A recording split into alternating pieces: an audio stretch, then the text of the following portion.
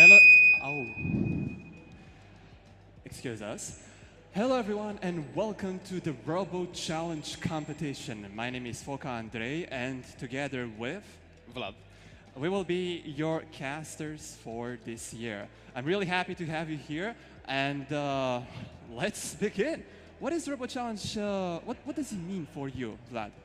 Well, I'm gonna be honest.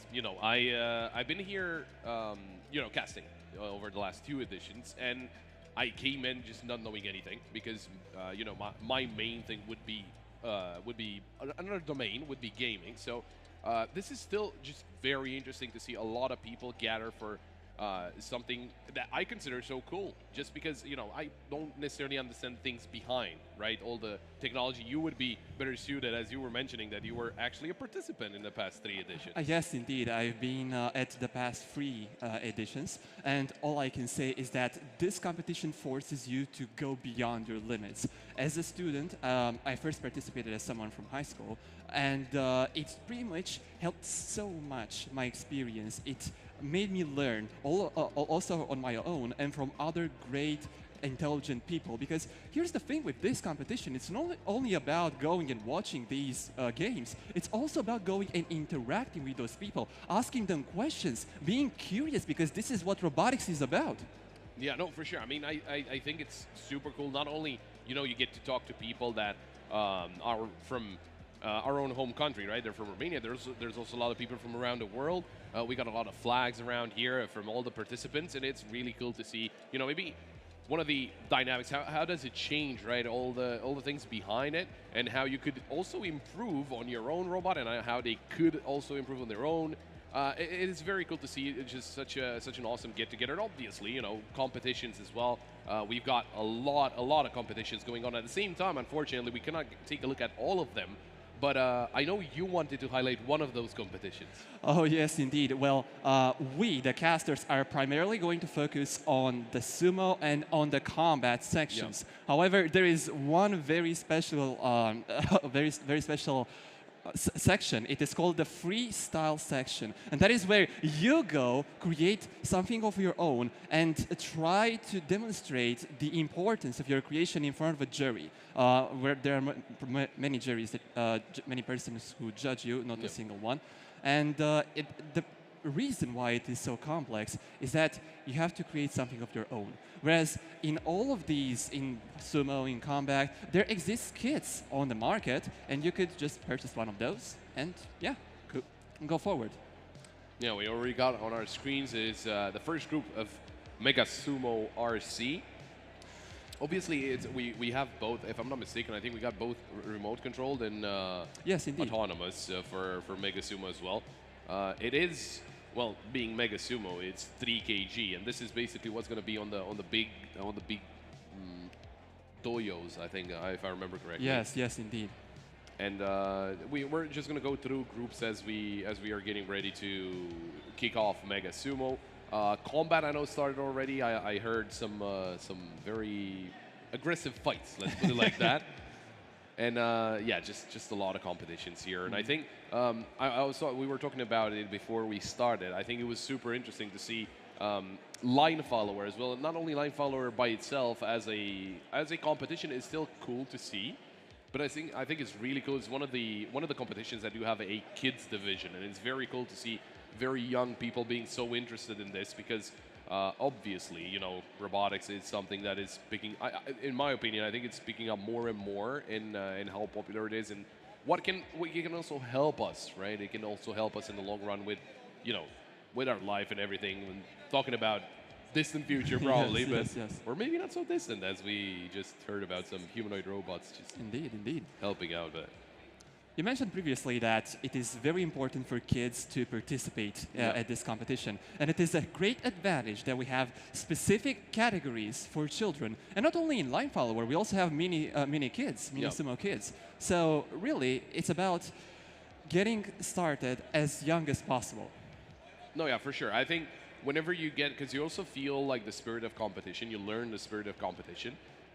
And also you are able to, well, not only start very early, right? Because you mentioned you were here at this tournament, but you were in the 10th grade. Yeah, you were in high school. So with them starting a lot earlier, there's a very high chance that they will still be throughout, their growth, and maybe this is something that they can help out in the future with. This is something that is a passion for them, and it's so cool. Like, whenever I'm just thinking about, if I was very young and I was very passionate about robotics, and I would have gone up to my parents and said, I want to build a robot, and they probably, interestingly enough, they probably would have been, that's cool, but how are you going to do it? And I'm like, well, I guess I'm going to find out. Yes, indeed. And now we have the Mega Sumo Auto section over on the screen. Wait, did this sound cut? It did for me. Oh, never mind. It's back. So it's really great that we have all of these different countries coming and participating. As you can see, we have someone from Japan, someone from Latvia, and also a lot of Romanians, because it's easier for us to come and participate because it's really close. Someone from the United States, as you can see, from all over the world, pretty much. No, yeah, that's another super cool part of this competition, right? Just seeing a lot of foreigners coming all the way here and showing off their robots, maybe even winning. If I remember correctly, last year, I think in Mega Sumo we had the Turkish teams and the Japanese teams go all the way Facing to the off. semi-finals and facing off against each other. I can't remember exactly if I think we had some Romanian teams in the playoffs, so to speak, but I don't think they got too far into it. But It's no problem. There is always space for improvement. So what's important in this competition is not to give up and not to get disappointed with your results. It is about constantly improving on your designs. And if one year you come and don't get any prize, then there's no problem. You can come back the second year and be the winner.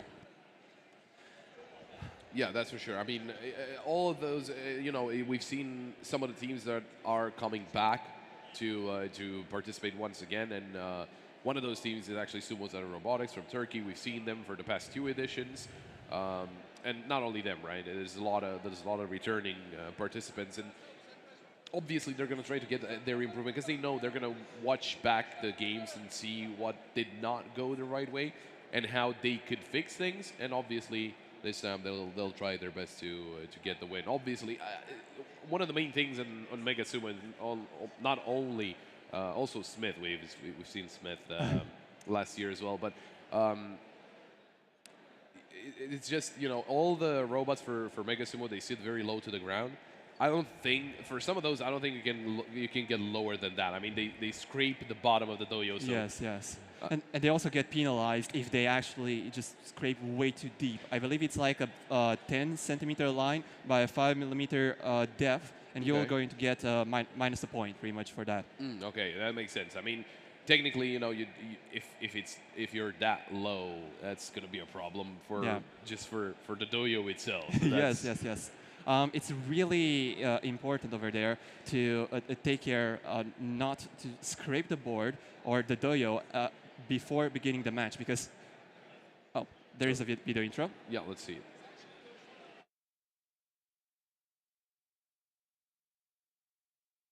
Mega Sumo RC. In this challenge, participants will take direct control of their robots in the ancient game of sumo. The robots will enter a circular ring called the dojo. This will be the fighting area for our human-controlled mechanical contenders. Whichever robot gets knocked out of the dojo loses. For a contestant to win, they must knock out the opponent's robot twice.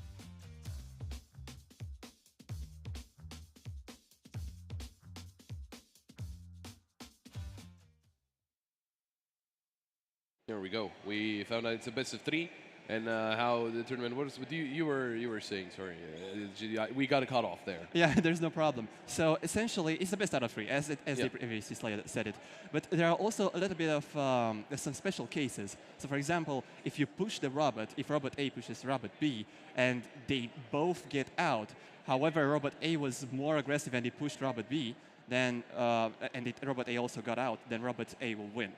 Because it's about the will to fight. And that is what we here as referees are going to like. That's what we want. Yeah, that's quick disclaimer: we are not the referee. Not we.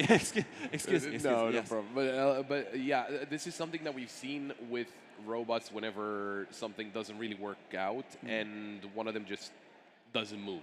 Because Yeah. obviously the robot, and maybe it doesn't get pushed out, right? It just stays put, but the other robot comes in and like slams into it. Obviously, the robot that actually moved is the one that's going to get the point. Of course. You know, it's as you said, it's the will to fight, and I think that applies for I think all the sumos. Yes, indeed. Also for And combat as well. For I believe. combat as well, but I think for combat, I mean, I'm not sure. It might be remote controlled only. Actually, it's a remote control, yes. But if the robot doesn't really move at all for 10 seconds, I believe, then it's going to lose the match. Oh, okay, it's a DQ. Then yeah, it makes sense. I mean, if it doesn't work, it's just basically a one-sided fight, and it. Yes. But about combat, so it's very interesting because if the robot that doesn't move gets constantly pushed or attacked by the opponent, then it won't end. The match won't end. So that's what it has to do. Stay there unmoved for 10 seconds. Oh, so if it gets moved by the opponent, it still counts as moving. It's moving, yes. Okay. They have the right to retreat, to wave the white flag and say we lost.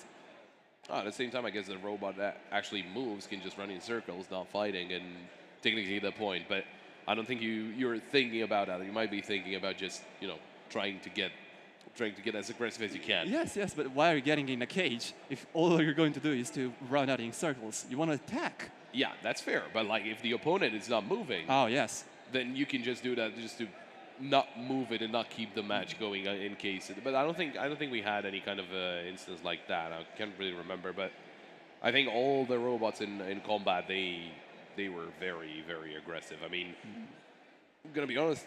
Thank God for those cages, because otherwise some people could be in danger. yes, especially for Mega Sumo. We don't have cages over there, obviously, but the blades are really sharp. And the protective equipment is mandatory, so if a team comes without them, I'm pretty sure they'll be penalized or something like that. Oh, I know you can see. As you can see, yes. Yeah, the referee as well. They got that protective gear on the lower leg, and it's pretty much for their safety. So otherwise, they could get their leg. Obviously, safety is very, very important. Then again, you see some of it might be the same kind of sharpness in mini sumo, but no, those guys aren't really that dangerous. Let's be honest. Yeah, they're a little smaller, so. Yes. Also not that powerful at all. So if they rush into you, I don't think you'll get much more than a scratch. So that's pretty much it. But the 3 kg robot rushing into you, that's... you would have won one of those bulls going into you. No, that's something different. Well, we are waiting for the Mega Sumo competition to start. I guess it's they're just figuring out some things. So they will be the ones beginning first from Mega Sumo? I do think so, although combat did start, as I've seen before, but maybe one or two matches have been played so far. Oh, okay. And all of these have their scores displayed on the website, so anyone who wants to watch them can go on the website and see them live, right? Yeah, exactly. It is updated, robochallenge.ro, and everything should be updated.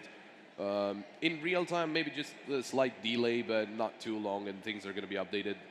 I do say that we are going to get our information from there as well, so hopefully it is updated as well. Yes. And here I like to give props to the team for maintaining the website and making this so easy for every one of us to tell what's going in the competition.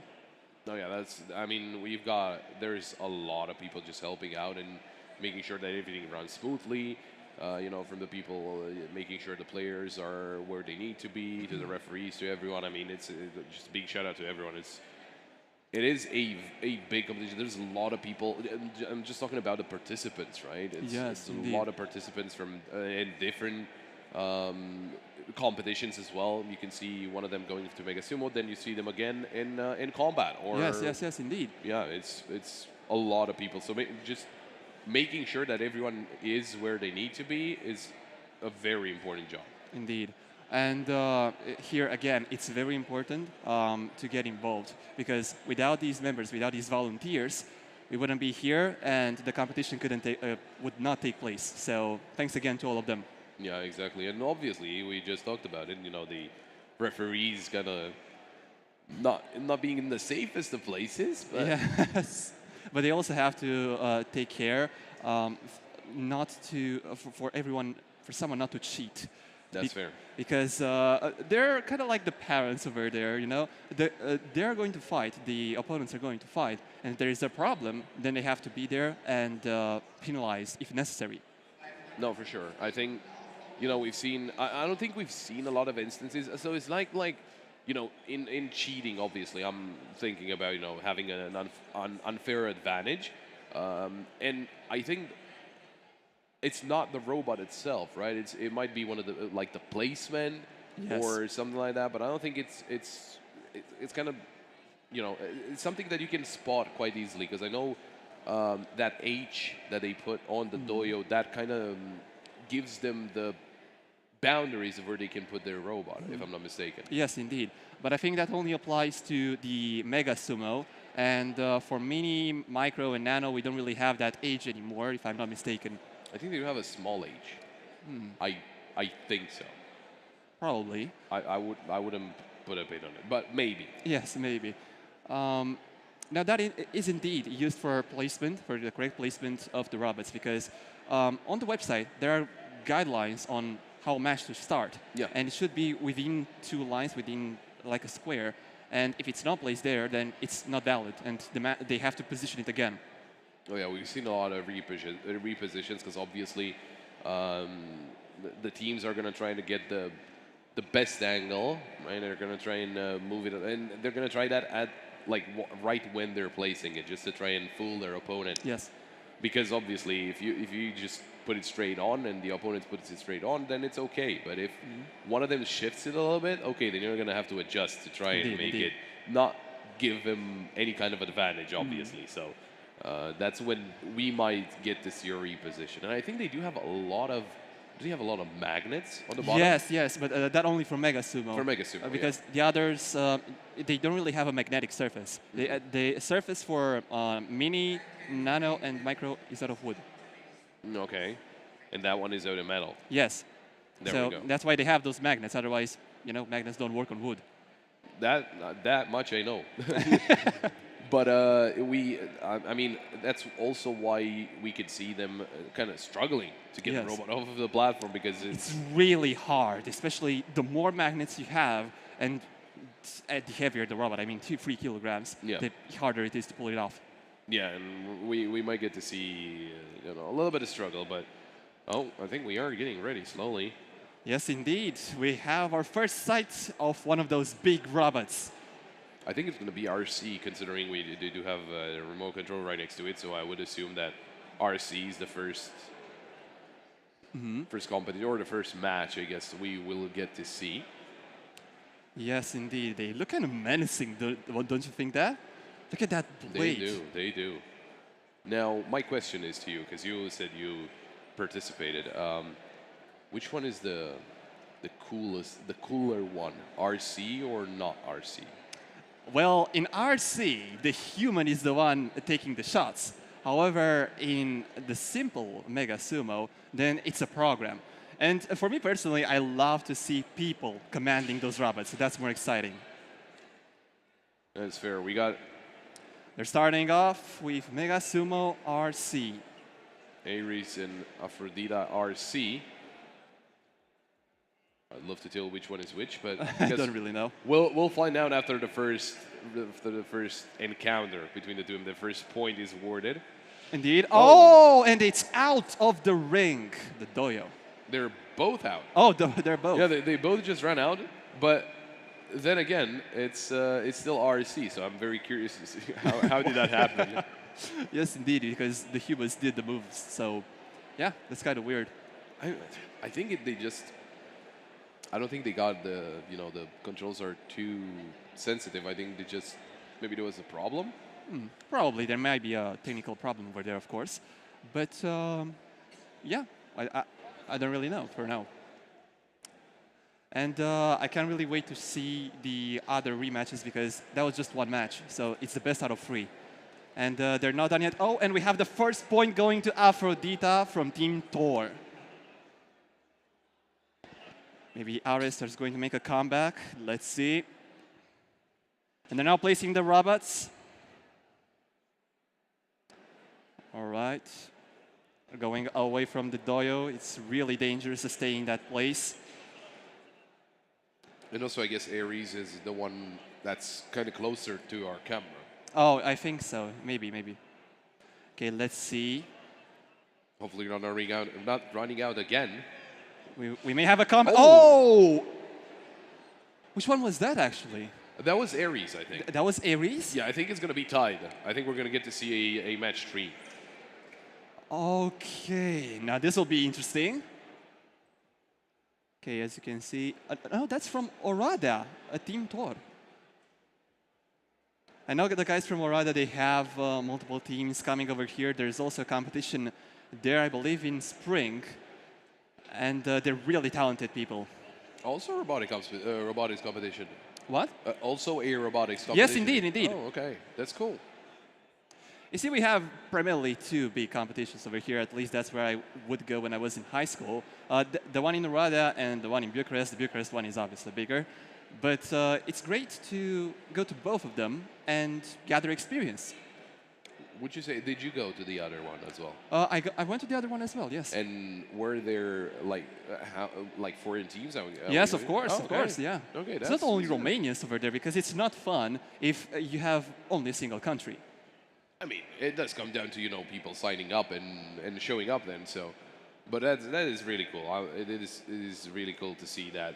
I would assume it's getting bigger. But they do get the robots placed here in Mega Sumo RC. We are tied up. All right, let's see. They're about to begin. Indeed, you can see they're remote controlling them. Do you want to hide the remote control from your opponent? Maybe you don't want him to see. Oh! And Tor is out. Okay, the point goes to Mexico, I believe. Was it Mexico? It was Mexico, and it was a little surprising. I mean, he had the right idea. He went right up to the opponent, but then just backed away and ran off. I think they're also because obviously you want to make it as quick as possible to have the biggest impact, but a miss and you're out, which is... Yes, indeed. But remember, here it's Mega Sumo, so it isn't really always the best choice to just ram into your opponent. It's really heavy, and it may not work out as you want it. So the first match is won by Team Ares. Congratulations. Well, we already got that first game. I don't think Mega Sumo non-RC has started yet. I'm trying to get a look, but... I think it's going to start pretty soon, or in a couple of hours.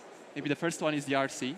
No, I think they're going to be at the same time, because I see the team from Turkey, and I remember them being very much present in Mega Sumo. Oh, okay. That may be possible as well. I can't wait to see how the ones that are autonomous will clash into each other, because it isn't really the human doing the things anymore. Yeah, exactly. And that's what I was asking before, where you said that the autonomous ones are a little cooler than the RC ones, and are the people doing RC just because they're the dark horses? We don't really talk to those guys. Well, I think I actually said I like the RC more because it's the human taking the shots. Okay, so okay. So it's just my personal preference. Yeah, no, that's fair. That's fair. And with the autonomous robots, it can get really messy. Because remember, the human can't really make the turns anymore. If the robots goes outside, there isn't really a sensor to tell the robot, hey, you're out of the white ring. And it's really bad, yeah. I think, I'm not sure if it's mandatory, but I think they kind of have to get the robot to recognize that white ring as the edge. Because usually, in non-RC, in autonomous, they didn't really run off a lot. Usually they were being pushed out, or just maybe they ran out just straight away. But whenever they got close to the white ring, they kind of stopped. They even shut down from time to time. So that's where the algorithm kicks in. It tells the robot, hey, there is a white line, don't go there, go back. Yeah, or if they're over it, I mean, it's just I think it shuts down, or they just don't react anymore. That's why I'm assuming. It just shuts down. Okay, and we are about to begin a new match. Looks like a team from Turkey. Is this RC or the simple one? Might be autonomous. Autonomous. It Mega is autonomous. Yes, indeed. And we have Team Arrow from Latvia and Sasuke from Turkey. Yeah, we've got, again, Team Sumo's Under Robotics. We've seen them quite a lot here. And Robotoskola as well. Oh, okay. They have been, to the previous 2 editions of RoboFest, they have been present. Okay, and it seems like we're about to be placing them. Okay, they're on. Oof, an interesting angle. Yes, indeed. I wonder what kind of strategy he has. Now we're about to start the match. That's the referee. It's arming them or making them start. Okay, and he pulls back right away because it's kind of dangerous to stay inside. We've got Sasuke on the right side and Arrow on the left side. And, oh, I think Arrow. Is Arrow out or Sasuke? Arrow is out. Sasuke wins the first point. Good game. Nice work, Sasuke. As you can see, they're pulling it off through the outside of the circle because it's really hard to pull it upwards. Yeah, we were talking about the magnets on the bottom, and they make it really tough to get it out. Yeah, I mean, you know, having the robot at a fixed... Oh. Having a robot at a fixed weight, you got to get whatever advantage you can. And they're getting, you know, using those magnets, they're going to make it even more complicated to be pushed, and so on and so forth. So that does make a lot of sense. Yes, indeed. Now you can see over there are some white lines, and the volunteers go and use this marker. Well, that's because of the scratches that the robots leave. Yeah, exactly. And we were talking about how, you know, the robots might recognize those lines as the outside. Yes. And you do not want that. Obviously, it's not, you know, it's not their fault that there's a white line in the middle of the dojo. So that's why you have to make sure that the entire dojo, except for the outer one, of course, is perfectly black, so as not to confuse the sensors. Yeah, exactly. We've got a second round starting off any time here. Okay, let's see. And oh. Is Arrow out? Arrow is out. It's going to be 2-0 for Sasuke. Great work, Team Sasuke. You can see there is a fair play. They're shaking their hands. It's really important to stay polite, stay respectful of the other teams, and not to swear or do any kind of bad stuff. I don't think we've had any DQs or anything because of that. It would be funny though. Maybe. But I don't think people do. I don't think they get that mad. You know, you tried your best. You built your robot. It's kind of your own issue if it doesn't work out. It's not necessarily the enemy that won. Mm-hmm. It's really about recognizing that the match is between two persons, two people, and we have to. All of us have to respect each other. It's the bare minimum. And there we go. We got I think this is RC. From RC? Yeah, in Team Udon. Oh, yes, the team from Japan. Yes, the team from Japan. And this is the person I was talking to you about. I've seen him for the past 2 years as well. I'm pretty sure they do have another robot also on autonomous. Oh, okay, that's so really nice. We're going to get to see them there as well. I can't wait to see more of those RC matches. I just don't know. It's really cool to see humans controlling machines which are fighting each other, kind of like in combat. Oh, I would be very excited for some combat. To be honest, I can't wait for that. This is whenever I heard first about 2 years ago about this tournament, I was like, is it like that show on MTV where the robots just throw flames at it? And they were like, no. Yeah, and I was like, oh, okay. There are a few categories or types of robots which are not allowed in combat. For example, this flying robots, because you can indeed have flying robots. I get that, right? Yes, it's gonna be very weird, just trying to find each other in the air.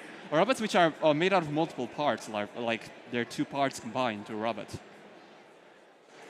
But like, yeah, you know, after the first year, when they didn't have combat, next time they said we're gonna have kind of the same thing like MTV, but not really.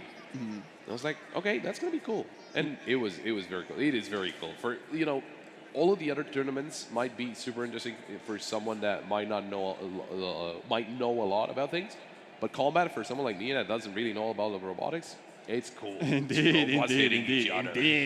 It's about that fight. Yeah. That will to fight. And now we're seeing another match. I believe this is standard sumo. Yes. Okay, nice. And we're starting. Oh, and which team was that? That is a very good question. We're gonna find out. I think it's also Sumo's other robotics. Might be another one of their robots. Maybe, probably, indeed. Okay, it was Team Sasuke versus Team Bison, and Sasuke takes the point. Oh right, we are in the group stage. That makes sense. Yeah. Yes, indeed.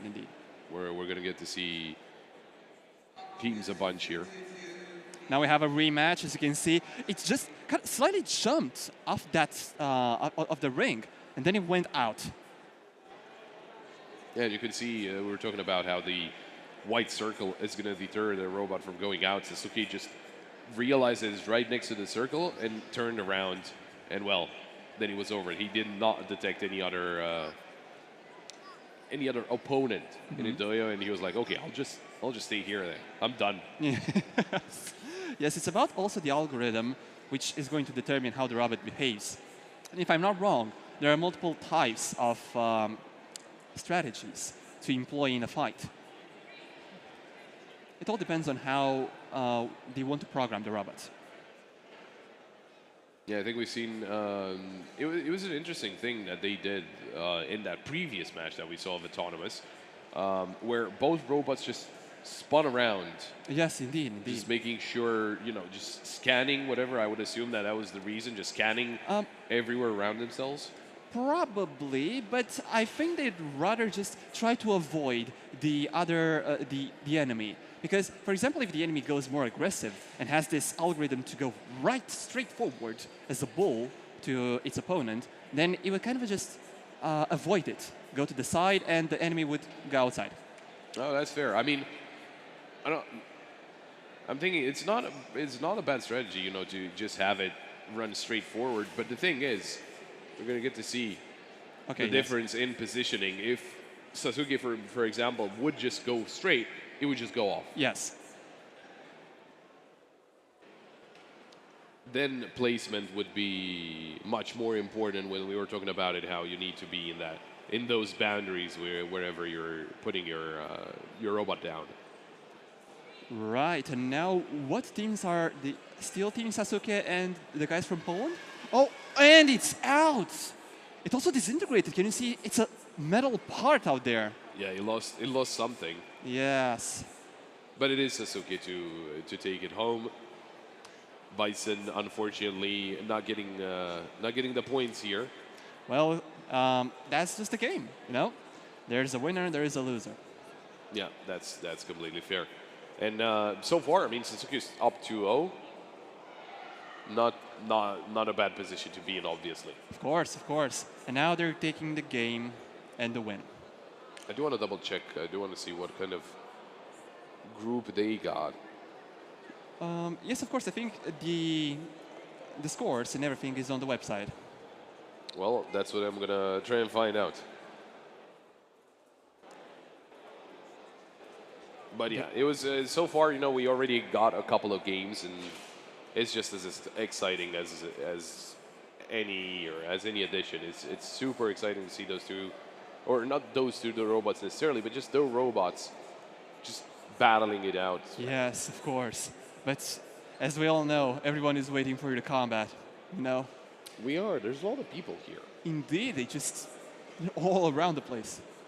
We got an intro clip of what? Let's find out.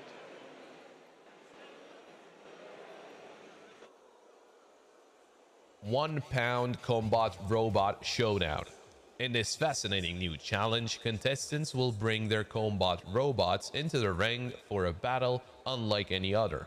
These robots will enter a closed battle cage fully equipped with powerful offensive weaponry designed to dismantle their opponents. These battle bots are not about pushing, but destroying. The goal is simple.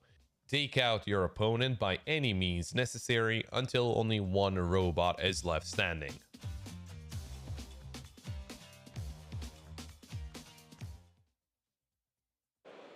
Well, there we go. Of course, and the long-awaited moment is really closing in.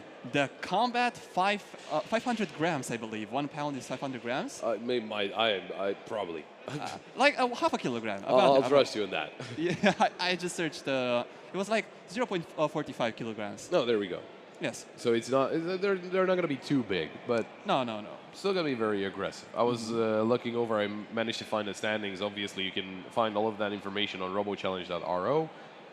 And Sasuke, they're leading the group, obviously, 2-0. And there's 5 other teams with them.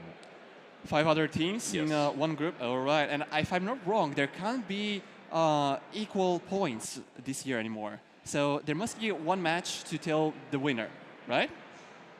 Or the winners, if there are like 2 advancing from one group. I think so. Let me currently check. So not the schedule, standings. So if you go to robochallenge.ro and you go to standings, you'll see all the live scores of every single match, every single competition. Now Mega Sumo 3 kilograms. Indeed, Sasuke is winning with 6 points in 2 wins. They're really good. They do. They are very good. And they're, I mean, it's not, again, not really a surprise. Sumo Center Robotics, they are used to getting into the playoffs. It's no surprise for them there. Indeed. And now we're switching to Combat Robot 1 pound. 2 teams from Mexico. Oh, he won. Okay, we already have a match. We already had the first game, and it's a knockout. Knockout, see. There we go. I mean, we did see just for a brief moment there that someone lost a wheel. So Ouch, okay. If I'm not wrong, the teams can say, I lost. Please stop the match, because if not, then the other team could just destroy the entire robot. yeah, that's fair. And you do still have, I mean, obviously, big, group stage and whatnot, you're going to have to play multiple matches. So you might lose at one point, and you just want to make sure that you don't lose your robot as well in the process, because you do have another match right after. Of course. You can't really compete anymore if your robot is done from the first game. Exactly. As we can see, a lot of people from France and Japan over there. It's really nice to see all of them. He's liking us. Hello, guys. One of the members of Team Udon, obviously, is very much present here at Robochallenge. Yes, indeed. We also have from the younger generation, as you can see. It's great to see children getting involved into robotics from this early. It's amazing.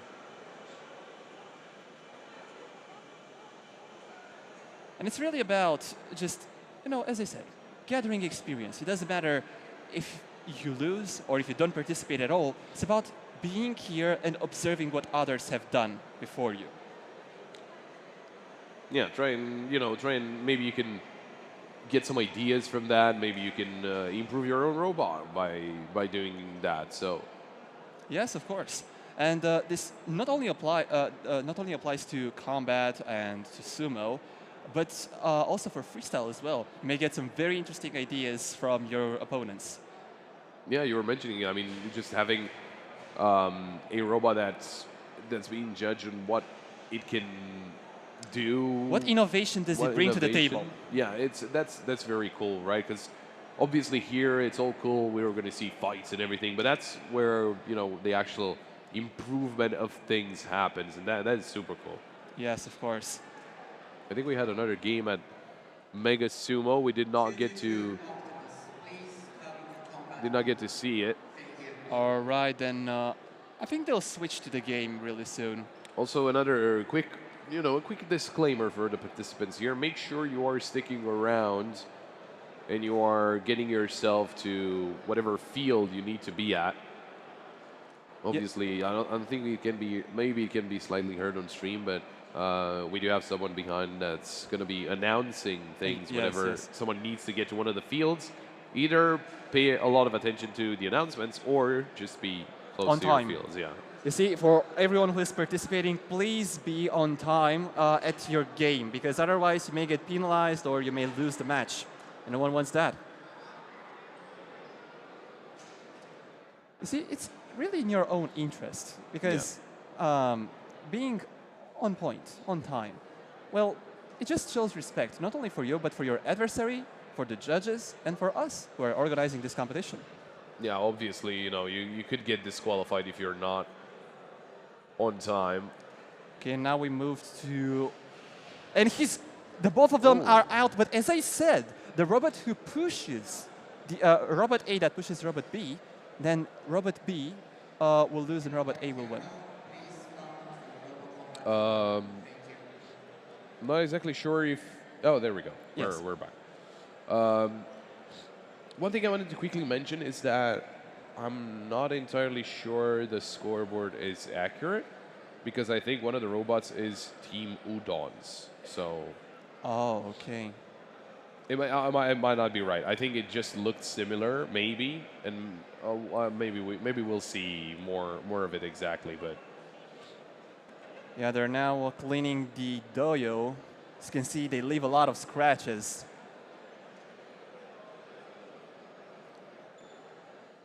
Team Arrow versus Team Azina.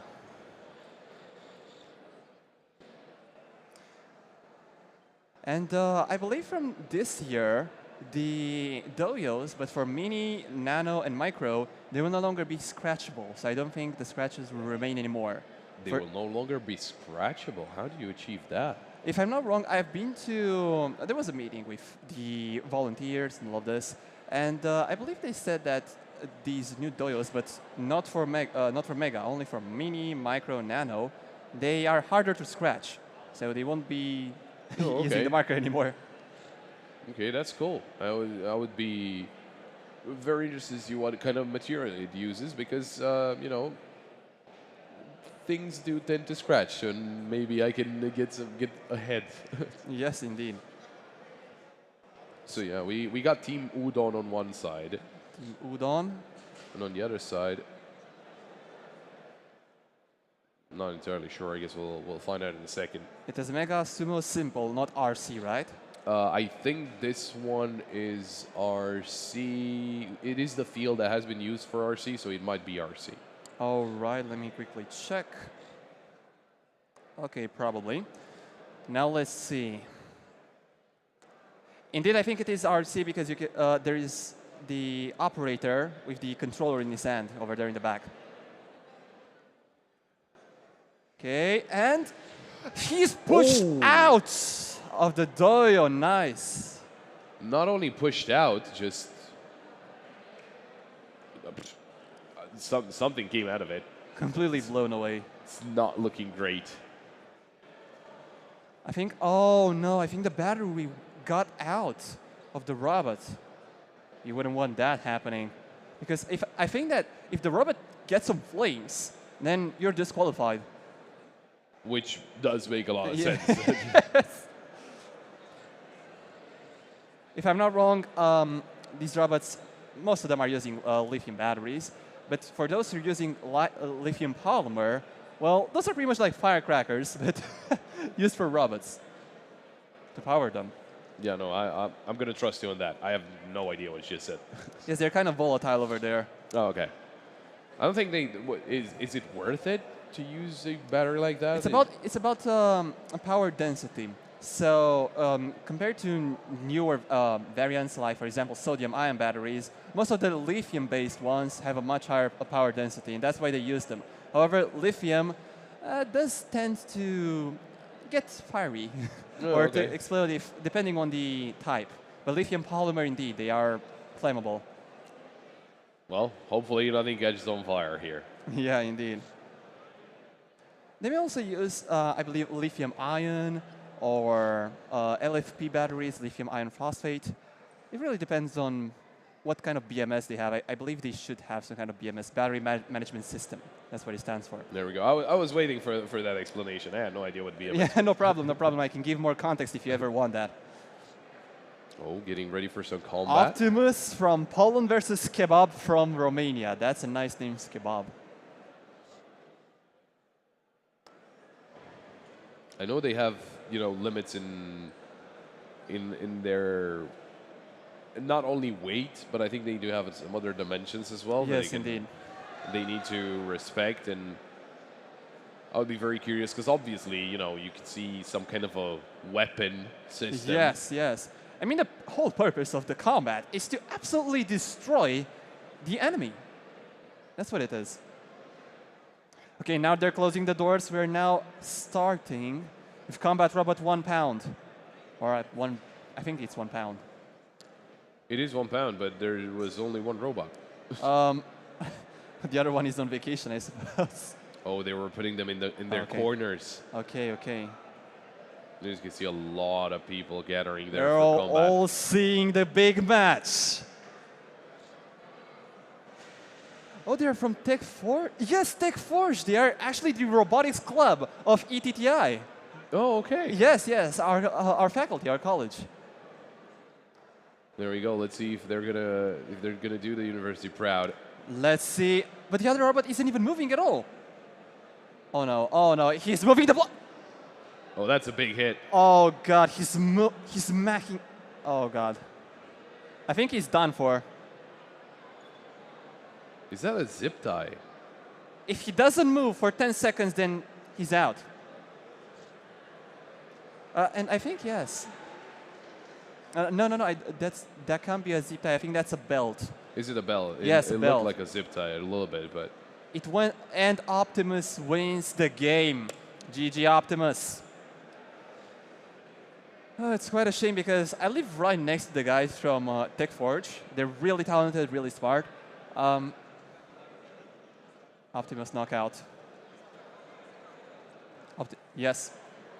Optimus won. got the knockout. Oh, Optimus got the knockout. Never mind. There we go. So he did not get knocked out. He did a knockout. It did. Okay, okay. Yes. Now he's removing the robot from the cage. Probably to repair it because it didn't really look that great. You see, it's kind of hard over here to keep a robot intact. And after a few matches, you can't really tell if you'll be able to compete anymore. Yeah, that's the problem. You were talking. Well, that belt obviously did something, and now it's not going to do anything for the foreseeable future until you get another one, I guess. They must have spare parts. It's impossible not to. Yeah. I think that was a match between the Might team be from Sasuke Turkey. again from Someone's Other Robotics, and they were up against Azerbaijan now. Oh. Which one is the robot from Azerbaijan? Azerbaijan. It's Azena, right? Azena. Probably. Yeah, and I think it was Sasuke against them. Which one are you looking at? The first group of Mega Sumo, no, Autonomous. Oh, Autonomous. Never mind. Okay, so Mega Sumo 3 kilograms, right? Yeah, Okay. but I think it's not updated yet. Probably not yet, indeed. So Sasuke is leading the group with Arrow having 3 points right on the second spot. And the others haven't really played. Oh, they actually played. Team from Azerbaijan and the Polish.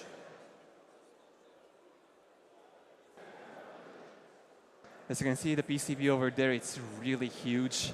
They're also changing the blades. PCB stands for printed circuit board, by the way. I can give more context if you No. want. That one I know. Oh, okay. Of course. Well, we're getting ready for the next match, whatever competition we're going to get to see. We're very close to combat. Indeed, people have already started to flock around the cage. It's getting really hot inside. I can't wait to see them. All right, you can see one of them. The two, oh, they're already positioned. They do look similar, don't they? Probably indeed. So they have some kind of spinning element which is supposed to smack into the enemy. And, oh, okay. They're both really trying, spinning in the air. Oh, there we go. We got Comet and Lil Cougar. Come on, yes. I could never tell you which one was which, but they've had an... Oh, that's a Something, good hit. yes, something got out of the robots. Spinning really fast. If something like that hits you, you're out. I'm not. I think they got stuck into one another. Is that possible? Oh, they're sort of going around, but I think this one might be struggling a little bit with going the direction Yes, the indeed. controller wants Oh, it to. the blue one. No. Okay, I think the blue one is flipped at this moment. I think it can actually just flip itself over, to be honest. I don't know why, but it should have had some kind of blade to hit its enemy. Could it maybe have slipped away? Oh. I think that if nothing happens within 3 minutes, then it will be done. A rematch will be done, or okay, it does indeed have a rotating element. Okay. And there we go. It's trying to smack itself into the wall to try and Yes, it needs to reposition flip. itself. Yeah. Otherwise, it will be kind of hard. They're just following each other, as you can see over there. But they're both really well built, because if that blade, I think that's been out of aluminum or something like that, hits the second robot and it still survived, then it must be a really tough material.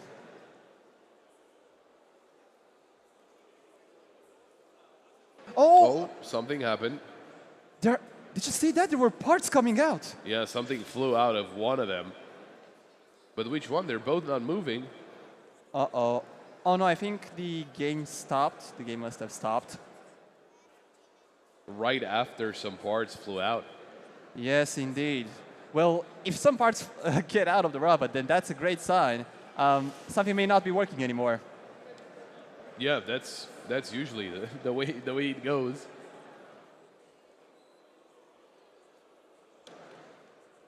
Okay, it's getting really exciting. We also had some Mega Sumo over there that was happening in the meantime. I'm not exactly sure who won there, but obviously we'll get some updates as soon as we have them. You see, Team Sasuke is 9 points. They have actually won another game. Oh, there we go. They're leading the group with 9 points, 3 wins, and God, they're great people. Oh, I think it was the update from whenever they won against yes, the Robot out of Azerbaijan. So as you can see, we have we're seeing the game again from Combat 1 Pound. Also, you can see there's kind of like a belt over there hanging down, so maybe it slipped. As you can see, they're pulling the robot off or out. Lil Cougar. What do you think when you see these robots? I mean, they're super interesting. It's just those one in particular, right? Those are the ones that I kind of understand a little bit better, right? They're remote controlled, and sure, they're built by hand, but those are still the ones that I kind of understand. The ones with all the programming behind it, those are the ones that kind of not necessarily surprise me, but they impress me a little more just because of the the code that you have to write behind it, and that it has to recognize the enemy, recognize the playing field, and make sure it doesn't run out on its own, and a lot of things they need to iron out. Obviously, you're going to try and test that the best you can, but as it happened here for us as well, things are perfect up until it's time to go into it, and that's when things break. So. Yes, indeed. And also, hello to all the young people and everyone who has arrived over here. We're glad to see you here. So it's really interesting because the bigger robots actually have enough space to add something like a single board computer like a Raspberry Pi or a Jetson Nano and actually employ some artificial intelligence in the attack. Oh, okay. Yes. Because when you have a microcontroller, it's kind of hard to run an AI model on it. Well, we got an interesting one here. It's Yux 39 against T34. Okay, which one is which? That is a good question. All right, they have started with the match. Oh, something actually flew away. Oh, it's absolutely chipping the... Oh my God, it's... Yeah, it's yeah. a problem. It's a problem for the Yeah, yellow robot. And yeah. there's no way he cannot flip again? I think it's knocked out. I think that's going to be a knockout for sure. Yes, if it doesn't move within 10 seconds, it's out. It's nothing to say anymore. But have you seen when it went with the blade into it, it kind of like started cutting pieces out of it. Yeah, yeah, no, for sure. I mean, I'm sure there's a lot of yellow pieces on, Yes, on yeah. the playing field there. Going to need to be changed at some point, but it seems like they are stuck. And they're indeed out. The game is over, and the point goes to Yux 39. Yeah, T34 got knocked down on its back, and I'm curious for a robot that's kind of more or less like a square, like a cube, right? You're gonna have to get yourself some method of just flipping it over. Yes, indeed. Additionally, you could try to get the center of gravity as low as possible so as to avoid this scenario being flipped. But it's really kind of hard to do that. Because you can't really just place lead, which is kind of heavy, all the way at the bottom of the robot. Yeah, at the same time, I think it could still be flipped, even with that, right? It could still just end up with the form that's with. Oh, you can see. Oh, it did a backflip. Well, it just stopped actually. The blade stopped as well, so maybe there was something wrong with it. Maybe there was a mechanism of flipping it back, but then it just didn't work out in their favor, which was a little unfortunate, but that's the way the cookie crumbles sometimes. Yes, indeed, indeed. Again, hello to every single person who is here. We're really glad to have you. It just my heart just grows when I see so many talented, so many robotics lovers in one single place. There's again a lot of people, and hey, if you're tuning in online and if you're from Bucharest, just come here. It's a fun time. Yes, indeed. For anyone who is from Bucharest or from the surroundings, of course, you can always come here and check some really cool robot fights. Yeah, we're obviously in Bucharest at. I'm trying to get the translation in my head of the name of the university. The Polytechnic University of Bucharest? There we go. That makes sense. Yes. Or obviously, if you're from around here and you speak Romanian, Politehnica. Yes, indeed. Also, it's really important to stay outside of the playing field, especially for the kids. Please do not go forward and respect the red line. It's for your own safety.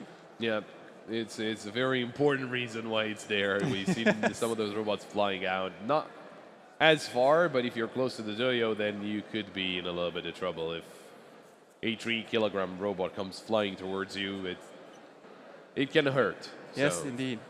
And it's also about the flying pieces, because if one robot if they knock each other out, and the flying bit comes into your eye, for example, that could be really bad. Yeah, that's so there must be a minimum distance.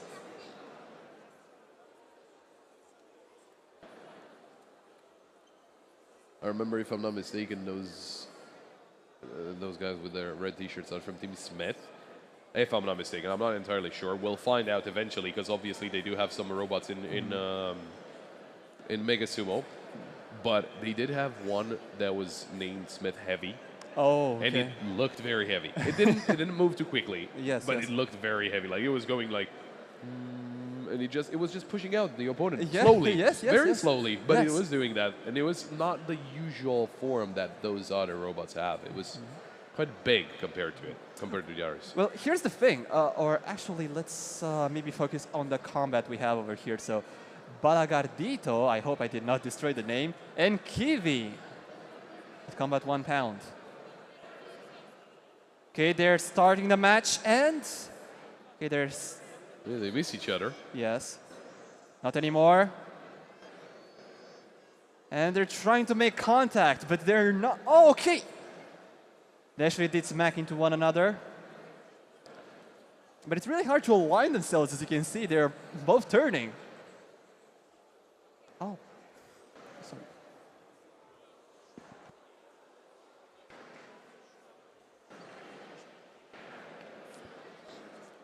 Well, waiting on here to find a winner, and I think one of them might be having troubles.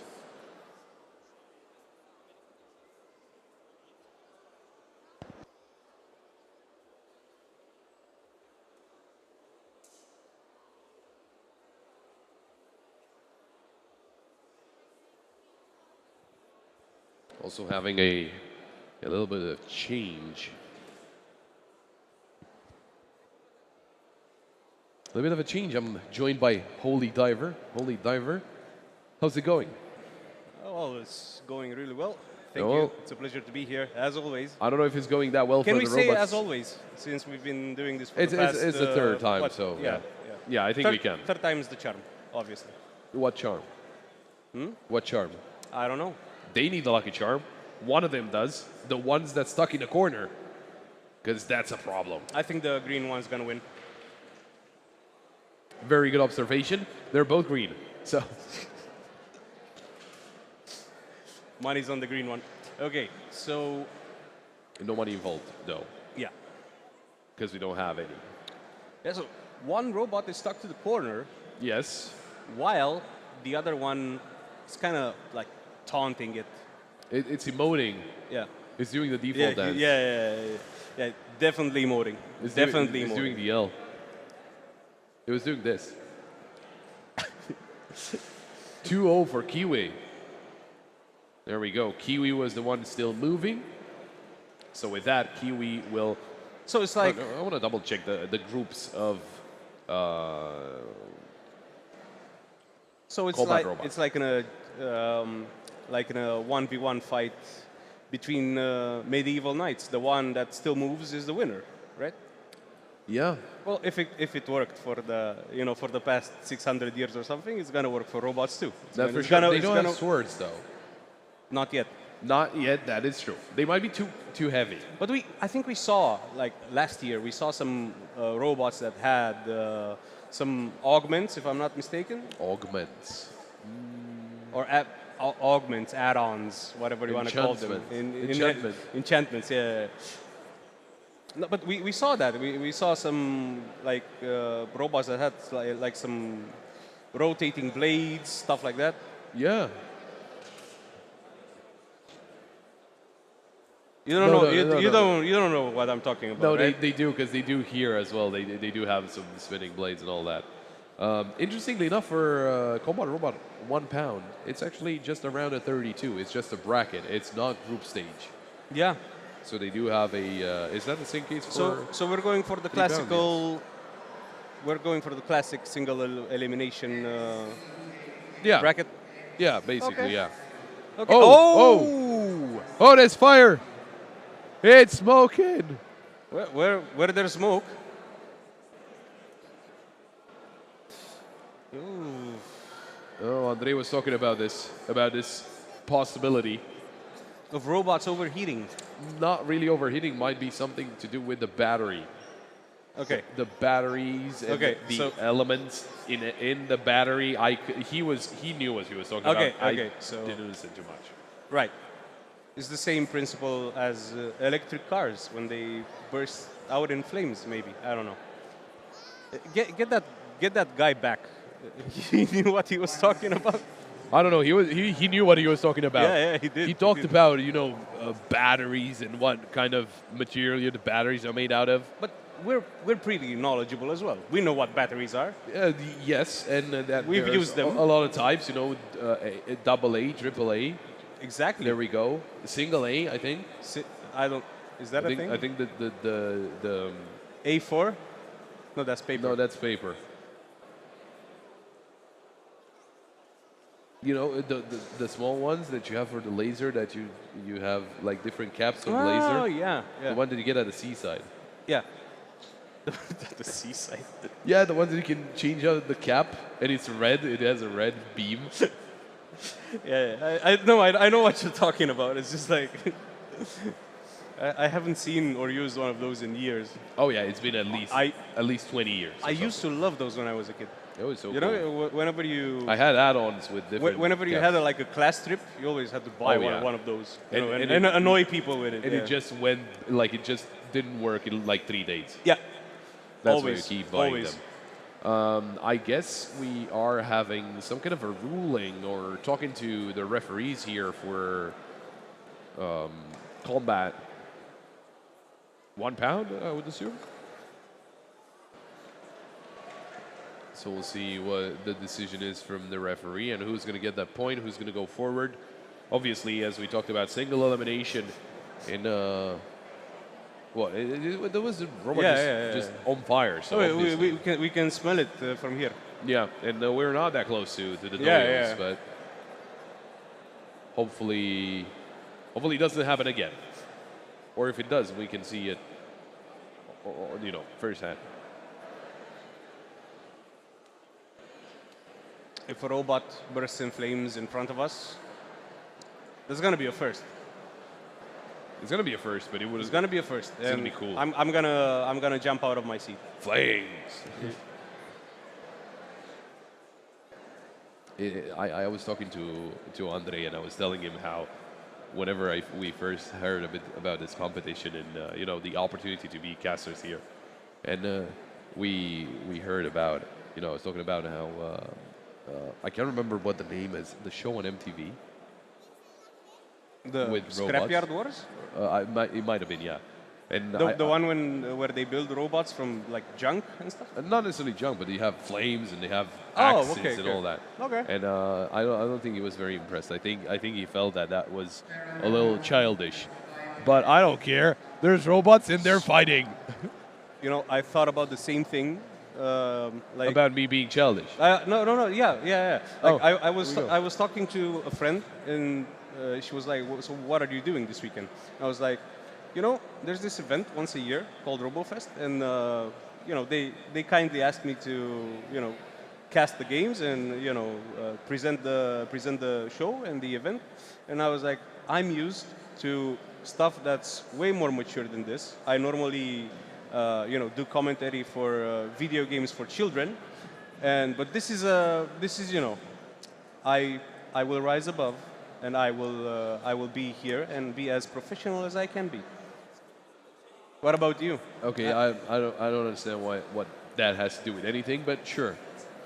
I'm glad. But Good job. you said it was childish, and I was like, No, it's- I mean, it is. It's not the like not what I Well- was thinking about. I was saying it's No, childish. yeah, I know, but like if you were a kid Yes. and you would be like, okay, when I'm gonna be a grown up, Yeah. I'm gonna do commentary for a show in which robots fight each other. Okay. Wouldn't that make you happy? Oh, that would sound like the coolest thing in the I world. know, right? Yeah. I know, right? That's what we're about to do, Holy Diver, because we got the robots being ready. We got Surge and Mini Kratos. Does it have the Mini Kratos, yeah. Mini Kratos? Does it have the chains?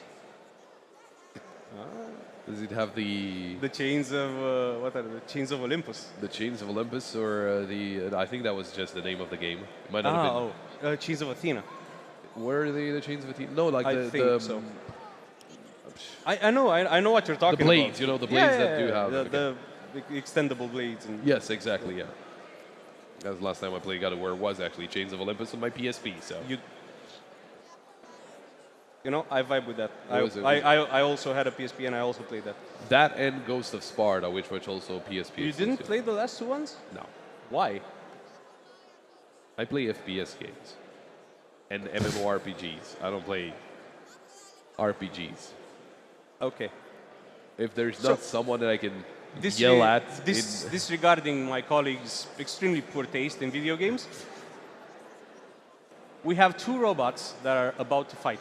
Mini Kratos and I think Surge. we're about to fight.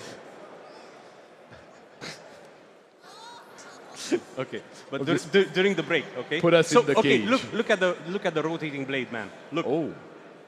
Is that going to deal a lot of damage, though? It doesn't spin I don't too know. quickly. We don't have like health bars, and this is not World of Warcraft. We're not gonna see big numbers on screen. Oh, God. But Do if get we to see- did, do we get to see parses? oh, so I think the green robot, the green robot has a lot more like shoving power and pushing power, but Okay. the other one should deal more damage due to the like sharp nature of the, you know, basically it has a meat grinder for a front. Yeah, I think, you know, now that the blade is, or not the blade, But but first they gotta make contact, and it happens. yeah, and also, you know, the blue, the blade is not spinning. You know, oh, there we go. Finally, it's spinning. There once we go. again. Yeah.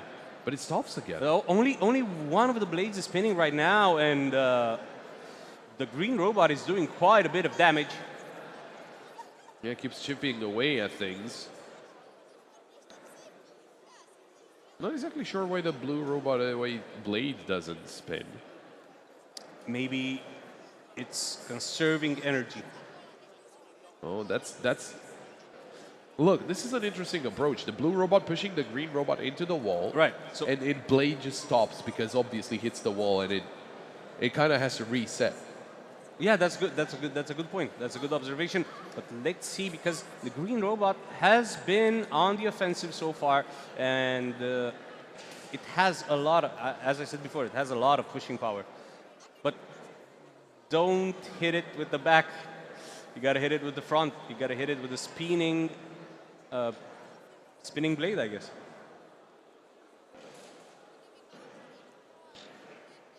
Why are you laughing? No, You have a smile on your face. I'm Did just very happy to be here. Did you also think of Beyblades? Now I do. Okay. No, I was saying, I'll tell you during the break. It's really not worth ruining the fun for everyone here. Okay.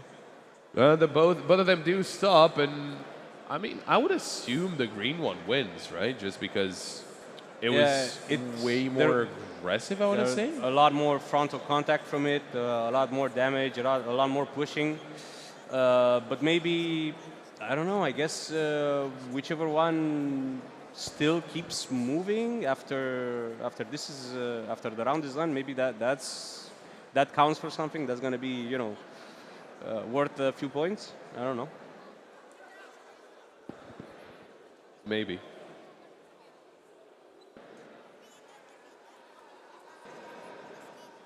Well, let's see. We're currently awaiting the final result for this round. Let's see what the referee's decision is going to be. Cleaning. And, yeah, it's always important to clean. You know, clean up after yourself, after you murder an enemy robot. That's very Just fair. this is just common sense. You got to do it. So taking a look at all the lovely people who are here for RoboFest. Are you Except- here except- for RoboFest? Are you here for RoboFest? Yes. Are you lovely? Are you lovely? Sometimes. Oh, there we go. Then you are one of the lovely people here for RoboFest. Yeah. Congrats. No, actually, I came here. I don't know. Like somebody just took me from the audience and said, you know, you should do commentary on some games. And I was like, is this the illegal rooster competition? No, that's next building. This is the robots fighting competition. Okay.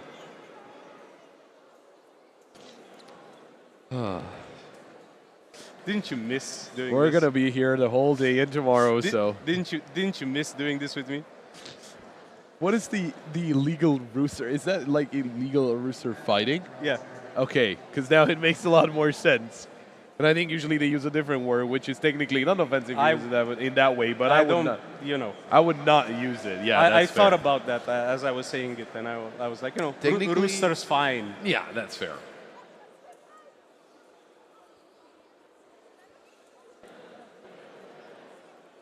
So, Mr. Pop, Yes. isn't this a nice change of scenery? You're used to, A change of scenery. yeah, yeah, yeah. It is. It and, is. and of environment because you've been, I've seen you around. You've been having it pretty good. You've been, commentating a lot of Counter-Strike lately. Yeah, we would be- Lots of lands, Draculans. Oh, got another one coming up, but it's not what we're here to talk about. If you wanna come over, it's gonna be November. That's I'm gonna say. All I'm gonna say. I'm not gonna talk about it. Okay, okay. But Hiding around like it's my event. It is ironic that you've been commentating Counter-Strike lands named Draculan, and during Halloween you commentate robots competition. I mean, a land during Halloween would have been cool, but maybe. Hey, look, there's people. Oh, speeding. What? It's Beyblades. It is literally Beyblade now. You know, it has cute little eyes on it. Look, What if you sign up here and you just bring your Beyblade and just let it rip? you know what? I absolutely love the spinning robot. What do you do here? How do you attack the spinning robot? How would I attack it? Yeah. Just shoot it. Look, not you personally. Okay. Okay. If I was a robot, How would you even shoot it? With what? With a BB gun? laser. With a laser? Yep. Okay. The one that uses those batteries. Just Okay, calm down, Serious Sam. You're not using any lasers to shoot anything. It seems that one of the robots is scared of the spinning maneuver. And to quote one of the Star Wars movies, I'll try spinning. That's a good trick.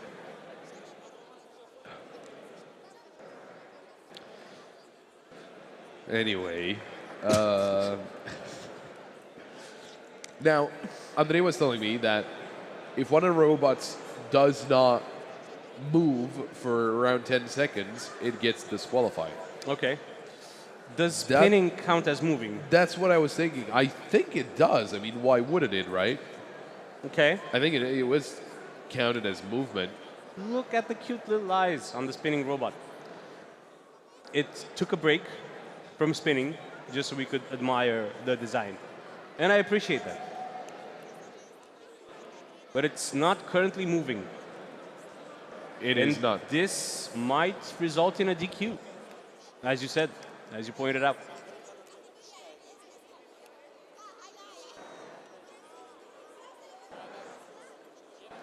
And it seems that we will have another change here. Mr. Pop has returned to the depths of the backstage. And alongside me is Caesar. Caesar. Welcome. Thank you, thank you.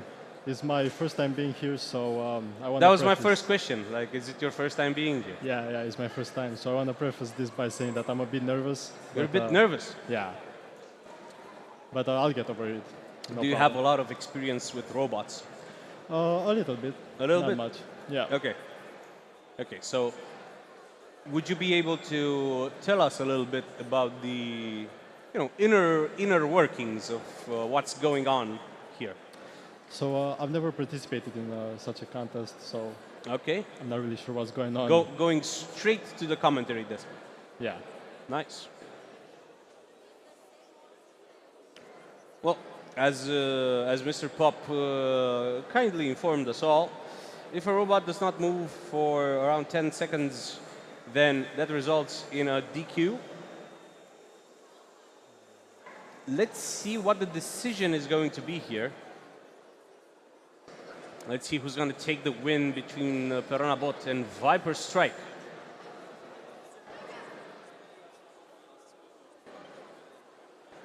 So the referee is currently relaying the decision to the participants.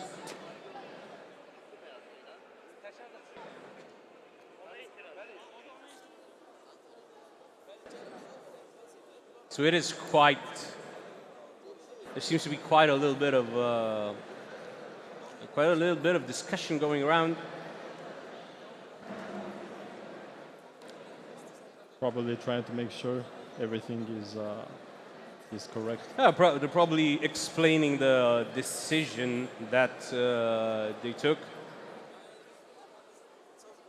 And no, it seems that we are still going. One of the robots is still moving.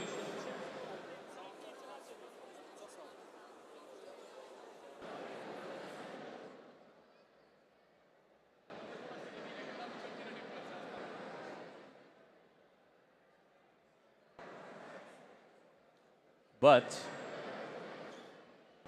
it seems that the action will have to wait a little bit until it resumes. Because we're still undergoing discussions. There seems to be some technical issues going on with the robots. Quite a cliffhanger. Yeah, yeah. Do you like the spinning design of the? Yeah, And let's see, we're switching things up.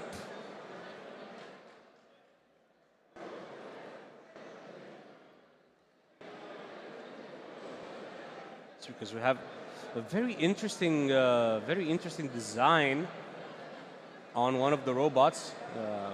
So it has like little mini, I want to say harpoons yeah, it's probably to flip the other robot. to flip the opponent's robot. And if a robot is flipped on its back, then it's probably not going to be able to recover.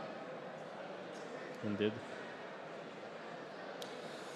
The other robot also has it has like shorter under rails, but like like bigger blades in the front. And let's see, Oh, and he managed. that He isn't. managed to flip it. Yeah, that wasn't even much of a contest. Just a raw hitting power of the robot is enough to crush the opposition. And it fell apart. It's like parts scattered all across the arena. And I think we can call this a decisive victory. It's a 1-0 for Lil Petro. Against, I don't think Rupture is going to be able to fight anymore after what we saw. Yeah, it would take Let's quite a see lot that of time to again. put it back together. It's just smashing the opponent. Such force. It's like the opponent flying off in the air. It was brutal. It was brutal. Yeah, one of the most decisive victories that I have seen here at the RoboFest.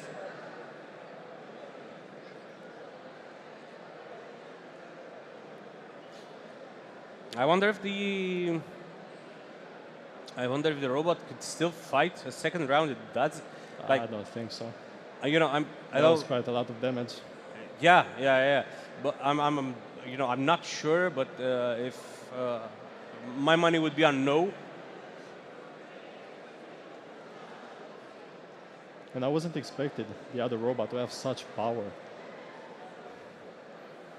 I really thought the rails, like the under rails, were going to be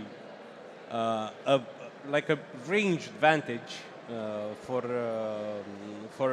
that robot, but turns out that that wasn't the case. Like, you won't believe this, but if you slam into something hard enough, you're gonna cause damage. Yeah, that's true.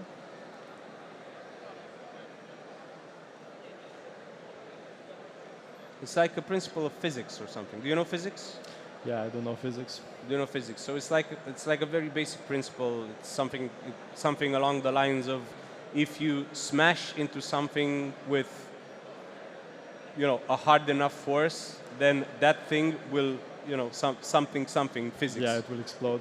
Yeah, it will explode. Yeah, thank you. That's great. That's physics 101.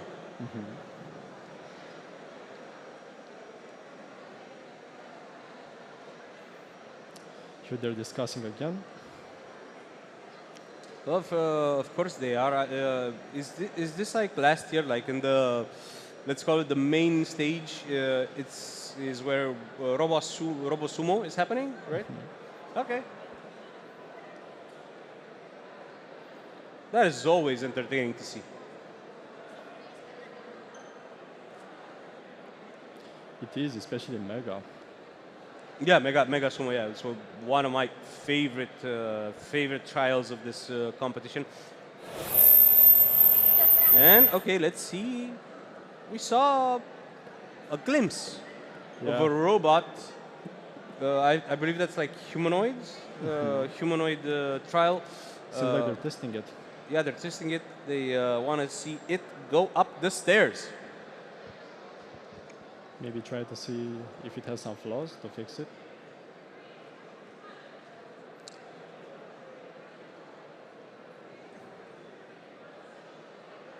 Would you call them flaws or bugs?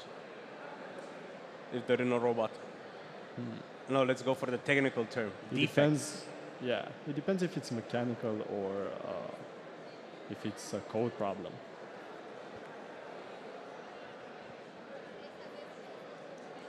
Come on, buddy. You can do it. Whoop. And one more. There she goes. This is the same way I get out of bed every morning. Same speed, same vibe. Relatable. I mean, a giant man does not sit next to me and help me. And, Unfortunately. But, unfortunately, yeah. But yeah, I see it. I see it. Look. One step at a time. One step at a time, buddy. Slow and steady. That's how we climb the stairs.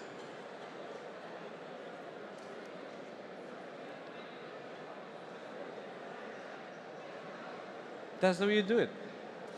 Okay, so we are replacing the Sith Lord robot with a Romanian one. Okay, let's see it go.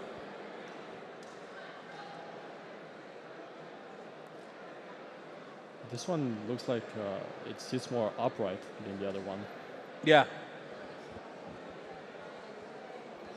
But it also seems heavier and more bulky and kind of harder to balance. But look, he's flexing too. Yeah, well, the other robots seem to be hunched over a It's bit. doing like this thing where kind of spreads his arms like their wings or something just to balance itself. I like that. I like to see that. And it did it in quite a fashionable time as well. Yeah. For this round, for that sort of trial, does the round time count? Like how fast the robot goes up the stairs? I think it should, yeah. Let's see. We're gonna see the robot from Sig Squad. Let's see. Oh. And that was a heavy hit. Ooh.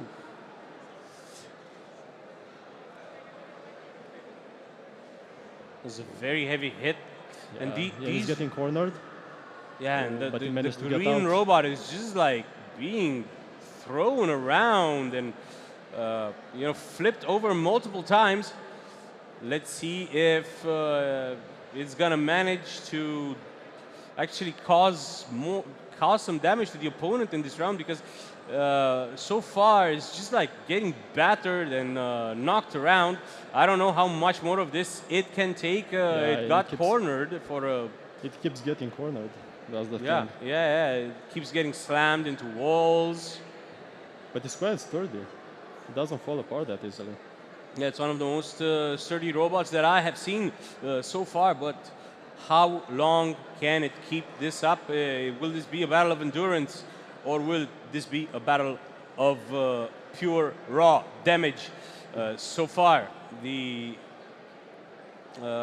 darker robot seems to have a huge advantage. Yeah, the green robot doesn't really do any damage at all so far, so there's no counter. Yes, this is the 1 pound fighting. And it's so intense. And it is very intense, yeah. Is this 1 pound? Yeah. Okay.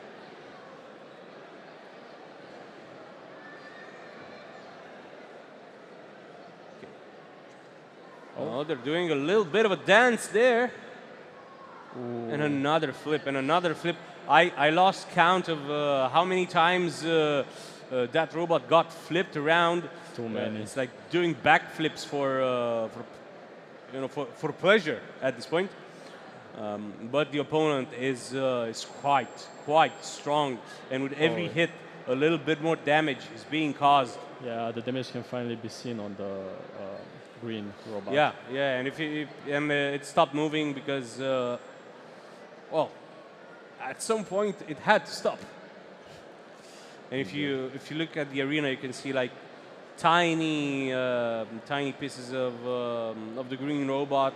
Yeah, probably plastic. Scattered Tiny around. space of plastic. Yeah. Microplastics. They're everywhere.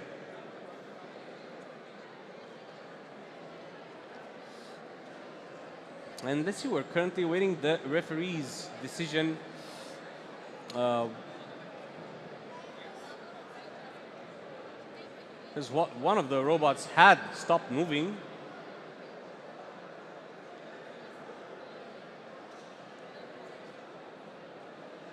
That was an interesting matchup. Yeah. These two robots. Yeah, definitely.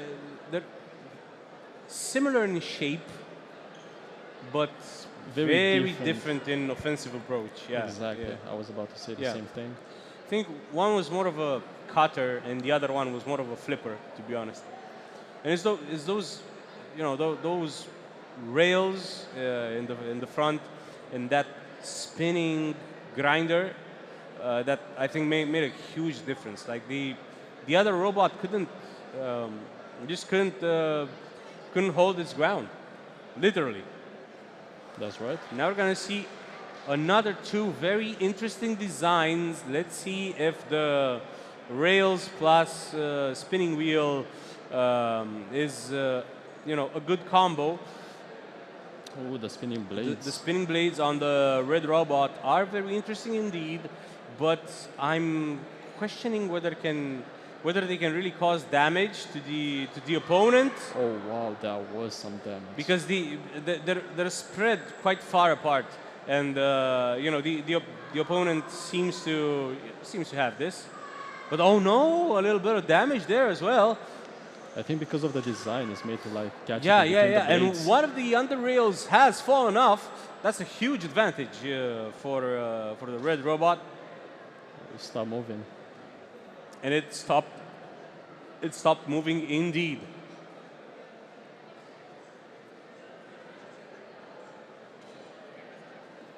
Spin to win, baby. That's how we do it. That's right.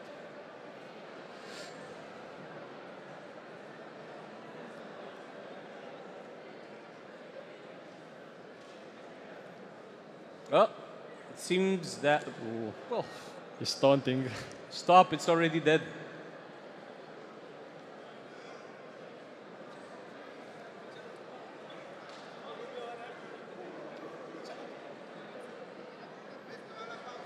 So this is have one clear winner here. Very nice design as well. Yeah, it seems like- I do like it. Like I do like the design a lot.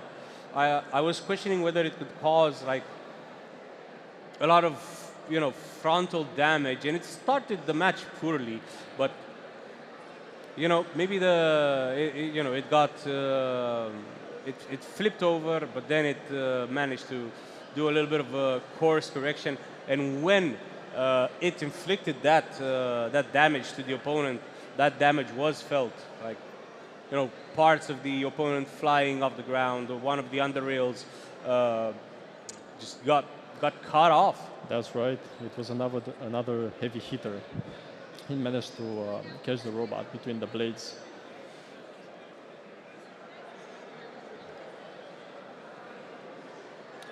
It's because we're gonna have a new opponent, a new contender in the arena with a very nice color scheme, if I might say so, and with let's see, a spinning wheel at the front, and two, I want to say pedals in the front. That's right. I think the aim of this one is to Is flip to, it is to as flip. fast Yeah, as, yeah, as fast definitely. as you This can. one's a flipper. This one's a flipper, and we do like flippers. That's right. I wonder if the flipper would win. If the flipper would win against the spinning blades. That's an interesting question. Like we saw the spinning blades getting flipped, so we know it can happen, but I don't know. It depends on who gets the first hit and who deals the most damage.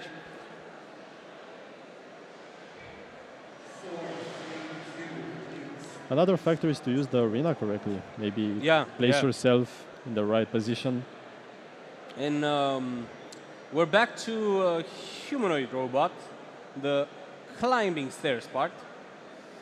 See, we've seen the robots do quite well so far. Let's see how this one is going to do. Another robot from Romania. Let's see if our boys can bring it home. And well, it seems that they could in the end. Maybe that was a little, a little cheeky right there at the end. Yeah. But It made it to the top. it made at it to end the of top. day. If it was going to fall from the top, that's another discussion entirely.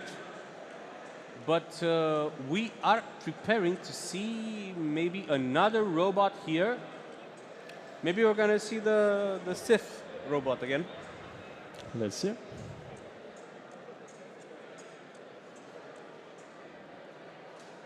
So is this your? I know this is your first time commentating here, but is this your first RoboFest or? Yes, this is my first Your RoboFest. So the first, this is your first RoboFest, and it's also the first time that you're commentating.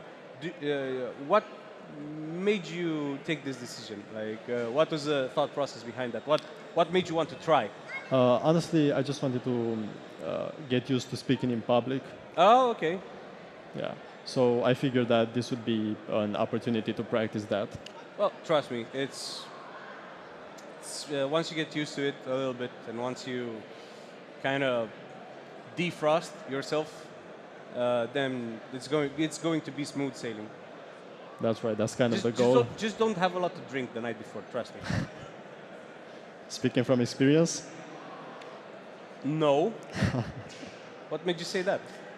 It's okay. So the flipper flipped the opponent. Did what it was made to do. And this is it has a fitting name as well. It's called Brr. It did go Brr It on did? the opposition.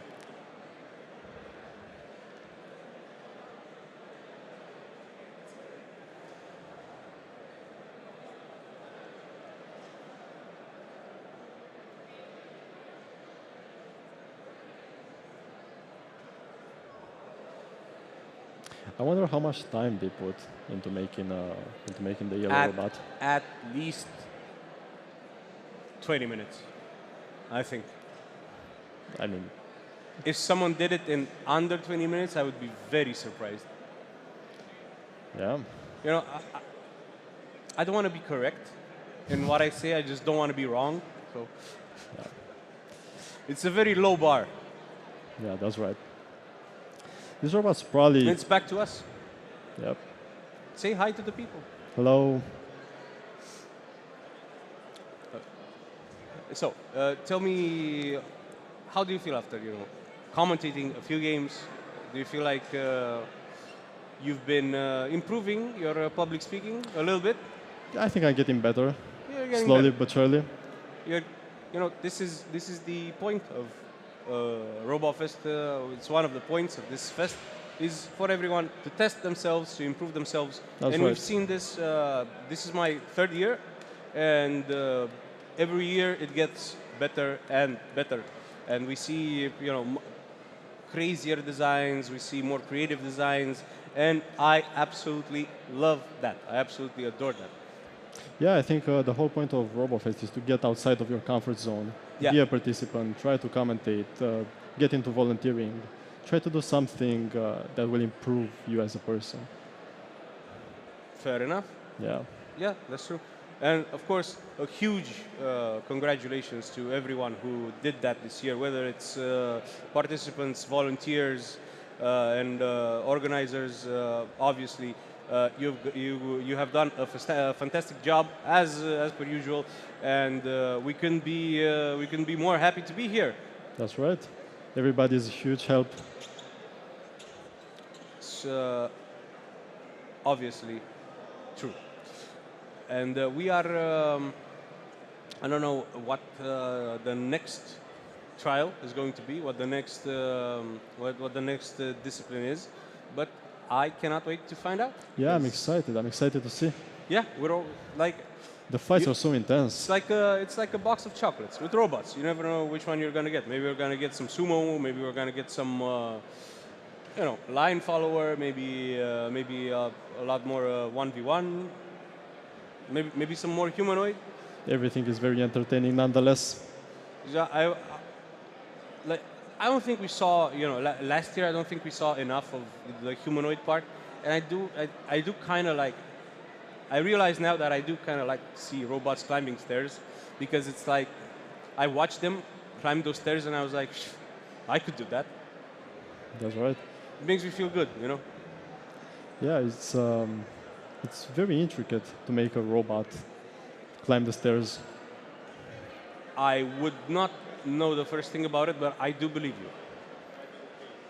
I personally, I couldn't make a robot like that. Maybe I could make the stairs, but not the robot. And I would probably screw that up too. Oh, yeah.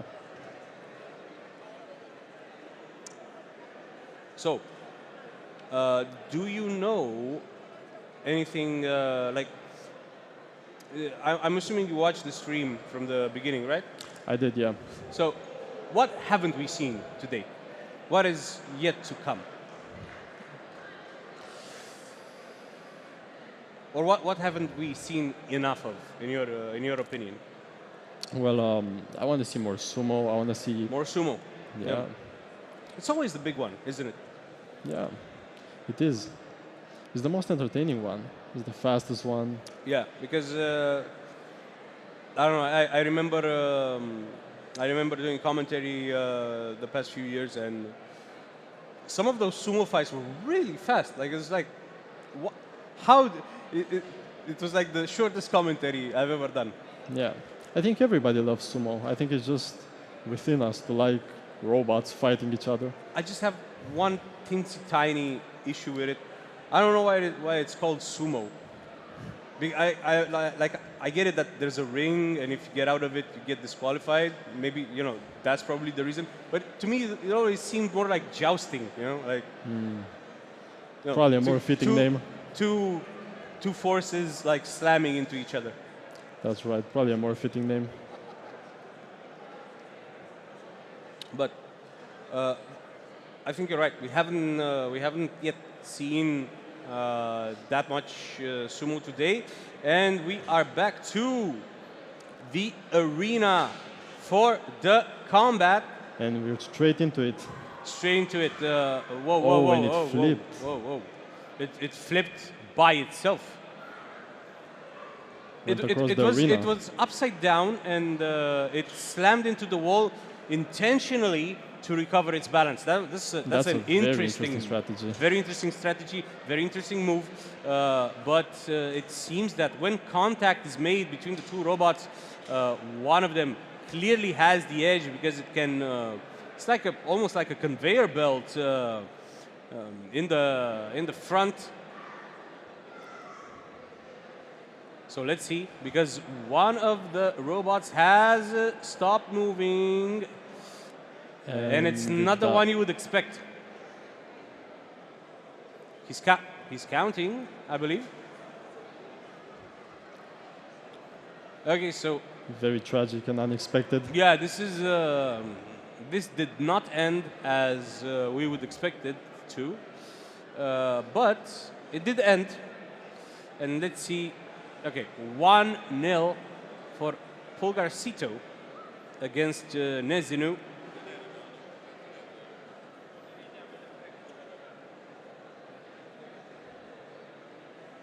I want to point out the fact that it seems that the design of the robot that won was made in such a way that it won't get cornered. Maybe that's why it flips every time Yeah, it and hits the wall. it was certainly interesting to see. Oh, okay. We're back to the stairs. Oh, a few quick steps there, just speed things up, and we will never know if it reached the top or not, because we have a replay. See, here, the Exactly. See, like it just never gets cornered. yeah, yeah. When doing contact, the orange robot was clearly at a disadvantage, and we are here with Sumo, and that is fast. By God, that was fast. That was like split of a second. Blink it and you miss it. You know what? This will be perfect for you and for your public speaking training arc. If you manage to commentate this, you can do anything. Trust me. Well, Hopefully. as long as it involves commentating and public speaking. Yeah. So when the next fight starts, I will let you take over. Okay, sure.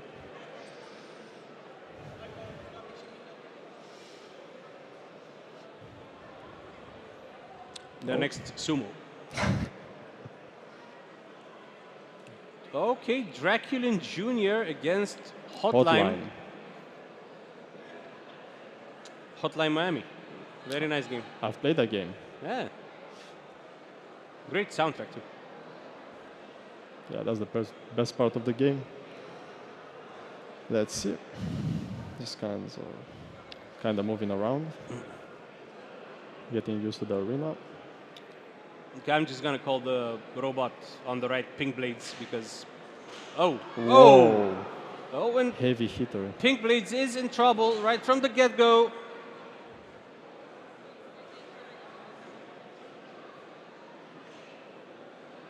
Oh, and that was a nice dodge. See it again. There's a lot of chasing going wrong around, but Pink Blades is still going strong. Right now. Oh, it keeps hitting the Oh, wall. yeah, it keeps hitting the wall, and that's gonna take a toll on the front blades. And Pink Blades is still going strong. Okay, it's still moving, still spinning.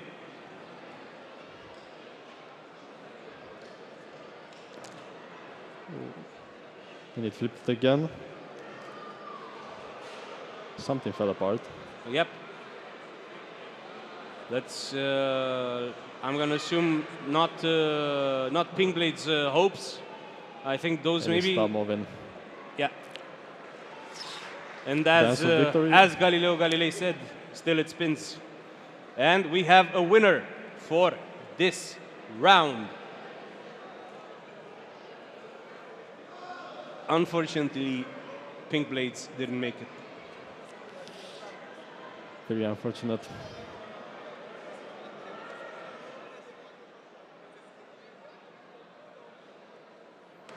Yeah, I think the like the elongated rail design of the robot proved to be a winning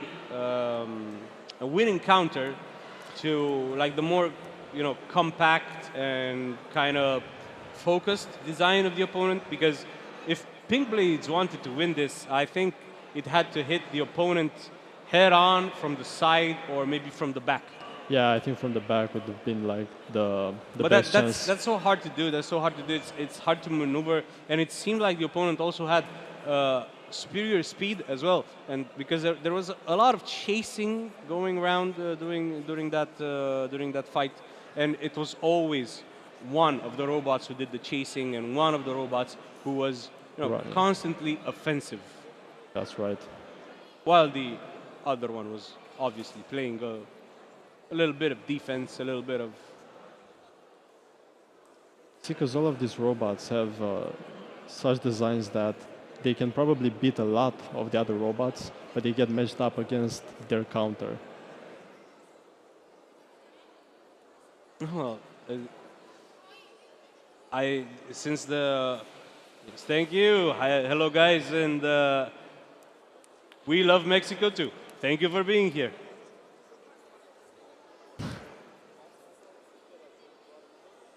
If we do have stuff in common with people from Mexico, you know. We do. We also love robots and we also love Dragon Ball. And So, that's the most important thing. That's what we're here for. yeah. For the robots or for Dragon Ball? For the robots. Okay.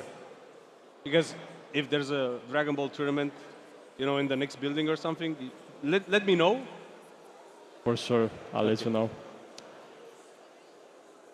We're back to the stairs. Let's see if he makes it. One step at a time. And he tipped over. Oh, and Unfortunate. this is our first robot who tipped over. Like, I think. But let's see what the next round holds for us, because we've seen, you know, there's a lot of focus on robot combat, and I do like that because it's you know, one of the more prolonged disciplines. It always has been, and we get to see a lot of cool action and a lot of flips, a lot of damage being done, and that's always nice to see. But right now, I think they're doing a little maintenance on the arena. They're doing a little bit of cleanup, and we're probably I don't know if we're going to be back to robot combat or if we're going to switch to something else. But if we're going to switch to something else, a change is always welcome. That's right.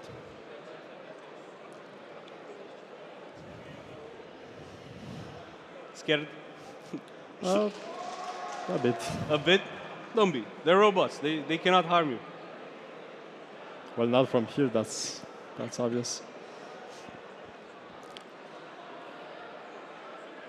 But if one of them was to fly, you know, like fly off or get flipped really hard, then maybe Yeah, we might need to duck. Yeah. You know, duck and cover. Let's do that. If that happens, we will be ready. And I will hide behind you because you're new and I have experience. Yeah, that sounds like a good plan. I'll probably run away anyway. Oh, don't do that. You gotta face these things head on, you know. Have you been walking around the expo as well? I remember last year or you know, the last 2 years we had like a expo on that side, I think. Yeah, I've been walking around. I've seen some pretty cool robots. Mm-hmm. Some big ones, some speakers that Speakers? that looked very interesting. Okay, so what are speakers exactly? I'm assuming they are robots who speak. No, like speakers, like. Oh, It's fine. I don't know, man. It's fine. Don't worry. It's like portable speakers, right? Yeah, exactly. That Okay. are connected to. Well, I didn't see what they were connected to, but I assume some source of code. You heard it here first, folks. The favorite part of this man's experience at RoboFest has been speakers. That's right. It's okay. I'm also like a bit of an audiophile, so it's fine. Yeah, I am quite an audiophile. I love headphones. Yeah, same. You like these ones? I do. Great choice. I've had I've had a pair of these for, I don't know, I think 5 or 7 years. One of the best headsets I've ever used. Yeah, I've. What do you use at home? I use some HyperX's. Nothing too crazy. Cloud? That's right. Cloud 3s. Cloud 3s. That's a good choice. It's always been one of the best choices for gaming. For budget. For budget gaming, yeah. Here we are for the next round. Let's see.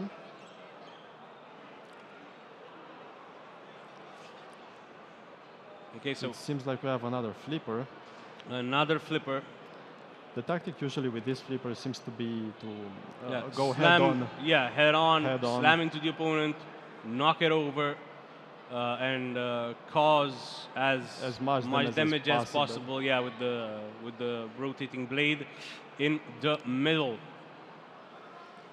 Let's see, because right now we're very focused on it. Let's see the opponent. Oh my God.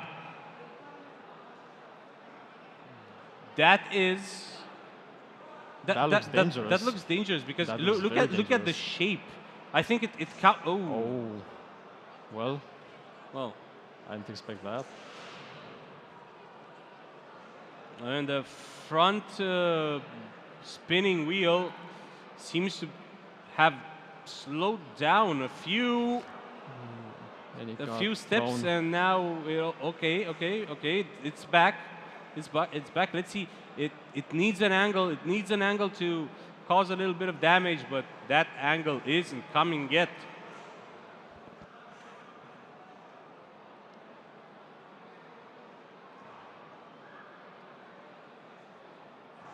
It is trying to. It is trying to come back though. Surely is, but so far there's only been one contestant, and it's been pushing and flipping and causing damage. And And look here we at have this. some sparks, Look at this. Sparks flying off from the walls of the arena. but it still moves. It still moves. Still moves. And it is honestly one of the sturdiest robots that I have seen to date. But it doesn't seem to be. It kind of Didn't stopped move. moving, so It was sturdy up until this point. yeah, this wasn't, you know, such a big mismatch, but clearly one of the robots had a lot more of an offensive intent, and caused a lot more damage. Like we can see this from the get-go. It attacked the opponent at a slight angle, and that's a huge advantage. Because if they were to clash head-on, I think the spinning blade robot would have had a chance, maybe, due to the shape, due to its shape. But if it got hit at an angle, then I couldn't see a way out, and I couldn't see how how it could have won. It seems that the flipper robots tend to have more of an aggressive approach, and the ones going up against them have a more Oh yeah, offensive. definitely, Yeah. yeah. The flippers are good so far. They've won most of their matches, most of their matchups. This is wrong, by the way. That's not my name, but it could be. I think it switched them. How long does it take to change your name? So I match what's written on the lower third. I'm not sure. Okay. How old are you? I'm 19. 19. Okay. There we go. No name change required. Okay. So you never had to change your name before? No. Okay. Have you? I do not want to answer that. Okay. But It seems like the robots going up against flippers tend to be more on the defense. yeah, I mean, flippers lost to other flippers only, I think, That's by, right. by this point. The outlier of this, or the odd one out, was the robot with like dual spinning blades at the. And that was at such the a front. smart design. That's smart design. I do like that. I do like that. That Yeah. was one of a kind. Call me a nerd, but I do like me some spinning blades. You know? Same. It's hard to be offensive when you're going up against a flipper. I think it's It is. it's It a is. suicide if you're trying to be offensive. It is, and maybe you can get. It doesn't really matter. Like I think you can get really creative with the offensive weapons, with everything. Okay, and this is your moment. Let's see. I'll continue the thought afterwards.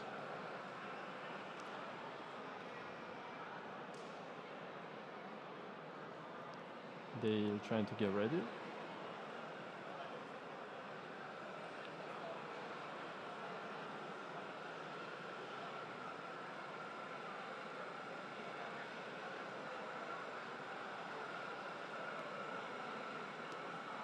And we have Rogelio versus Freeing Kazan.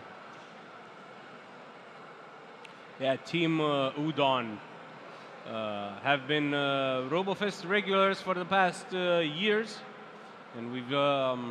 It's always a pleasure to see them, and it is a pleasure to see them back again this year. That's right. And it started, I think. No, it didn't.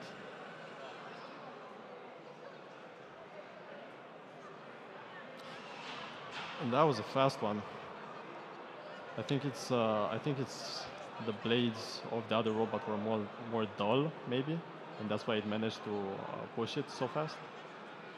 What do you think?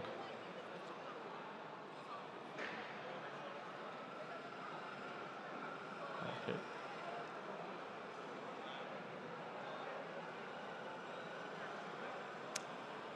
So, as you mentioned, this was fast and this was decisive because we've seen like I've seen last year a lot of things that can go wrong in sumo, like robots can get stuck one to one to one another. Yes. They can maybe one of the robots doesn't move at all, or maybe it misses the target completely, or maybe they I've seen some really cool strategies being implemented because the time that they have is so short. And look, one of the robots is starting at an angle. This can be very good or very risky because if the robot manages to like circumvent the opponent and hit them from the side, they will get the advantage. But if it's not fast enough and if it gets slammed into, then this can happen. Yeah. And it's out. It is out. The other robot was also moving kind of jittery though, so Yeah. it wasn't helping him. And it's a win for Team Udon.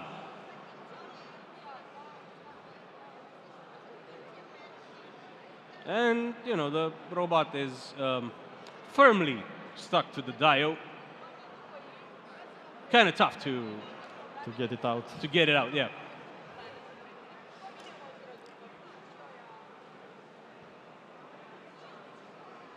And look at this. Not much movement from the opponent there. A lot of spinning, but it was some light spinning. That's right. Some light spinning,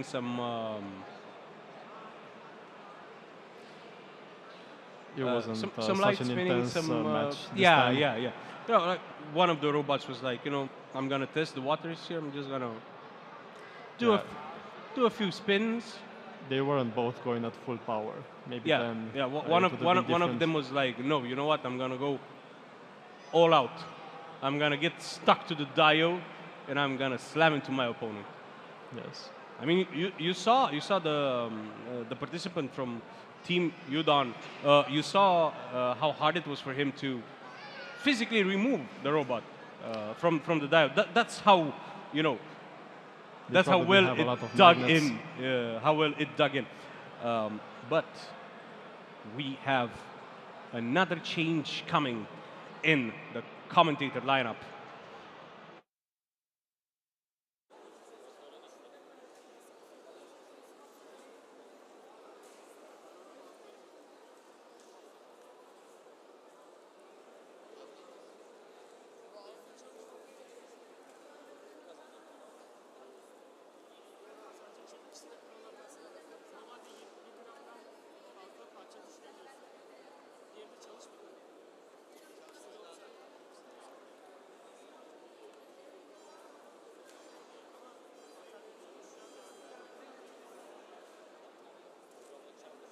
And we are back. We made a quick little change.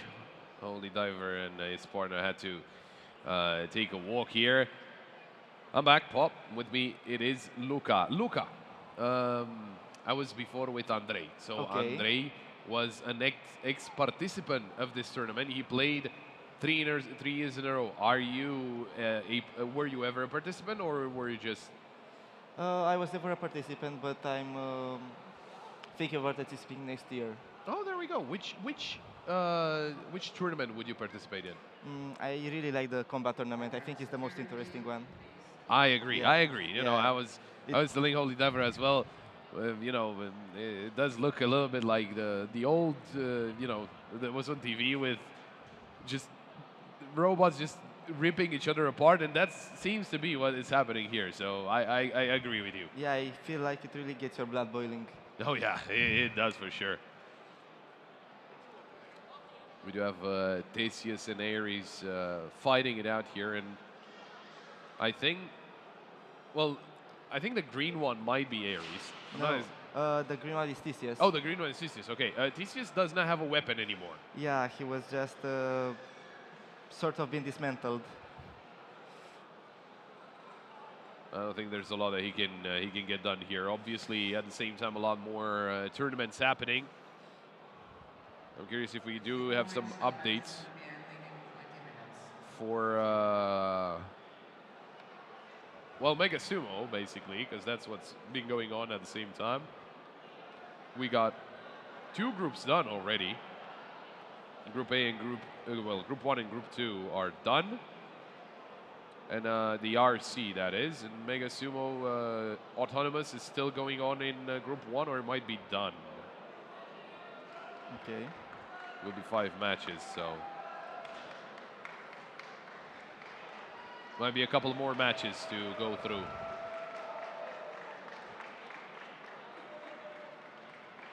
Very happy with the win there. So with you knowing would you say you do know most of the robots and how they look? Yeah, Oh, okay. I'm familiar with most of them. Oh, that's great. Because we always, you know, we tune into a game and we're like, hopefully we know which one is going to be which, but we find out at the end. So if you do know that, that's perfect. Is there any robot in the combat section that is looking a little bit better than the others? Is a little bit more interesting? I've seen some that seem more polished than the others, but you never know what's gonna happen. It's really up in the air. It's still combat 1 pound. Yeah. It seemed like TCS won the first round.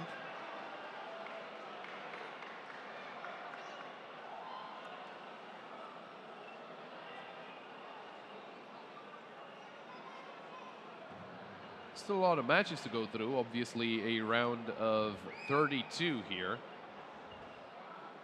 But it is single elimination, right? If you lose, you're out. Yeah.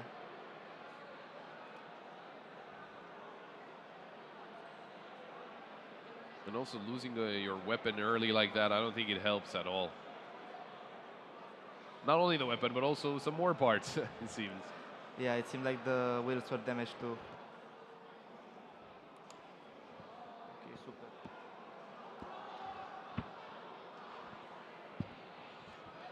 Oh, we're back to sumo.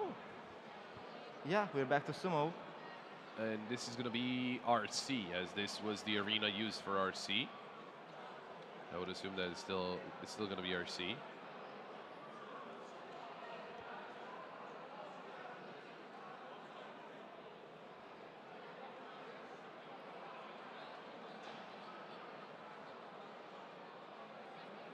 That is an interesting approach. Why would you put your robot facing that way?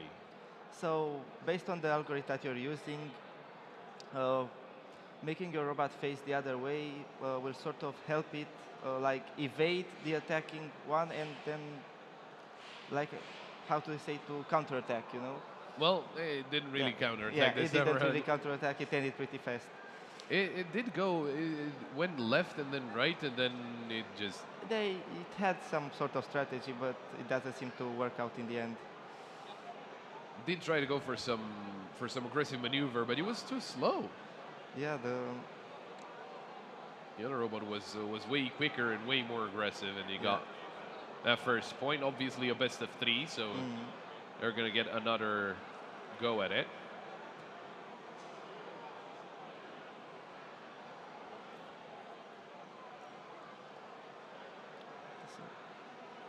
I'm not gonna attempt reading that name. I'm sorry. Yeah. It is a little complicated. There you go. MTYOBs. That's the team,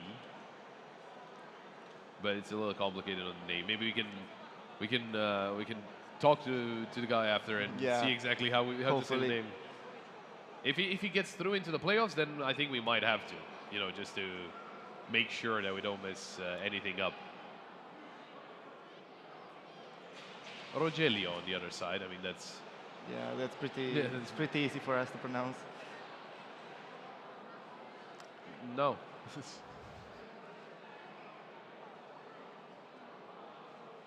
I'm pretty sure our sound guy is a sound engineer. Is asking us if we don't know Japanese. We don't, and I don't think 9 is 9 in Japanese, by the way.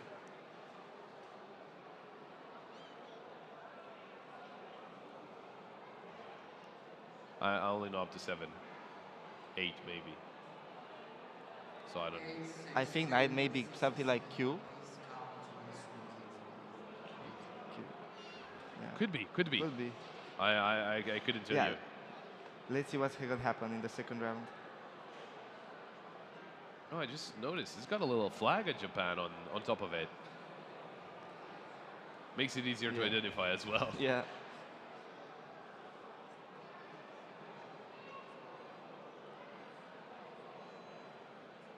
Well, second round underway, and oh, there you go. Yeah, the Japanese robot didn't give his enemy any time to breathe. Did have an interesting approach. It's started off a little slow, but then as soon as it picked up the pace, there was no stopping it.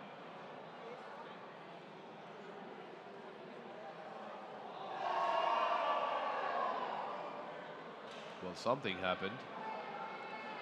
I don't think it's this one, but this one is still very cool.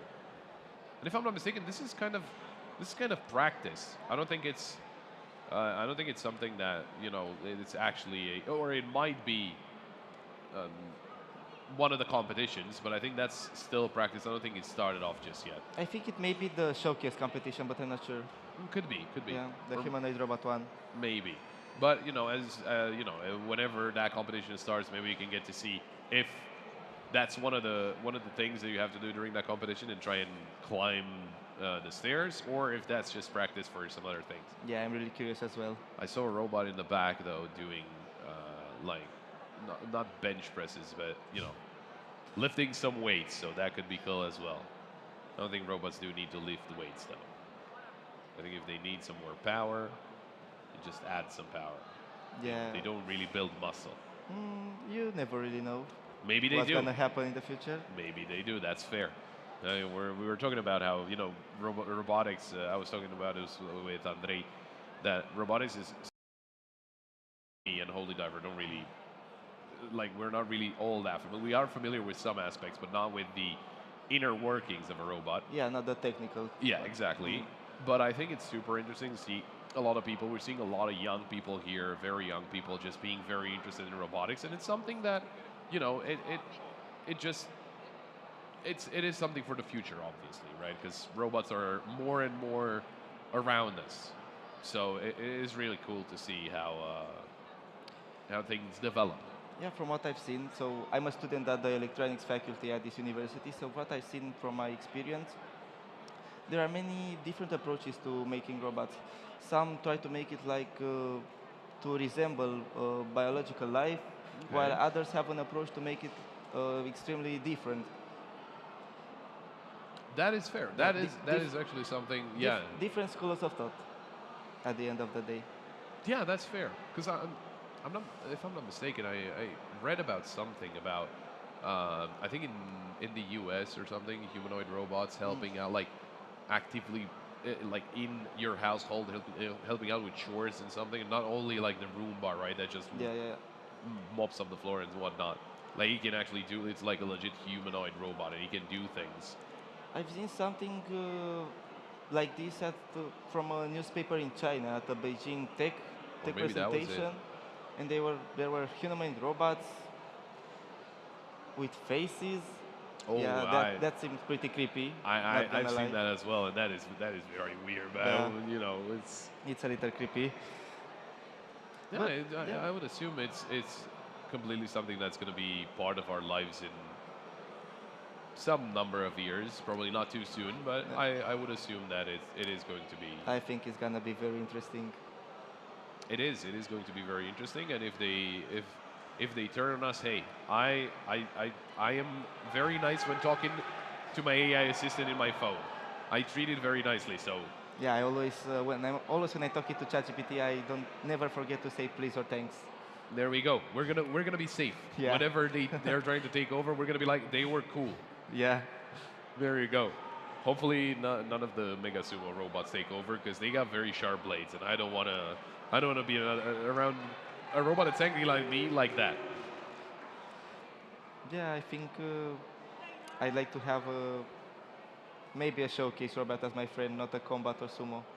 Yeah, yeah. I think the showcase ones. Andre was telling us as well about freestyle Yeah. because freestyle was a part that he was part of the competitions, and it sounded really cool. I don't think I've managed to see any. I think there are ones on the hallways here. That might be the Yeah, freestyle. from what I know, they're in the hallway right there. Oh, okay. So I did get to see. I think last year we had a. I think it was kind of a dog robot, kind of, Ah, I know that robot. It's but a small one. yeah, yeah. It's sorry for interrupting, but it's a military robot from what I know. It's a military transportation robot. Not that one. I know about that one, but it was one that was a little smaller. I can't remember exactly how it was, but we got it with us. We had it on our table here. It was really cool. Okay, let's see this next combat match. Caipirinha and Brutal Fight from Hyperline Robotics, HLR Brutal Fight. Who would this one be? Would it be Caipirinha? Or is it Brutal Fight? I don't remember for sure, but I think it is Caipirinha. Okay. Maybe we can recognize the other robot, and then we can get some as a general idea. Hmm.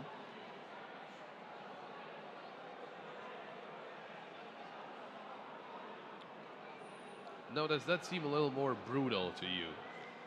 It seems a little more DIY. That's fair. I like it. What's the idea behind the weapon, though? Uh, It's just a claw? I don't really know. I think it's pins, and I think the shape of the weapon, its purpose is to destroy the other weapon when they clash. I think that's the Oh, strategy. never mind. It wasn't even a weapon. It was Oh, just okay. it was just a clamp from the. Oh, okay. There we go. Oh, that should be effective. Yeah. So I think this one is Caipirinha, though. Yeah, The maybe other it may one be. might be a Brutal Fight. You got the controls there.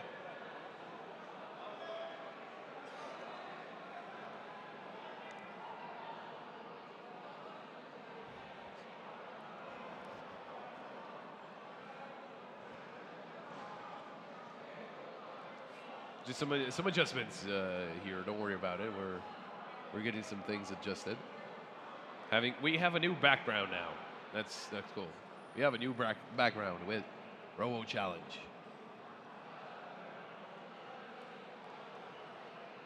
What about the other background though? What about the one behind? Are you gonna take it out? The one behind?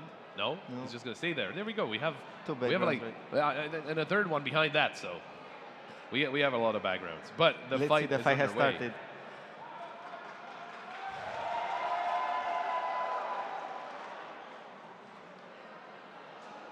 Caipirinha very aggressive here and looking Yeah. for the fights, and I think Brutal Fight is. I don't know if it's having trouble necessarily with to stop turning. Oh, it turned. It flipped. Oh, and he cannot move. That might have been even better. Oh, there we go. One That of was the a heavy limbs hit. is off. Oh, Yeah, it doesn't look like a fair fight to me. Poor guy got scared there. The robot was launched towards his face, but he's okay. We got another thing. What are the walls made out of? Plexiglass? Yes, plexiglass. Okay. Should sustain any kind of hit. Yeah, everybody should be safe. And I think Caipirinha, once again, as we saw before, he was emoting. Yeah, He was taunting the opponent, as the opponent couldn't really do anything. And that should be Caipirinha with a knockout, to be honest. I don't think the enemy can get back on his feet. This is also something interesting that I noticed about Combat Robot is that they are usually made as to be able to function, be it one way or flipped over, right? Because it's a big advantage whenever you get flipped over to still be able to fight. While it seems like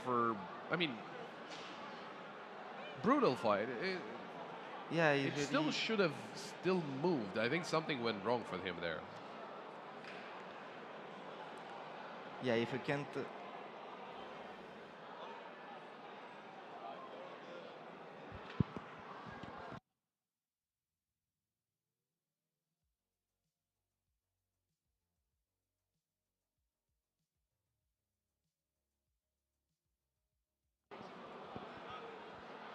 Yeah, I think you're at a disadvantage if your double doesn't work both ways. Once you get flipped, it's done. Oh, this is another arena, I think. It might be another arena. Yeah, the second one. There we go. Let's see how this one is gonna end. Looks like Luca is a cool guy. He's got fans. Yeah, my colleagues are cheering me on. There you go. That's always nice, having supportive friends around you. It's really nice. Oh, that is An small. interesting robot. Very unconventional design. Looks more like a car. Yeah, most of the robots I've seen in combat have like 2 wheels. There's a small minority with 4.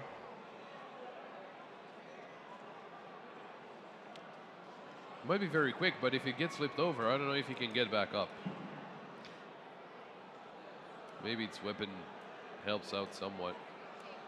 I guess we're gonna find out. Yeah, I'm really interested in what his strategy is gonna be.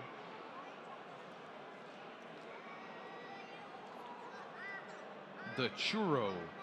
And the Inertia Queen. Which one do you think is the churro? It's this one with the 4 wheels. I think it's written on it. Something is. Oh, Oh. never mind. 3 3 wheels wheels, now. yeah. Oh, and with the weapon, yeah, I think if it gets flipped over, it can flip itself over, but it is not looking great for the churro that lost one of its wheels. Now he's gonna lose another wheel, as it seems. Oh yeah. And on the same side as well. Oh god. It seems like the power bank went out of the back, got out. Oh, that's a problem. I think if, I'm sure if the red wire is cut, the robot is done Oh, for. another wheel off, and that's it. The churro. I don't think he can move anymore. Well, I guess one of the drawbacks of having 4 wheels and not having them covered by anything. More weak points. Didn't even have to deal damage to any other part. Just had to rip off the wheels, and that's it.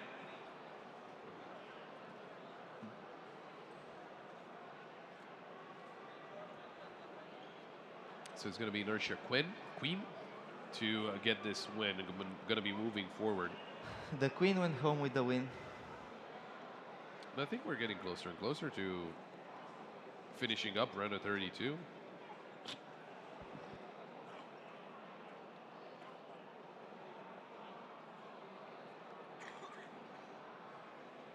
Looking at the replay right now.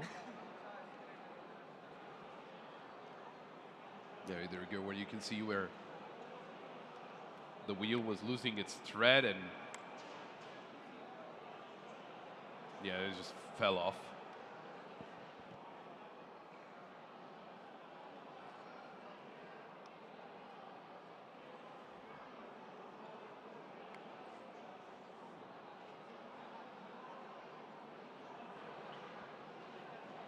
I think we're back into a different arena. Smith Killer and Lil Shred. I think this one is Lil Shred. Oh, it does look like it does look like its name, yeah. A very interesting weapon. I really like the design. It seems pretty hard to damage. Seems to be made out of metal, even though there's obviously a limit of 1 pound, but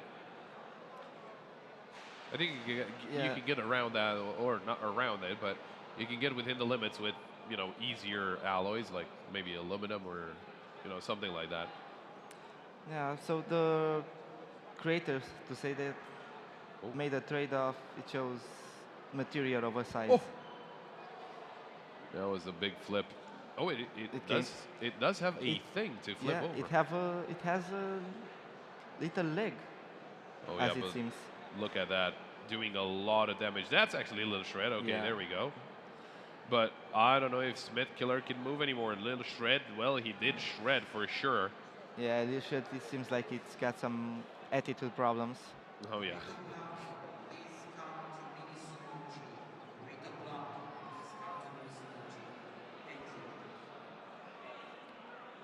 As it was heard here from our colleague, again, make sure if you are in one of those tournaments that you do stick around to the field that you have to play in, because obviously you are going to have to play into one of those matches and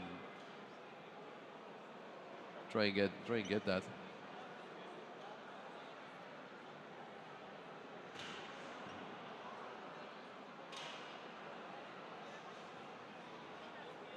Obviously, if you're not here in time, it could lead to a disqualification, so don't want that to happen. Yeah, that would be a shame. Look at that, the shredding behind the back wheel. Very, very nicely done there by Lil Shred. And, well, we're not done with combat, don't worry about it. We got plenty of matches to still come through.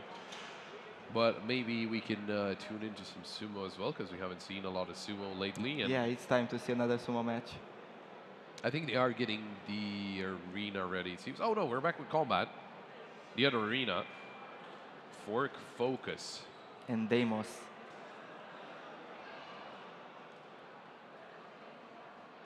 It seems like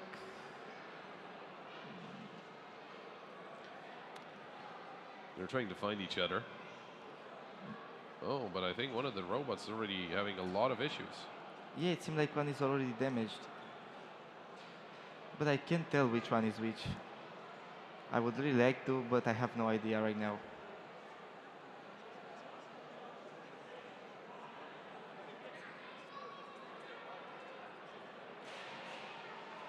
Trying to find a little bit of chance of just dealing more damage, because obviously the weapon there is not going to work on one of the robots. It's not it hasn't been working the whole time we've been here. We've been watching this this match.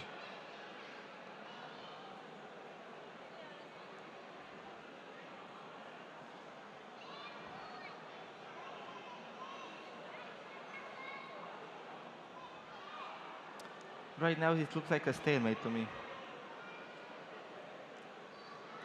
Let's see if one is able to break through. Well, as both stopped, it might just be A round a over. rematch. Oh no, one is still moving. So maybe the other one is just gave up.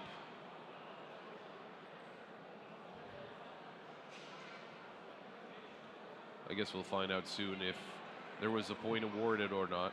Oh, there was for Fork Fork Focus. Focus. Some maintenance coming up right now.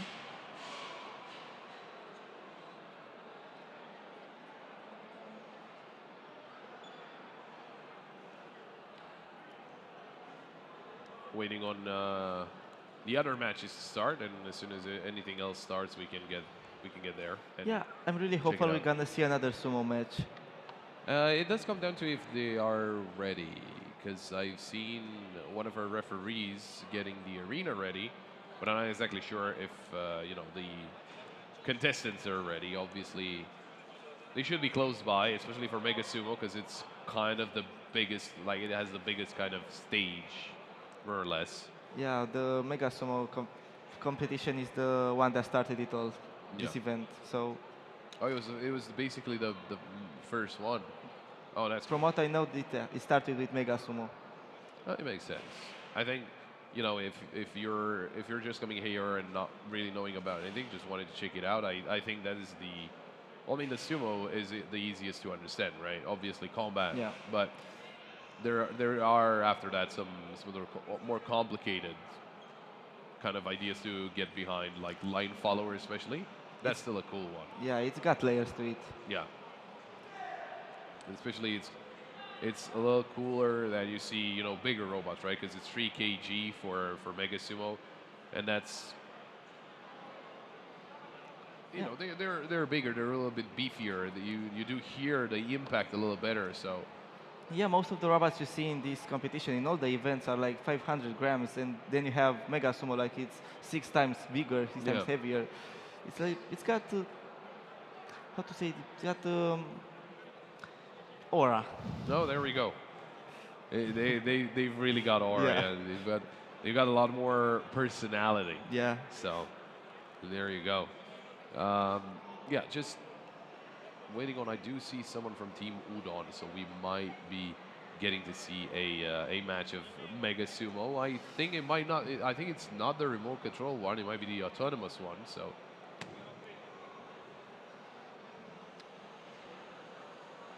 Oh, we lost a LED screen. So it's not great. Hopefully our colleagues can make it work again yeah, real for sure. fast.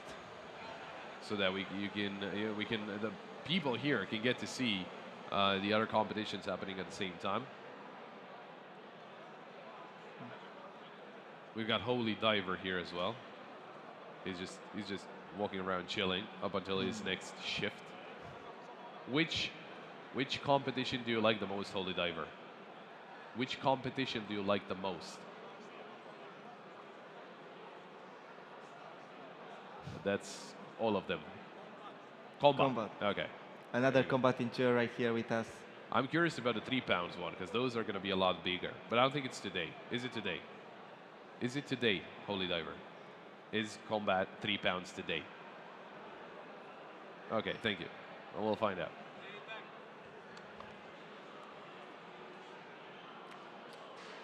Yeah, not ready just yet, it seems. But we got the LED working once again. Hi. There you go. Yeah. In the meantime, I saw a lot of people just gathered around. Obviously, you're going to be supporting, your team or your friends, or people you've got to know along the way, right? Because some of the players here, some of the contestants here, are coming over from long distance away. I mean, we got people from the U.S., we've got people from Japan, we got people from all over the world, basically. Yeah, all corners. And you're bound to, get to know some of the people, especially as I was mentioning whenever I was with Andrei that Sumo Zada Robotics from Turkey, they've been here for the past 2 editions because obviously that's when I had the chance of seeing them for the first time, and Team Udon as well. So I can only assume that, they remember each other, they might be talking to each other, maybe cheering for each other if need be. But the point I was trying to get to is that there's a lot of players gathered around the different fields, kind of right behind the camera, but not really, a little bit off to the side, looking towards some of the other competitors and, hey, cheering them on, maybe looking for some strategies of themselves. Who knows? But we do have Another Mega Sumo. Sumo. And it's autonomous, it's not remote controlled. This one's gonna be interesting. No. Very Slow approach. It seems like neither of the robots. Oh, oh, I see smoke Oh. coming out. That smoke. It's not a good sign.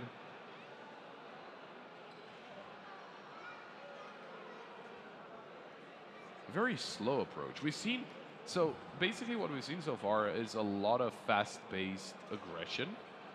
Not this time around though. Seems like both contestants chose a more relaxed approach to this match. But maybe we're gonna see a twist. I think like it's gonna happen.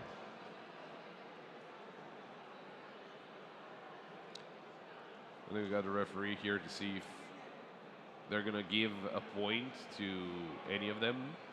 And if it's gonna be someone, it's probably Team Udon, right? Because Team Udon, their robot was the one that got aggressive.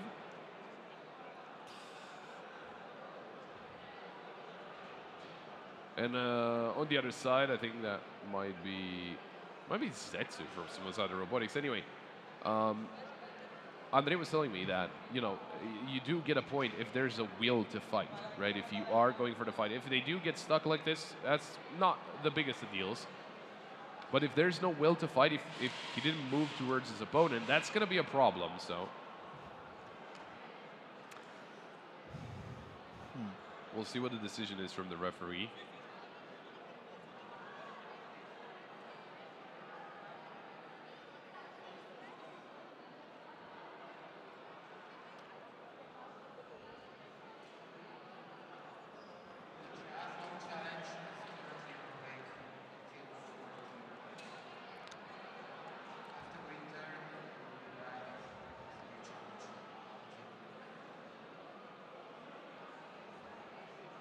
I think they're yet to reach an agreement. In the meantime,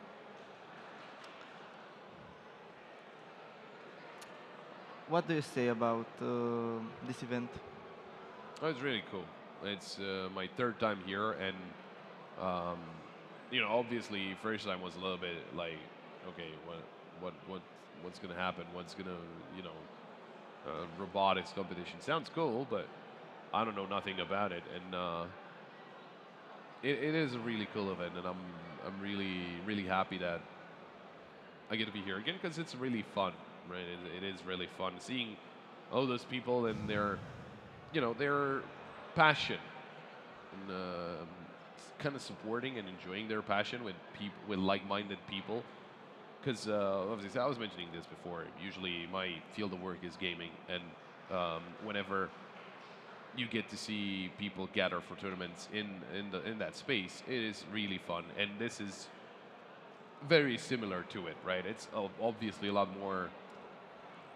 I don't want to say physical, but it involves a lot more. You know, with the robots and everything, it's a lot more programming and all that. But it's still very fun to see people, you know, enjoying their hobby or their passion. Maybe for some, their job. Yeah, Who knows?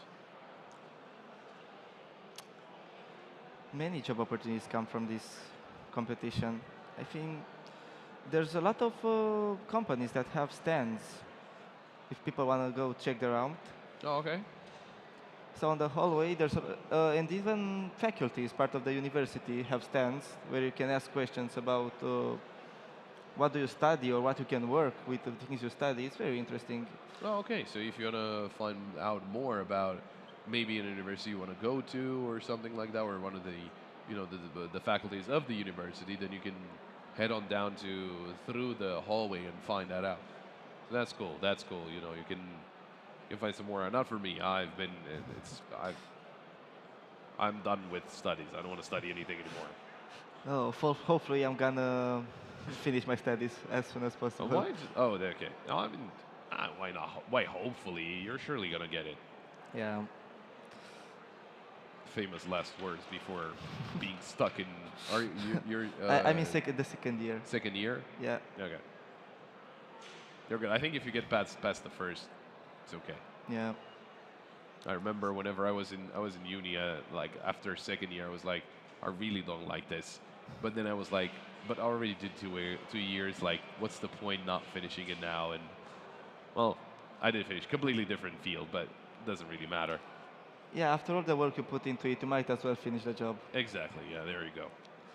As is some for some of those robots, right? It's you know a lot of work being put into them, and they've got to do their best here at the Robochallenge. Yeah, there we go. This is our new background. Oh, then he goes. Monster Smasher and drum roll. Let's see if Monster Smasher can live up to his name. It does look like Monster Smasher. I think that is a fitting name.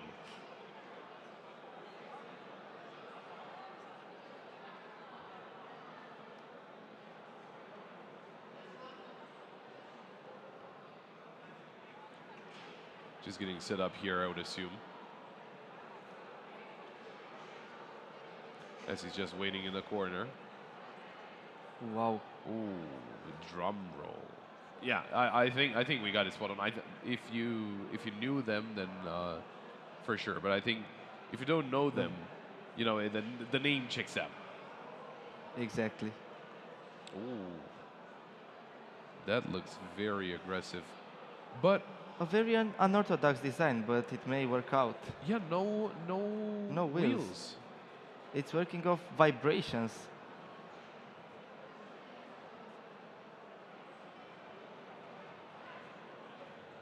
Well, it can get flipped over, so it has an advantage right there. The thing is, you can't really control where it's going, right? I mean, maybe forward or backwards, but that is about it. Yeah, I mean, you're playing with chaos here.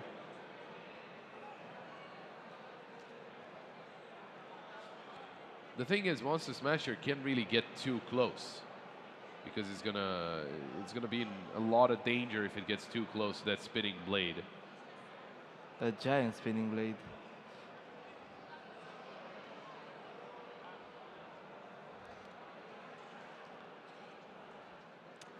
I don't know what's the strategy here. Is he trying to cut its... I don't want to say wheels, but I don't know how to refer to those parts. Its limbs. I guess so. Yeah, I think that's the way that they want to go about it.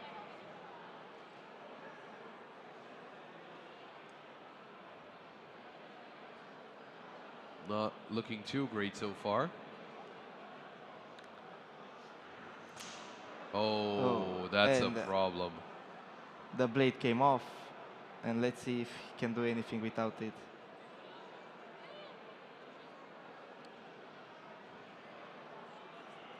Well, this is what I was talking about, how if he gets too close, he can be heavily damaged. Well, obviously, that's the case.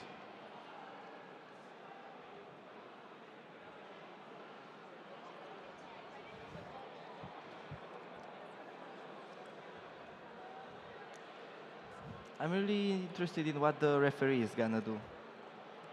If the match is gonna continue or if he's gonna award the point.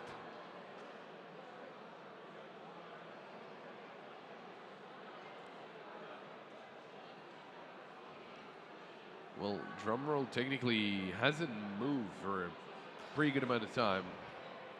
I'm pretty afraid maybe drummer died out.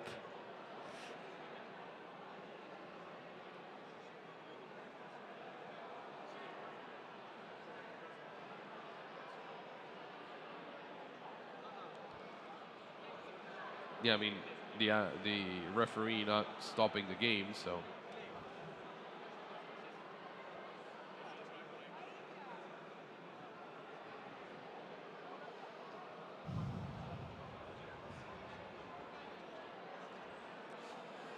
Yeah, I don't know.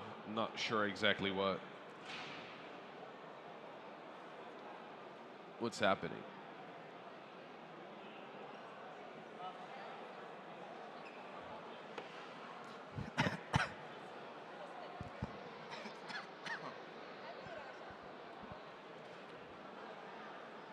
So who's gonna get a point? What's the verdict here? I feel like the referee should step in at this point and give a verdict. Yeah, because nothing's really happening. I mean, drumroll has been just stopped there for. Yeah, we don't want to keep the people waiting. Oh, okay. Monster Smasher got the point. in the end. There we go. It seems like drum roll strategy didn't work out.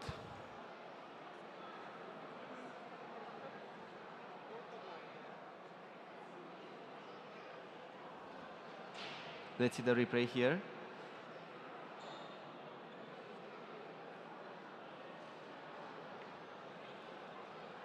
Yeah, there we go. So at least we found out what happened there and what the verdict was. And well, we're just waiting for yet another competition to be underway so we can look at one of the matches. I was expecting a little more sparks, but it was an interesting match in the end. It was, those are always the fun parts, right? The parts where it gets sent flying or sparks come out or, well, we saw your robot that was, I don't know if he caught on fire, but it was a lot of smoke coming from it and a little earlier today. So that is something that you still need to be careful about to not have happened. But we're just waiting here on another one of the competitions to start. Might it be another? I think they're preparing Sumo. another one. Or is this something different? Oh well, I guess we're gonna find out as soon as we see it on our screen, basically.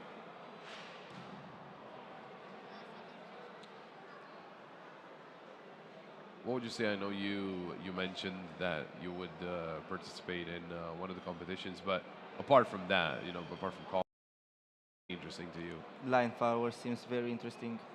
That's very fair because I was talking to Andrea as well because we got line follower kids, and it was super surprising to see a lot of young people, very young people, play with or build robots like that. To be able to build robots like that, and obviously we do have, I think, mini sumo kids. I don't know if you got nano sumo kids maybe, but then again, even with those, it's still very impressive that they are able to create a robot from that at such a young age. Yeah, it's very impressive. Those kids really have talent. And talking about line follower again, the line follower competition makes me think about autonomous cars and the future of autonomous transportation, and I think that's fair. it's really interesting. I think there's a lot of sensors obviously that do go into an autonomous car, and my 2 cents, my reasoning is that whenever you want to replace every car with autonomous cars, obviously, whenever you can do that only when there's not a single car driven by a human, because obviously the AI can really predict Exactly. what a human could do. Well, when all cars are, I don't want to say all cars are gonna get replaced because I like driving. Okay, that's fair. But in the future, when most of cars are autonomous, I think they're gonna work like a network. They're gonna work in the cloud. The AI is gonna talk with each other, and the traffic is gonna be smooth. I mean, if you replace every single car with autonomous cars, you basically don't need like stoplights anymore because they know that they're not, Exactly. going to run into each other. So Getting ready for another Mega Sumo match. it's remote controlled, 3 kilos of course. Team Udon against Swaza Powers Francesca. Oh, Oh, it's a little nudge. a little bit disappointing. Is this gonna be the end?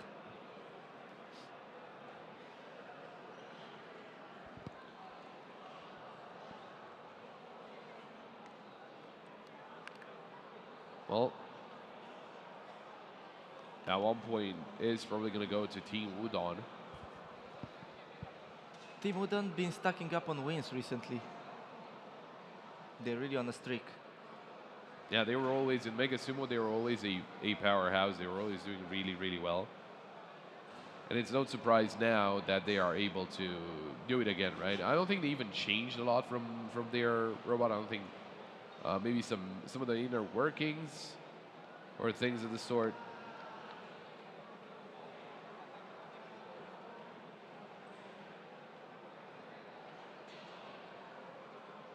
Time for round 2. Getting set up here.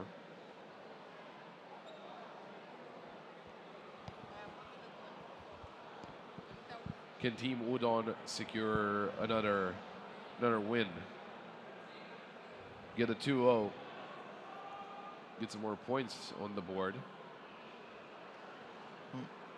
Maybe Francisca has got something up in his pockets.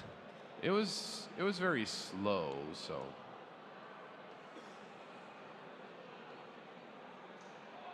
it is not looking all too promising, I'm gonna be honest.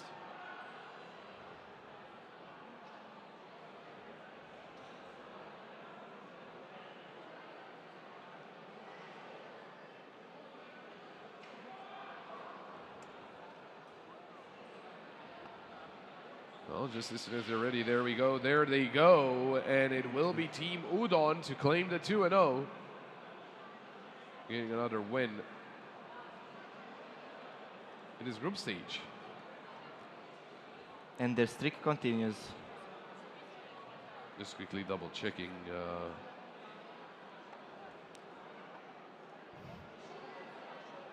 What the standing is looking like for Mega Sumo 3 kilograms remote controlled.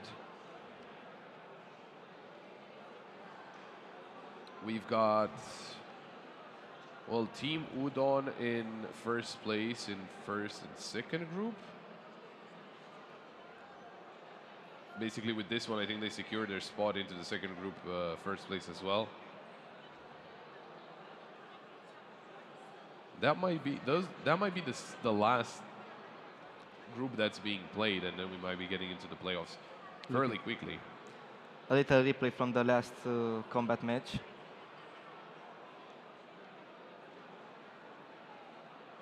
Oh, that was a powerful hit. Sending a robot flying into the top of the arena.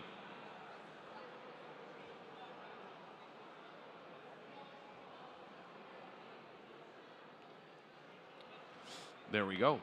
And we got some more information out of combat as well. And obviously, as mentioned before, single elimination for combat. You lose, you are out. Angry.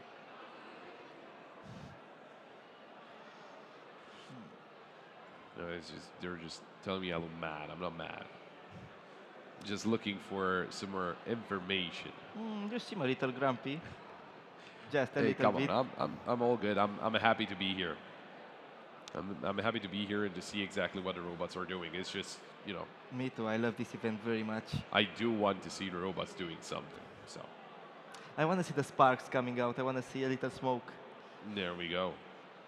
It's a little unfortunate that we don't get to see a lot. We did see some football last time. I think it was the semifinals and the final, or only the final, or something of the sort. We didn't get to see Maze though, which Maze I think is a very interesting one. Yeah, it's sort of similar to Line Follower, like the robot has to work on its own, but it's not that popular. Oh, okay. Not many people have registered. Maybe in the future we'll have a bigger Really? maze competition. You'd be surprised. There are 7 groups with 5 people in each, so 35 people signed up. Mega Sumo RC, you can see Group 1 that is done, and they have won against each other. That is a very interesting standing.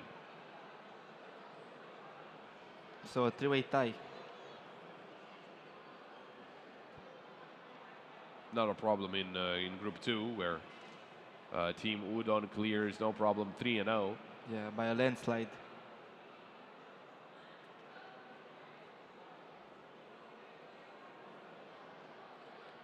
What about the other groups, though? Obviously, you'll just get to play 3 matches. In Group 3, you only got 2, because there's 3 teams, obviously. That's not going to be Team Udon claiming first place. It's going to be MTYOBs. Another win for MTYOB.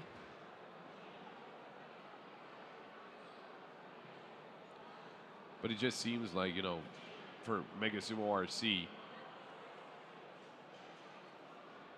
the Japanese seem to be just getting all the wins. I mean, Sumo came from Japan, so It is fair. Mega Sumo Autonomous. It's John Bon Jovi against Mongoose. This is Group 2.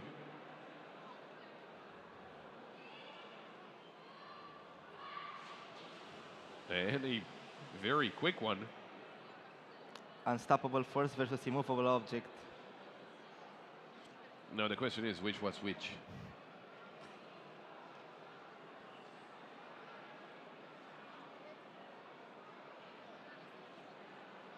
We'll find out as soon as the point is awarded.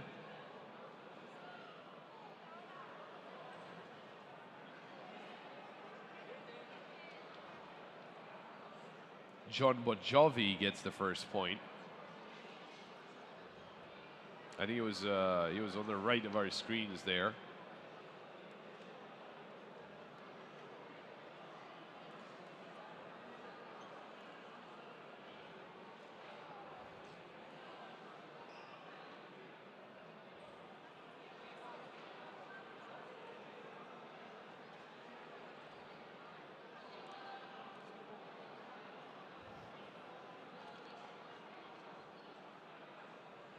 The referee taking a quick talk with one of the contestants.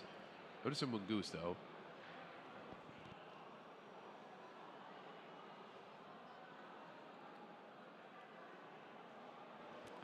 Getting ready for round 2.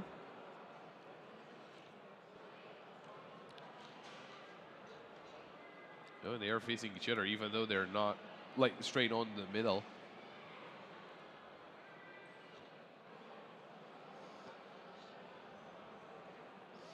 Maybe a different approach. I don't know if there's a lot that you can change.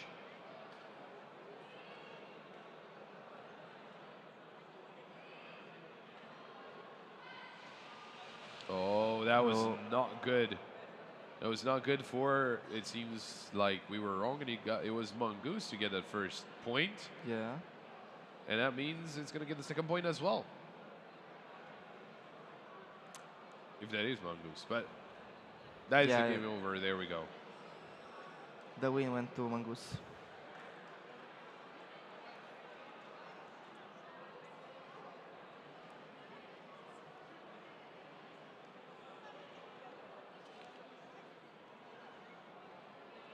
Very quick couple of matches as well.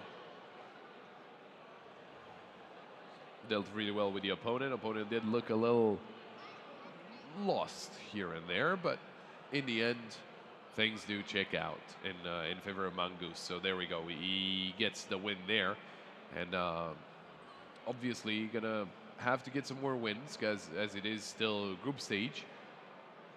But that was a good start. Yeah, we have a long way to go. You can see from over here one of the, I think that is mini sumo, which is a regular tournament of mini sumo, and they do have quite a bit of matches that have been already played. I mean, it's faster to play mini sumo than mega sumo. The setup is a lot more easier. Yeah, I think that's the main thing, right? Setup does take a little bit, especially for Mega Sumo, just to make sure that everything is running smoothly. And obviously for Mini Sumo, that's the same. You need to have anything running smoothly as well.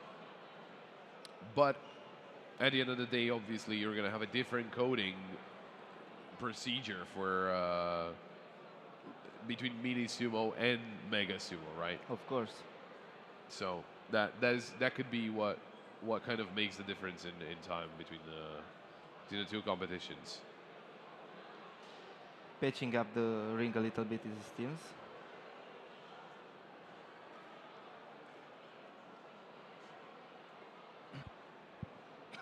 Making sure there's no white line that the robots could kind of get stuck on.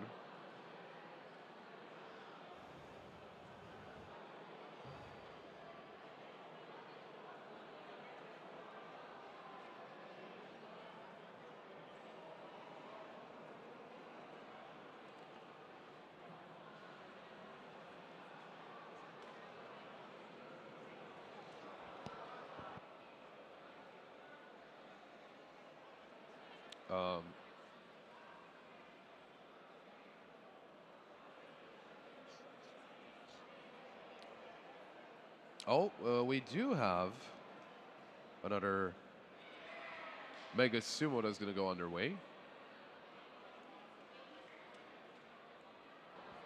Curious to see who is it going to be by.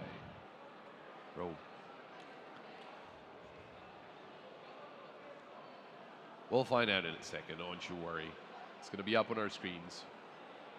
There's no hurry.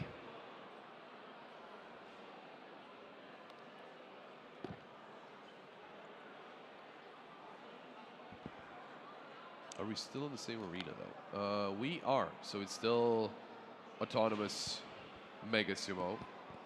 Another one of Team Udon's robots.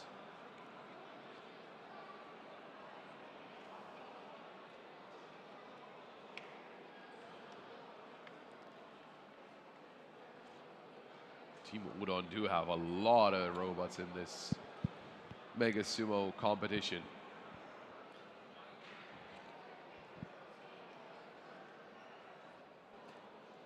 Let's see if Phoenix is able to break their streak and take home the win.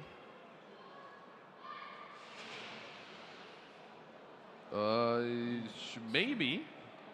I don't really know what happened, Oh, yeah. but it was something. It was Phoenix that actually got that win. It threw the Japanese robot out of the dojo, so here we go.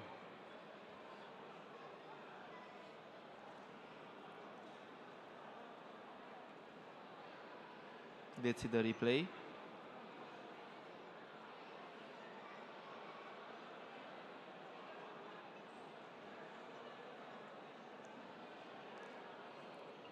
Sisako, it seems like he even went back a little bit, which was not exactly what you wanted to see. And there is a dial on that robot, but I'm not exactly sure what it can do.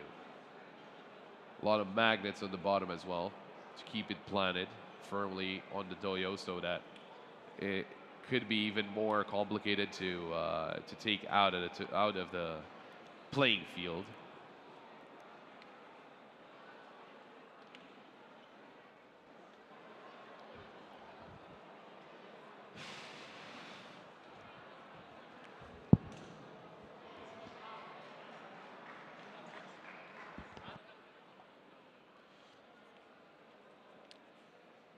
Well, still getting ready.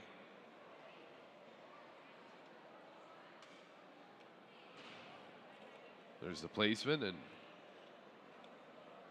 is this a better one for either of them? Might be a little better for, might be good for Phoenix, maybe a little worse for Sisako H. We'll find out in a second as our referee got them armed.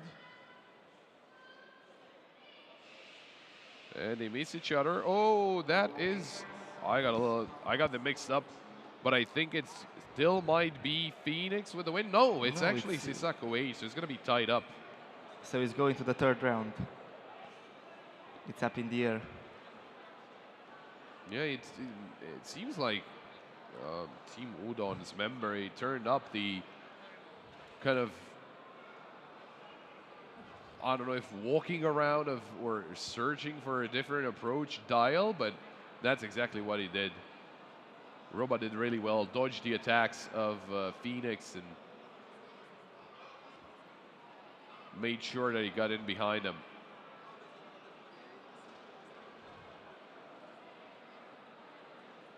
And as we saw, some pieces of the outer edge were shaved off. No problem though, that is the white outer edge that the robot has to recognize and not go out of. I think that's one of the situations I think that's what happened with Phoenix.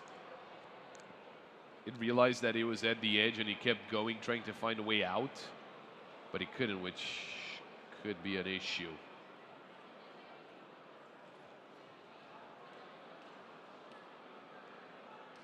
The final showdown.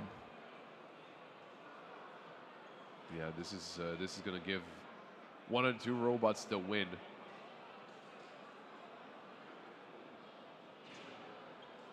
Straight on. Oh, that was a misplacement. Okay. They'll have to put it again. But the thing is, I don't know if that is really advantageous for Sasako H. It seems like he's trying to get as close as he can to that H. There we go. There's a valid placement.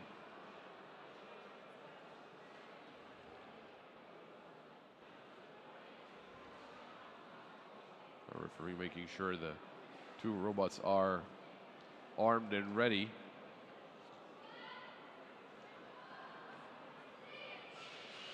Oh, once again, Sasako H dodging their opponent, but in the end,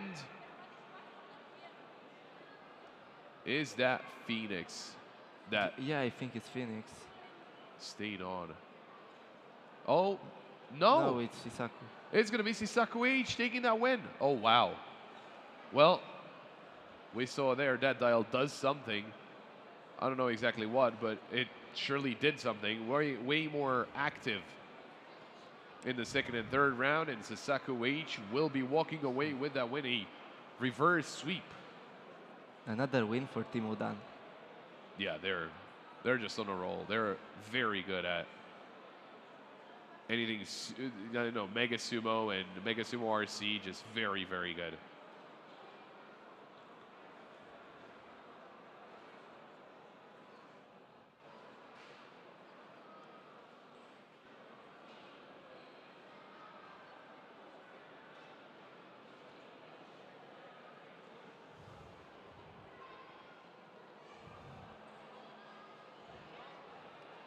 Well, we got another win for Team Udon, and they keep it moving. I think they, I'm going to double check actually, but they might have in Mega Sumo, I think maybe a robot in every single group. But no, I was, anyway, I was looking for another field, not necessarily that, but they do have one in Group 1, that's 4-1. 1-0, and obviously Sasako H just saw it. They do not have one in Group 3 or in Group 4. Okay, maybe they have only 2. I don't know. Now I got confused. Maybe they got only two robots in Mega Sumo Autonomous. Maybe RC could be a different thing.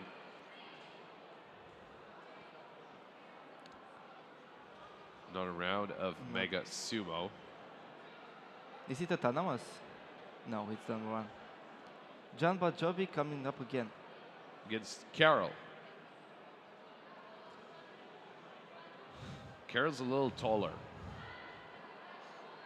But does that mean that it's better? It is not. It didn't make a difference.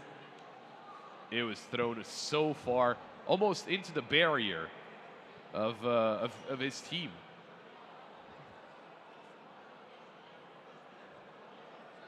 So that's going to be first point going the way of John Botjovi.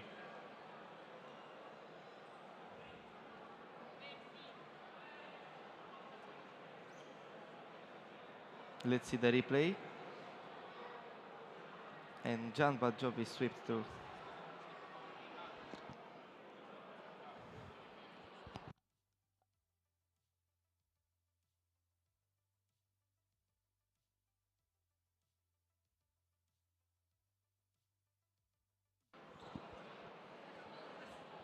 Well then, first win did go through, but we'll see if Carol can change anything. I'm very curious. Is there usually like adjustments that you can make in between the rounds? Are robots made like that? From what I know, you're not allowed to change the hardware. Oh no, not necessarily, but like through the software. Yeah, from what I know, you can tweak it up a little bit. Oh, okay. It's allowed.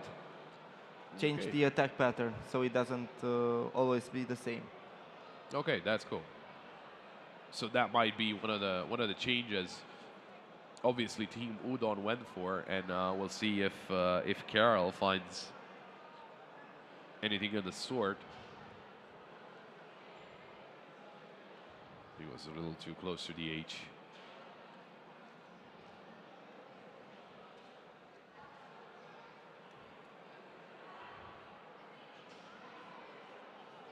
There we go. Both robots placed. inside the dojo.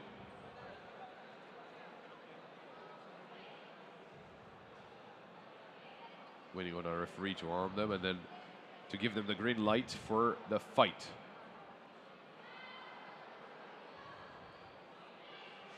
Oh, no problem. Another sweep for John Bon Jovi.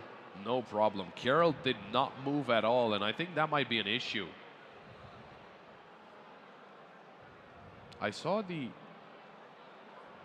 underside of that robot, and I did not see any wheels. So I don't know how it's supposed to move. They have wheels, but they're like very inside their body. Just a little bit of them is touching the ground. Oh yeah, no, I saw that obviously because you want it planted on the board at all times. But I did not see anything resemble a wheel, and the thing is, I don't think Carroll moved at all during those two matches. I don't think it just stayed put, and it did not move. So you think that's his strategy, just staying there like a stone? that's not going to win them the game. Yeah, that's not the gonna problem. win them. Because you do have to show intent to fight. Even if they met up, well, that would have been just a stalemate, but also they will not win because they haven't moved. So, curious what the next tournament is going to be. Things calmed down a little bit in combat. I think combat is over for a little bit, just taking a break. So, Yeah, maintenance break. so I guess Mega Sumo is where the action is going to be at. Nobody in RC either. So you might still be getting going with Mega Sumo Autonomous. And then after that's done, maybe we can move over to some of the other competitions. Obviously, all the other sumos are still going on here in all the other playing fields.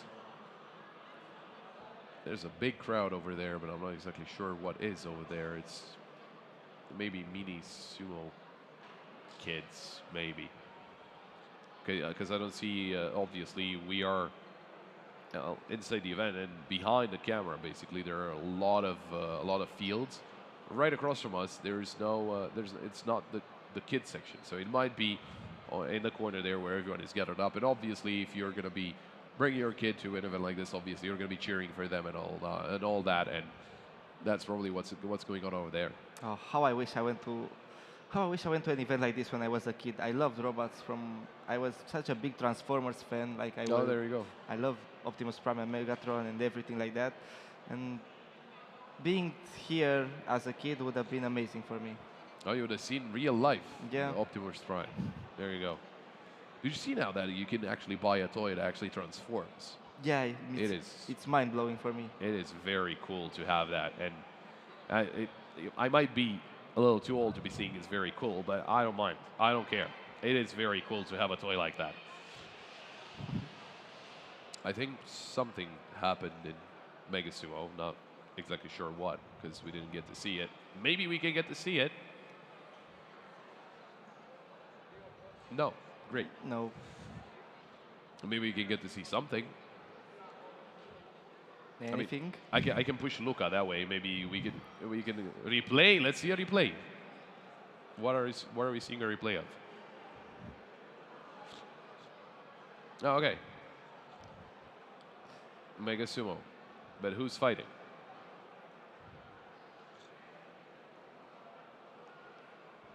There we go. No idea. Yeah. This will be a mystery forever. I guess we'll find out whenever we see who's going to go through and who's gonna be eliminated in the group stage.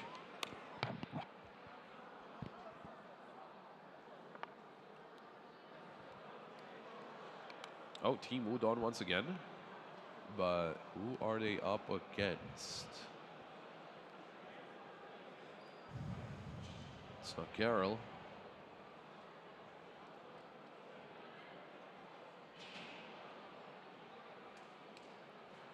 It's Mongoose.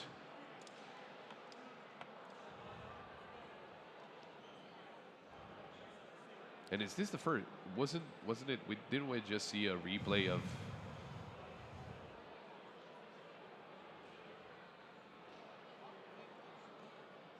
Oh, there we go. Mongoose has the first point. Okay. Oh. Mongoose did move for a little bit. Oh, but Team Udon. Oh, Sisaku H is not letting up, even though he was getting pushed back. It was always the answer back, and I was wrong. The guys in red are the flex team, so. Okay, good to know. I was talking to Holy Diver about we had Smith with Smith Heavy in sumo last year, or last time I should say, and it was very cool to watch because it was completely different from what you were used to seeing, right? It was a completely different robot, and it was made differently, and it looked very heavy, and well, the name checked out. They're all tied up here, Mongoose and Sisaku H.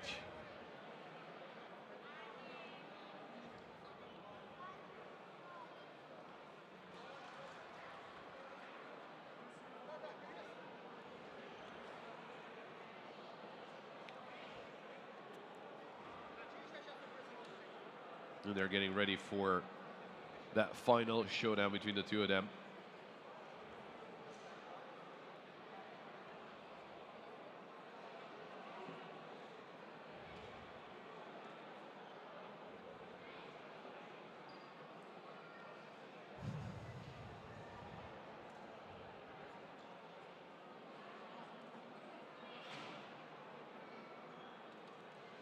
Both of them on the dojo right now. Mongoose against Sisaku H. The referee just has to give the all okay, and we can get things underway. Oh, and that's Mongoose winning. Sisaku H did go the wrong way. And that approach was not the right one. There we go, the show is sportsmanship, obviously, and that is going to be Mongoose claiming the win.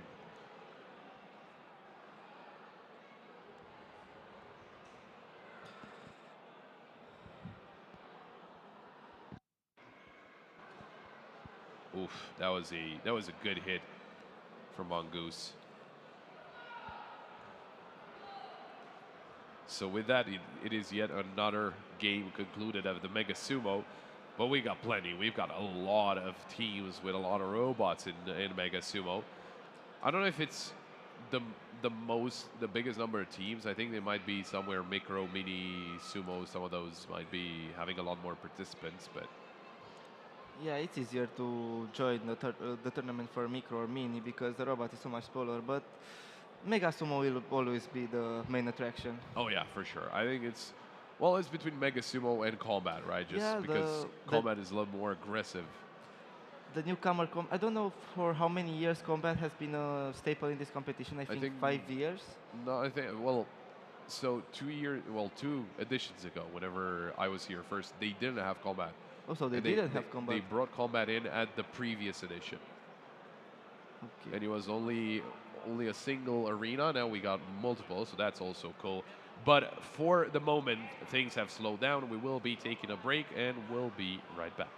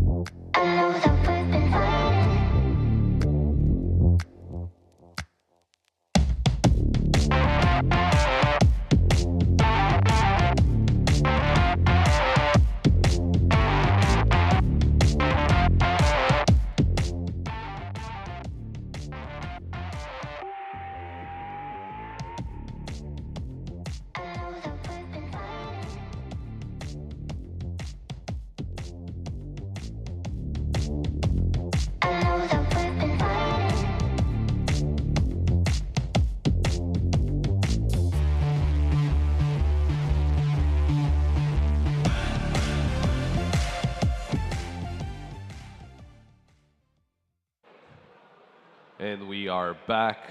We're definitely back. Yes, we are. It's me, Pop, with me, Holy Driver. It's an extra R in there somewhere. What do you mean? You said to call you Holy Driver. I was joking. I can't drive. Well, needless to say, so happy to be back here again. It's time to pop off with Mr. Pop. Okay. Hey. Maybe we can get quickly into some action and we can skip this segment. Like, if you can do one, I can do one. I can do one as well. That's fair. Okay. It is. I'll take that. Oh, something is about to start. Second stage of something. I did not understand what that something is. We will find out. We will find out soon enough. We will find out for sure. But so far, Holy Diver, what has been the highlight for you? You have been commentating for the past hour, I think, and you're asking me. Yeah, what has been overall? Obviously, it was the combat for me. Okay, that makes sense. Some really good fights, some spectacular fights. Any particular robot, or just all of them? Yeah, the double-bladed one. You're gonna have to. That does narrow it down, but not so much. The one that looked like a Zerg and had like two spinning okay. blades. Okay, gotcha. You got that? Yeah. Okay. That was a cool one for sure. For me, I think the highlights, and obviously it's a kind of a bias because we've seen them before. It's obviously the robots in Mega Sumo from Team Udon, and they have been just ever present. Who are we supporting in this? Is it John Bot Jovi or 3DP Sisaku H? Look, we are impartial here. We're not supporting I'm not. anyone. I cannot, not love someone called John Bot Jovi. Oh. And let's see it. They're spinning around. Oh, that's a problem for the arena, to be honest. Yeah. Oh, and there's some smoke. Oh no. I'm gonna make sure to turn things off just to be on the safer side. When they were spinning around, neither of them thought about backing away and trying to find that push that they needed. I mean, how do you even score around like that? Like whoever spun the hardest wins? I think the one that... Oh, so basically the way it works is if they're both in the dojo at the end of the game, it is going to be the robot that had the most, that was looking to fight. And I don't know if you can really rate any of them more than the other, because obviously, the robot from Team Udon initially went for the fight, and then he was trying to get around John Bot Jovi, but John Bot Jovi technically is aimed at the robot at the opponent. Yeah, exactly. Yeah. So I don't know. They've got the rules out. So they're the referees, So John Bot Jovi was the more flashy-looking one. Yes, it was the one like from our POV. Obviously, with a name like that, you would expect it to be a little glam rock. So that's good. Oh, you just as a quick side note, as there is another change here in commentary. You did see there's a new tour of Bon Jovi next year. I did see that. Yeah. Not coming to our country. There we go. Well.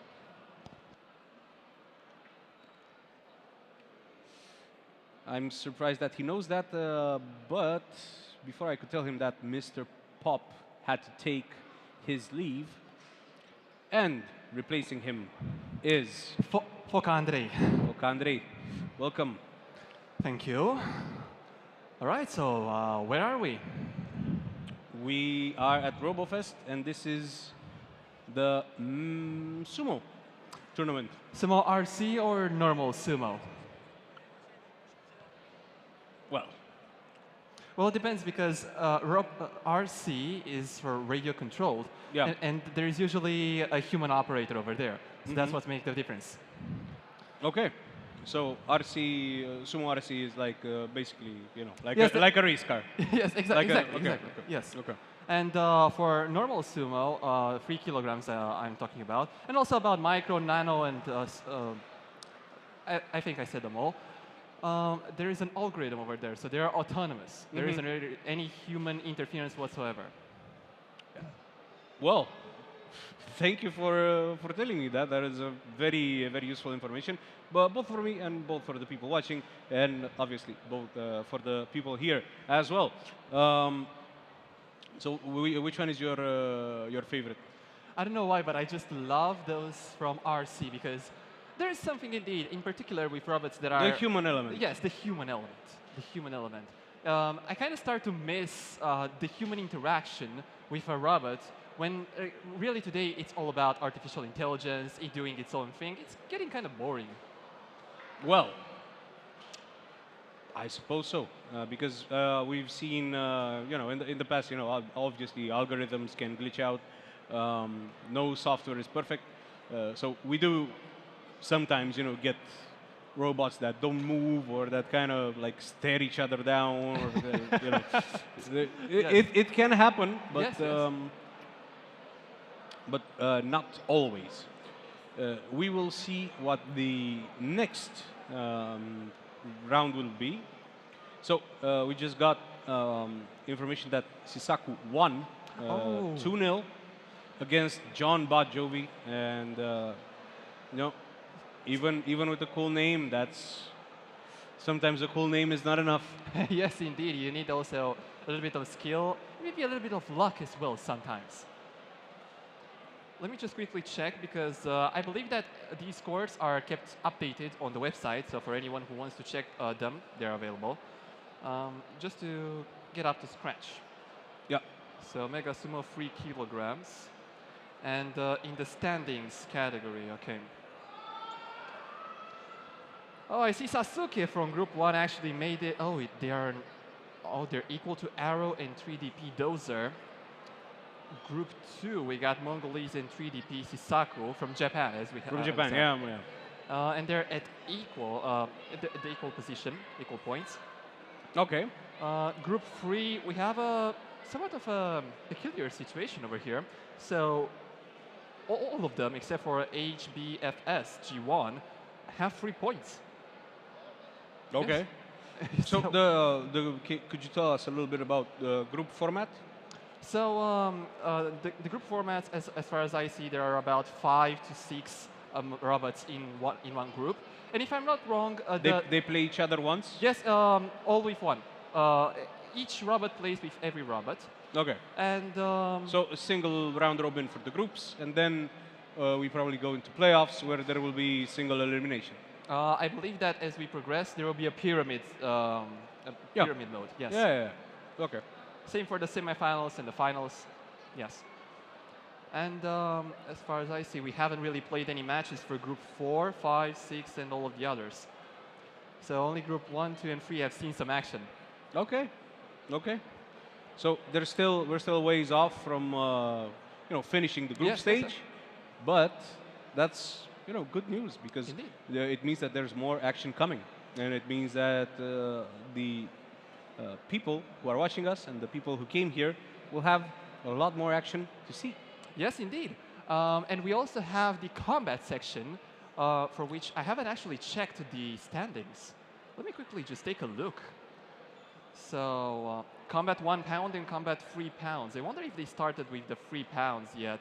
Have you seen any matches? Yeah, I've the last time I was here commentating an hour ago, we've seen like almost exclusively Combat. Combat, yeah. It was a 1 pound combat, if I'm not mistaken. And here we go. We get into Mega Sumo, 3 kilograms. The big boys. Yeah, it's Mongoose against Phoenix. And these are as you said, these are the big boys. One of them seems a little bit open, but Yes. It's kind of a strange design for one of these robots, to be fair. yeah, it seems to have like a strong foundation, but not much else. Let's see if that would be like a winning formula. Maybe it's gonna be very tough to flip. And this is not remote controlled. This is based on algorithms and autonomous software. So let's see how these two robots are going to do. Moving slow but steady, and it is close to pushing it, and it's off. Great work. Well, that was a bit. Didn't even start, actually, to be fair. You know what they say: slow and steady wins the race. Yes, indeed.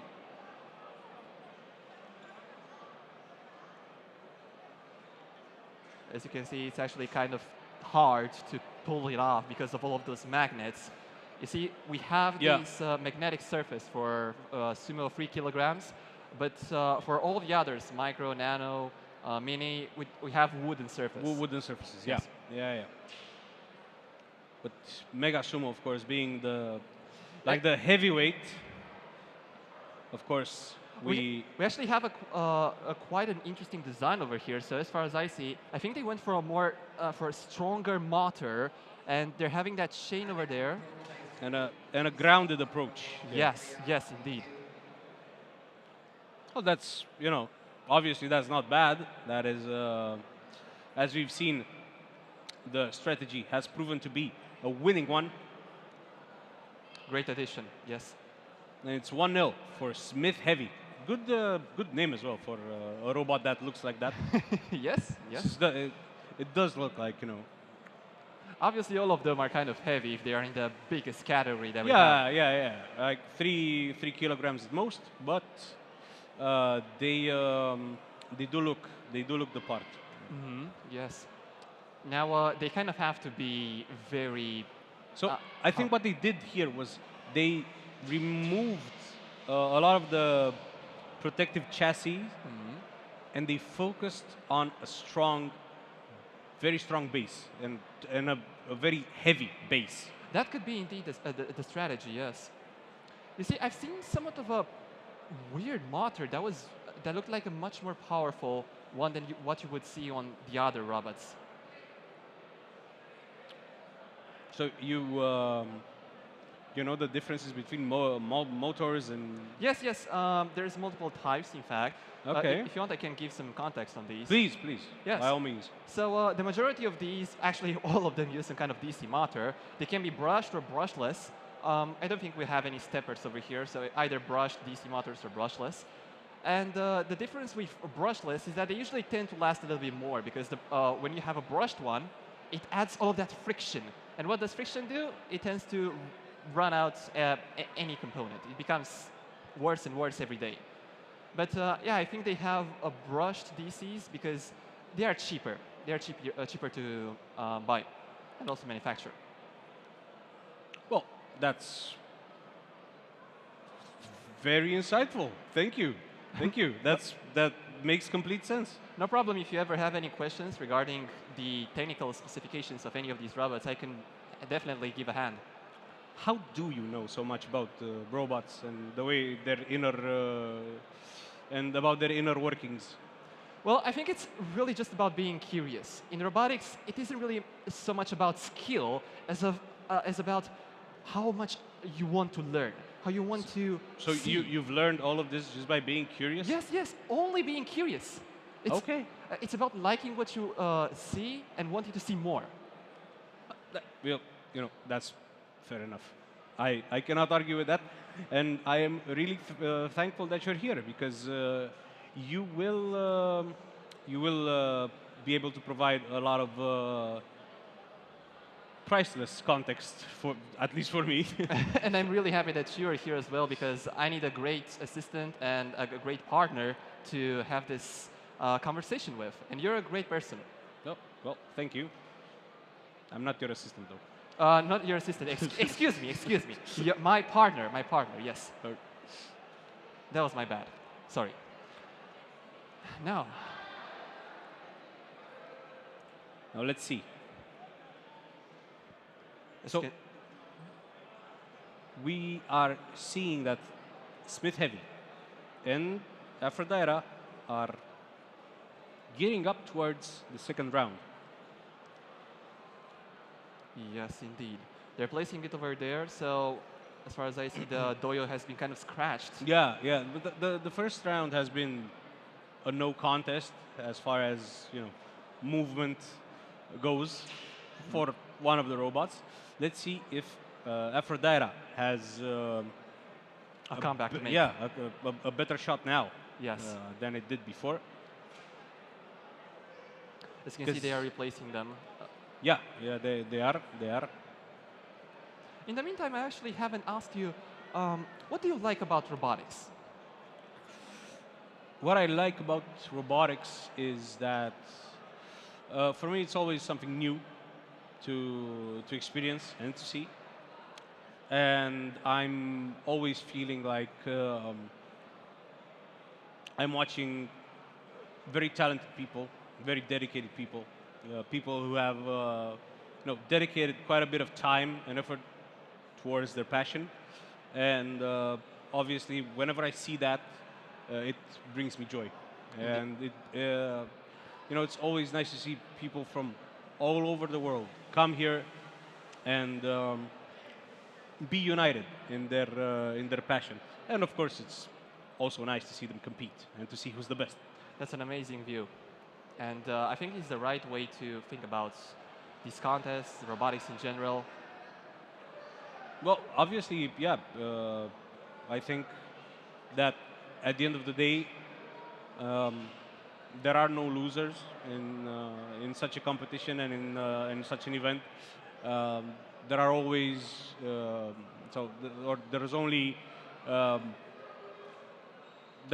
don't think there are any bad experiences here. There are only like learning experiences. Yes, you're correct over here, because even if you don't win, you're still going back home with the experience that you gained Yeah. inside the contest. Yeah. And that's why it is very important for anyone taking part in this competition to go and check out what other people have done.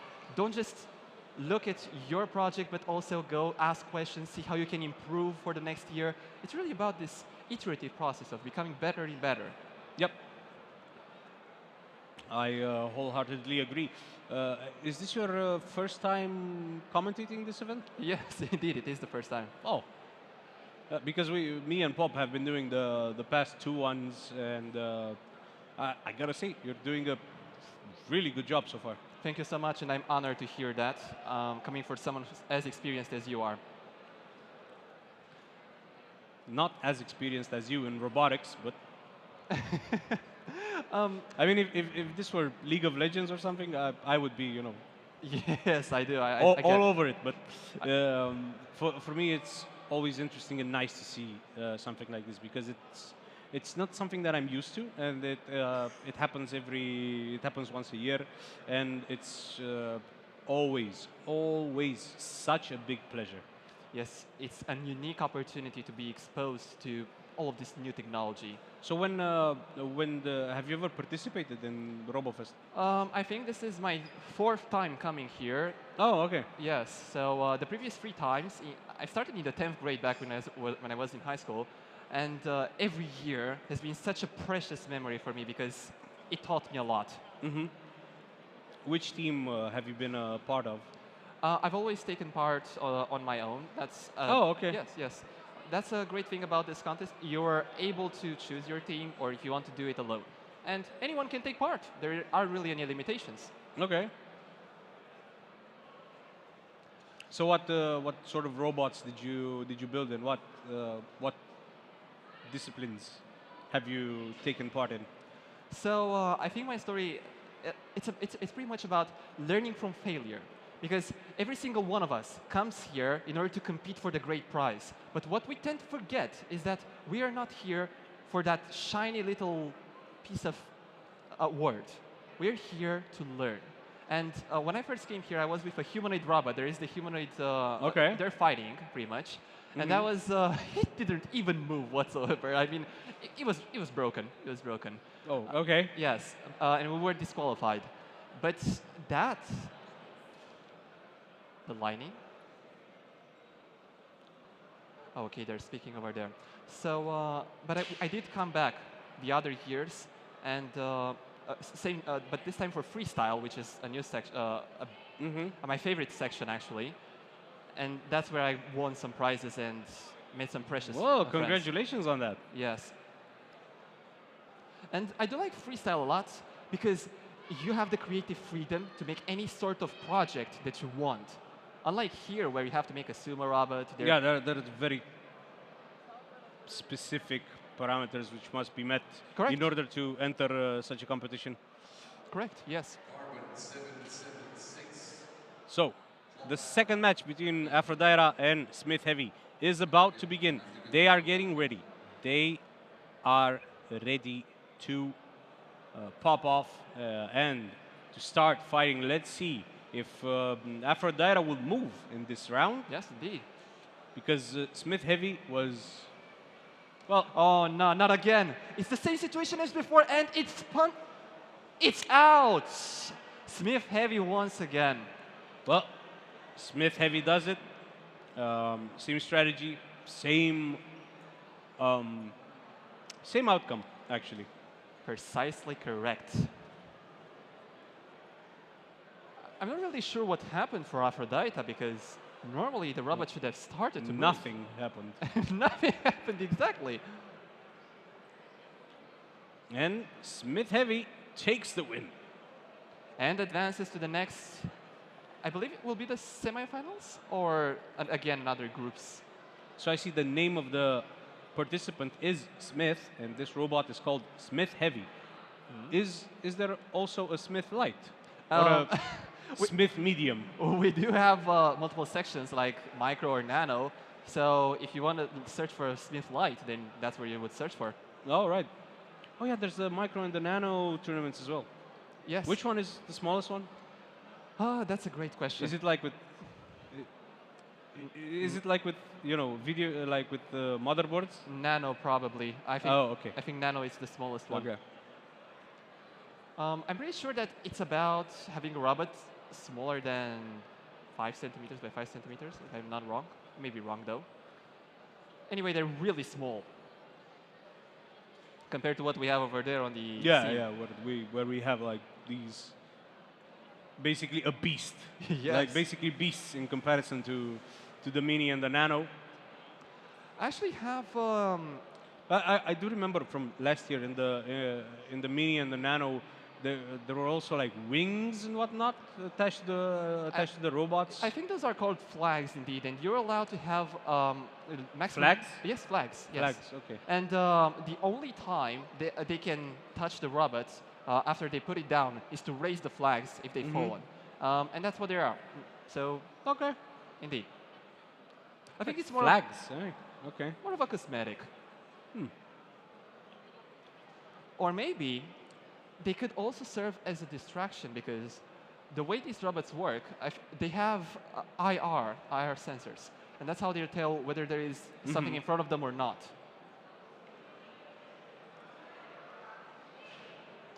And here we have a combat robot 1 pound, both teams being from Latvia, I suppose. That's the flag, right? Yeah, I suppose so. Okay, So- and they're closing in. So it's Latvia against Latvia. Latvia is gonna win this Oh, one. But this is okay. Okay. So we already see one of the. Ooh. it's so brutal, it already ripped a part out of it. But it's still moving, as you can see. So it didn't lose the match.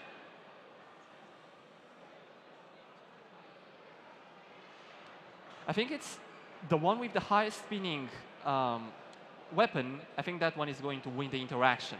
If they Yeah, both because the other one kind of lost the front fin as well. have. Yes. It lost body parts. Indeed, indeed. And but let's see because okay, right. It's now flipped.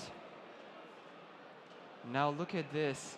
Okay. It is flipped. It's still flipped. It may have a chance to win this, actually. It may have a chance, but we've seen other robots slam themselves into the wall in order to regain balance. But I think it seems that from this angle, it is impossible to continue the fight. And I'm guessing, the match was stopped. yeah, I believe. the match was stopped because, like right now, that should be 1-0 advantage. I believe so. Now, the match may have also stopped because I think there is a timer, a time limit, and if none of them really do anything and there isn't a clear winner, they're going to stop. So now we have a rematch. Look at this, like yes. that fin there was already shaking. Already. And that was the last straw that broke the camel's back. And like, look at this, it's such a disadvantage there. But then afterwards, Afterwards, they have pretty much equalized each other. yeah, they did. They absolutely did. And so that was very, you know, very dynamic fight. Indeed, I think it's about the strategy because if you flip your opponent and he can't really attack I anymore. cannot tell if that robot, the Joker robot, is flipped or not. I don't think we can actually see the robots at all right now at the moment. It's okay. We can see them through people's phones. Yes, of course. That's fine. And now we want to also thank our audience for being here. You're great, and thank you again for being interested. Robotics is a great field to be passionate about nowadays.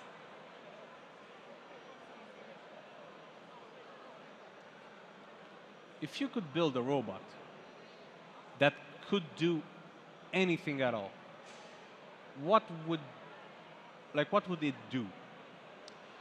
Well, Would it be like a, sort of a combat robot, or more like a personal assistant, or maybe, I don't know. I'm just asking you.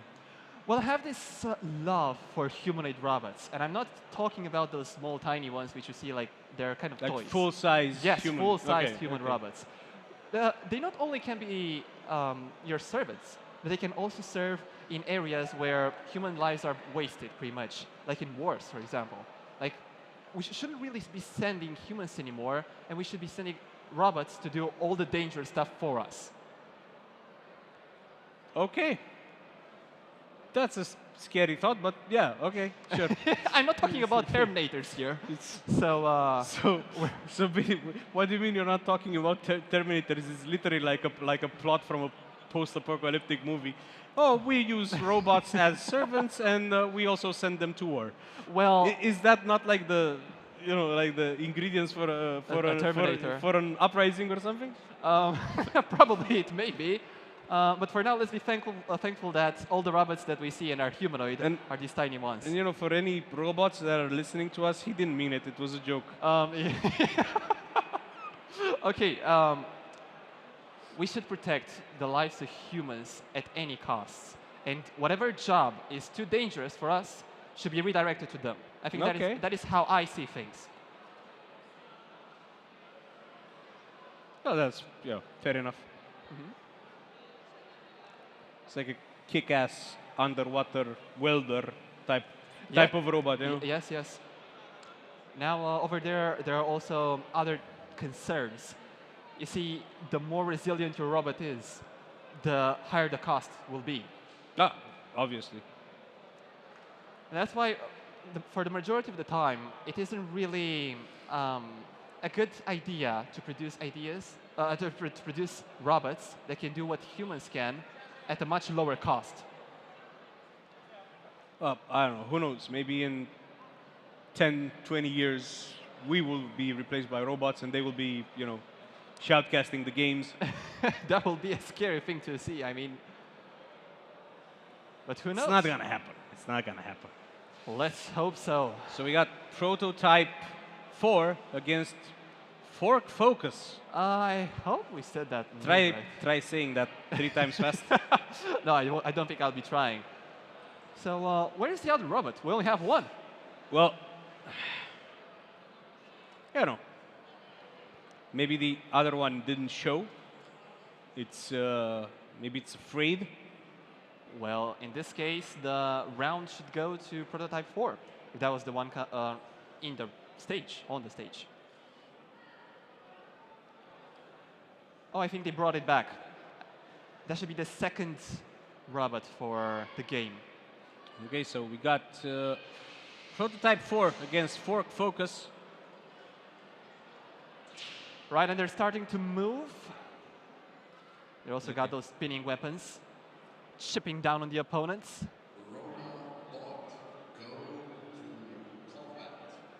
Okay, this one looks interesting. More of them have more or less some kind of spinning. Oh, okay. They're chipping on each other. It's brutal. Yeah, well, And it's already done for. yeah, I think this one kind of chipped at itself a little bit. Yes, yes.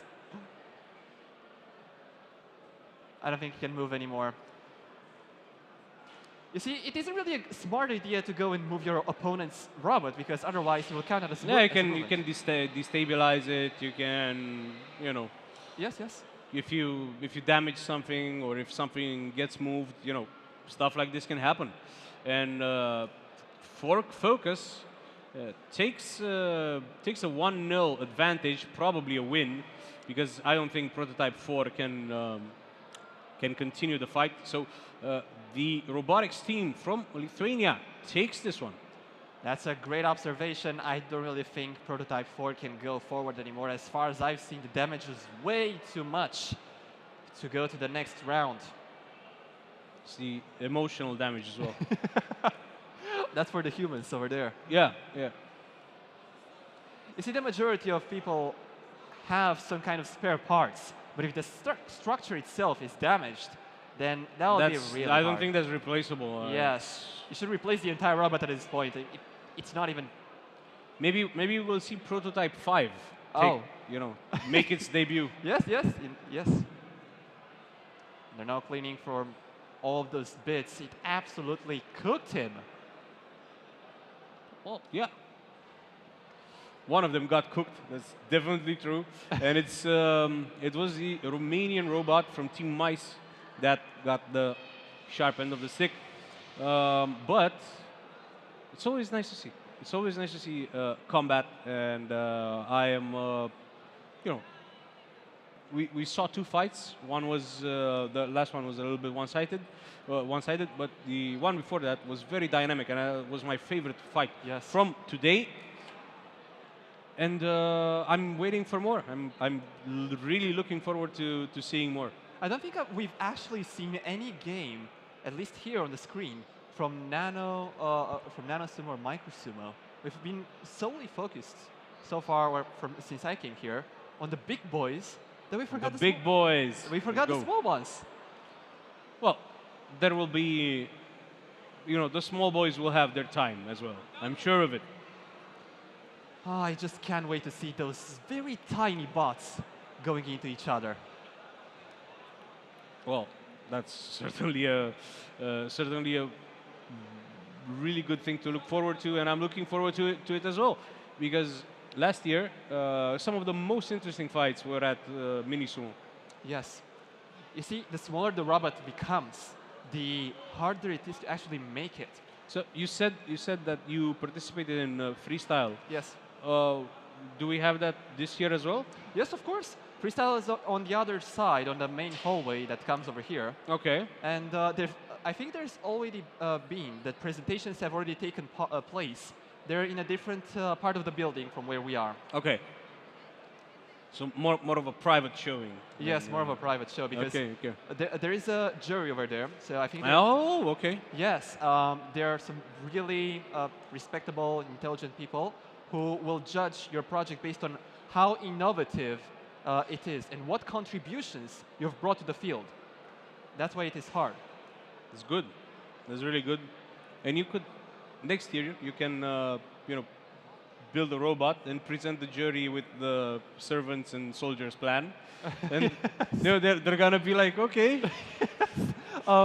I think you would win. Yeah, probably. Yes, there is creative freedom, just as you said.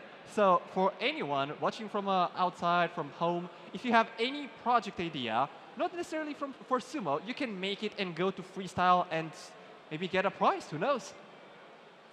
Well, that's, you know, I would build very specific robots if I were to build robots. I would build a robot that scratches your back in very hard to reach places. Yes. Okay. You know, like yes, like on the upper back where you can't really reach with your hands, something like that. I would probably build one that, I don't know. What else is annoying? What else is annoying? Washing the. I think there is a washer machine already. So washing. A washing machine, yeah. That's a robot that uses the washing machine for you. Maybe. what I think would be a great idea would be a custom lawn mower. So to cut the grass. Okay. Yes, cut okay. the grass in your garden. Doesn't that already exist? Yes, but it's a DIY project to make it of yourself and learn with the experience.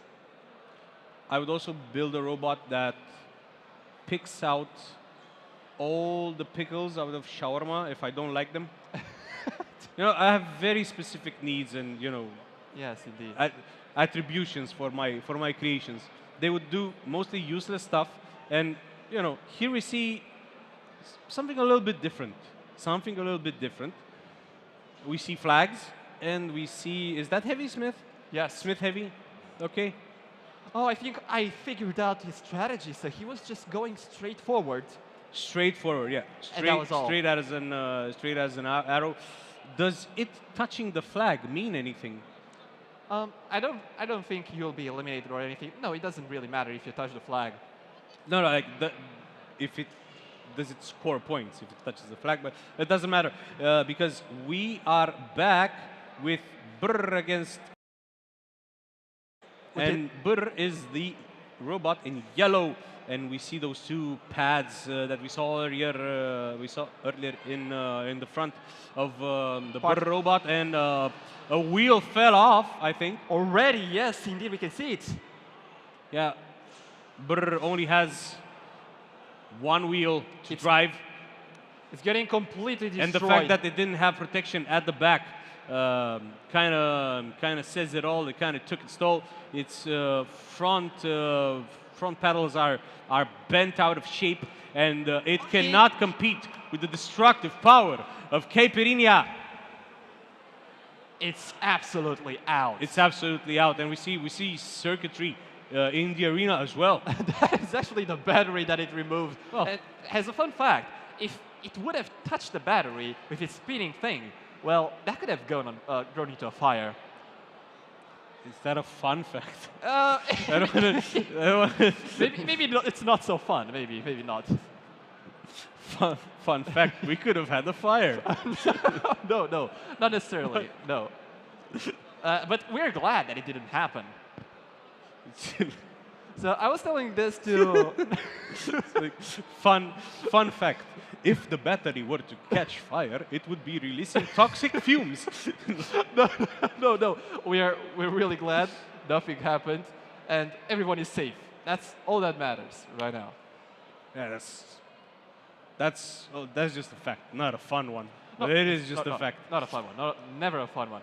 Excuse me, that was my bad. Fun facts are always a little dangerous. You gotta live a little, Yes, I know. You gotta see robots fighting, batteries catching fire, all the fun stuff. I was actually joking about this with one of your teammates or co-workers. LiPo batteries, because I think that is... With Pop? Pop, yes, with Okay. Pop. So these LiPo batteries... He is not my teammate nor my colleague. I am his boss. Oh, you're his boss. Yeah. Then your employee, should I say? Yeah. Your Personal assistant. Personal assistant, yes. So these LiPo batteries are pretty much like fireworks. If you ever do some kind of mechanical damage or electrical damage, electric means short circuit, then they're probably going to grow into a fire. Well, I don't want to say I'm excited about that, but it does sound kind of cool, It's not, like honestly, I'm a guy. Like you tell me there's a chance to be like an explosion or something catching fire, I'm gonna be like, yeah, yes, I know. Yes. I know. But that's why there are new battery chemistries emerging. The only problem with these new ones is that they don't catch fire. that's not a problem. That's a benefit. Okay. The problem. I was joking, but Yes. The problem is that their power density is smaller than that of lithium batteries. that of lithium. Okay. Yes. So pretty much, if you have, say, 500 milliamp hour battery, 2S. 500 milliamp power. Milliamp okay. power, yes. Not 5,000. 500. 500. 500. Okay. Small battery. Small battery. So like 10% of what a phone is. Yes, very small. Okay. And you have it of lithium, that is the main chemistry, then it will be smaller than what from, say, something like sodium ion. Sodium ion is a new chemistry, relatively new chemistry, not that new, but it is Sodium iron. ion. Ah, so Ion. sodium ion. Ion, Okay. yes. And Salt? yeah, salt. Okay. Salt. They're also called salt batteries. But they have a smaller power density. They have a better taste as well. Never tasted a battery before. Never did that. You haven't? No? Well, that's the difference between us. You seem more normal than I am. It's fine. Okay. No problem. So we got such a powerful name. Theseus. That's indeed a strong name. If the Theseus robot is destroyed and all its parts are replaced, is it still the same robot? I don't think so. I think if it cannot take part anymore, it will be eliminated. Straight out. Okay. So that's a very clear answer to a very old philosophical dilemma. Oh, it's absolutely out. It's menacing. That little boy, just look at him. No, at this point I would just give up. No, it's just way too much. This Sig Squad has been having such a strong showing here. Like I've seen the robot Zales Plavej? I don't know. I cannot pronounce that, and I apologize to all Latvians watching this.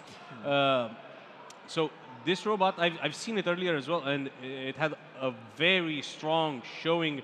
And right now it's just like kind of beating down on its opponent.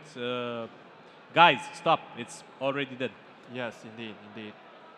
No need to hammer it home. It's Just look at this. The robot is all over the place. there's such a compact design too.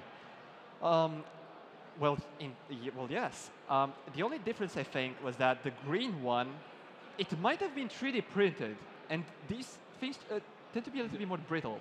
Yeah, so that doesn't give you too much sturdiness. Not really. It actually depends on the material that you print with, because there are indeed engineering ones and then hobby ones like PLA or PETG. Now you're just showing off. No, I'm not. I'm trying not to. You also know stuff about 3D printing. I can provide some insights over there as well. Well, please do, because yeah, with 3D printed stuff, I can usually kind of eyeball it, what's 3D printed and what isn't. But that's as far as my knowledge goes. Yes.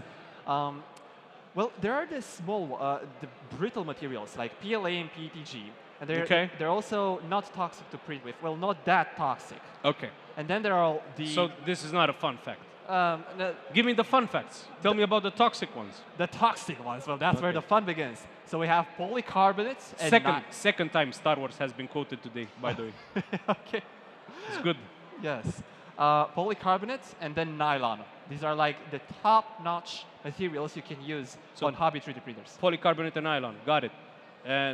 But they are toxic and dangerous and Yes. stuff. You can also get carbon fiber reinforced materials. However, it gets harder to print with them, and they also release all those toxic fumes, which are kind of naughty. It's very naughty. Yes. Very naughty.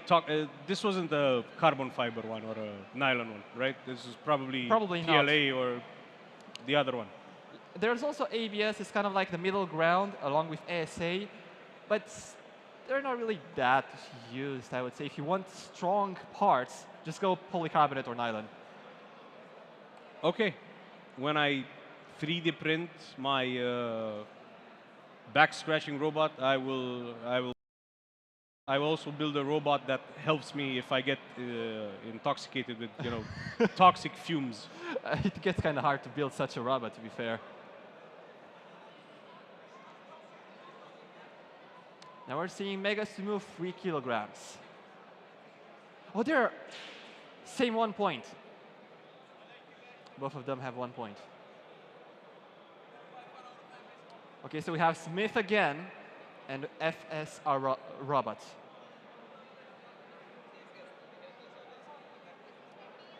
I think they're choosing the strategy right now because the robots can have multiple configurations.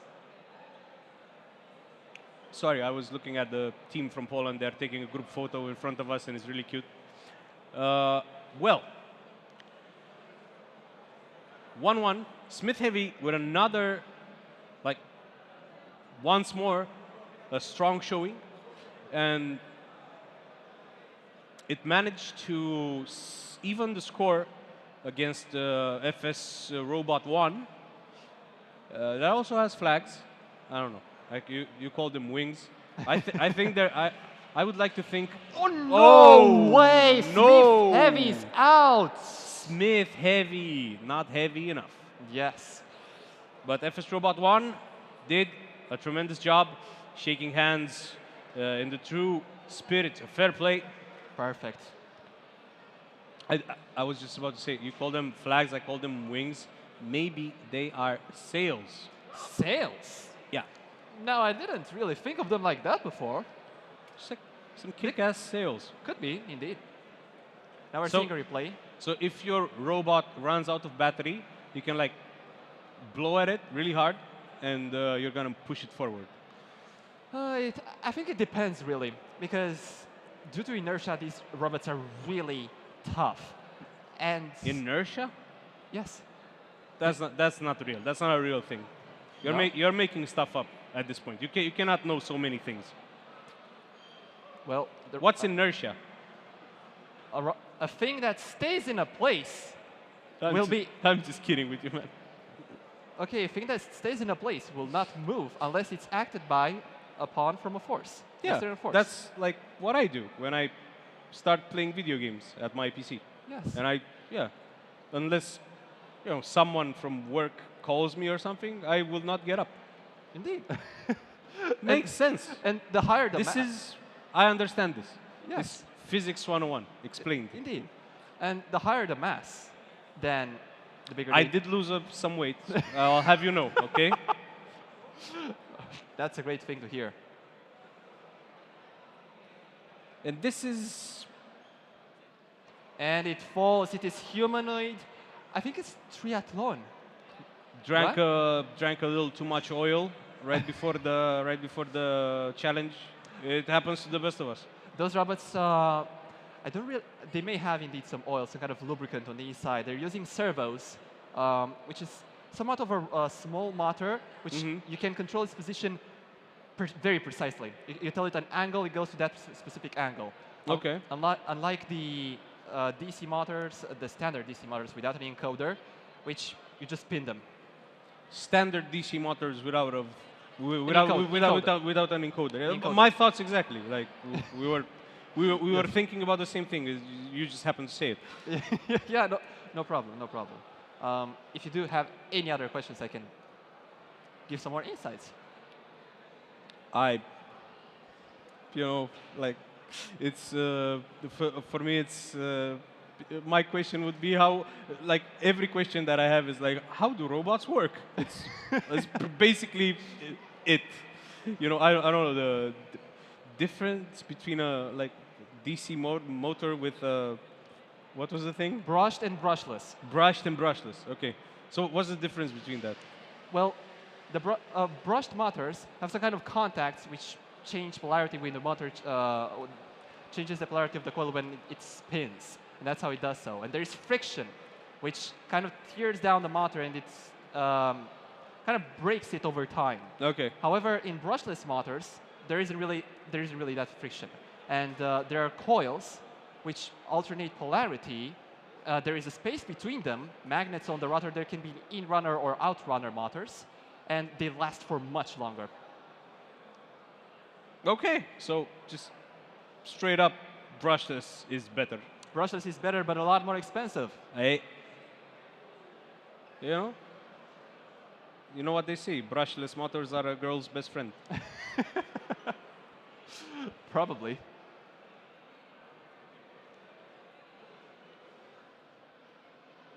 And Aphrodite is playing against Zetsu. Against Sumozade Robotics, which are at their, I think, third consecutive participation in this tournament. And they usually do really well.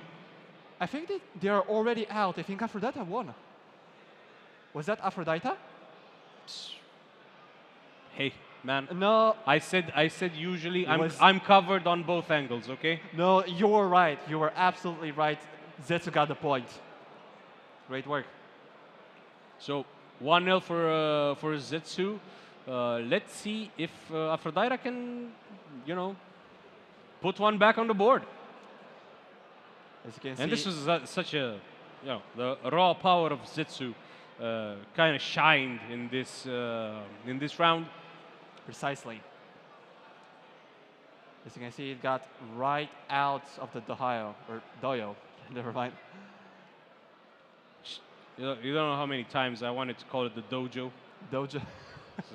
In my first year, Yeah, it's, I wanted to call it the dojo so much that Pop was the only one who actually remembered what it was called, and I was like, and yeah, he's out of the. dojo. And Pop was like, he's out of the dio. Yes, yes, yes. Small correction. Only a small one. No, I didn't say, obviously I didn't say dojo because I didn't want to be wrong, but I also wasn't saying anything. Yeah, yes, I get it.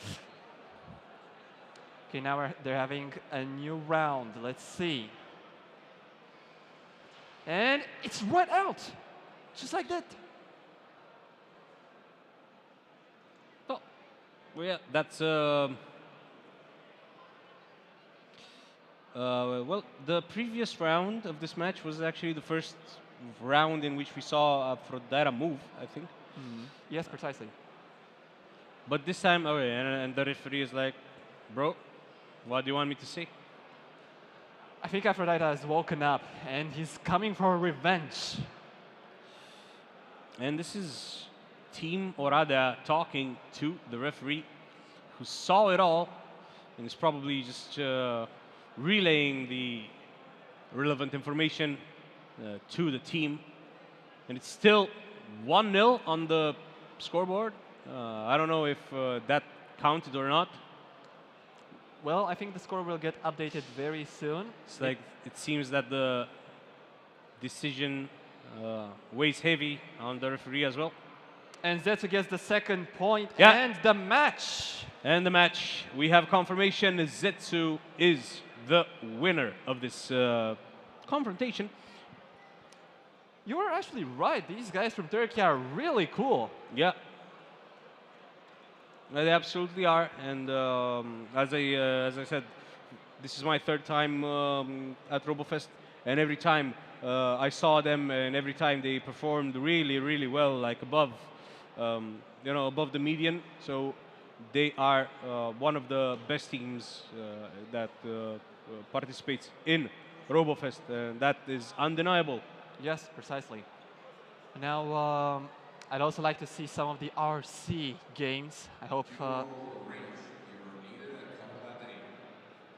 Small announcement in the venue. Yes. So what do you want to see? The RC? The RCS. Can't wait for one of those matches. Kind of missed what is it called? The line follower thing. I think they're still here. They didn't remove it. I did like it. I always kind of liked it, especially when they introduced like line breaks and like loops and whatnot. I always thought that was fun. Yes, and I could actually give some insight on how those actually work, if you want, of course. Sure, I mean, but you could tell that I always wanted Hot Wheels when I was a kid, and I never got them. So, Oh, for me, Okay. it's a very cathartic thing to watch. But sure, please explain how those things work to both me and the audience, obviously. no problem. So for line follower, there's infrared light, and there are these sensors. Whenever they emit the infrared light, black absorbs it. However, white repels it. And that's how they tell where the duct tape is in order to be able to follow it. Okay, That's pretty much the working principle. that is so smart. So, reflecting or not reflecting infrared light gives you The path. way to go. The path, yeah, yes. yeah. Gives you the path to go. Okay, cool. It's very cool. And they, there are certain, very sharp turns and very. How would the robot know when to slow down and when to accelerate, and how fast can they calculate that okay, a turn is coming, I have to reduce speed, or I have to, or you know, basically the human aspect of driving. How do they process that, and how fast do they process that? Well, that is a great question. In terms of speed, it depends absolutely on the microprocessor or, yeah, not the CPU, the microcontroller, because none of them use a microprocessor. Or maybe it is, depends. On the Arduino, on the ESP, they all have different speeds of processing. And how do they tell how to make the turns? Well, that's why you don't have a single sensor for the IR, for the infrared light, and you have multiple of them. And when one detects white and the other black, well, he knows where to go. Okay, cool, very cool. And oh, I'm sure Pop would have loved this because he would get to, do commentary on an Astralis match, and that wouldn't be a first for him. Astralis is fighting against Surge. They are kind of shy, should I say. Yeah, I think Astralis is the smaller robot. The smaller one. Yeah. I think, yeah, that's also 3D printed. The robot with the spinning thing. No, the robot with the spinning thing won in its previous fight. Think so? Yeah. I like the fact that they actually guarded the wheels, as you can see, so that Yeah, it won't yeah, just yeah. jump off it. Yeah, it's smart. It's smart. It provides a lot of defense on the flanks and on the backside. But let's see, because Astralis is like front is actually, I think it's a little bit higher than some of its opponents, like some of the other flippers, because we saw a lot of under rails that were really close to the ground that would break off.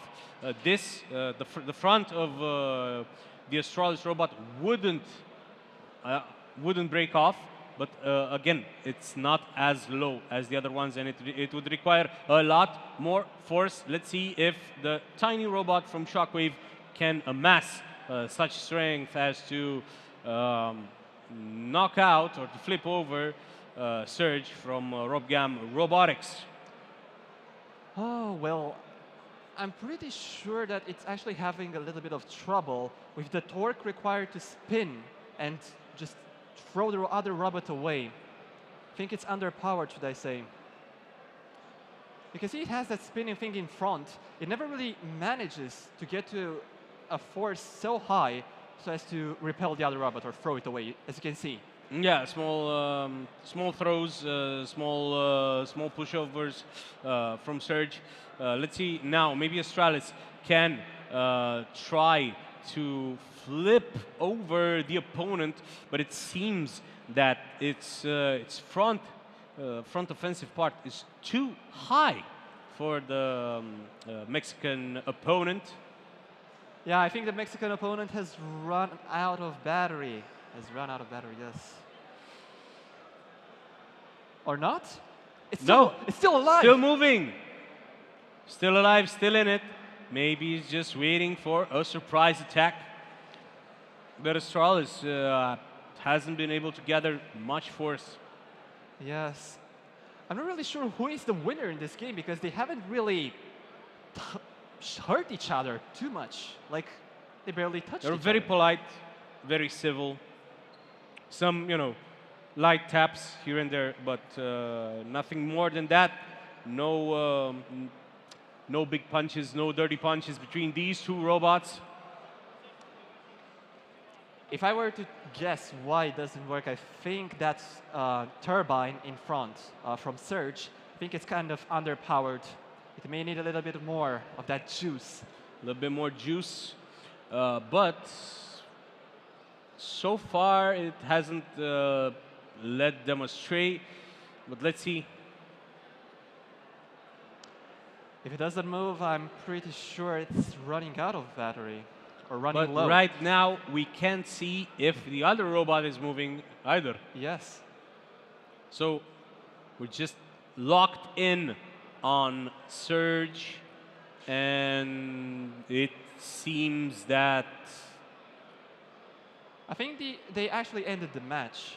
Yeah, probably. because there wasn't really much happening in between them. So the referee is explaining. Now I'm not really sure what is happening over there, but I think we may have to see another game between them, or for them to charge their batteries a little bit more. They don't really have the required power. And to be fair, the robot from Australis doesn't even have a primary way of hurting the robot too much. It's still going. It's I think the longest match that we have seen so far, or is it not going? I Yeah, don't know. they removed it. Yeah, they removed it. Does that mean it won or?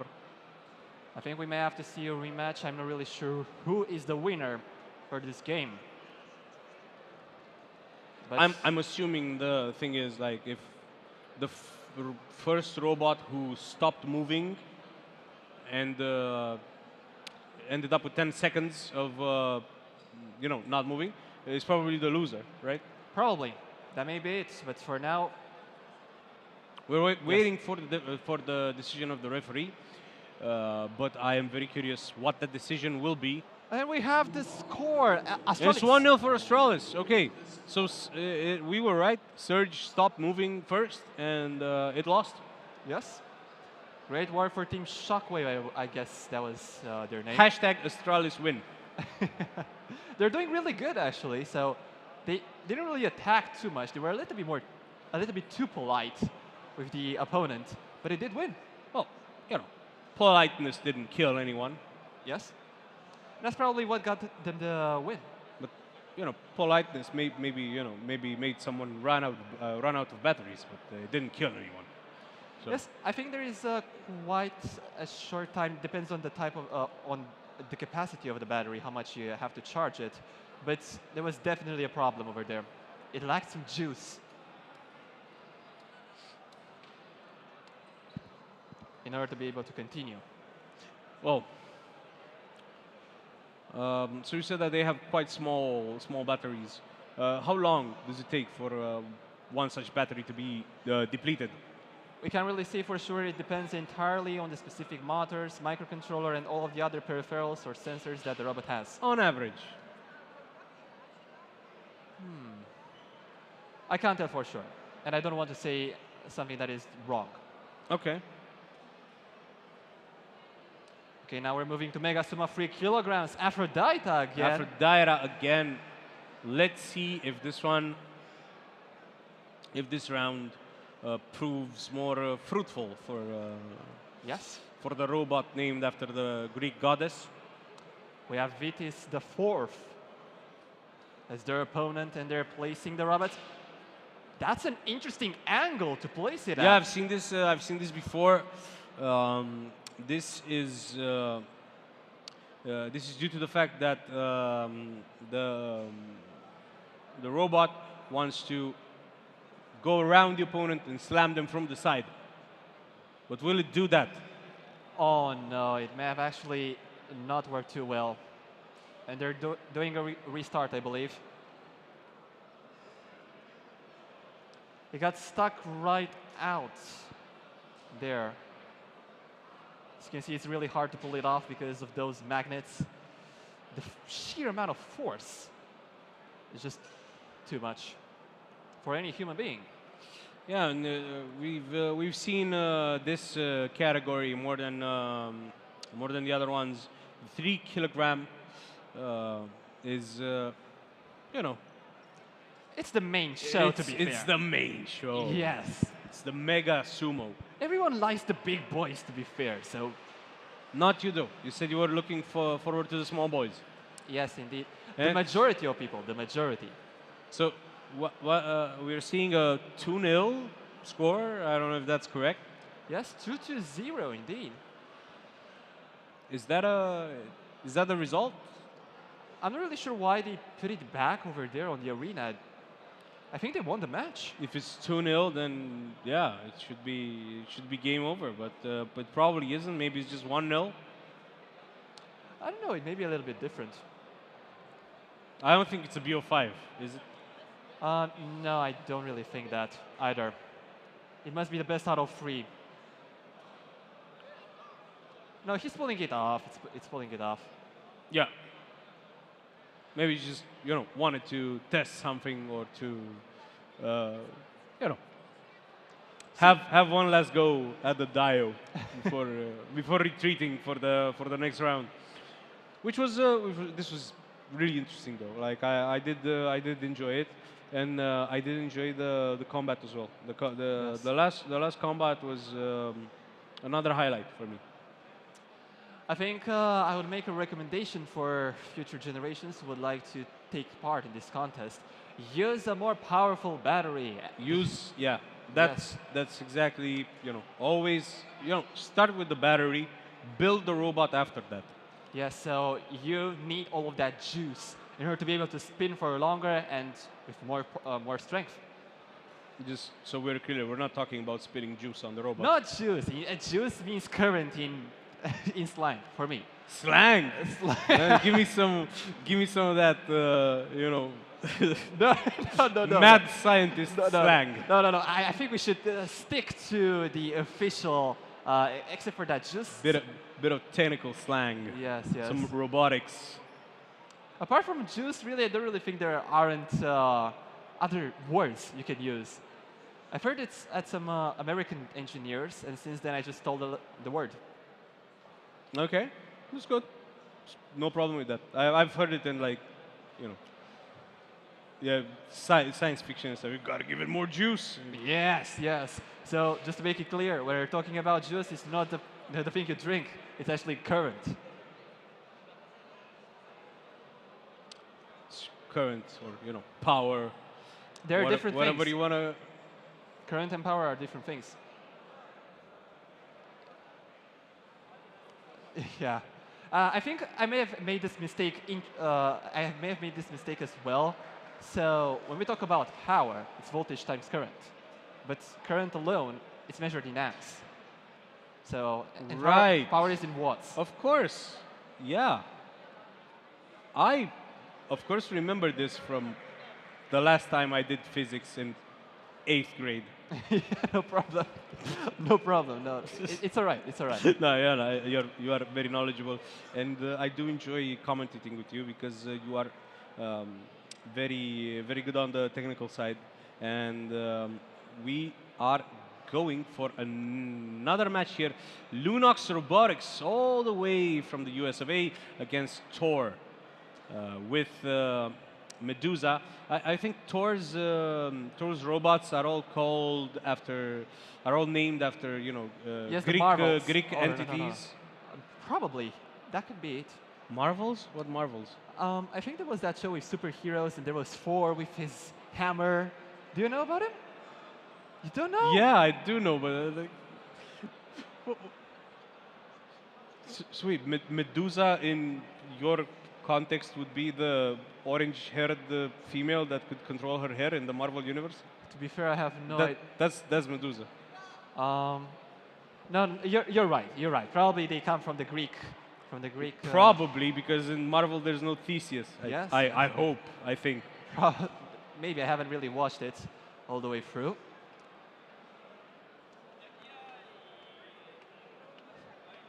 Now I have a little bit. It's kind of risky to leave your cables exposed like that. And it's shameful too. Not necessarily shameful, but. Come on, it's like cover yourself up a little bit. Probably. If that robot could talk, it would be like, oh, my circuitry is showing. Beep bop, Yes, probably. I don't think they have the same shame as us humans. Yet.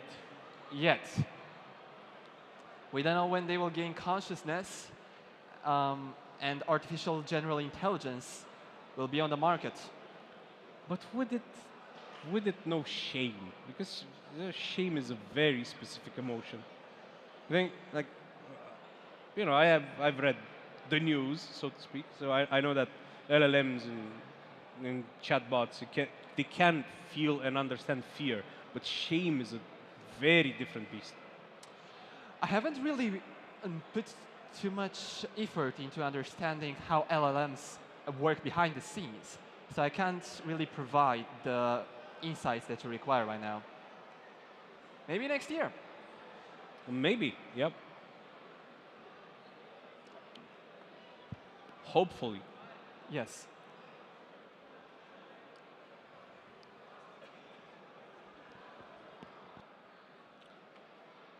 So,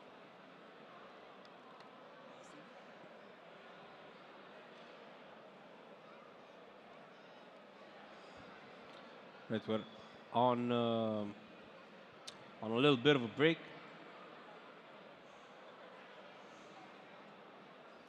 Eclipse still leads the score by 1-0 in the Mega Sumo 3 kilogram category.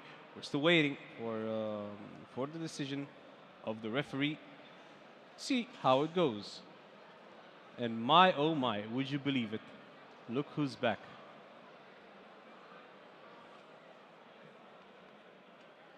Look who's back, back again. It's Mr. Pop. Hello, it is I. It is I. Sorry, I just coughed. See, this is the robot I was telling you about earlier. This is my favorite design, the red one. Oh, it looks cool. I know, right? And it has he has a means to turn itself over.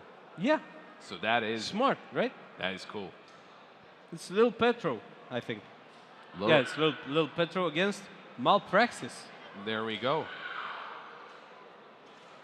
Look at Lil Petro go. Look at him Oh. go. Well, is it? I think he It's might have gotten it. It's a twin spinning death machine. There we go.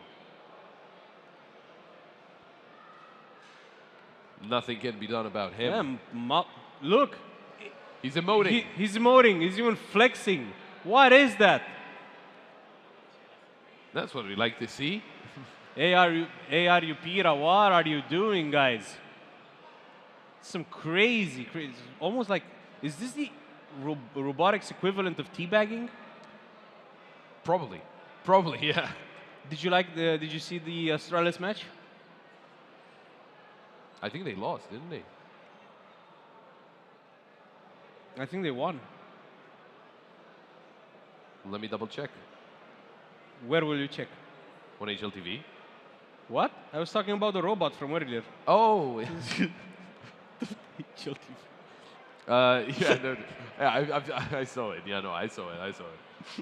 I was looking a little bit. Did you think I was asking you about Counter-Strike? No, I knew what they were asking me about. Okay. But I was looking over at the results for Mega Sumo, right? Because Mega Sumo RC group stage is actually done, and obviously now we just have to get Who through. won? Who lost?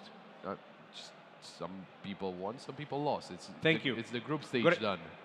Can we bring the insightful guy back? This is But it's it's still some still gonna some have, people won, some people lost. still gonna have the playoffs for them. Thank you. So So we'll see in playoffs who is through and who's not. We'll see you in play. See you in playoffs. Yeah, just some of the teams that did win in the group stage are gonna make it through. I don't know how many. So I'm not exactly sure who won. I could tell you who lost, but I don't think that helps too much. It's probably 16, right? 16 teams go through. You would think that, but I'm not exactly sure. So.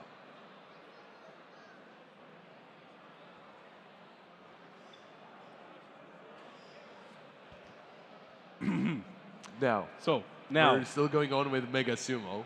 I would assume, right? The H is down. The H is down. Looks like a helipad, but It let's actually focus. does. Yeah, yeah. I remember, I believe it was 1 or 2 years ago, Okay. when someone explained to us what the H shape does and stuff, but I forgot. It's basically just setting the boundaries for where the robots can be placed. It's important to set boundaries. Yeah. That also. My therapist told me that. Yeah. Okay. Okay. Let's. Okay. Look, it's the boundaries where the robots can be placed. It's not about you, Holy Diver. Calm down. Oh, It happened so quickly, Blinked and you miss it. and I legit missed it. I think it might have been Slash that actually took it home, because I'm pretty sure Flex Team, obviously by their name being on the back of their T-shirts, are in the red T-shirts. So Yes.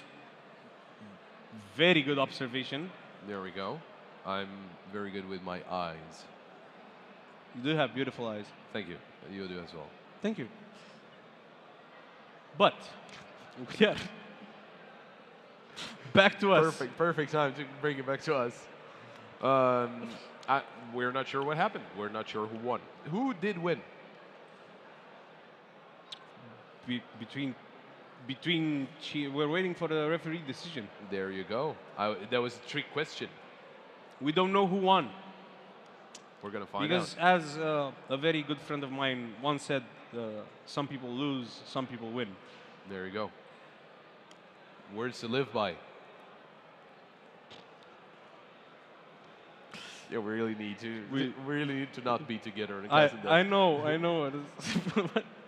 we need to be like, I need to be paired with someone who's either very technical or more stoic, and I think it's the same for you because Yeah, we don't really know a lot. This works in esports. I don't know if it works in robotics. It barely works in esports. Barely works in esports because we don't even know the same games. I know League of Legends, he knows Counter Strike. Oh God, those just don't look. Let's focus on the robotics, right? Wait, which one of these bothered you? I'm not gonna tell you. It Okay. was Slash that actually won. It was the first. Slash, of course. You're very loud. So is Slash. Yeah, that's fair. Maybe he's not very loud, but he's very aggressive. Let's see if he can get the 2-0, the clean sweep, or if Cheetah can get away with one of the points.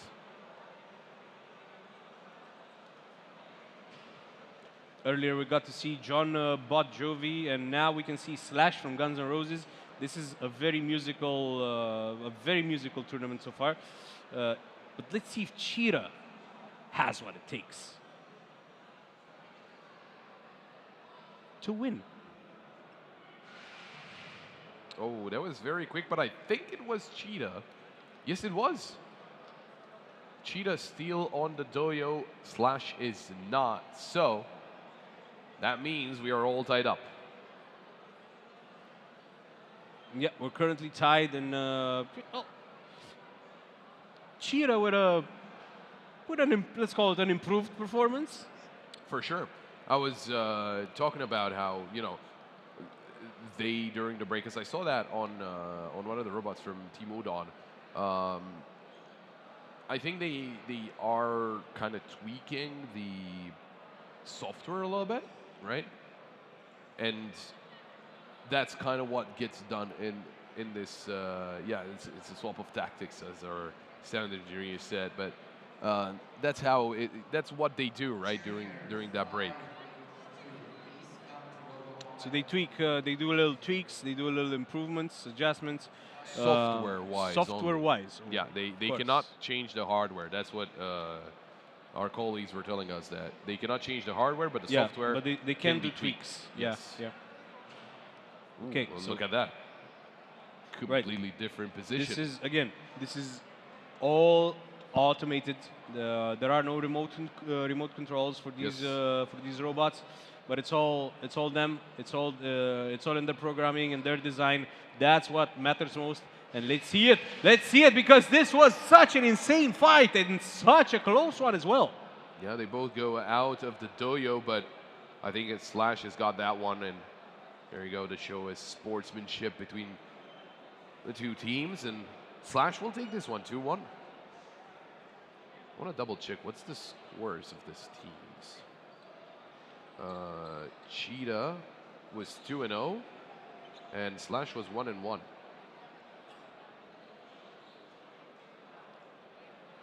I don't know what happened with Slash takes it.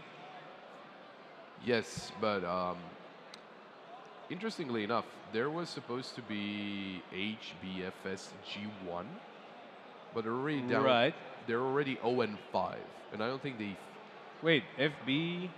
HBFS G1. HBFS From, G1. from HBFS Robotics. Do you remember them? Yeah, yeah. They're already 05, so I guess they're not here, I would Do assume? you like? I was talking to the previous version of you about this. We saw I didn't forget his name or anything. But why are you laughing? It was just like Andrei. Andrei, yeah, he was here before you. This Yeah. is the previous version of my co-caster, Okay, of my partner. sure. So, I was talking to him, and I said that there's lots of names that we can recognize from the previous years, Exactly. Sumozade Robotics being one of them. And we know that they always had such a strong showing, especially in sumo. Yeah. Yeah, that's what I was saying as well. Them, Team Udon, I mean, they Team have been Udon, yeah. constant here at Robochallenge, and obviously making it further and further into the tournament, right? They were not ones to bow out early. And Viper Strike plays against Yaks 39. Let's see. I think Viper Strike won the previous match in which we saw it perform. Let's see if that is going to be the case again. It seems very aggressive again. Well, they do get stuck for a little bit. I remember, Pop. You can tell the bots from Sig Squad by their green sticker. Oh, okay, that makes sense. There we go. I'll keep that in mind. That is actually going to be helpful.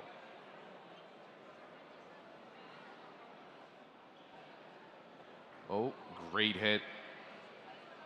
And it actually is just so aggressive there from Sig Squad. Yux is just pummeling his opponent. Oh, what a great hit from Viper Strike That as is well. that is what Yaks wants in this. It wants to probably avoid head-to-head fights and focus on hitting from the side, but that doesn't seem quite possible when the opponent does the exact same thing.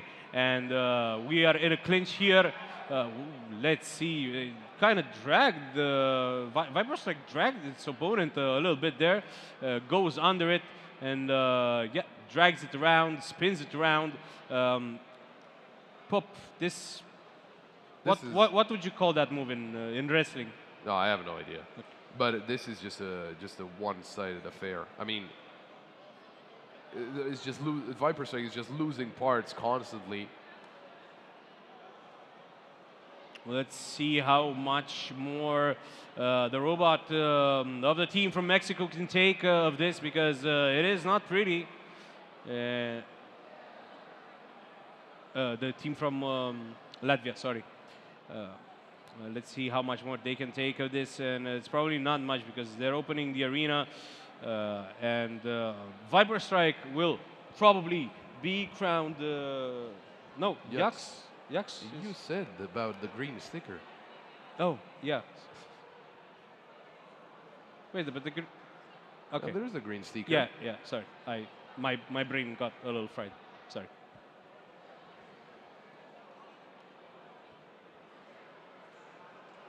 Just give me a thumbs up. What is that? Okay. Say you accept my apologies. Yeah, I do. Sure. Okay, now everyone in the audience, please also accept my apologies. It's okay. Everyone accepts your apology. Thank God they had to do an announcement and they muted us in here. Okay. Just a lot of damage, constant damage. I mean, not like what can you really do in this situation? Like, it was just a one-sided fight there, and well, that brings us back to us, and we're waiting on the next combat match or sumo, I love it how see. how the camera went to us, and I was like, but you're just chilling. I mean, it was a There's big no surprise, reason to not be natural. Right? Yeah. So Like, these are our default states. So I have no idea. So combat, back to combat. Oh, finally a green robot. I'm supporting this one. You like green? Yeah. Okay. The other one's blue. I like green robots, cars. Okay. Let's see if, oh, it's, He's Bit gonna more he's gonna pull through. He's gonna do great. I'm sure of it. Let's see. Go green, is what I'm saying. I love it that this is very the way it's shot. It's almost like a Scooby-Doo chase scene. that is one way to put it, sure. It's like you see them right. And such a wild performance from Green.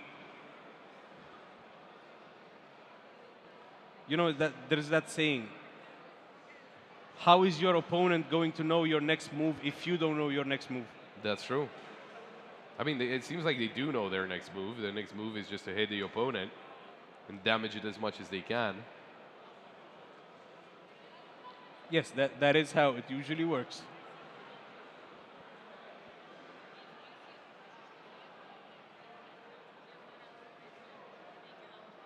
Oh, the spinning element stopped. The spinning element. Oh, there we go. It's back on. Okay. Another little hit. We didn't Spin quite get to see to it. win. We're gonna need probably the other camera in the arena. Oh, there we go. We got one actually showing us the full action. Well,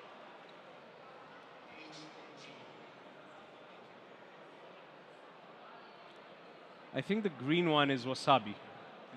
I think that's a fair assessment to make, right? Mr. Pop? It does make a lot of sense. It does make yes. a lot of sense. And let's see what the result is. It is Bell actually winning. Is that the green robot? I don't know, but I'm assuming wasabi is the green one. Should be the green one. And there's no time for that. There's no conclusion. We won't know what happened, but we will go to Mega Sumo. Yeah, we'll see some Again. more. Right now, there's only one contestant on the Dio. On the dial? Dio. Oh, on the dial, on the doyo. Doyo. I think. I don't know. Maybe Dio, it's Dio. Doyo. It's potato. Maybe. Oh, Eh, we got some more action. You know, it's Daita against Kiwi. I'm assuming Kiwi is the green one. I don't know. But It's it's backed into a corner. Small, mean, and green, like it's Like a kiwi. like a Kiwi or like a Master Yoda type thing. Okay. These kiwis are not They're not mean. mean. Oh, And some. the outside is not necessarily green. Okay. You figure it out then. If you look at these two robots, which one would you call Kiwi? Probably that one, yeah. See?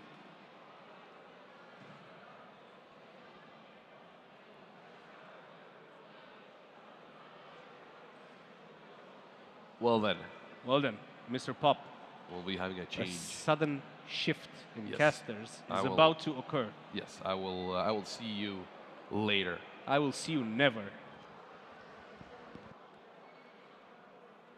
Well, there it is. I'll never see Holy Diver again. Thank God. Oh, he didn't hear me. Oh well, as everything is still playing out here in the combat arena. Oh, there's a screw, which I would assume is not from either of those robots. It might be from the arena itself. That could be a little bit of an issue. But I've got Luca back with me. Luca, we've got a very I wouldn't call it one-sided, to be honest, because I think both robots actually did a lot of damage to each other. Glad to see you. I would say this showdown is pretty close, though. I think it might be the referee's decision, because Yeah, it's up in the air, up to the referee. Both robots are still around, so they're still alive. Waiting to see what the referees want to do about it. In the meantime, I think Megasumo's not ready just yet. I know they were getting ready, and we stopped over to combat, so it's going to be a little bit longer. There's a little more delay before Megasumo is ready, but there's another combat match going on, I see. Yeah, there's a lot of people around In those the other arenas. cage, yeah. There's a lot of hype around that match. Might be one of the favorites. Yeah, who knows? Let's see if the fight resumes in our cage. Well, it feels like one of them can't really do all that much.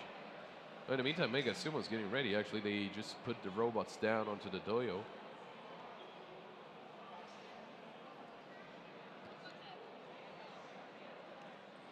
I don't know if we'll get to see, but we'll try to get you an update. Yeah, hopefully we'll get a look at Megasumo too. From what I can see, the match ended pretty quickly. Well, that's, you know, that's how it usually goes. Yeah. It was a landslide.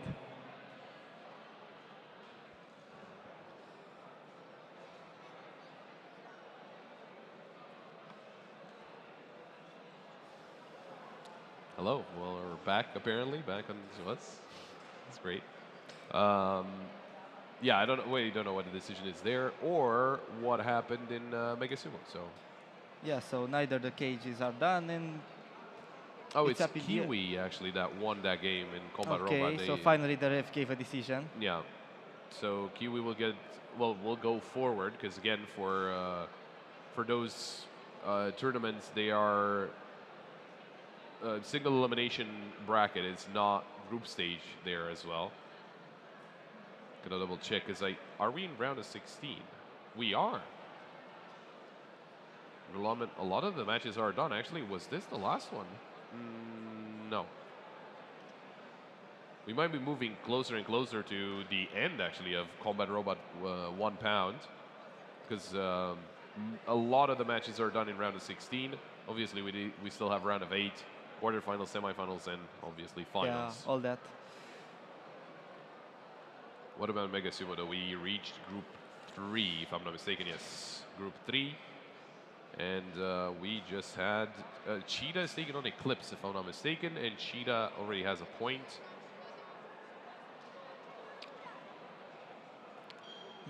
Eclipse, who is leading at this point, they're 3-0. We got Lil Cougar taking on Sawblade. Oh. I think Lil Cougar is showing its teeth. Sawblade. I got the feeling Sawblade is the orange one. Yes, and it looks like a handheld printer, to be honest, but... I mean, if it works, you don't have to judge it. Oh yeah, that's for sure. Enemy is necessary. Actually, it seems a pretty close one, actually. It's hard to pinpoint which one will win. It seems Sawblade was flipped, but it still moves pretty easily. I think those... So, for him, what would be... Is there a Sawblade somewhere for him? Because his only weapon seemed to be those two prongs. No, actually, between those two prongs, there's a blade, but I think it's not working because it's not spinning, as you can see. Oh, that's okay. Yeah, that makes sense. Okay. I think it broke in this fight, and it seems that he is at a disadvantage right now because if your weapon doesn't work, how are you gonna damage your enemy? Yeah, that's the problem. But the weapon of Lil Cougar's not working either. They're just basically just bumping into each other, and that's about it.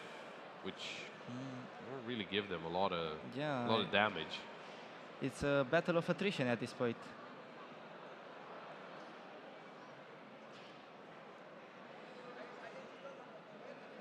Oh, that's a problem. I think he cannot recover from that Sawblade. Yeah, I think the win goes to Sawblade. No, I think Soulblade loses this one because Oh, right. He's, 'Cause I he's don't- unable to move. yes, Right. because it was so basically they didn't think about this position, right? Because they had whenever he got flipped initially, Yeah. he could still move, but in this position he cannot move anymore. So I think it's going to be the win for Lil Cougar. Yeah, most likely. Most likely, Lil Cougar secures the win today. Yeah, there we go, 1-0, nicely done by Lil Cougar. And now that this match was actually the one on our screens, I think we have only one more of round of 16. Junior taking on Yeftinake. I mean, we got to see if Yeftinaki is as cheap as his name says. Yeah.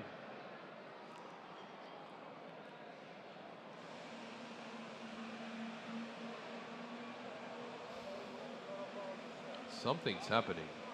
I don't know what. I'm just as curious. Okay, so most likely I think Yeftinaki is the one on the left. Well,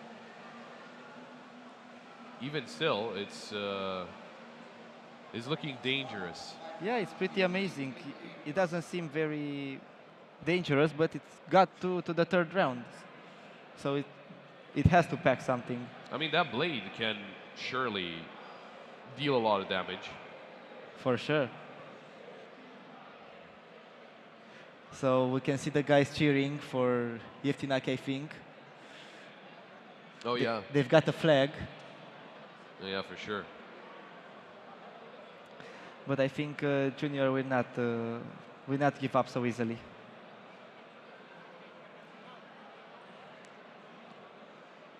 I'm looking for any kind of name on the robot or anything in the sword, but I'm not seeing anything just yet.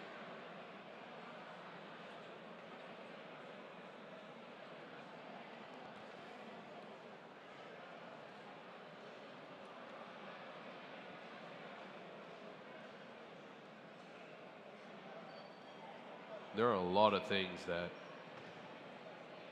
it seems like there's a lot of things that need to be Yeah. secure there for this robot, and it's Um, taking some time.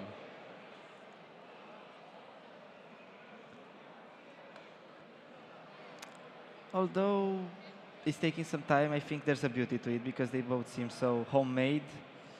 And I don't want to say cheap, but they really are the true really have the true feeling of DIY. Oh yeah, yeah, for sure. You can see that. I think it will be a very fun match. It should be. I'm very curious to see if Tanaka is gonna, be able to deal a lot of damage with just that saw blade. I think that Sobled is its entire body. It certainly looks like it, and surely can deal a lot of damage. Yeah.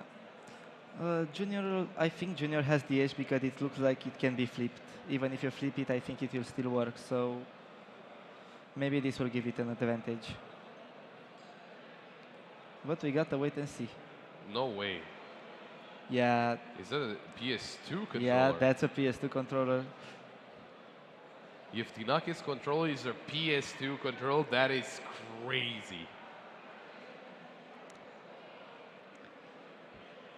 Well, let's see how he does.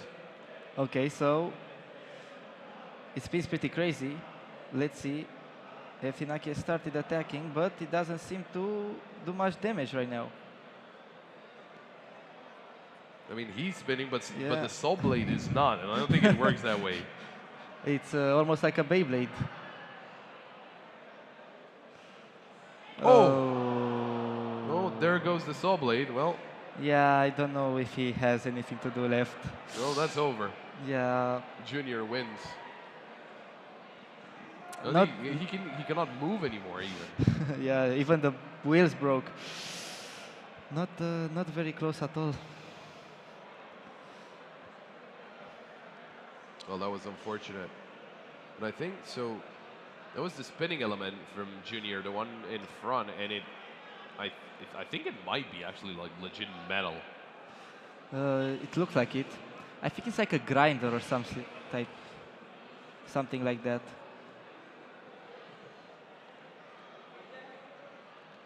Well, that's gonna give it That's going to give the win to Junior, as he said, and Junior will progress. So that means round of 16 is over.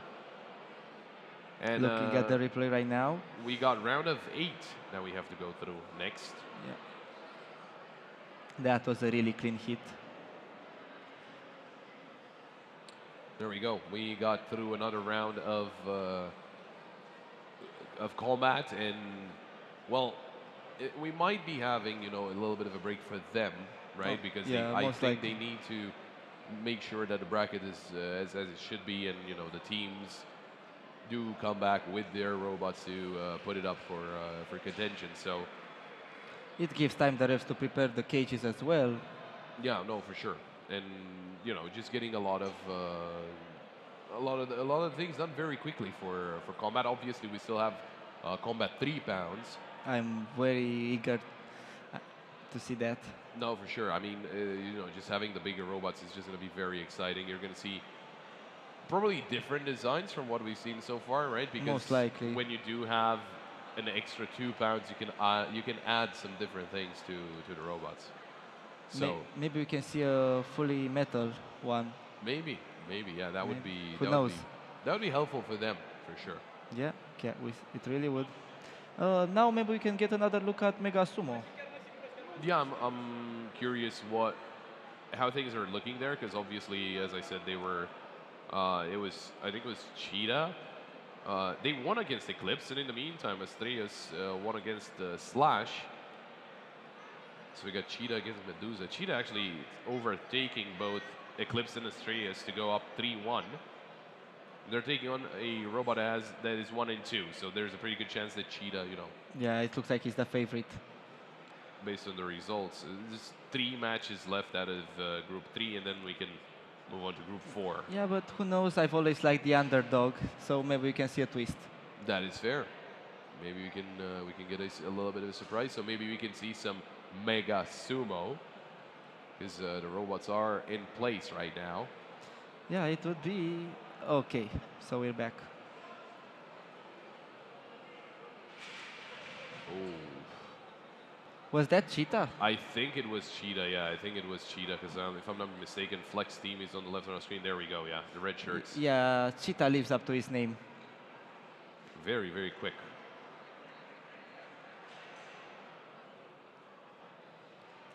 It's the first one, but obviously there's still some space, right? It was only the first match, the first round of the match, better said. Well, of course.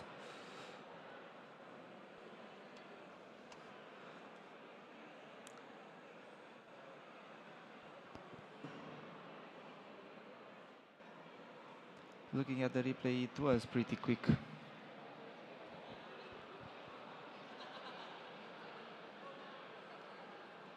Well, what about the second round, though? Obviously, I was talking to Holy Diver as well. The little tweaks that he can do software-wise, right, to change things a little bit within the robot software, so that they could, come up with a better strategy. Maybe. Yeah, another attack pattern, most likely. Exactly. Yeah, I think that would help them because the first round was pretty one-sided. But let's see if something different happens right now. They're still pointing head-on at each other. A referee arming the robots and getting ready to get the start. There we go. Oh, it's a stalemate, and Cheetah went out. backed away after realizing that it's getting pushed out, and it got out of the duel, but it got out of the dojo as well. The speed came to bite its back. I think it didn't realize that it's gonna just run out of the dojo. I think it just thought that it's just gonna be, okay, I'm gonna back away and then go in for the attack, but the dojo. So it seems ran like out. Cheetah's speed is more like a double-edged sword instead of a strict advantage. Oh yeah. As we can see, Thank God the referee was up on that podium and not on Yeah. the ground. thank God. Although they do have, the protective gear, so. Yeah, but it's a 3 kilogram ball coming for your feet. So even though you have protection, I think it's pretty painful. It might hurt a little bit, yeah.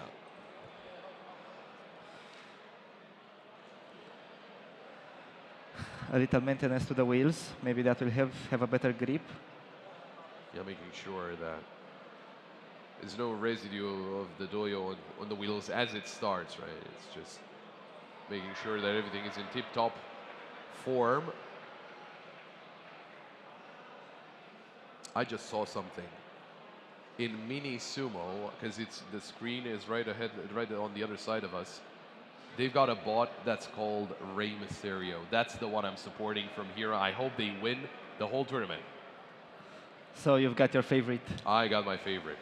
There you go. Maybe we can see a glimpse at him in the final. Oh, I'm sure he's gonna see the final. Maybe we can see him as well. But Let's see the final round between Medusa and Cheetah. yeah, can Cheetah get another win and secure their first spot? Yep, Oh, it could. it sure did. Very interesting approach. Did back away a little bit at the start, but eventually was able to push Medusa out of the dojo, so that's going to give them the win moving forward. And Flex team qualifies to the next round. I think there's still a couple of matches to go through out of Group 3. Oh yeah, it's Eclipse against Astraeus and Medusa against Slash. Okay. Now, the thing is, again, I just saw that because I was mentioning to Holy Diver, in this group it was supposed to be HBFS G1 as well. But the first 5 games are every other team beating 2-0 HBFS G1. So I guess they're not here or they got disqualified or I don't know exactly what the I think they were situation is. disqualified. Maybe. And they went out 0-5, so basically it's in between the other 5 teams that are still in this one. Medusa 1-3, not looking too great. I'm not exactly sure if they can make it through still. Who knows? Maybe they will We'll have push to back. take a look at some of the rules or something. Yeah. Eventually we'll have to. Oh yeah, for sure. And obviously a lot of groups here. It's 8 groups. Group 8 was actually started but not finished, which is interesting. And Maybe there's some maintenance issues or the dojo is damaged, who knows? yeah, not exactly sure because we are now in Group 3, the last 2 games of Group 3. But Group 4, 5, 6, and 7 have not been played at all, and Group 8 has been played, which is maybe it was to help someone that had to play in another tournament as well, something like that. But Most just some likely. very early matches there. 2 of the Smiths are actually in that group, Smith Heavy and Smith Fast. Okay.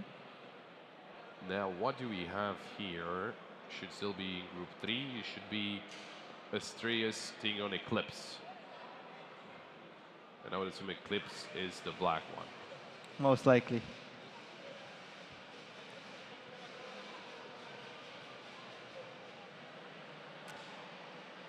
They seem to be friends.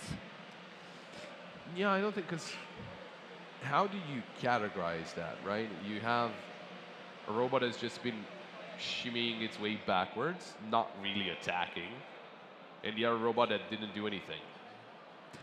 Yeah, they don't want to hurt their friend. What can I say? It seems like both teams need to change a little bit of the code. Or maybe the sensors are at fault, who knows? It's up to the referees. Well, we need to find out what happened with this one, the black robot, because obviously it didn't move at all. But by the struggle that it's actually leaving the arena, I think the wheels are damaged. either that or they might have too many magnets to actually move. Yeah, but it's not their first round, so what That's can I fair. say?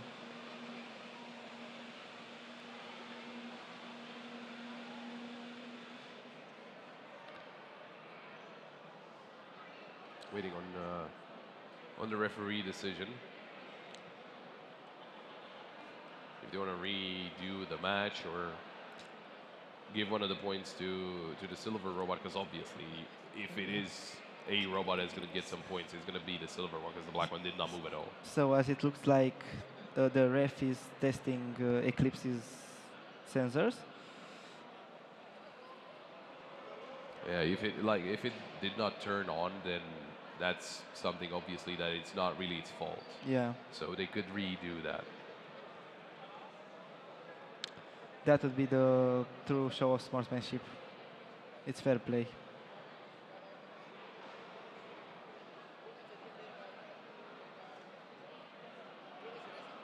If I'm not mistaken, the guys from HBFS just passed by, so I guess they're here. Maybe they just got disqualified.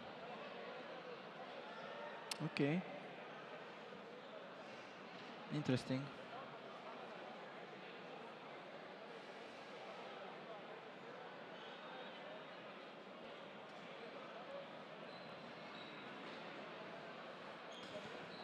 As it looks like the ref has yet to reach a decision. I just want to make sure that the decision is as much as possible, according to the rules and everything and that, because obviously they do have the rule set right next to them. Just to double check everything to make sure that every decision is being handed fairly and equally with any of the contestants here. So we're gonna restart things. We got Eclipse from the US against Estrellas.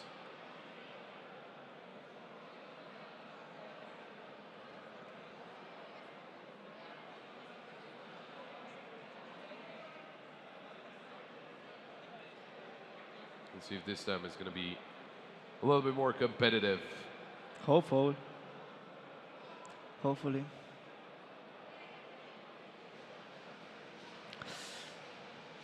Yeah, Yeah, it seems to be a replay of the first at least this time it actually, attack. it actually attacked, But it seems Eclipse is too heavy to be moved. It's like a mountain. I think it actually might be just the magnets. Yeah, the magnets came to bite them down in the end. It was not a lot of force from Estrellas as well, right? Just because we saw it just shivving into the robot and not necessarily just pushing into it. So maybe that is one of the reasons why it doesn't work out as they would like it to work out.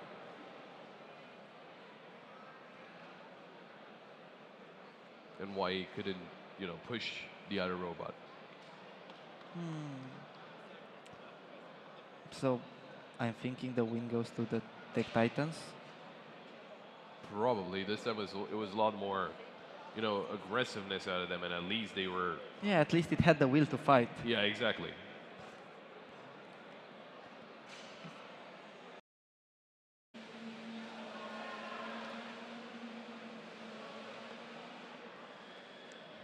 Is there something happening in the other arena, or I'm not exactly sure what we're hearing? I can see nothing from there. So Well, another match? Yeah, another restart. Okay.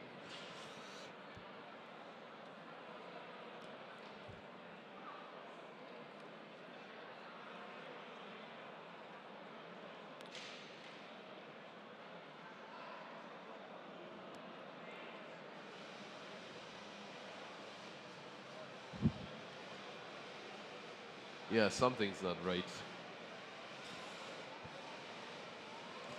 So third time was not the charm. I mean, obviously something's not right with Estrellas as well, but Eclipse, this is the third time he does not move at all. Yeah.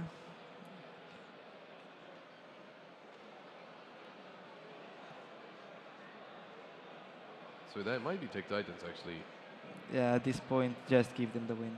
moving forward just because their robot actually moved.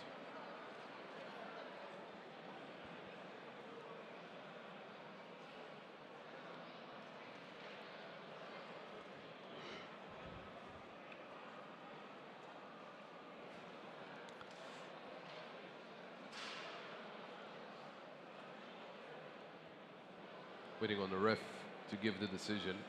Yeah, maybe we can get a glimpse of another competition right now. Well, Combat for sure on a break right now as they will figure out a bracket and then get people in. Yeah, the refs deserve a break too.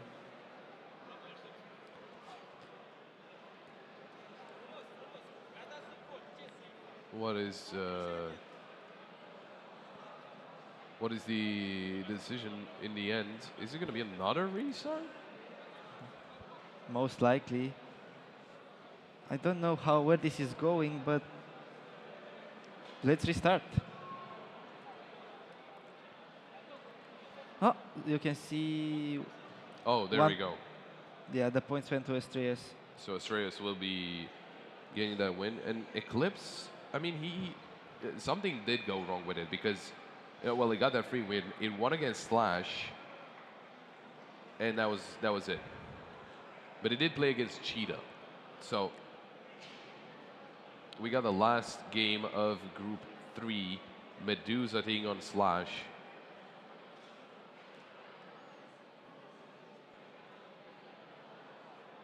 And in this one both should be working no problem.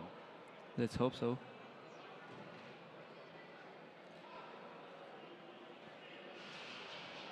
Oh, a quick one. Yeah. Was that Slash? Yes, I think that was Slash. Yeah, it didn't give its enemy enough time to breathe.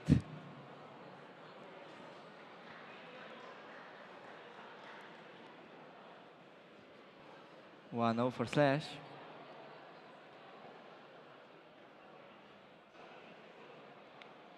But he could be getting a quick game in here, Slash, if he plays his cards right.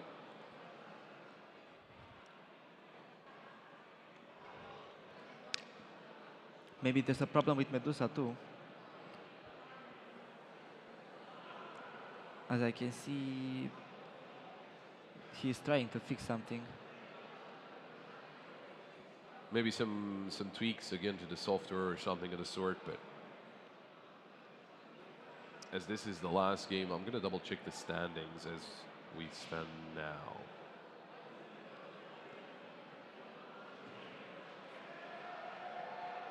Estrellas and Cheetah are tied up 4-1.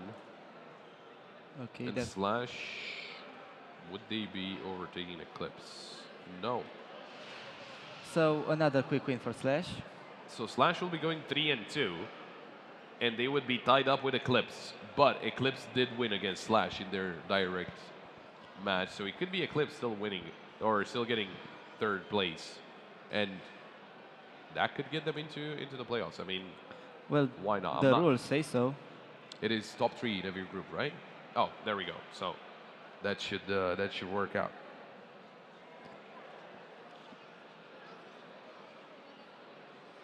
Yo. Back again. I'm really eager for Combat to start again. I think it's gonna be a little bit. There's legit no one there. Looking at the replay a little bit.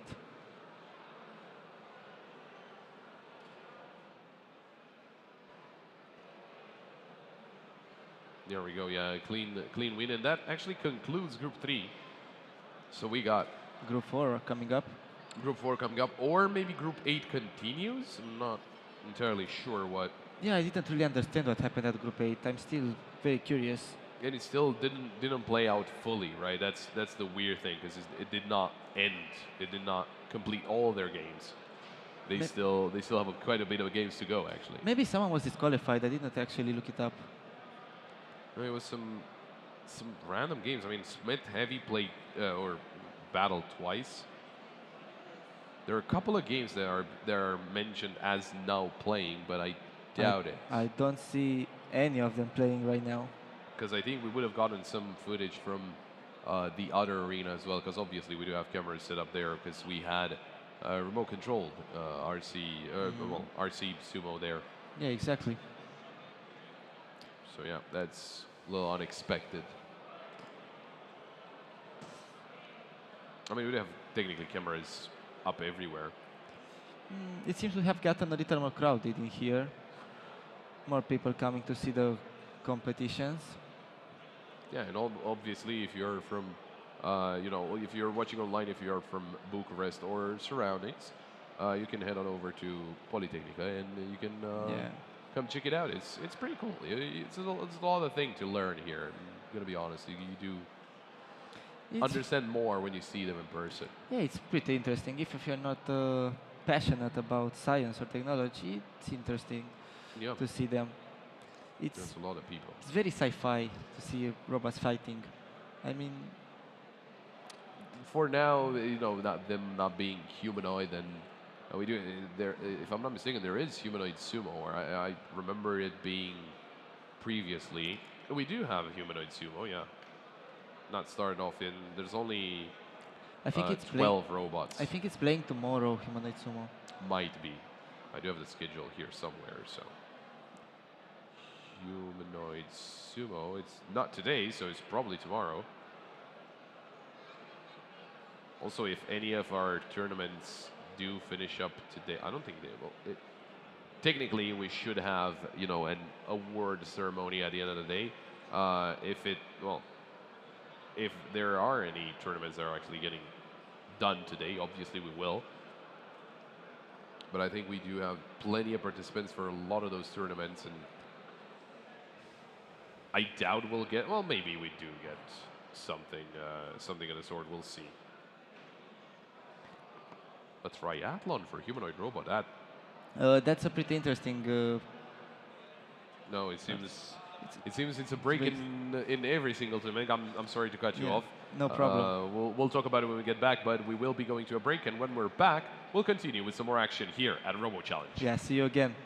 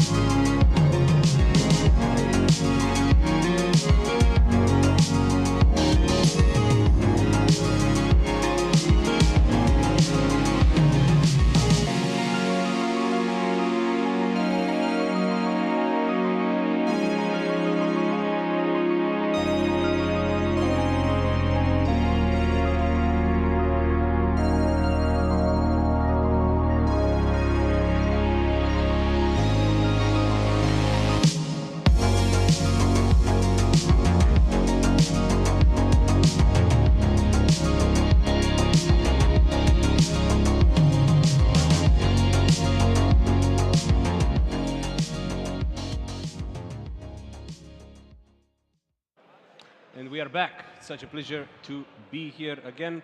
Alongside me is Andre, who returns with the technical knowledge and the undying passion for robots. Always at your disposal. If you have any questions whatsoever, feel free to ask me anything. How are you? That is my question.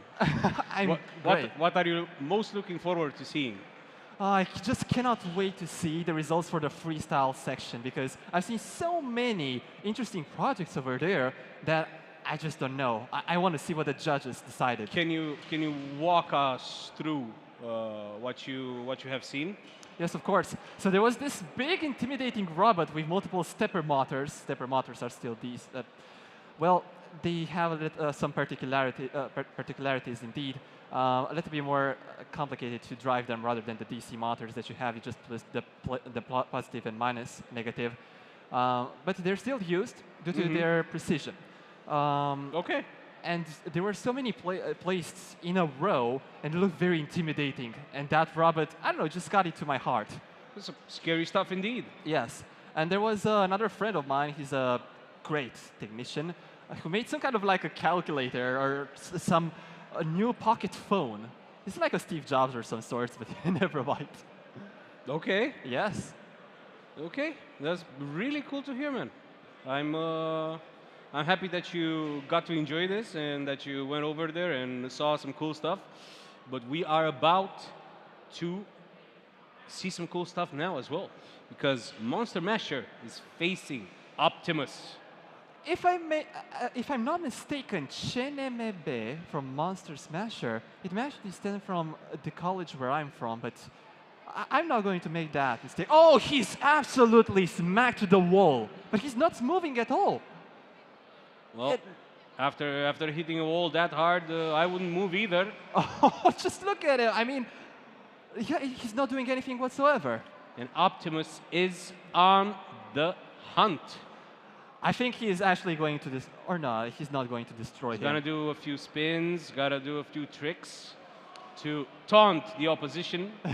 Well, everything has a limit, of course, and at the end of those 10 seconds, the opponent will be declared the loser, the one who couldn't make it. yeah, the one who kind of sits still in the corner. And Oh, he's actually moving. He's back to life. He's back. He is back. Astralis 1 is back.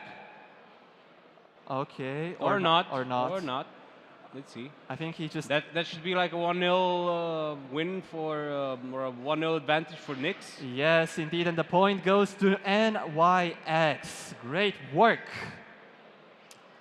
Now we can also see the robot is kind of disappointed over there. Oh, they just lost a round, but not the war. Indeed. I think there are still a couple of matches to play before the winner is decided here. What round are we in? I'm not really sure. I should be checking the standings right now. So we are at 1 pound combat. Let me just quickly check. Yeah. So, So a little bit on the lighter side, but let's see where we are. Monster Smasher apparently has the most wins or points. He has 3 points. Okay. And there's actually multiple of them. Optimus 3 points. Oh, the 3 points goes to anyone who wins. That's just how it is. Never mind. So like Sasuke is leading this group. Group 1 is led by Sasuke, followed by Arrow and 3DP Dozer, which is a familiar name for RoboFest fans. Mongoose leading Group 2 with Sisaku H and Phoenix following up. Unfortunately, Robot Carol couldn't really score any points. Yeah, so these are the results from the group stage. Each robot has played 4 matches, and we see Astreus and Tech Titans leading Cheetah, the second one. Now we have a team from Malaysia actually on the first place. Yeah, and these are the groups for Mega Sumo Auto.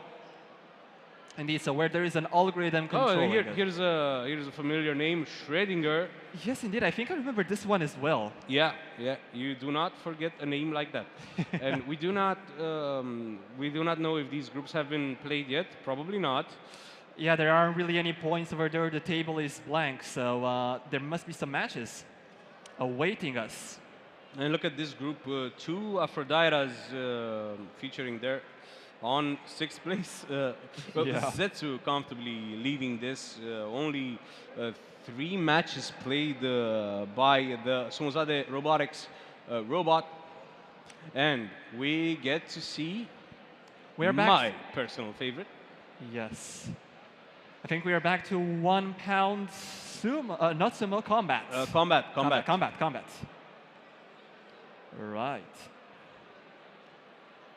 Let's see it. And we're starting to, oh, the blades are spinning and it's marching right into the robots. I think I saw something going out of the robot and it's spinning. It's absolutely brutal. This is what a powered battery, fully powered battery looks like. Fully charged. And the back antenna is raised. Yes, indeed. Now they're trying to, oh, okay, and it got it. Oh, but that's such a nice move to flip back into action. Oh, and it's absolutely and it's not enough. out. That was brutal. But that wasn't enough. A good flip back into action, but well, it was not enough. Even though it had a really cool design, I think that might be the end of the line for our little red friend. Indeed, and the match is over with a point to what team was it, if you remember? All right, I got it. Okay, that poor little robot doesn't really look like it will be able to take part in any further matches. Seems like it's missing a bit of its right side. A bit of a very important part. As you can see, the pieces went all over the place. Yeah, they absolutely did. And it's actually very interesting to see just how fierce this battle can get. Yeah. These battles. And we, also one wheel is off. I don't think it will be able to I think continue. this is Bell. This is Bell doing the most damage to Inertia Queen. Inertia Queen is no longer the queen. It has been dethroned by Bell, it looks like. Yeah, the Queen has lost her throne. Well, there's always time for a comeback.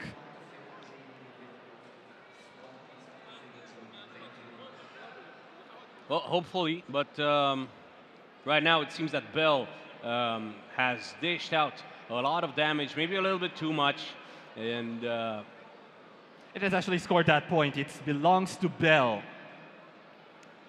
Bell of the ball. Indeed, the man. As you can see, I think the wheel could be replaced, so that robot could leave to see another match. Depends on if the team is able to repair it in time. Let's see if that will be the case. If they manage to repair it in time, they could potentially do another round. But if not, wheels falling off, the entire thing falling apart. It's got to be tough. It's got to be a tough pill to swallow. But it was a very clear Clear winner in that round, and. So such visceral hits too. Like every hit that we saw caused a lot of damage. Pieces flying off, and yeah, that's why we're here. That's what we love to see. Indeed. And probably it's because, as I said, the battery has to be fully charged. Otherwise, if you have an under voltage going on, then the components may not be able to rotate at the full power. I'm talking about the motors.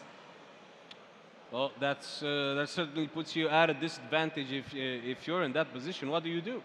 Well, if your battery is under voltage, there is nothing much you can do. I mean, discharged. You cannot charge it? You can charge it, but if you're doing inside the match, you cannot get your robot out and charge it during the match. Okay. So you can't just like take it out, blow on it, put it back in. It doesn't really work like that because the majority of these batteries, they're multi-cells, so multiple cells in series, multiple batteries in series. So you need a charger that can both balance them and also charge them. Okay, so blowing on it won't do anything. Nope. You cannot also just like hit it, a few times. Like you would do with an old TV. No. You need a balanced charger in order You need to. a balanced charger. Yes. What you said earlier. About DC motors. Polarities. All that good stuff. Indeed. All the beautiful stuff. Yes, it's really quite.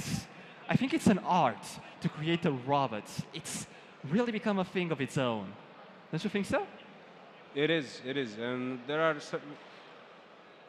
I don't want to sound like too gamery, but I think that there is a meta in place in this field. There is a competitive meta, and if you want to maximize your chances of winning, you gotta take into account the experiences of other players, what they found out, what they tweaked, and you need to apply these things to your machine, to your robot, to your contest entry if you want to have a chance of winning. Yes, and talking about the meta, you said it right. So I think the meta at the moment is get a chassis as strong as possible from a material as great as possible, an engineering material. Toxic fumes releasing material. That's not necessarily the thing, because if you get a CNC, well, if you cut aluminum, then there won't be fumes coming out of it. There will be only bits. So you can also do that. So Lil Cougar against Fork Focus. That's quite a tough name to pronounce. Good names, boys. Good names. Okay, and they're arming them, I believe.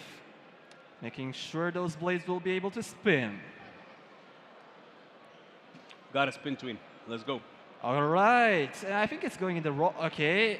No, it was just like finding the right angle to attack. Yeah, I see. He's a specialist in this. He's a specialist in this. He's gonna crawl like a wild beast at the opponent. Cheetah. Like a cheetah. Like a cougar. Yes, that could also work indeed. Are they staring each other down, or what is actually? Yeah, it's a stare down right now. It is a stare down, and and already bits starting to fall off both of the robots, I believe. Oh, I think it's hitting itself. What is the blue robot doing?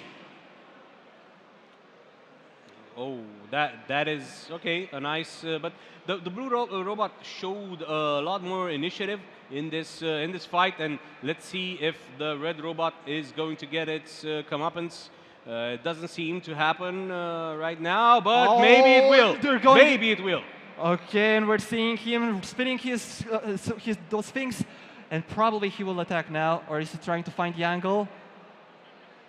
No, red hasn't really been attacking all that much. It seems to be doing like. Yes, blue is just moving all over the place. He's clearly the most aggressive. Maybe that initial hit damaged the direction somehow, because red seems to be unable to move straight. And blue is goes absolutely under. Cornering it. Just look at him, unable. Okay, he's actually back. He's back on his wheels. Yeah, well, it's a very sturdy little thing, the red one. But I'm wondering how much more can it take? Yes, I have no idea how much more it will last, because it seems like it's taken a lot of heavy damage. Also, the wheels. I think one of the wheels doesn't really work properly anymore. Yeah. The left one seems to be a little bit off balance. It seems to be bouncing around, and it got cornered. Yes, I think it will. But are the blades spinning? Is it causing damage? No, it doesn't. No, it doesn't nothing seem so. At all. Nothing at all. We see some sparks over there, and maybe we'll be able to get out of. Yes. Okay, could he get out of the corner? Because if he stays there, it will be really bad. Well, what do you even do in this situation? Because blue's blade doesn't seem to be spinning all that much, or if at all. Meanwhile, red's offensive capabilities are still there. Last time I checked. I'm pretty sure blue has shown a little bit more will to fight than the red one. Yeah, definitely, definitely. So I think that I'm not really sure at the moment. Those guys seem really happy, and they have a little And mascot. so are we. So are we. Congratulations on this fight. It has been insane. Indeed, and the point goes to Lear Cougar. Great work. From AR Jupiter. Nice way to see all of these teams. I just love them. So many different countries. And I'm not sure, that is the Mexican flag, right? Yeah. All the way from the other side of the world coming here to compete. Can you see this? I think it's beautiful. I think it's great that it's happening. And of course, as per usual, it's such a pleasure to see all the lovely people here at RoboFest.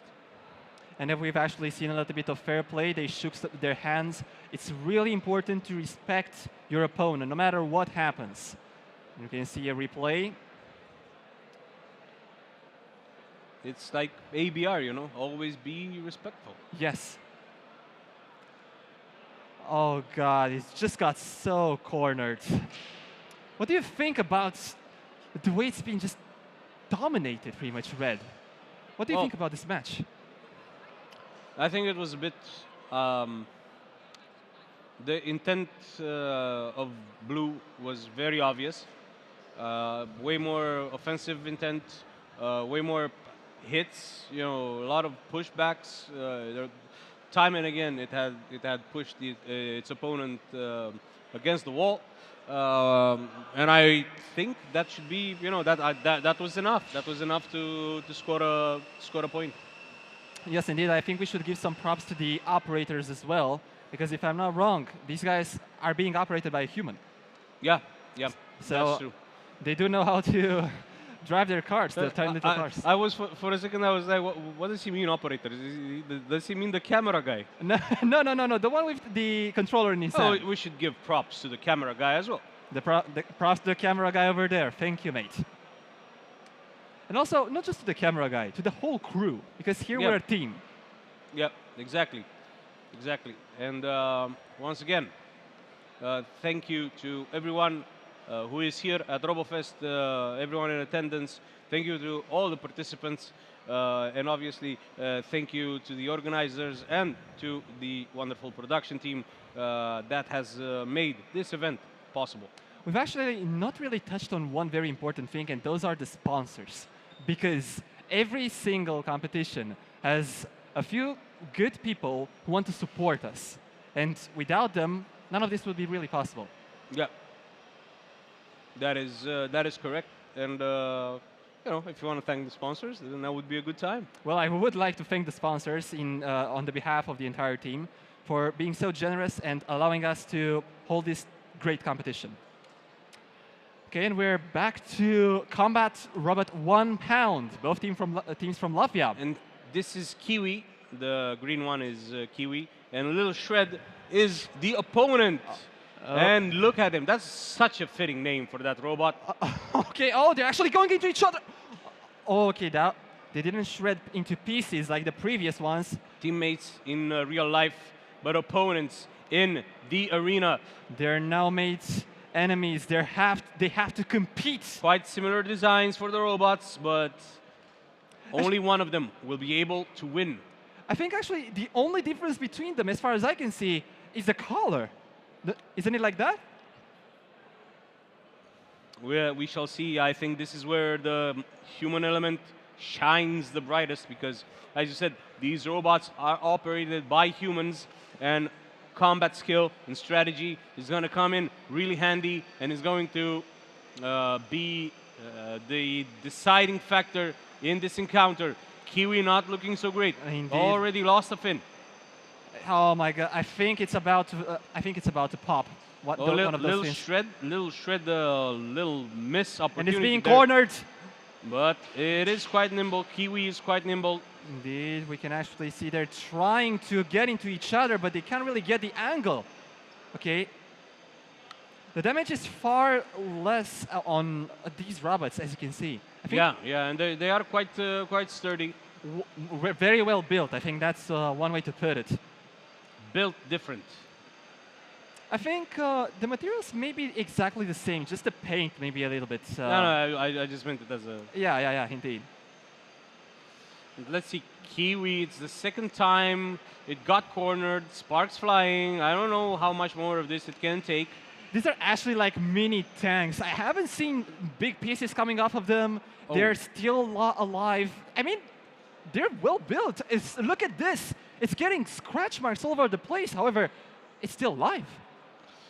And Little Shred got a little bit of damage on its left fin as well. And I think this puts a stop to this fight, which, if I am not mistaken, Little Shred has won. You also need to be, careful with the wear and tear, because these robots will have to fight again. Will have to fight in the latter stages of the tournament. And it's a great idea to think about the long term. So if you lose like half of your robot in your match, I don't think you'll be able to compete in any of the other ones. Yeah, like they are quite sturdy robots, but they are not invincible. Yes, precisely. But I think for those fins, they must have some replaceable parts. But I mean, all teams have. Probably, yeah. But besides, doesn't seem like their chassis have been damaged at all. It seems like the front wheels are. Look at those sparks, man. Always nice to see. Yes. But fortunately, there haven't been any fires for now. And now Caipirinha fights Yaks. All right, Latvia versus Mexico. Let's see. And Yaks is the one on the left. Yaks is the one on the left. The orange one, right? Yeah. Okay, perfect. Starting to spin. Or is it not? Actually, I think there should be a little bit more movement, because this is what's expected from Yaks. We saw it perform earlier, and look at him go. They've just prepared themselves for the big match. But Caipirinha managed to find a nice hit from the back. They are very active, moving quite a lot, trying to flank each other as much as possible. A nice try there by Caipirinha, and another hit, and another one. Let's see, and another one. And it's actually starting to flip. It flipped itself, as you can see, but it's still on the move. Both of them are still functional. There are some screws flying off of them, but nothing big so far. Okay, another flip. Whoa. It's really aggressive, the one with the brown wheels. It absolutely is, and Caipirinha is probably going to bring it home if it keeps this up. I mean, both of them have a clear will to fight. I think the smaller one, the one with the brown ones, I think it's a little bit more attacking. It's attacking a little bit more. It does seem a little bit disoriented at the moment, probably because of the hits it took so far. Okay. They're having a tough time getting to each other, as far as I see. But so far, it's been all Caipirinha in this fight, and let's see if Yaks will be able to do something. Yaks was upside down for a second, but it is now back. It is now back, and look at this! Another side hit from Caipirinha. Oh, and some parts are actually starting to fall off. Yep. Yeah, because how much more of this can it take? Caipirinha has been relentless so far, but let's see if Yaks has what it takes. They are not out of this yet. Just look at the resilience of both of these robots. They are still in the game. Some major parts are still inside them, and yeah, it's great to see them both. It is, but I believe they stopped, and if we're counting points, I think Caipirinha takes it. I also think Caipirinha was the one a little bit more aggressive. Overall, should I say. And now it's all up to the judges to decide who will receive the point. Oh, my money's on Caipirinha. Caipirinha? Yep. Well, we're about to see very soon, but first of all, oh, Caipirinha gets the point! Congratulations! Congratulations, another nice performance from Jupiter. Indeed, they are quite a great team, and however, the game is not yet won. They still have to score one more point. Oh, look at this. It's basically surgery on Caipirinha, live surgery. Well, there are some parts of the robot. For example, you could remove the power by actually unplugging the battery entirely. So it just depends on how the electrical circuitry is made. Look at it. This is where it all started. Like, Yes. Caipirinha, it took a bit until it found its footing, until it found the right angles, but once it did, it always found them. And look, this flip was just so good. Both of them have actually been great players in this match. Absolutely, And you know, hands down. it knew that if the opponent was upside down, which basically that's what happened. That's what happened there. It could get free hits without being damaged by the the rails. Precisely. By the front rails of the opponent. And you know, good strategy, good execution. A little bit shaky at first, but afterwards it was just all Caipirinha all day long. Yes. And here in combat, it's actually a great idea to get the enemy into the corner and then just farm a lot of hits until it can no longer continue. Yeah. So it's like the meta, as you said. It's like the meta, right? That's correct. And it is enjoyable to see. Yes. To see that there's a meta, to see that we can find and we can identify, very very recognizable strategies. And because what Caipirinha did, besides the mechanical part of it and the technical aspect, was also good strategizing from its operator. Yes. Then you cannot take that away from any of these teams, because I think a lot of the merit or a lot of the work is done by the robots, but I think the other whatever remains of the 100% is done by the operators, and Yes. that is something that I do enjoy immensely about robot combat. Yes, I agree with everything you've said so far. So you could have the greatest robot ever if you do Look. not know. Oh, okay. Coming back to humanoid sumo, just as a quick switch. No, it's not humanoid. It's triathlon. Triathlon. Yes. Yeah. I think there's like 3 challenges which they have to do. They have to go through Stairs, Yes. maze, and this. lifting weights. Yeah. That's what they're doing. Okay, I see. This is what I was talking about. These robots use servo motors in order to accurately move their hands and their legs, as you can see. Just look at how cute. Oh, and it no, falls. it fell. I'm not really sure if it will get penalized. Do you even lift? I think it's actually quite strong for a little robot of Yeah, its size. probably. Yes. What? How much do the things weigh? The servos or the robot itself? The weights. Oh, the weights I haven't really read. I haven't really read on the regulations page. However, all of this information, as I said, they're public, and if anyone wants to check them, They're available on the website. yes. One thing I like about the humanoid robots is their code, because here it's not just about reading some sensors or having like 2 motors. You have like, it depends on the degrees of freedom, DOFs, pretty much. And I'm pretty sure they have like 3 or 4 degrees of freedom on the legs and on the arms as well. And again, on the head, they must have some kind of recognizing sensor or a camera Yeah. to be able to tell what's in front. Why would you assume it's in the head? Well, that's where what you can move, because you usually have some kind of servo in the neck as well in order to rotate it.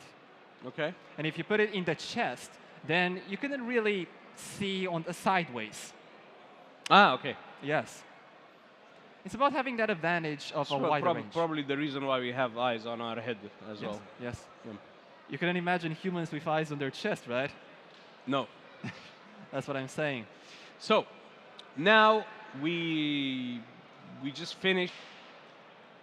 Indeed, the blades may be a little bit damaged. However, there are replacement parts all the time.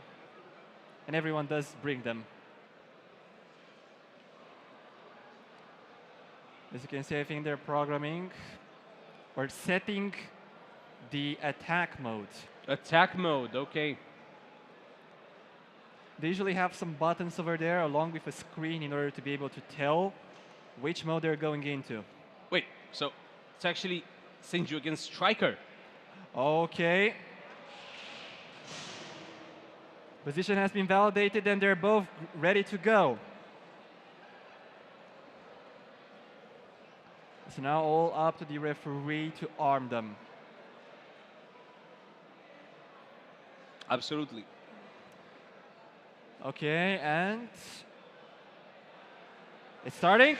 Oh, and it's just out of the game. Was that Senju again? I believe so. It's a little bit of a repeat of what we saw in the first round, but Senju takes it home and advances to the next round, 2-0 victory against Striker, and Sumozare Robotics lives up to its name once again here at RoboFest.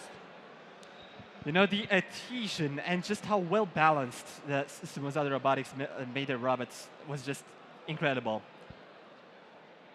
Look at that. Absolutely just flew off the stage. Yeah, flew off the stage, and it's once again, it is great to see so many people here watching Mega Sumo and enjoying the show, as are we. Talking, yes, precisely. Hello to everyone who is here once again. We're really happy that you came to the competition. And now, I think we're about to see another, or did it? Yes, it was the final match. It scored 2 points and the round went to Sumozare. 2-0, yeah. Yes. Are the semifinals the following ones? Or will they be fought tomorrow? Yeah, it depends. Well, let's that see. is for me to know and you to find out. Indeed, yes. I'm not telling you. Yeah, that's a secret. That's a It secret. is a secret, and I'm not telling you. I do get it. One thing I would love to see is a little bit of the maze or of the line followers as well, because they also deserve a little bit of love. Everyone deserves a little bit of love. Sometimes even robots, Yes. and even us.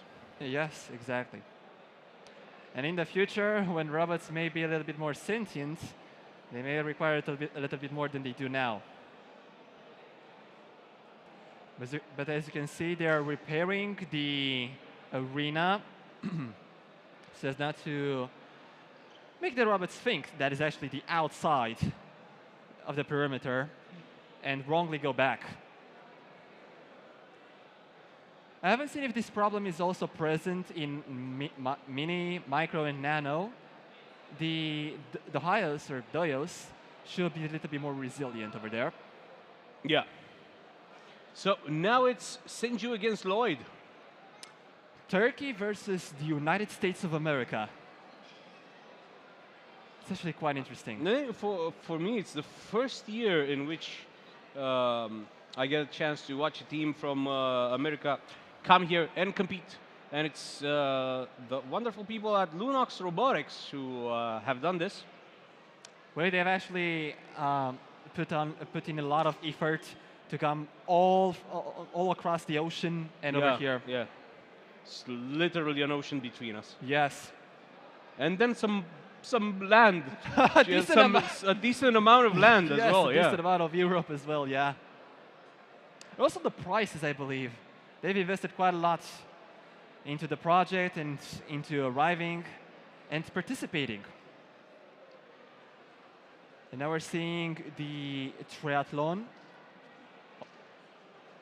I think it's the team from Oradea, could it be? Yes, Golde or Radia, yes. Okay. Let's see. Now it's Senju against Lloyd. And I can see you getting hyped up and getting pumped up about this. Yes, I just cannot wait to see them getting out. Remember, Senju is on the right, Lloyd is on the left, and we are about to start. All right. And it's on. Okay. Looks like it's moving in pixels. What are they doing? Well, slow and steady wins the race. Let's see. I think we may have to see a rematch over here because the opponent didn't even move. Oh, this is weird because we saw Senju in the last round moving so fast and moving with, you know, an intent to kill the opponent. But right now, maybe there's something wrong with the surface because Senju barely moved a few inches. And I see a little bit of movement from Lloyd. It is indeed moving just slightly, but they are shy. Oh, and it's absolutely out of the game. Senju was just building up a little bit of courage, the courage necessary to knock its opponent out. Absolutely won the game. What a beast!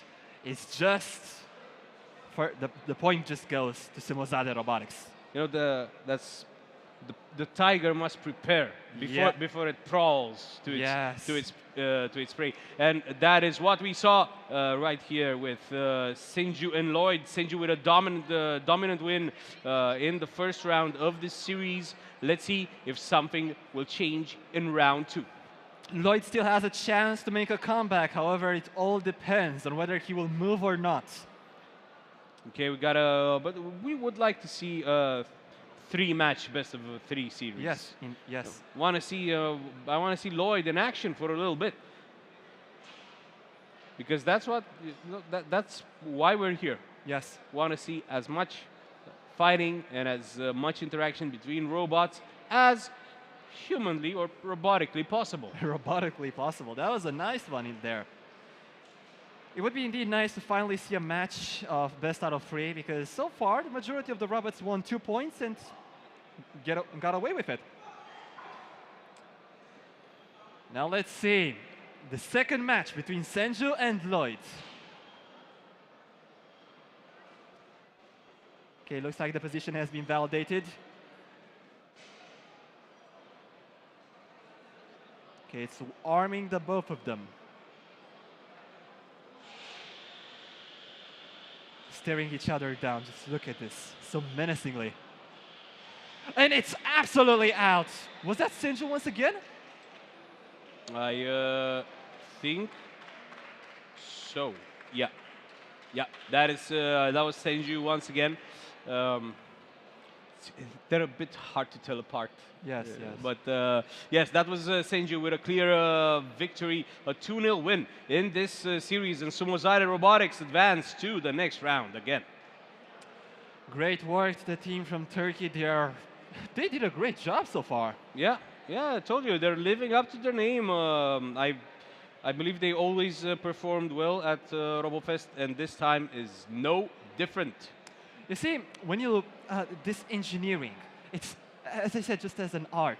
And the more heart you put into it, I believe that the better it will work. I'm not saying that those from USA did not put their heart, but this time, Turkey took the point and the match. Well, yeah, they absolutely did, and it would be nice to maybe have a little bit of an overview on the bracket to see where we stand.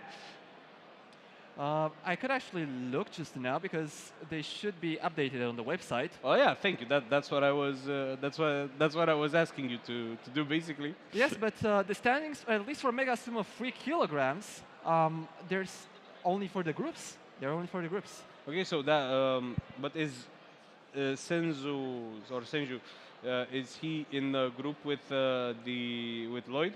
Let me just quickly search for this. So Senju, and it is indeed on the second place. Actually, they're even. Hawkeye and Senju both have 6 points in Group 4.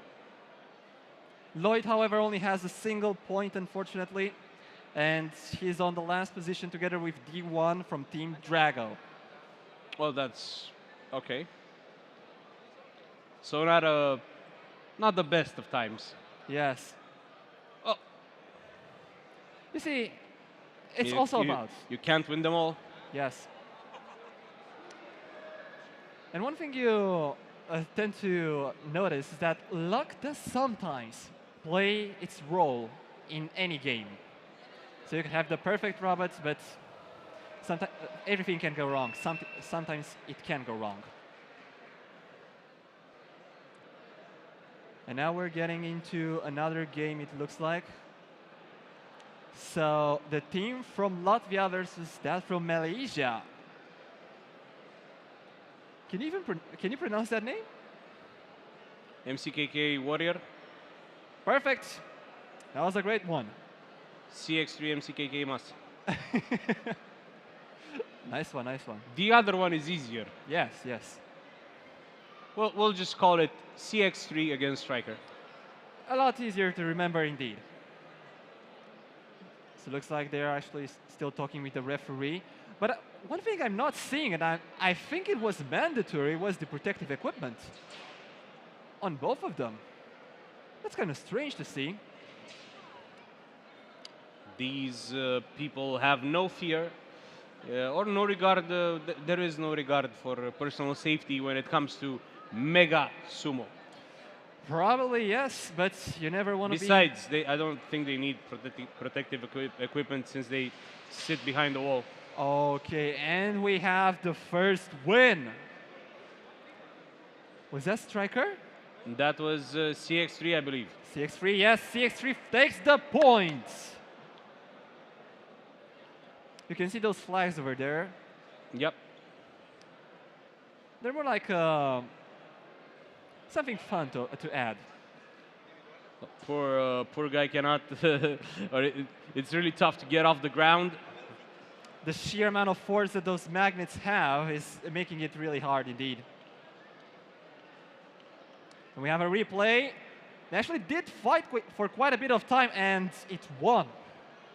Yeah, absolutely, it did win, and been quite a, pretty strong showing from the MCKK Warrior team. It was quite well executed indeed, and now we have to see who will go home with this round one.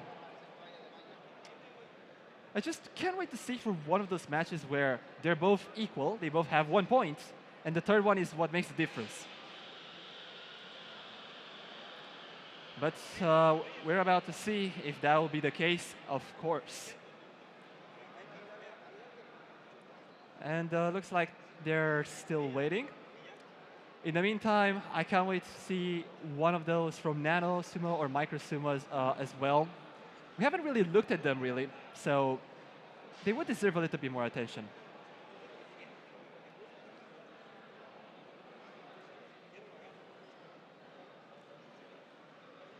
Okay. So maybe Striker does have another chance here. Let's see if the team from Robochallenge will take it. Oh, I think they're actually doing a paper test. I think it shouldn't scratch it. That's why they placed it there. So if the magnets scratch the paper, then it's automatic DQ. I think they will be penalized for that. Let me just quickly search. Because they did do the test, so there was a suspicion that the robots may be cheating a little bit. Okay, they're on. Yeah, the robot is cheating. It may. There was a suspicion. That's why they did a test. Okay, because if I was suspicious of a robot cheating, it would have been the one called Chira. Yes, yeah. That may be as well. And it's just out of the dial. 1-1.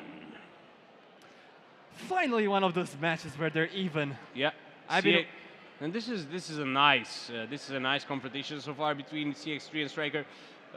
Again, two very different rounds, and two very different outcomes. but it's still anyone's game. Look at this. Okay, flag down, but the angle in which Striker hit its opponent proved to be the winning strategy because it caught him at an angle, and it was almost impossible to come back from that. You see, flag down, robot out. That's just how it was. And regarding that paper, I've actually noticed this in the regulations. So sticky substances to improve traction are not allowed. Tires and other components of the robot in contact with the Ohio must not be able to pick up and hold a standard A4 paper for more than 2 seconds. So that's why they did the test. So you cannot just like glue your robot to the floor. Yes, that's why they did it. Oh, fair enough. And I'm really curious who is going to take this round. Both of the robots look really aggressive. What do you think about this? Well, they absolutely do, and it is good to see. It is good to see because we get a little bit of balance here. Yes. But who Two, was... two different rounds. But I think, I think in a head-to-head, CX3 seemed a little bit stronger. Yes, I agree with you. CX3, I believe, was a little bit more. Striker needs to continue doing what they've been doing in the second round and trying to find an angle. That is the way to go. Yes. Maybe even dodge it. Maybe even dodge it because we saw Striker was the one who need. Okay. No. It touched the outer part. I think it lost. Yeah, and Striker proved to be the superior force in this match. Yes, precisely. Great work to Team Robochallenge from Latvia. Yeah, great work by them, and what a win! Quite a disputed match, and they managed to do the comeback. They managed to win 2 in a row and knock out CX3. Yes, you see, if any part of the robot touches the outer side of the ring, I believe that is game over for that specific robot. I think they're analyzing the video right now. But it did touch the ground, didn't it? Yeah, it did. I think it did. We're now watching a replay. Okay. And as you can see, yes, it did. Yeah. It touched it twice for a fraction of a second, and that should count. I think that's game over and everything is clear. Well, CX3 never really found its footing during this round. It kind of spun around. It tried to make use of the flags or the wings or the sails or whatever you want to call them, and for a second there, I thought that it might be able to restore its balance, but it was already too late because by the time that happened, it had already gone out of the dio, or the doyo, sorry, and it was already too late. Yes, exactly. And you see, that's why it's important. Even those robots who have flags, actually they have to pay more attention to not get out of the ring than those who And don't. we have to pay attention to this cute little guy lifting that weight. Look at him, just... Look at him go. Okay. Okay. It must balance the weight, otherwise it may kind of fall. Okay. I'm assuming it has to walk past the last black line. Yes. Now it's starting to... Oh my God, okay. It can actually do that. It makes it harder because the center of gravity will be lifted up. Go, strong boy, go. You can do it. You can do it. Come on, you're so close. So close to that black line. I think it's over the black line. I think it did it. It did it? It's not completely over, but I don't think that counts. No? Yeah. No. It did it. It did it. Yeah, I think so. That was great. Nice work for the guys from Orada. Congratulations on that very strong and cute robot. I've actually seen them, the guys with the humanoid robots, many times when I was in Orada, because they're really active in this field. Do you, have you been many times? I've been twice over in Orada, and he was great. It was great. Certainly not as many people as here in Bucharest because obviously it's Well, the capital. yeah. But there have been people from many countries. I would say more than 10 countries. Here we have like 30. So there is a stark difference between them. So now we will see Hawkeye against Senju, and I believe that is a win for Senju. Senju got 1-0 advantage, quick and easy. yes. It's now pulling it off. You see, it's really hard. As I said, those robots are quite heavy. Now we're moving over as a replay. Now, yeah, it just flew off the stage. Nothing to say anymore. It was a beautiful shot. He just, Gone in an instant. yes.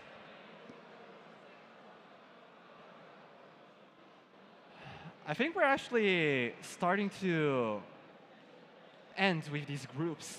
We've had quite a lot of matches. So we must be towards the end right now. Probably.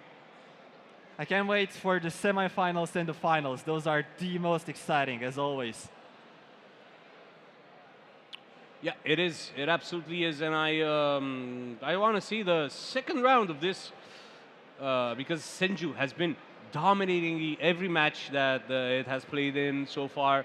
It's been one of the strongest showings that we have seen at RoboFest this year, and let's see if Sumozade Robotics are going to take home the win. So far, they look like strong contenders. Yes, exactly. Actually, Sumozade Robotics also has Sasuke in Group 1. Hey, so, you know what? Okay. Yes, so they have two great robots, not only one. And great, really greatly named too. Yes. They're easy to remember. But right now, Senju seems to be even with Hoki. Oh! They're not even. They're not even anymore, right? They are not even. Oh, great work, teams.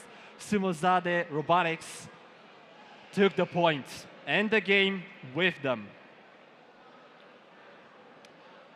Now, there will be a slight change in casters, and I wish to thank you again. Well, my absolute pleasure. And I will take my leave. Thank you.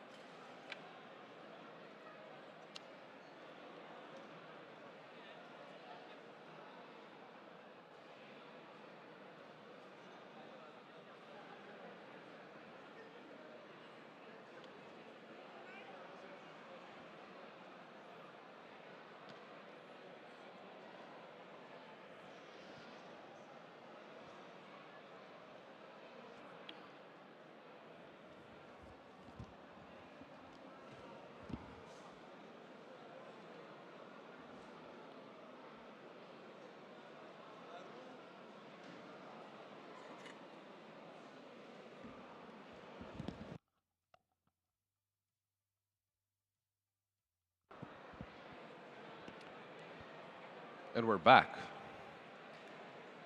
We're getting ready for some more Mega Sumo action, if I'm not mistaken. I don't think there's... I think combat is done for now, not necessarily for today. Yeah, there's no action right now. They just... I think they got to do the... what's it called? The bracket. I don't think they did it yet. So... Maybe we'll see something interesting going down on Mega Sumo. I mean, it has been fairly exciting so far. I don't know where we got. I'm going to double check where we got to. So group 1, 2, and 3 are done. Obviously, by that, group 4 is going on right now. I think group 8 might, but no, they're not done. No. They still got more to come. Yeah, they're still in the land still. Stand still. Combat Robot 1 Pound is in quarterfinals. We actually got it on the screen right Yeah. now. A lot of robots from Mexico made it through. We could be seeing a lot of contention for the final few places from the robots out of Mexico. It would be interesting to see a Mexico-only final. Oh yeah.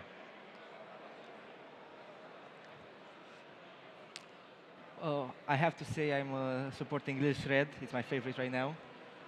Oh yeah, he was very interesting to witness, but we got some more.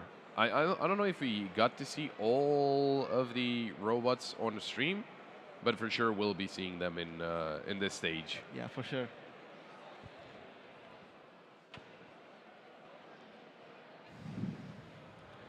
Waiting now just for the doyo to be cleaned up so that it's going to be D1 and Senju. Let's see who's taking home the win.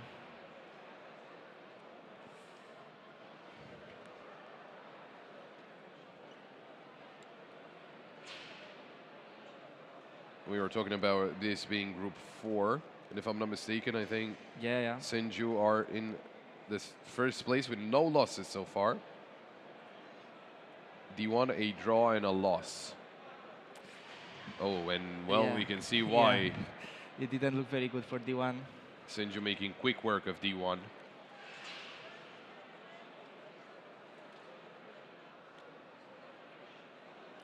As it looks like now, Senju is qualifying whatever the outcome may be.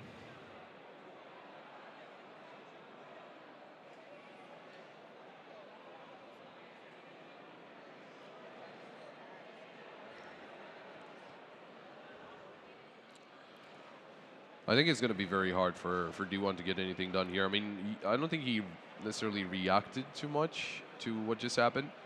And Senju was just straight on, head-on collision. And Never walked say away with never. it. Let's see. That's fair. It is D1 is looking a little scarier, so maybe that's the advantage that he's got. Now we're gonna find out in a second. Eh, Yeah, Yeah, no, the outcome is the same. absolutely nothing from D1. Senju just walking away with the win there is gonna be the 2-0. Or maybe because D1 did not react, maybe This is gonna be a replay, a rematch. we're waiting on referee's decision. Obviously, our graphics updating as soon as we got that. You can see the replay here, and yeah, just easy, clean rundown of D1. They haven't found out yet. Waiting on the update on the score. See if Senju will take that one. I know that you know we've had our announcements, and I'm gonna say this as soon as the announcement is done.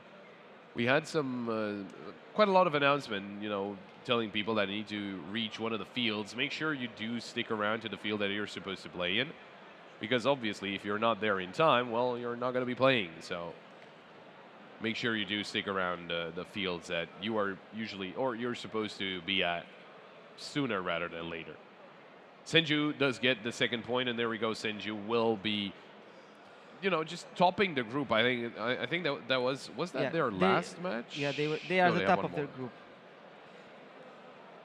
They do have one more, but you know, it shouldn't. I don't think it should be a problem for them to top their group. I don't think they can be dethroned right now as it stands.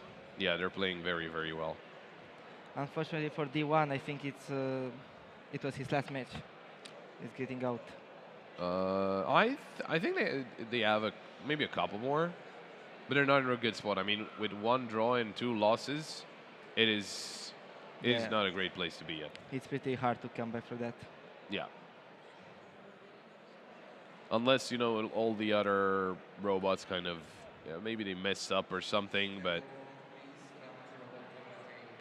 it is not going to be, you know, an easy overall situation for D1 or any of the robots that do accumulate a bunch of losses at the start. You know, if they do, is there's a couple of losses, then it's not too great. Waiting on, as I said, on combat to start off as well. Yeah, I can't wait for the breakers to be done. I think they're just. It might be one of the players that maybe that's who the announce is for. For the guys at combat to get to the combat arena. When is the 3-pound combat starting? I think it might be tomorrow. It's only tomorrow? I think so. I'm gonna double check on the schedule, but.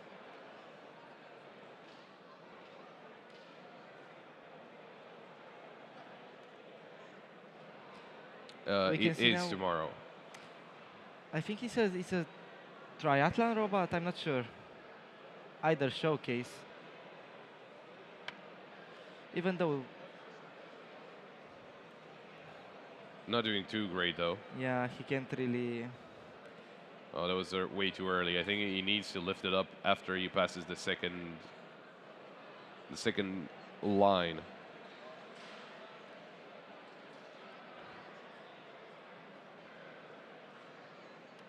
We're seeing a restart right here.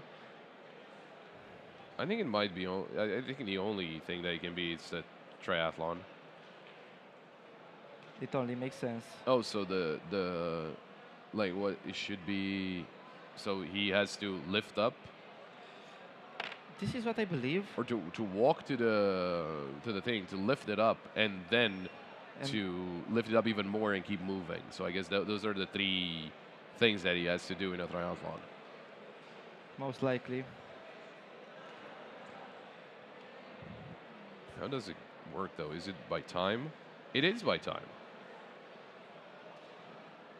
Oh, it's the third. Okay, I got it now. It's humanoid robot challenge 3, right? Yes, because they had stair climb and then obstacle sprint and then weightlifting. So for now, we're not exactly sure which one of those robots it is right now. But for now, it is Adam G in the lead. It walked up the stairs in 12.59 seconds, then went through the obstacle sprint in 33.12 seconds, and lifted 36 grams. Pretty impressive. I'm pretty sure I can lift more than him, but making it up the stairs, up 3 stairs in 13 seconds, that I don't think I can get that. I can take that away from him. Me neither. Also, there's some robots that don't have a time yet, so.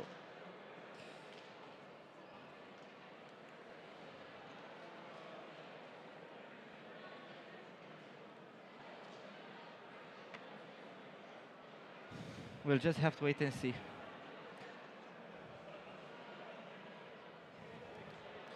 Yeah, I guess we're waiting on a new game for Mega Sumo, or a new match, I should say. Just getting the doyo fixed, so that the robots do not get confused.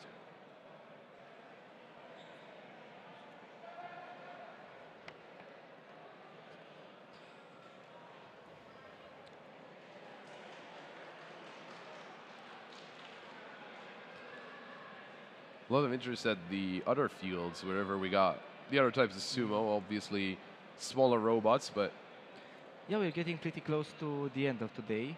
yeah, So way maybe- more participants. I mean, we can see the screen for mini sumo right now, group 38. I think mini sumo is the biggest category, if I'm not mistaken.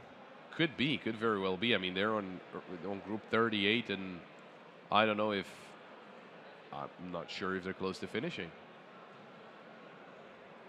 But it is taking them some time. You know, obviously a lot of people, a lot of interest in that category.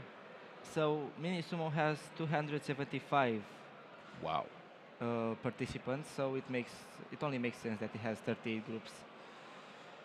I think it's the biggest one. Let me double check. There's a lot of It's participants there. endless scrolling. Yeah, it's the biggest one. And Mini Sumo Kids has 200 participants as Oh, well. okay. our biggest category. Looking at Oh. getting a glimpse of another combat match. I'm glad they started. Oh, and already losing a lot of. Yeah, a lot of parts are going down. And what's.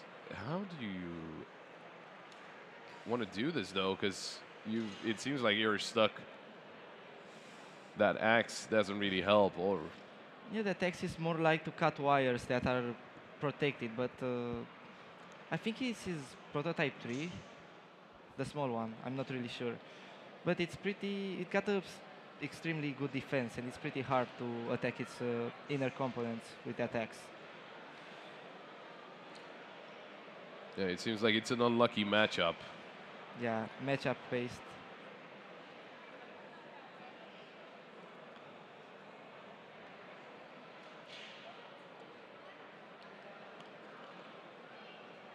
Well, it might be done. This one might be over. Unlucky matchup in the end. Let's see if we got them Them right. them right.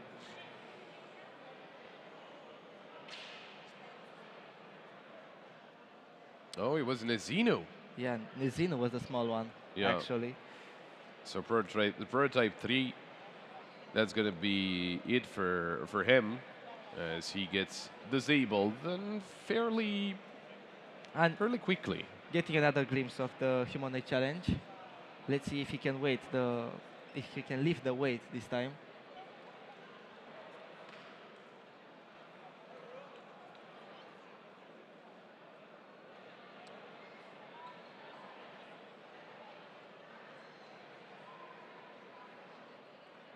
Any moment now. Getting very close to the edge of the weight. Oh, He just has to grip it right. oh, that's not good. Yeah, that's not right. If he starts lifting and he's like straight in the middle, then maybe. Yeah, he needs to be more center. He's too on the side.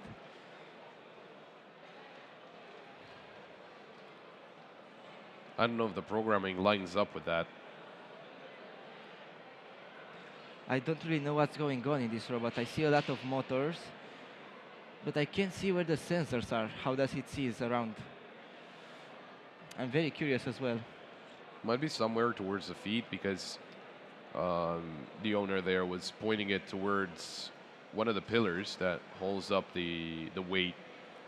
Let's see if this try is worth it.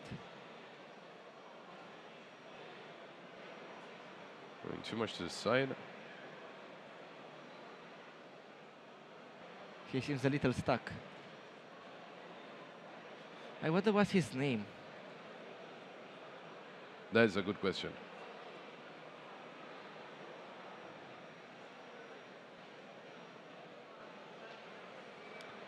No, Looking this- very promising. Yeah, but he's arched all the way back, and if he has to lift it up quite high, he might fall because of that. Also, he's not going the right direction. Yeah, he's going to its right.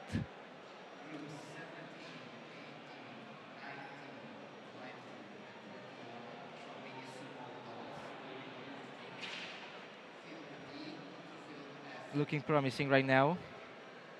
Moving in very, very slowly. And Oh, now- Back at combat. who was this? Oh, T34. Interesting, T34. I thought he lost. It seems not. Yeah, he was put on his back and he couldn't really move. That was the thing. So. Oh, it's So is the- lower bracket. So this is the losers bracket, okay? So it's double elimination. Well, that doesn't show up on. Yeah, this makes much more sense right now. Let's see, and it's up against. Oh, it does. I but think okay. this one is T34. No, if I'm not this mistaken. is brutal fight. Okay, so this is brutal fight. Okay, now obviously, there's a reason why they're both still in, Okay. because it's double elim. I can't wait for the round to start. Actually, to be honest, I'm cheering for T-34. He's just so cute. Yeah, he looks good, cute, but needs to be able to deliver damage as well. I bet he packs a punch. But brutal fight is up there as well. Let's see, the match has started. Moving towards his opponent. It seems like T-34 is choosing a defensive stance, but I don't think it will work, and it didn't work in his favor. What went out? It looked like a gear. Most likely a gear broke down.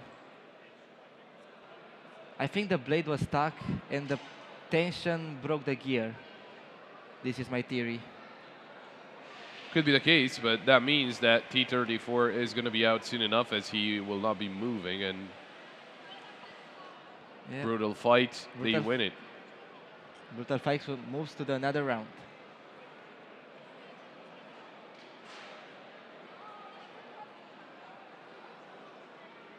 Looking at the replay right now, and we can see, yeah, the gear went out. It flew away. Well, obviously no more offensive capabilities at that point, so that's going to be the point.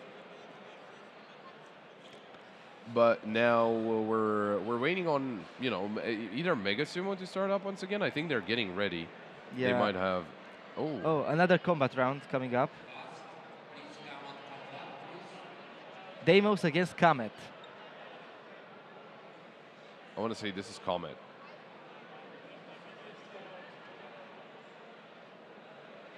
See if this is the. If I got my robots right, obviously. We can't remember them all. Yeah, and it's looking interesting, right? It's looking like, you know, they do have. That's an interesting approach. Might be just a safety measure to try and stop the spinning part from moving, basically.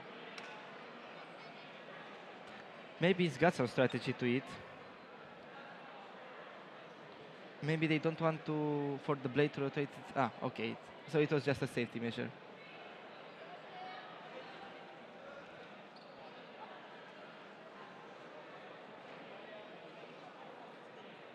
Any moment now.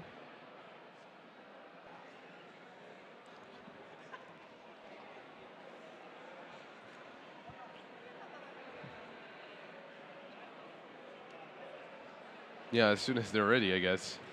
We're waiting on them. Oh. A little It started. spinneroonie, but that doesn't really help. The weapon's not engaged, though, so. I can see it's got a little weak spot right there in the back. But I don't think its enemy has the means to reach it with that grinder. It will be interesting. And it started. Oh. A very aggressive Okay, I like it. attack, but someone It's lost some parts. It's a very intense match, so he's trying to get behind his back to attack the weak spot most likely, but it doesn't seem to get very lucky. Yeah, the opponent won't allow it. Oh, maybe he did it by accident. Oh. Okay, amazing match right now. Losing a little bit of the control over the robot.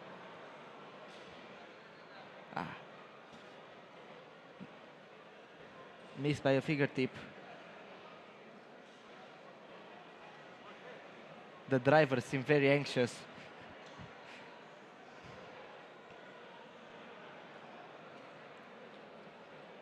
Well, what can you do if they're not allowing you to get in from behind and maybe try and bait them out somewhat?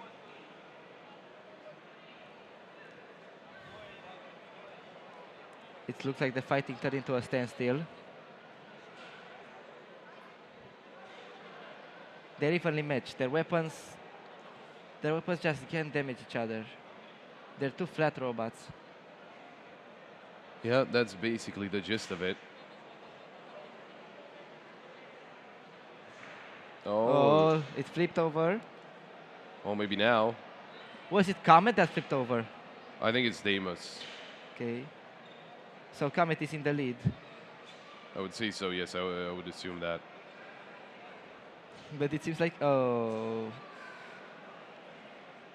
Helped his opponent by accident.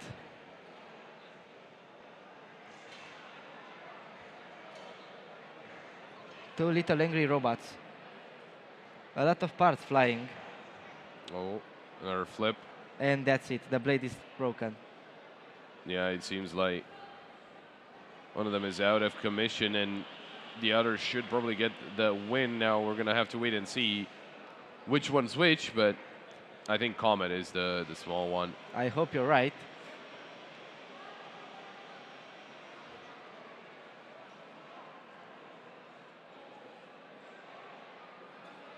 Actually, Deimos was the small one. Oh, okay. Such a stoic face. I just feel like I've seen both of them before, and that's why just a little confusion there.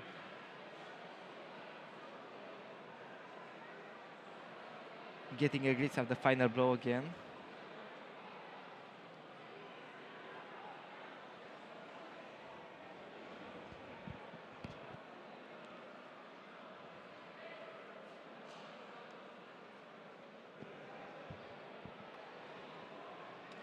We have some, maybe some Mega Sumo. I'm not exactly sure. I haven't really heard any thumps or anything of the sort, so I don't think anything happened there.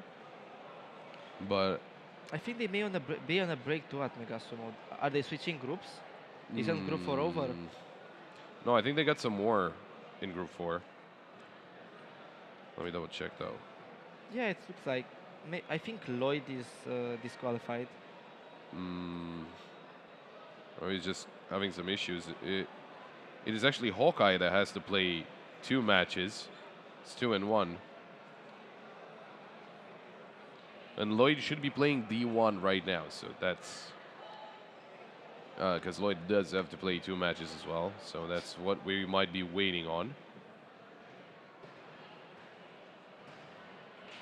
We'll just have to wait and see. Maybe we can get another glimpse at the next combat match. It seems like there's a lot of people getting down there.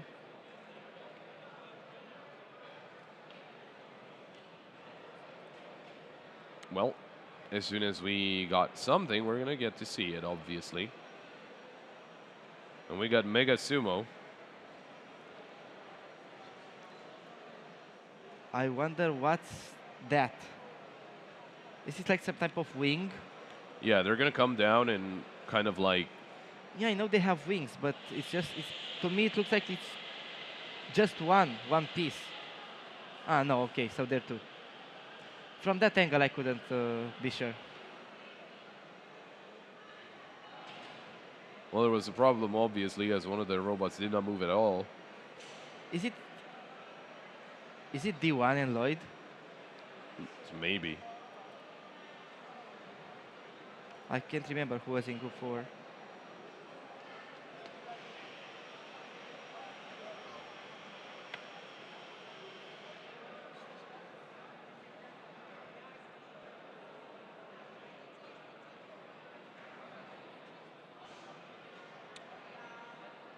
I'm just going to try to understand what went wrong there.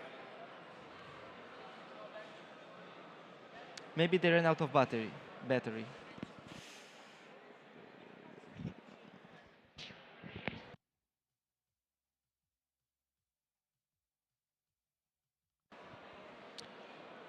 Yeah, so I was saying about those wings, right? I've seen that in other sumo categories as well. I think one of the reasons is because I think they don't have a limit for height. I think they might only have a limit for width, and they do go down and they can be detected by the other robot as the robot itself and try and go through them, kind of like a like they do in Spain. I can't remember what it's called. Oh, Bull something. yeah, bullfighting. bullfighting or bull. I don't know. You know, wherever you have the Yeah, yeah. red drape and it goes through it. Kind of the same thing. Yeah, so the purpose of the flags is actually to distract the sensors Yeah, exactly. because the sensors detect color and the wings mess with that. It makes the sensor think that the enemy is or to the left or to the right instead of the center. There you go.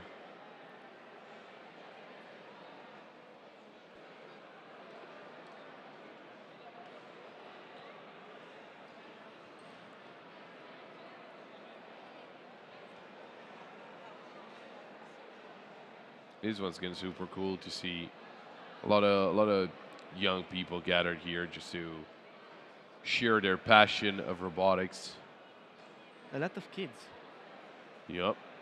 We do have mini sumo kids with about, you said about 200 yeah, participants, something 200 like that. So participants in mini sumo kids. it is That's quite pretty a lot. impressive.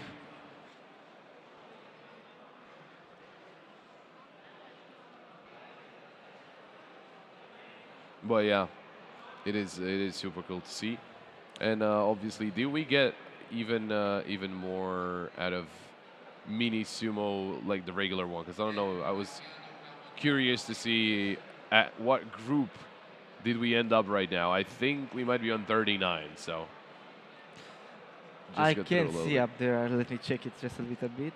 It might be 39 because I don't see a 4, and we were just at 38. So it's either 38 or 39.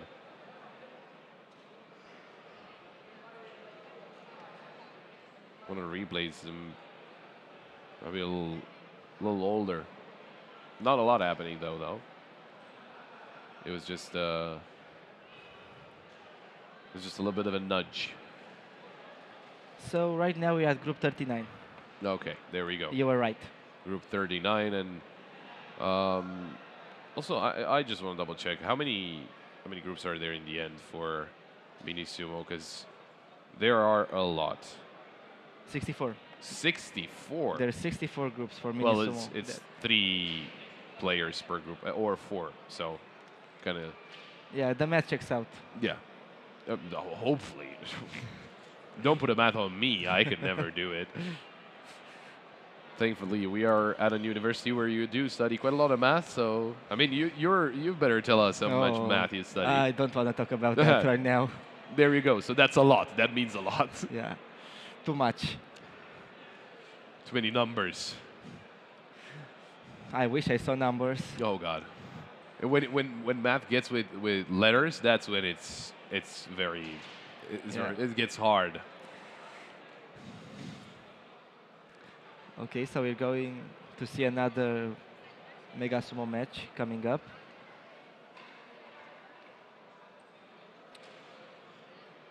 Who do we have here? I think. Is well, it a replay? No, it's live. It's live. It's not slowed down. It's still just. I think that was D1, the scary-looking one. Yeah, I see it right now. Is that a skull on its face? Yeah, that's what I saw, and I assume that's what Okay, they wanted to go for. That's pretty cool. It's in theme with Halloween. That was just yesterday. Yeah, exactly. Some would call those 3 days the Halloween weekend. So Yeah, I Halloween. think we can pass by with another costume. I can't judge anybody for doing that. Would have gotten one, but I didn't have any, so unfortunate. So yeah, I think that's D1 against Lloyd. Not 100% sure, but that might be the case.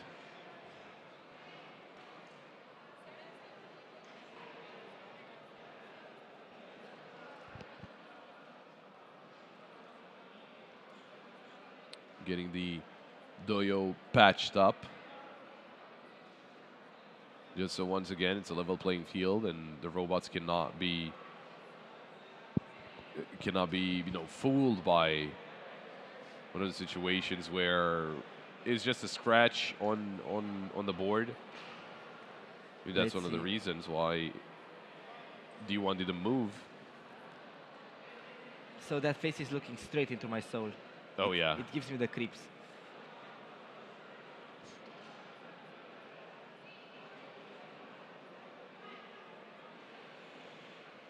But it looks like the outcome is the same. They're both very lazy in this fight.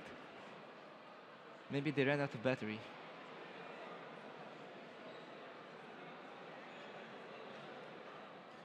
We'll have to leave it up to the ref again.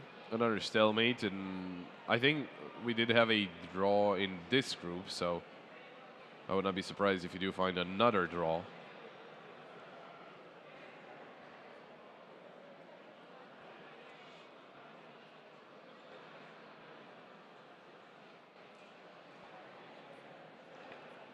Gonna have to, as you said, wait for the ref's decision and see if it's gonna be another rematch or if it's gonna be a draw.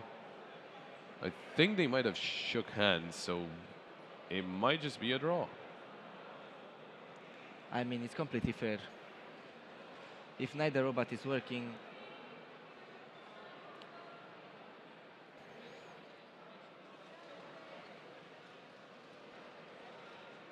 With that slow movement, maybe they went overkill on the magnets. most likely, my theory is that the battery is starting to die. After this many matches, it's the only thing I can think about right now.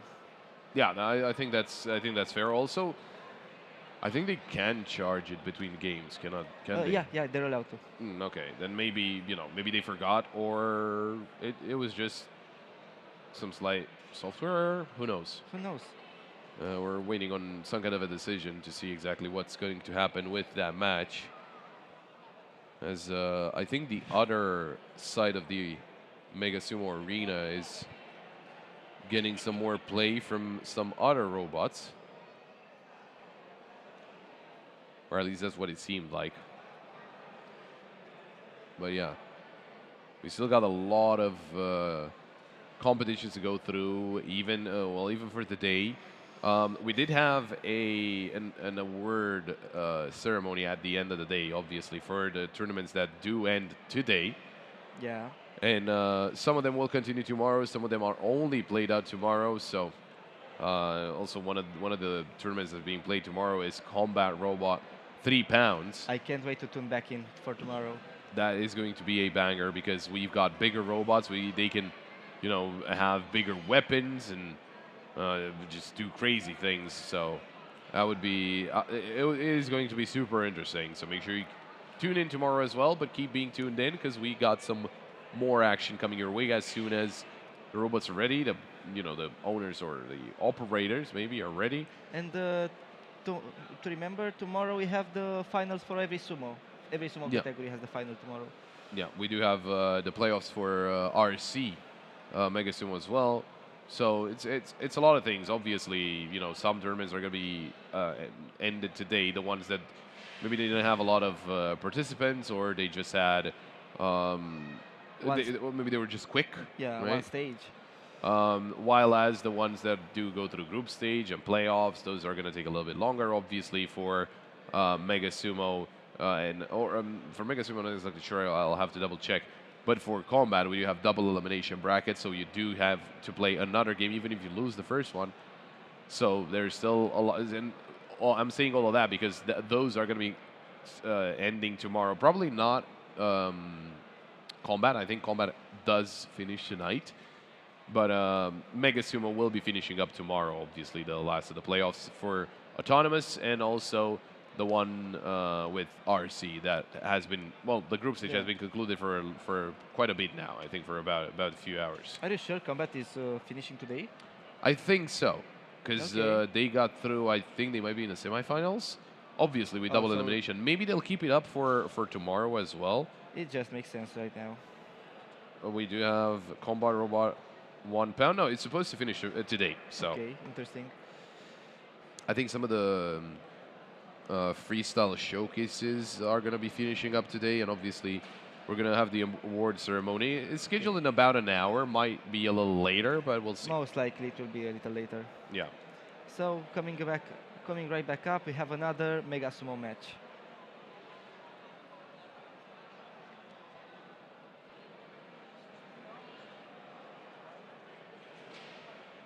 Striker. An O. And, Which one do you think is Hawkeye? I think it's one on the left. I'm thinking that too. I don't know why, but I guess we'll find out. The name just fits. Maybe we're both wrong. It could very well be the case. No, that's Yeah. that's for sure. It would be funny. Amazing fight right now. Amazing. Oh, that was a great fight. I needed that action. Oh, I think that was actually Striker. I think so. We will get another game. So we were mistaken once again. We were. Yeah, that just happens. That's bound to happen every single time. But no. Yeah. So. oh, he wasn't. No, it was. never mind. Yeah, we were right. Sure. Finally, we were right. I don't understand, but it looked like No. they I don't understand what's happening. didn't. It was 2-0. No, there we go. They were wrong. Yeah. It is all tied up. Making it much more interesting. Oh, Hawkeye. He turned around and he went towards the edge once more, which was a lot unfortunate because that kept them in that position.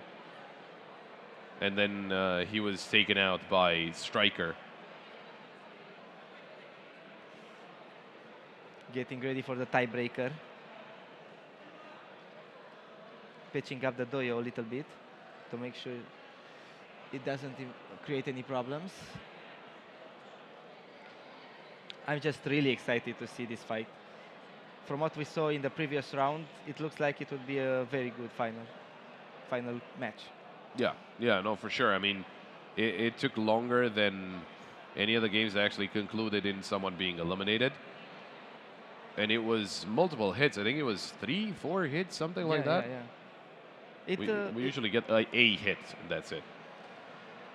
It just makes sense as we get more into the tournament for the robots to become better and better.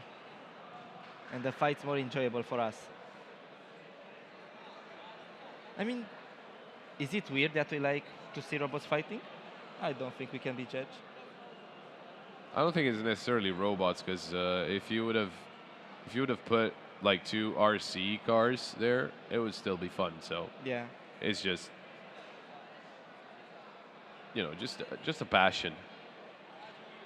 Because obviously it's the software behind them as well, not only, by definition, only the robots being The hardware. smashed into each other. Yeah, it's also interesting to see how the software behind the robot and the brains basically of the robot does compute with everything that's happening around it. Let's see, any moment now it's about to start.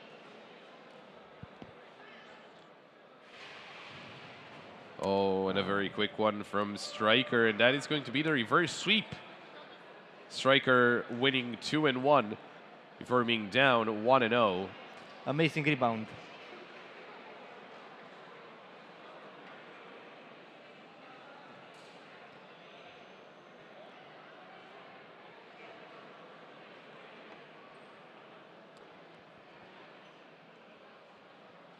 You get to see a replay here. Just went under Hawkeye, which was surprising, right? Because you've seen all the robots just staying very low, just sticking to the doyo, and it was very surprising to see that, it did end up like that, where one of the robots did go under the other. But maybe they were kind of the same space, and it got pushed up, something of the sort. Yeah, every fight is different. Yeah. That's the beauty of it. So a lot of people just hanging around the other sumo. Obviously, we do have a lot of people watching in Vermega Sumo as well, but we got Mini Sumo, we got some more presence, and we are back to combat. We are back to combat. Is that Little Shredder? No. It's El Parroquiano against I hope that's how you pronounce it. Taitotu. I have no idea if that's the right way, but It looks like it's gonna be a promising match.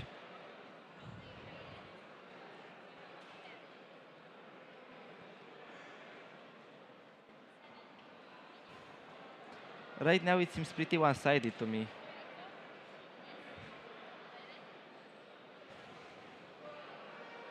You know, whoever has that robot is just stuck in the corner. I have a feeling the small one is El Parroquiano. Could be. I mean, again. Based on our record, we're not pretty good with our guesses. Yeah, yeah.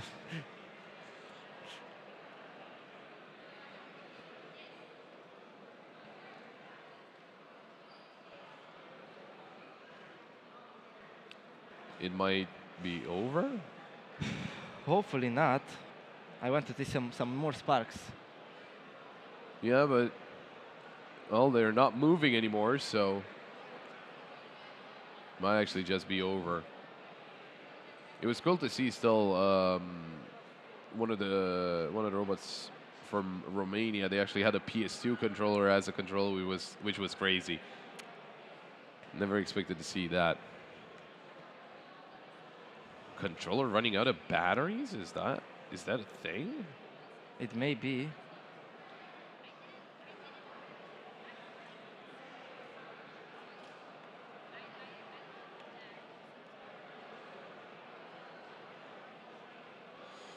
Well, obviously something happened there. Maybe it wasn't supposed to go down like that. Maybe it was a technical issue that prevented the robot to move as it was instructed to.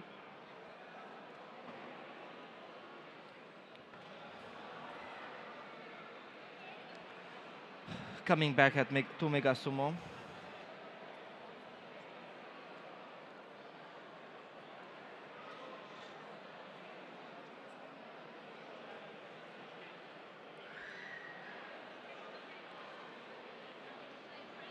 Who do we have at Mega Sumo? That's the question.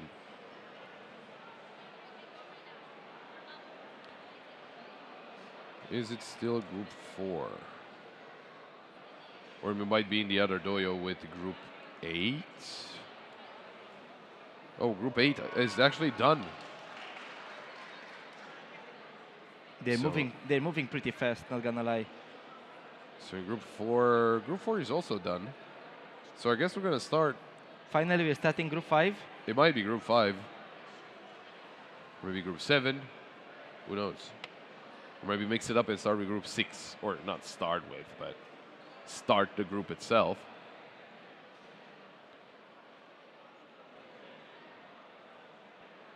Oh, it seems like the robots are ready. We got a team that's with Sumo Zada Robotics. Let's see which group is that. 5 or 7. Okay, we didn't find out anything.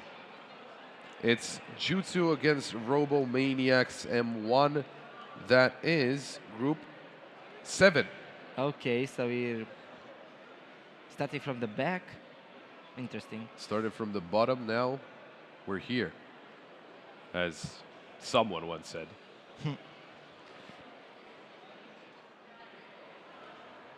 I mean, we didn't really start from the bottom. It's just, I think this is happening actually on the RC arena.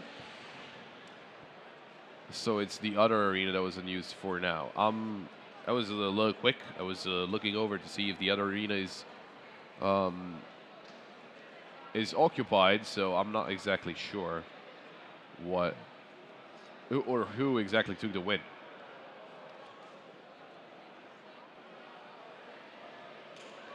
Looks like the dojo needs a little patching. I think the further we go into the tournament, I think it's going to keep getting patched up because obviously you do have quite a big advantage if you sit very low to the ground. Yeah. I wonder if I can keep a dojo when the tournament is over. I'll have to ask the refs. Who knows? Maybe one of the small ones. Because if I'm not mistaken, I don't know if they reuse them from previous years. I have no idea. But this one is not, it's like metal or something, and the other ones are just wood, so maybe... It makes sense. Or maybe since they're made out of wood, maybe you can get one made. I mean, Yeah. The one for micro, mini, the smallest one. I don't know exactly which one is the smallest, but... We're going to find out throughout the day, probably tomorrow, to be honest.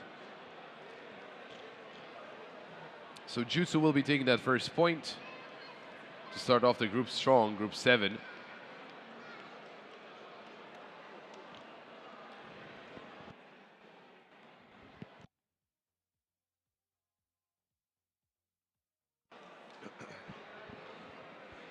The robots are back in. Any moment now. Interesting placement on both of them. Yeah, to do it again, it was a little out of the boundaries. Okay, now it seems like it's right. You know, we got Jutsu on the left, the smaller one. It may be small, but it packs a punch. Oh yeah, for sure. I think its center of gravity might be a little lower. And Jutsu secures another win. Yeah, there we go. No problem for Jutsu. They're going to get themselves the first one, actually. It's the first win out of Group 7. First match done.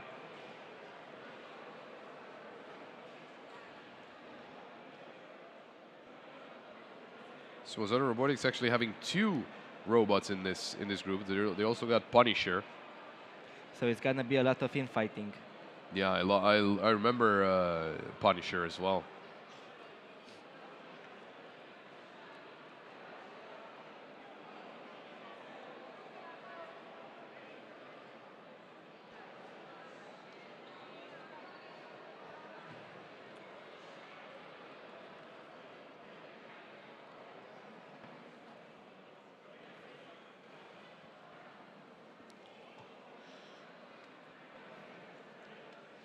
Hi. I think it might be a little delay, I think, up until things do start happening once again. I know combat is... Well, we do have some people on combat there. We'll find out. We'll take a break, and when we're back, we'll continue the action here at Robochallenge. See you guys.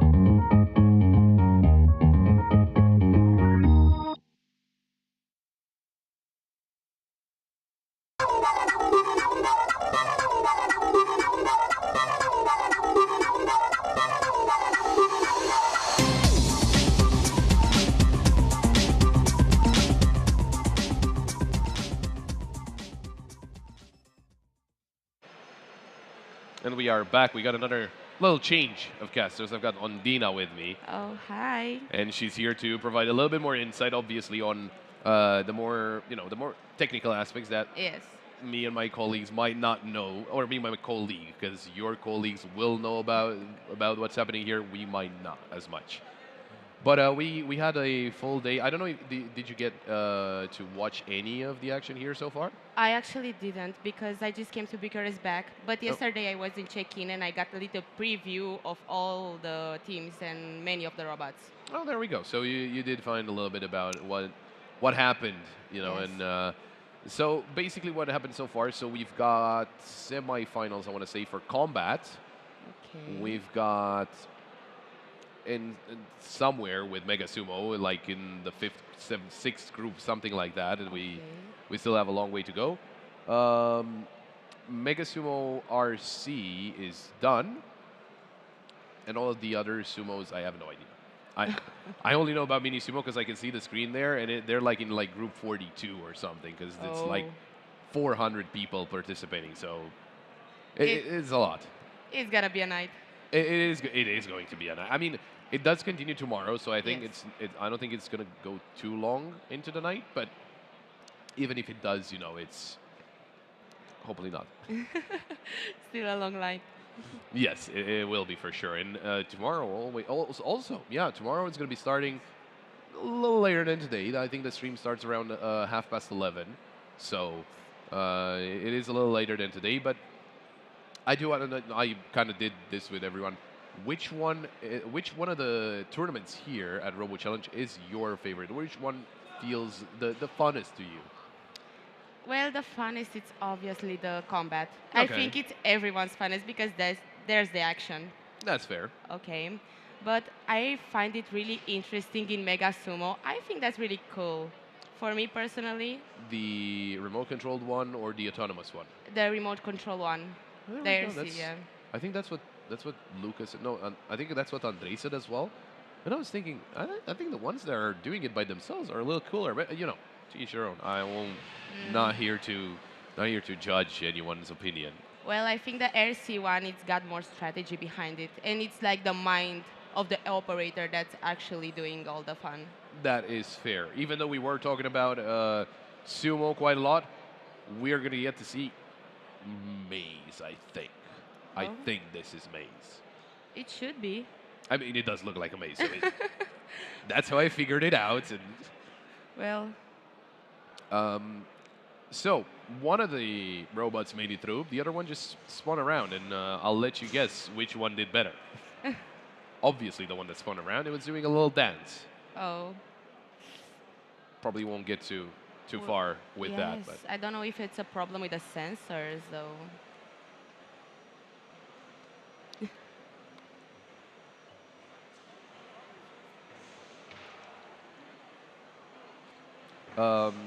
it might be.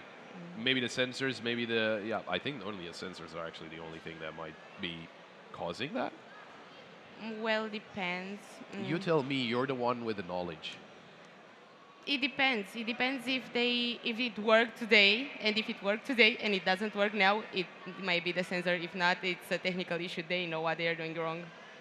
Okay, that's fair. Well, you know how it is, right? It's whenever everything works perfectly up until the time it has to work, for sure, and then it doesn't.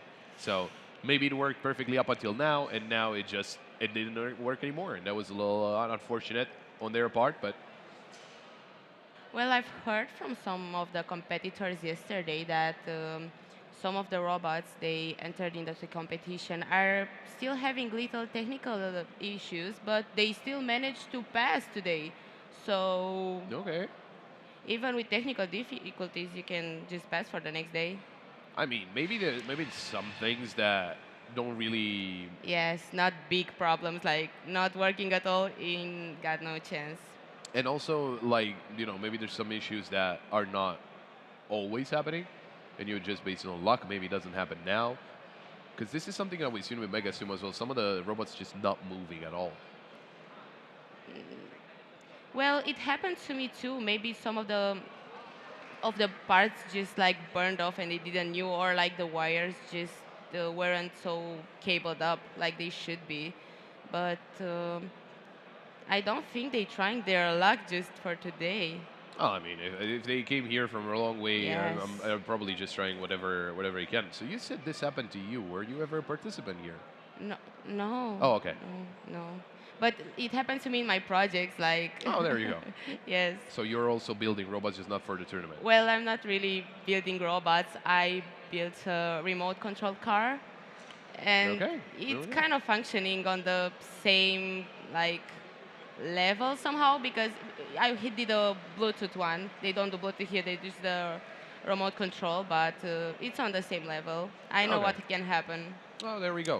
Yes. Yeah. We've got Zoro bought 3C, but I don't see him. He may be hiding. Oh, it's Lapushnano. Sure. That's a cool name. Is it a good name for a car, though? Well, Or maybe they're into literature, so. that is I don't think anyone learned that. Well. You know, everyone was supposed to, but I don't think anyone learned it, to be honest. Yeah.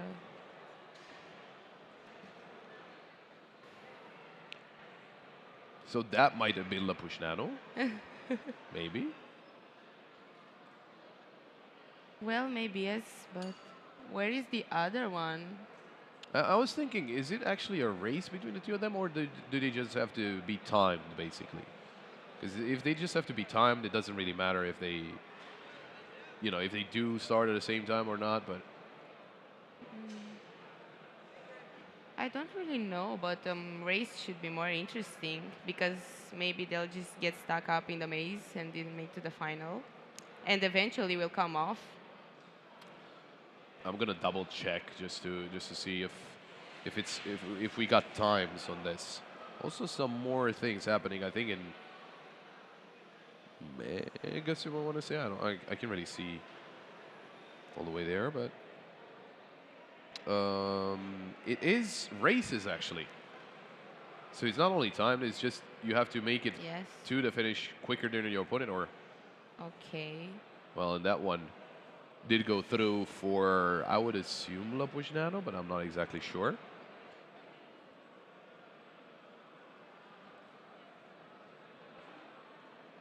He was the one on the right anyway, but he made it through, and just because the other robot got stuck, like, almost at the finish. That's, I think, the biggest disappointment. Yeah. Just when you wanna you're so close to the final line and you can't get through it. Oh, yeah, it was Lapushnano, actually, Oh, with okay. the win. Is that a single thing, or are they running more? He got 3 points, so I would assume, okay, he won. Oh, that's cool. And it's single elimination. Guess what? We are actually in, we just finished semifinals, so we're probably going to see third place final and the final. Oh, that's cool. And Maze will be done. Yes, I'm really excited to see it, actually.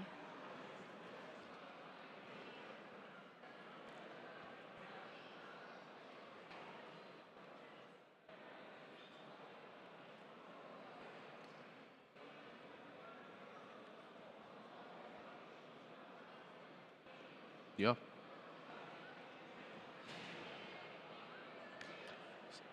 So I would assume the third place final is going to be between Maze Stand 3 and Zorobot 3. C. There we go. Is it the third bot and the third? You know what? I won't even try.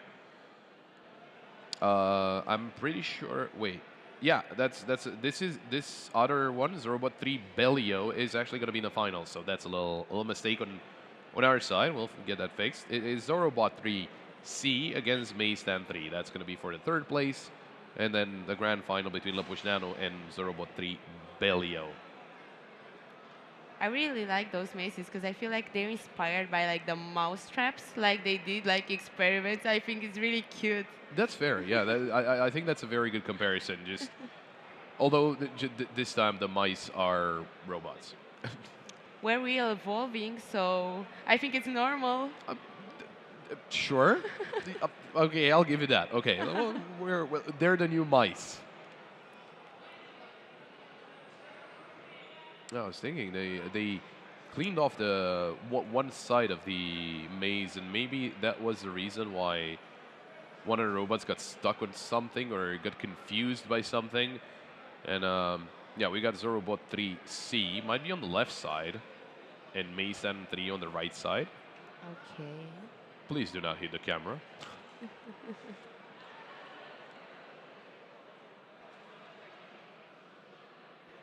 Oh, this is actually happening right next to Line Follower.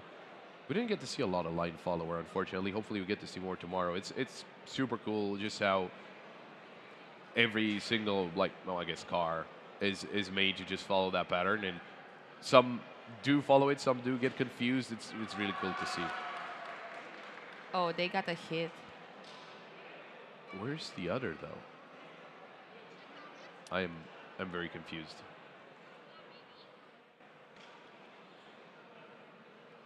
Maybe the other one didn't even start.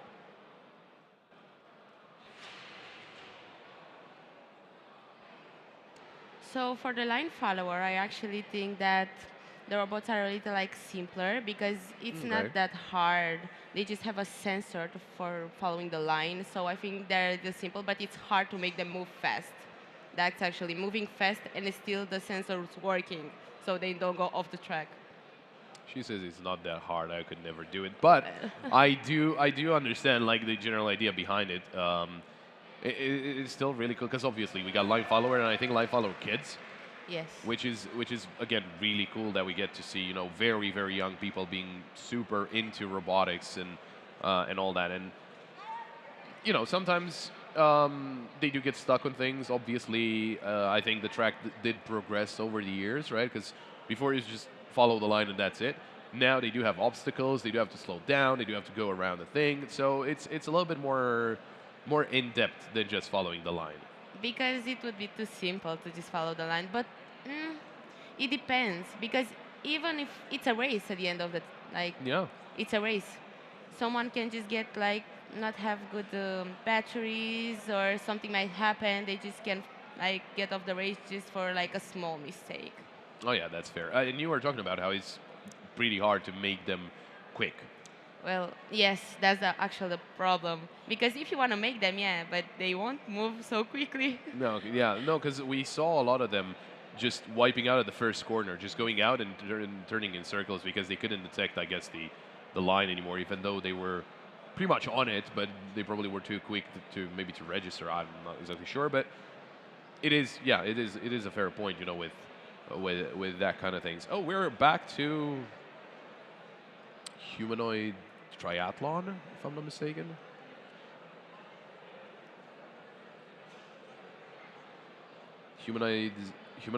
Humanoid robot triathlon, third.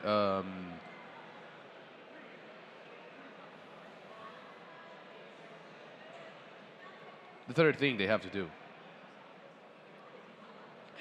Well, I think it's like cool, but I wouldn't pay for a robot subscription to the gym. However, That's what I was saying. Why is the robot weightlifting? well, I think that's interesting. It's hard. I think that's the Weightlifting or a robot weightlifting? wait, both of them. Okay, but that's I fair. think robot weightlifting is very hard because they need to have an equilibrium in order to work, and just a little mistake can just make the robot fall, and That's that fair. was it. We had a there was a okay. Before we get into that, we had another robot. Oh, the robot is working. We heard something about a robot being repaired. I don't know which one. Is it this one? My producer will not talk to me back. So, are we going to a break? I guess we'll find out now. We are not. Not for us. Oh, there we go. Then why? Sure. Thank you for the information. So far, there are only two robots that actually weightlifted because what they have to do is walk up to the weight, pick it up, walk to the next black line, get there, getting even higher, and then walk to the final black line. So it's multiple stages of what the robot has to do, and so far Adam G weightlifted 36 grams and Nomad 14. 36 grams is kind of a lot from my point of view. I mean, look, I'm not here to you know, try to look cool, but I could lift more than 36. Sorry, I'm sorry. Take that, robot. They No, are I'm- not so advanced. No, I'm actually going to take that back because I was talking to Andre, I think, and I told him I always say nice things to my assistant because in case they take over, they let me be. I'm a cool guy. I'm one of the cool guys. Well, from my point of view, they have no chance. I'm not even scared about thinking they will get my job one day. This is what I do. I am very scared. I am convinced that is going to happen. Oh, so the information we were getting is that Maze took a little break to fix their robot. So there we go. Okay. That's why we didn't see it coming through. Yeah.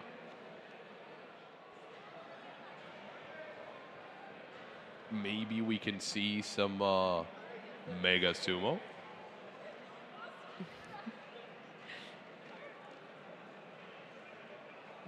Maybe not. And well, I guess at the same time, we'll find out if this robot can lift weights and move with them. I'm really curious who came up though with the idea. Like, let's make a humanoid competition. Let's make them lift things, make push-ups, just Well, I do the mean, gym. look, it's things humans do, right? So Well, yes. first step of the competition was walking upstairs. They had to walk up 3 sets of stairs, or 3 stairs, whatever.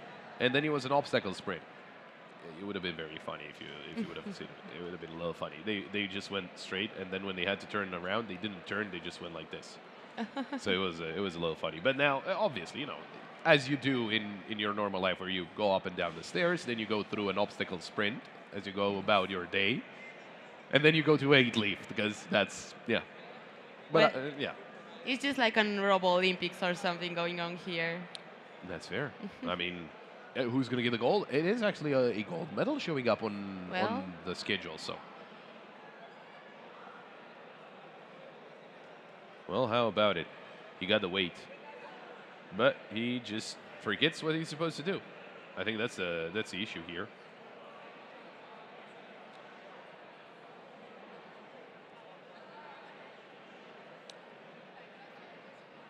Yeah, that's crazy. Well, when I can't lift weights like that, but if I could, I wouldn't move myself. Yeah, I don't think they teach you to lift it up, then walk, and then lift it up even more, and then walk a little more. Also, I'm pretty sure if you would lift like a bar with weights like this, and you would just keep it here, your arms will probably fall off in like 20 seconds. Well, that's the challenge for them, actually. I think it's really hard to do that. You need to make a lot of assumptions, I think. And you have, I think, all the robots can have a maximum they can weight, but I don't think it's safe to go to the maximum. I think it depends a lot where if it's it depends, I guess, on where the center of gravity is. Because like if it's lower, you could lift, like you could lean over a little bit more so you don't fall. But if it's higher, then if you lean even a little bit, you could fall. Because you were saying Yes. about how the center, no, not the center of gravity, but the balance has to be perfect. Yes. Because you would have to lift it up really high, so that you don't fall either forward or backwards. Yes. I don't think the robots can go backwards. Like, I didn't saw any from what I know, but forwards, yeah, they always do that because it's too much, too heavy for them and just go forward. But backwards, I think it's a little. I don't really think they should do that actually. There was one of the robots that was actually leaning back. Yes. Yeah, but he didn't fall. But he was one of the. He could have fallen if the center of gravity was a little higher up. He would have lost the balance and fallen on his back. Well, I think it's really hard, but I can't. Maybe there's a strategy, just going a little back. I think there could be a really good strategy out of Yeah, this. kind of, because you're counterbalancing the weight that's in Yes. front. That's fair. so you can just live more. But I think it's high to achieve that. You know, I want to say that he's one of the robots that actually went all the way. I'm not 100% sure. What about this time? No.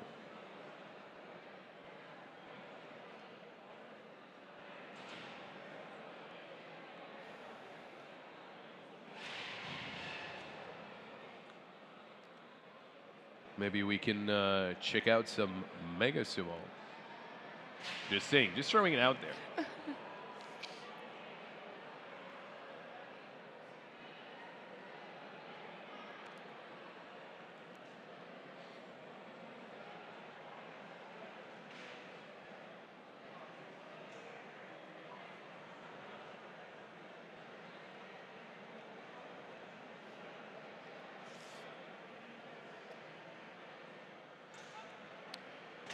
Well, I don't think this robot having his best training day. It is not a great day, and they also have some more weights for him. Oh, But if they put even that on, I don't think. I wonder what the issue might be. I think the robot just gets confused after lifting the weight because it just stops. It just doesn't do anything. I think it's too heavy, maybe? I don't really know. Maybe, but at the same time, it's you know, it also a very important thing was some of the other robots were not picking up the weight from the middle, like they were a little bit to the left or a little bit to the right, and he was just falling over, which was not that great, not ideal, obviously.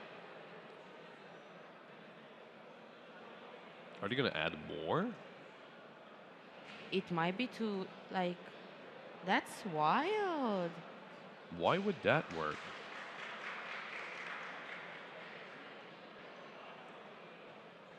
Maybe it wasn't heavy enough, but Was it the robot just saying this is too easy? I'm not gonna do it with this much. I wish it could have this much personality. There you go. Oh, we're setting up. This is for the third place decider of Maze.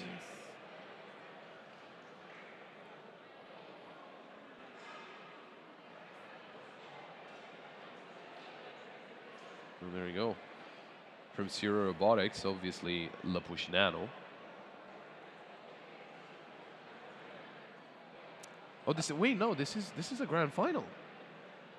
Because Lapush-Nano is in the grand final. Oh, Is it still going to be a best of one? Can anyone confirm from production? Haha, they know. They don't know. Neither do I. well, this is interesting. Okay. Oh, Lapush-Nano, that is super late. So that means that is the winner?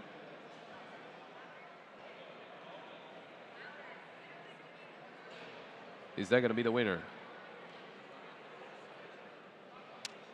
Okay. We don't know. We don't know. That's great. So maybe this time we can see some Mega Sumo. It's still going on. I mean, I hear them. You can't fool me. Oh, there we go. It's Zorobot 3 Bellio that wins the whole thing. Wins Maze. That's So amazing. congratulations. Hopefully it's not multiple stages. Is it? Maybe we can check. Maybe not. I'm just going to take a quick look. Not going to take too long. Yeah, he won. So we've got Zorobot 3 Bellio in first place, Lapush-Nano in second, and Maystan 3 in third. Obviously, we'll get to see them at the award ceremony. Well, yes. Well, congratulations for the winner. Nice. And that might be the first tournament that's actually done? I have no idea. There's way too many tournaments. I'm not going to check now. It is the first. Trust me, it is the first tournament that's done. Oh, that's a blessing. Actually, I'm happy to see the first tournament being over. Well, we got one. We got one done. We got like 15 more. So there's plenty more action to see here at Robochallenge. I can't wait to see them all. In the meantime, why is Group 7... Okay, look. This is Mega Sumo. Oh. I don't know exactly which group this is because Group 5 and Group 7 are being played at the same time. And somehow they're in the same place, but not really. Don't worry about it. It's Schrödinger against Meshtaru, which is Group 5. There we go. At least we got that. It's 2-1 for Schrödinger already. And Meshtaru, he's 1-1. Okay. Okay, our referee arming the robots. Oh, we didn't hear the countdown, but that is a point for... That was a turn. Who got this point?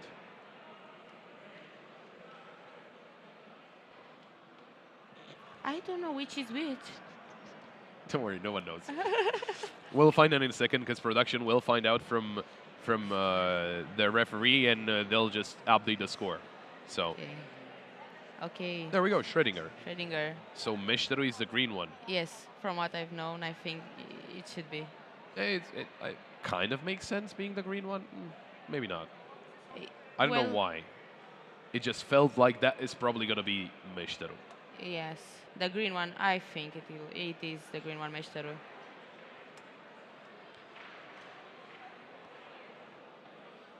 Flex Team and Systematic, obviously, the two teams are battling it out here. Both teams from Romania.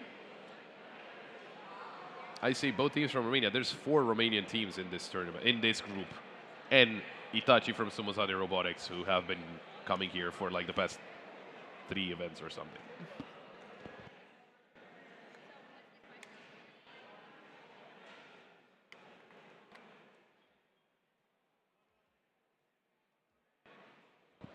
Well, another try. Obviously, a best of 3 here for Mega Sumo.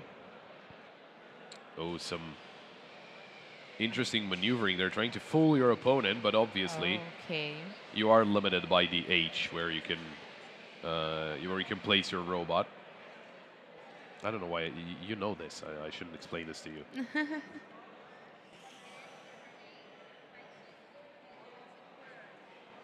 I wonder if they got another tactic. Oh no, it's just the flips. They just love to flip the component, like the opponent around. It's just funny. Yeah, it seems like the strategy was just go forward, take him out. Yes, that's really good though. And Schrödinger gets away with the points, and I think he gets up to how much was it? 3-1. Oh. So he's good. He's technically in first place for now, but Itachi does have to play another game. And he's actually going to play 2 games in a row. Itachi's going to take on Robomaniacs Mega 220 and Neutron. And then Meshtaru has one more game. They did a zigzag out there. I didn't catch it the first time. That was really nice. It's just sorry. We're back to lifting weights, but it is a strategy, you know. Well, yes, it's a good strategy. Okay. I think this might be the other doyo, so this is Group 7. Which one out of Group 7? That is a very good question. We're going to find out at some point. Oh, Punisher is in this one. I remember Punisher from the previous tournaments. Oh, they're already out, right? Oh, yeah, that's out. That is definitely out.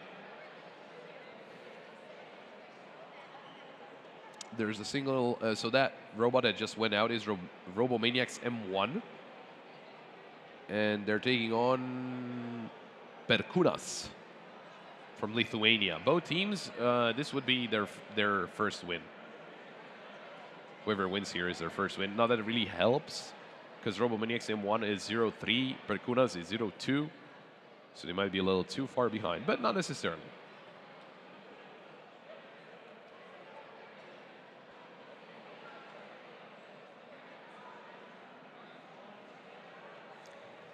I don't know what that is, and I don't think I want to find out. Okay.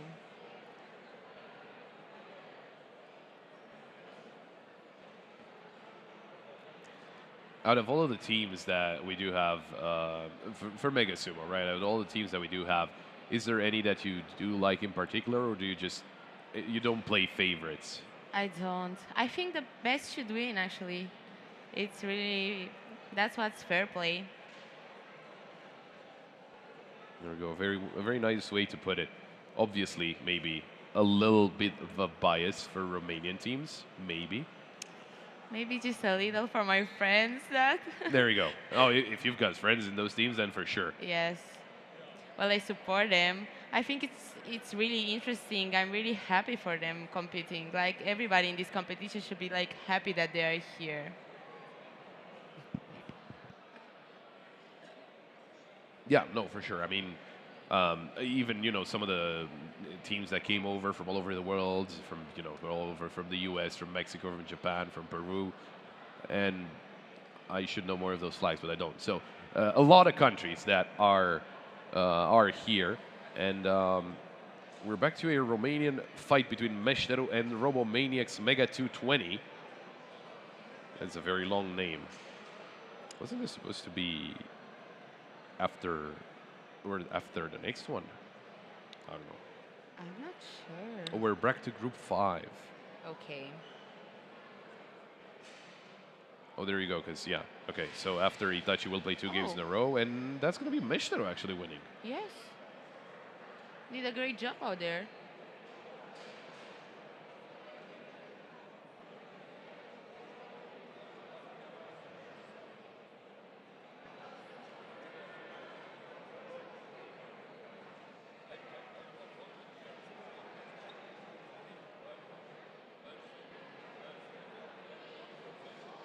I think it's a lot. I think it's a little bit different with this robot, right? Because it was, it doesn't really scrape a lot. And interestingly enough, he was actually not the one that was getting under their opponent. Yes. So I didn't really understand what happened there. Like the Robomaniac robot just went the wrong way. just went the wrong way. Yes, it hit Meshtaru, but just get out of the arena after. Okay.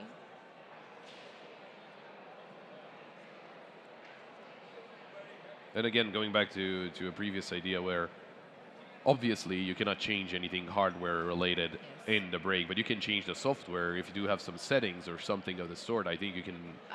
No, actually, You no. cannot. I think the sensors, like, you can change some sensors from what I know, but like some kinds, but not between rounds. You cannot.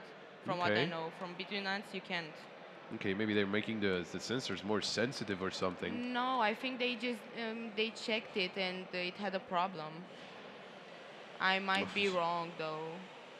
Well, this is what I was saying with Meshtaru not being able to go under their opponent. Because what I saw was one of the guys from Team Udon, they had a little dial. I saw them yesterday. They were doing like a little practice Okay. when they come, and their robot was like stuck like glue. I think it just gets To like the doyo. yes. Oh, to yeah. The doyo. Oh yeah, it does get stuck just because it has like a lot of magnets. Yes, it has a lot of magnets. That's actually a very good. Like it was really fast for Yeah. how many magnets it got. Like really, really fast. Yeah, 100%. And also, like, it has a little dial that actually he turned after the game, right? It was first game of the match, I guess, and then he turned it a little bit, and then I guess maybe that changed something. I don't know. I guess it is allowed as long as no one I said think anything. yes, I think, but they got good strategy. I think I don't know who won in Mega Sumo last year, but I think I might be wrong. But I think it was a Japanese team. I'm pretty sure it was either Japanese or Turkish. I remember them being. I mean, might have been Sumozade or Team Udon. I do think Team Udon last year got third, I want to say, because I think 2 years ago they won. I don't remember. Maybe. I don't really remember, but they are really good. That H is not in the middle. I can see it from here. It's really off-centered. Or maybe it's just the camera angle. I think it might be just the camera. Yeah, it could be the camera angle. Oh, okay. Oh, trying to do the same thing that he did in that first round. It's definitely not 0-0. I can tell you that. It's at least one for Meshiteru. It's actually no, it's 1-1. Isn't it? Wasn't it 1-1? I don't. It's once Oh. again Robomaniacs Mega Okay. 220 going out on his own.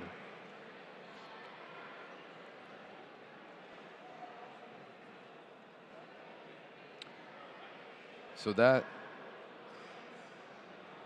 first round didn't count. Okay. Okay, so it basically restarted from 0-0. Now it's the first point for Meshitaru. Oh, second one. Second point.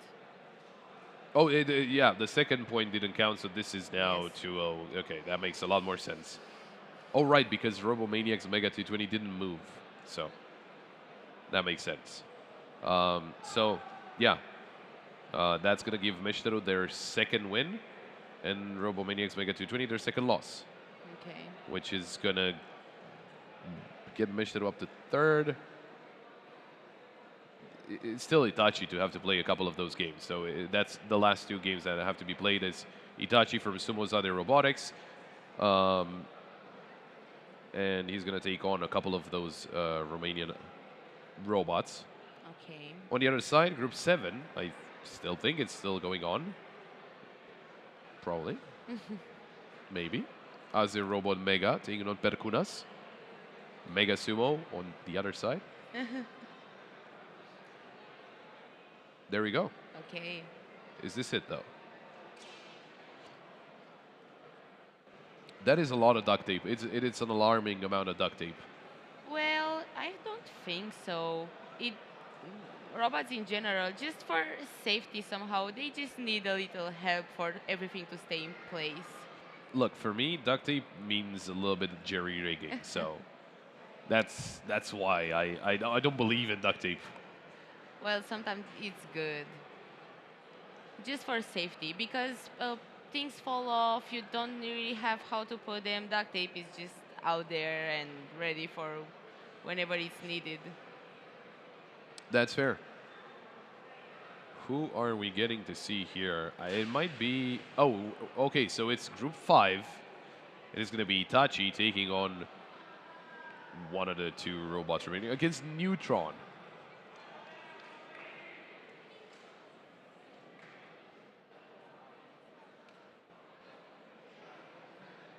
So, what is it going to be? Is it going to be Itachi just getting a clean 4-0? Can he do it? Obviously, Sumozada Robotics, one of the teams that's ever present here, and they're just very good at Mega Sumo, RC, and Autonomous.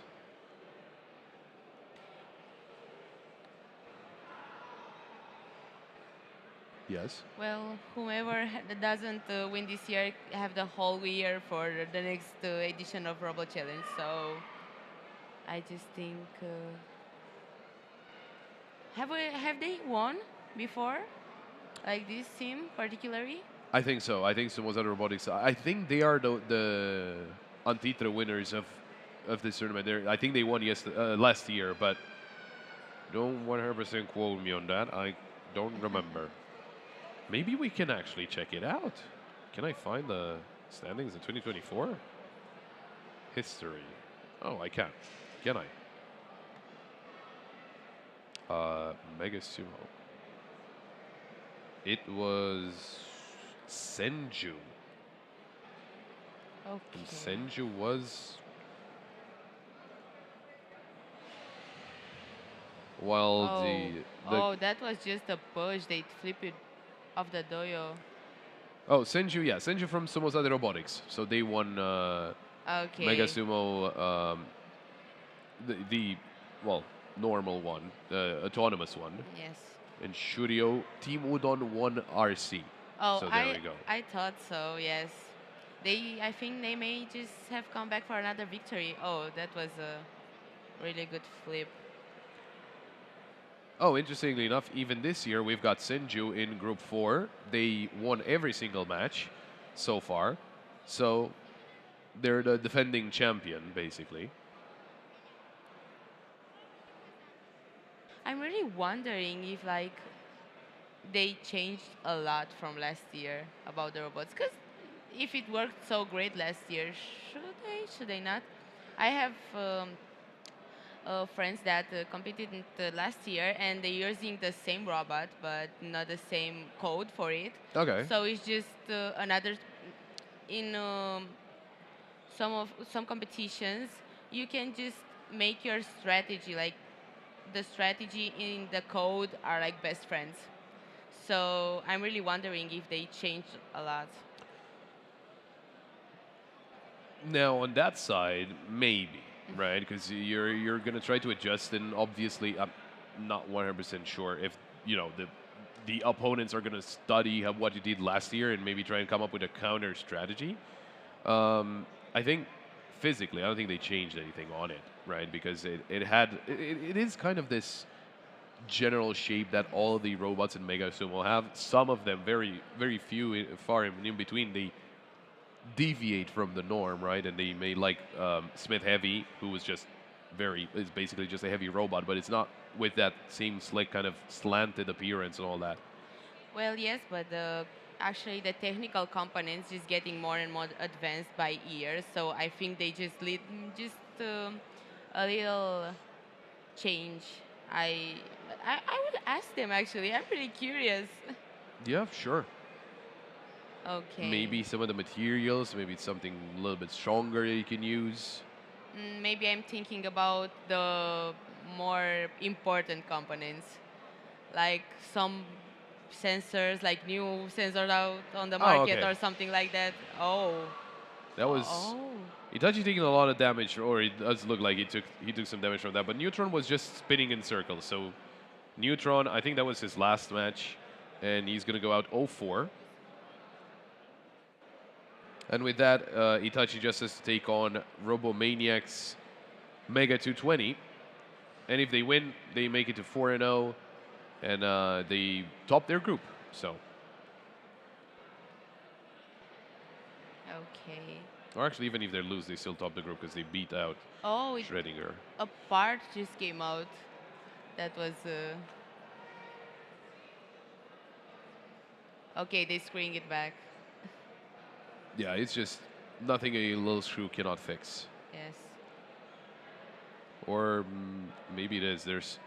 He took out something from it. Usually, when you take out parts, it's not good. Well, it's not good, but maybe they can fix it somehow. Oh, it might be part of the slant, or like the slant, but the lip, right? So Yes. that could be a problem. If the lip is raised because of that, that is going to be a pretty big problem. When it hit the other robot, it hit it on the lateral side, so Okay. I think that was the big problem. That's why it fell out. Yeah, that makes sense. I mean, yeah, kind of, yeah, because I think it got under it. Yes. Or just remove it. Yeah, that's also a way to go about it. Just play without it. Doesn't matter. Apparently, there's some more metal underneath it, so I don't think it's the end of the world if they don't use it. I don't know actually, but I think that was like a good shield because if now a robot can just get, I don't think they will remain like this. Because if a robot just came just in there, I think that will be a problem. I don't know if it'd be a really, really bad problem or just a small one. Well, that's fair. That could also, because I've seen them just move that lip, so maybe it's what's keeping it pointed, well, not to the ground, because obviously you're going to scrape the surface and you're going to get penalized, but just keeping it at the same level, right? It doesn't raise whenever you get hit, maybe. I don't really know, but it was a good shield whatsoever, so it's bad if they don't put it back anymore.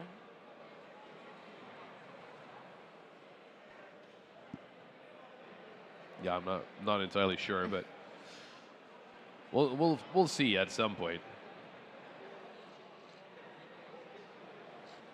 I think the other group might be going on at the same time. Or maybe not. It's still the same as a Robot Mega against Perkunas, and I guess they haven't played yet.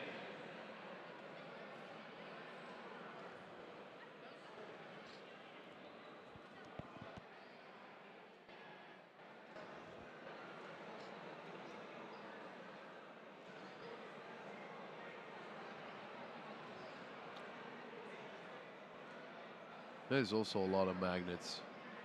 And I was wondering, what about the two yellow things?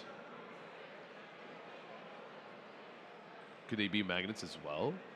And if they are, why are they yellow? I don't think so. I don't think those are magnets. Maybe there's some kind of sensors.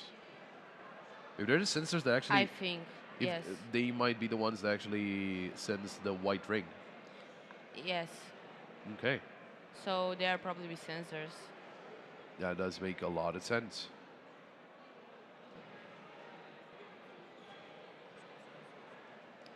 I think they're having like a really hard time when something like that happens. Like it's just so well, it does happen, so you cannot really change a lot about it.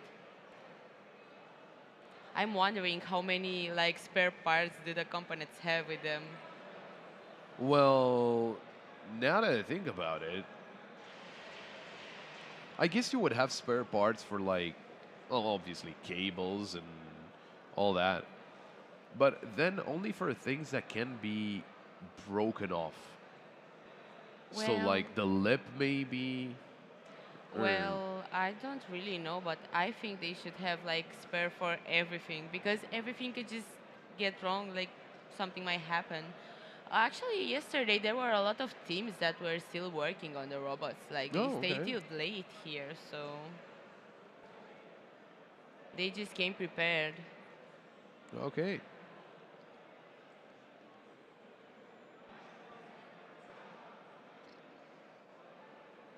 I've always seen the competitors just use that use something to always clean up their robot, and obviously, um, with sensors involved and things that can sense other things, which I'm very smart. That's basically the explanation of sensors.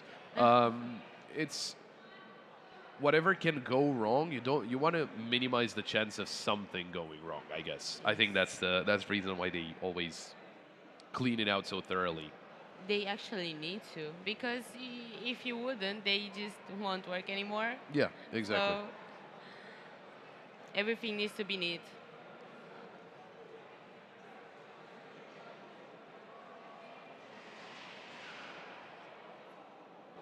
Okay, so I think that yes, they cannot actually think. I don't think they can like are allowed to put back that part because Oh, they're it's not not allowed to yes. put it back. So no to put it back because that's why they unscrewed it and just went it with it off completely.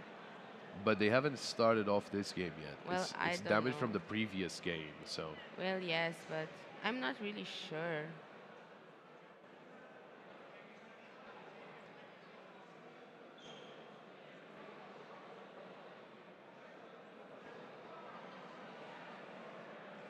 Well, that was a confused what? Yes. So, I think they are asking about it because just pointed to that direction.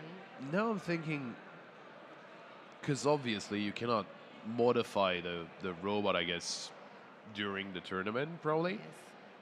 Maybe they're telling them to put it back, because, like, it's a modification that comes up, but at the same time, it was more or less broken off. Well, if it's broken off, it's kind of out, I think. I don't really know if it goes. I'm actually. It was a question or enhanced with the same robot, and just they wanted to add parts, and they said it was okay because it was another kind of competition. Oh, okay, because it was, yeah. Yes, Yeah, it makes sense then. but I don't know about this one. Well, I guess they're not putting it back on.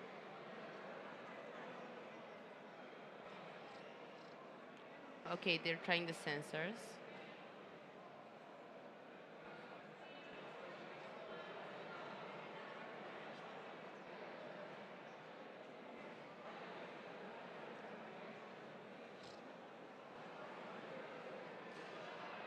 Romaniacs Mega 220 on the left side with the yellow gloves. Gotta make sure you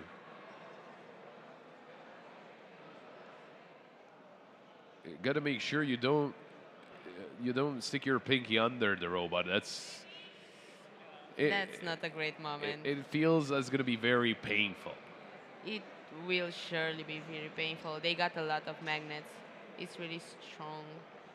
Okay. I'm actually really happy to see young people competing in this kind of competitions. They should be more encouraged in schools.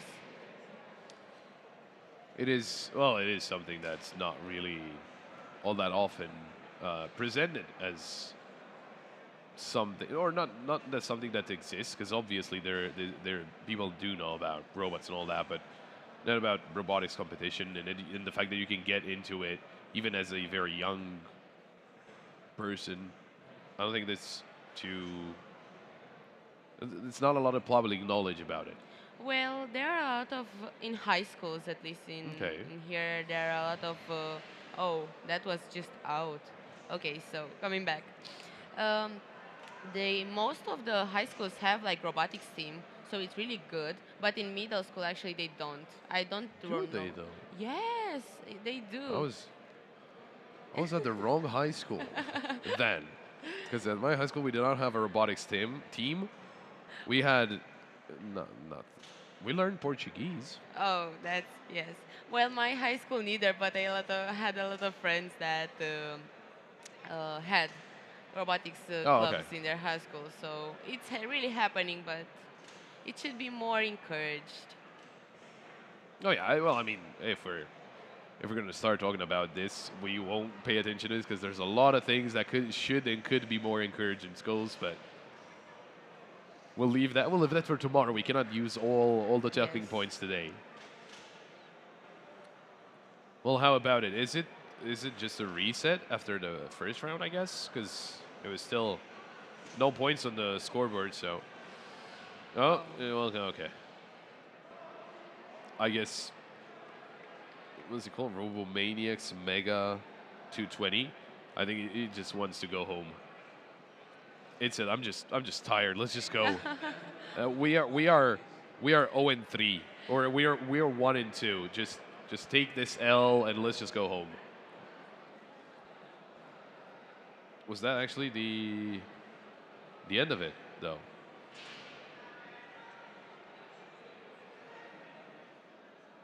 I think so.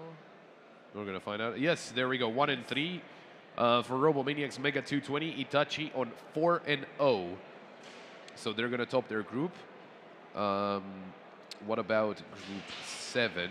We still have Aze Robo and Mega against Perkunas. And that is the last game of group 7. We got group 6, and that's it. That is the last group that we're actually gonna have today. Oh, okay, that's great. So we are actually getting the groups from Mega Sumo done today Okay. at an okay-ish hour. Oh, Technically, if you're to look at the schedule, technically about 15 minutes ago was supposed to be the award ceremony and everything was supposed to be done up until 15 minutes ago. It's not. Just just get over it. It's okay. yes. Technical difficulties. So Yeah, we were, a little late. yes. Some of the competitors were not ready. Maybe when they checked their sensors, they needed a plus time, so they change it or see what's wrong with it. Exactly. Yes, Even with combat, I remember there was a lot of people that we had to call and tell them to come over and, hey, you gotta compete. You might want to come back. Maybe they just got lost, like looking at the freestyle, because I saw some really good looking robots in the freestyle. Oh, okay. Andre was actually talking about this because Okay. he was actually an ex competitor in freestyle for 2 Oh. years, and 3 years ago he said one, but I forgot. But freestyle, he was very excited about freestyle. I think I know. I've talked to him because he actually talked with us, the volunteers that were last year, and he said we were like, oh, now you're here, like you're yourself a volunteer. That's Yeah. really nice. Yeah, there we go. He A lot. He knew a lot. What's I think something's happening? People are. it's from our teams. I think they. Oh, you guys also have a team. Well, at our faculty, yes, the Tech Forge. I think they Oh, okay. qualified in some places. There we go. Then it makes sense because Tech Forge they did have someone at combat, and there were a lot of people Oh around. yes, I so know. I've seen the combat. Okay. I think they lost, unfortunately. I'm not so sure. They did lose. I think they did lose in Yes. oh, they did. Oh, they had. Was it? What was it called? Like something with cheap. Something. Oh, if I think Yeftinala? yes. Something like that, Yes. and it had a rotating saw, but Yes, the it saw was- was just popped over by the other I robot. saw, so and it kind of the whole robot was a little bit chopped off, but Yeah. it did a great job. it did go very far. I think it was. I don't want to mess it up. It was lower bracket quarterfinals, maybe. Yeftinake. Yeftinake, there we go. Yeftinake, I was close. They really, the robotics team really tried their best with the names. They were some really creative. I if mean, you ask was me. it very cheap to make it? I will ask, but they live off sponsorship, so it might be. It might be. Okay, there we go. So it might not have been a problem, even if it wasn't cheap to make it. It depends. Depends. That is fair. So I'm not exactly sure what we're going to see next. I did get a list though, so we might get an award ceremony soon enough, and that's debatable. We then I'm waiting. I keep getting told wait. I am waiting. I didn't do anything. I didn't go anywhere. So we might have an award ceremony pretty soon here, and then we'll probably get back to the action. I guess. I'm guessing we still have some more action to go through. So Oh, the award ceremony maybe for the races, for the maze race. it could be for for kids, line follower, and me. So it's Okay. just whatever finished so far. Okay. Oh, we got a little bit of Cobot Robot 1 pound. Oh. This is what is this? Let's see exactly what this is. The It's Deimos against Bell. Last game of. It's not last.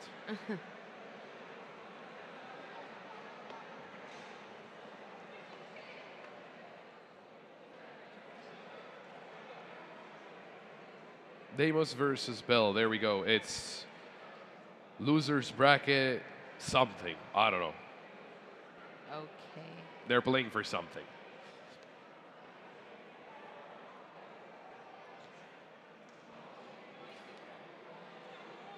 Okay, I don't know which robot is which, but the one that has a lot of greenish is going wild. I think that is Bell. I want to say Okay. that is Bell. And Deimos is the green one. I'm pretty sure I'm wrong, but, you know, we'll find out eventually. We'll see after the one that wins. Yeah, there we go. Also, it's just, they're very quick. It was not necessarily something that we've spotted about a lot of robots in combat, interestingly enough. Not all of them were quick on their feet. Or- Depending on the damages from my part. That's fair. I think we didn't really get to see that kind of the first stage. Not a lot of it. Maybe we saw a little bit of it when the robots are technically in perfect shape. Yes. But then we did see them getting further into the tournament. Oh, And something there is happening with the wheels of Deimos if it's the black one. well, I mean, Oh. wheels are a very important part of a robot like this. Oh. Oh, it should be okay. He's still okay. Oh, he's doing good, actually. Let's see which is one it's which. They got stopped as well, and I don't know why. Maybe the battery died. And a sound engineer saying that could be in one of the situations. I'm not sure if that can. I mean, surely you do have another battery to change it, but I think the referee's got something to say.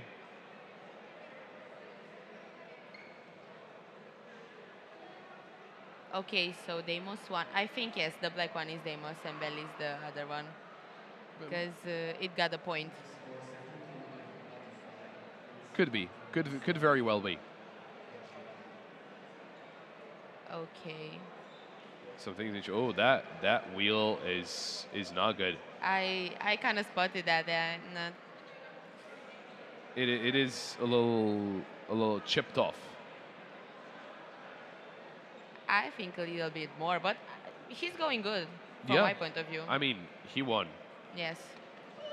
But I think it was a good strategy also. Just people running around. I'm not entirely sure why, but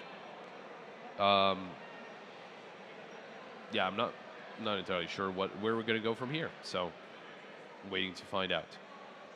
I think one of the fields is done for the day, or maybe not. They still have the schedule on their screen, or not anymore. Yeah, I don't know.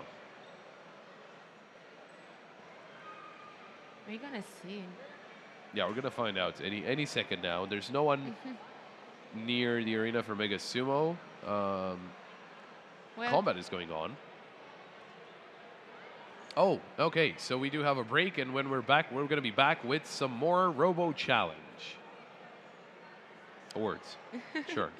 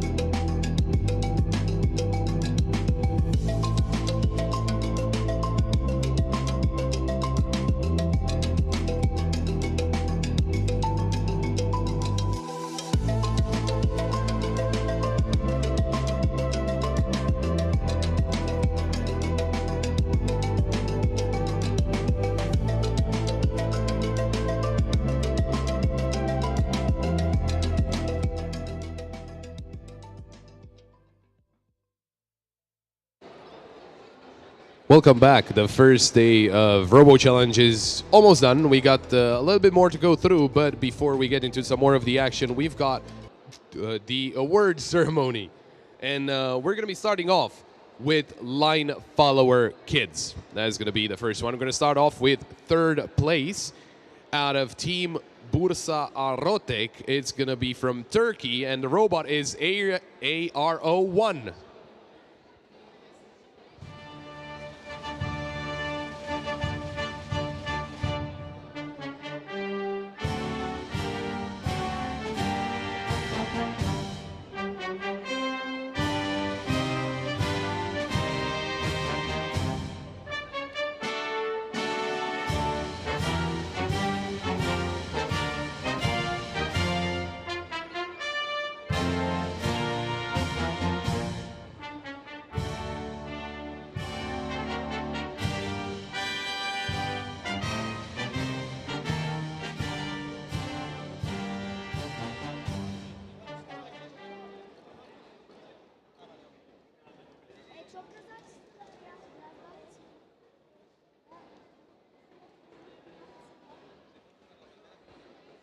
That was third place in Line Follower Kids. We got second place. The team is called the Space Invader Robotics, and that's a very cool name.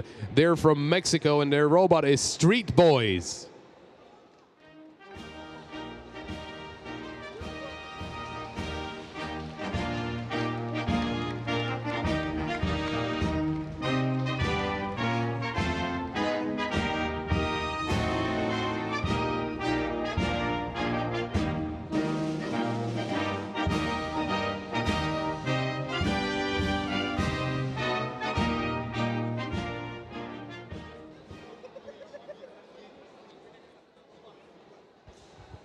Some very cool prizes they get there, and obviously we got third place, we got second place, we still need first place.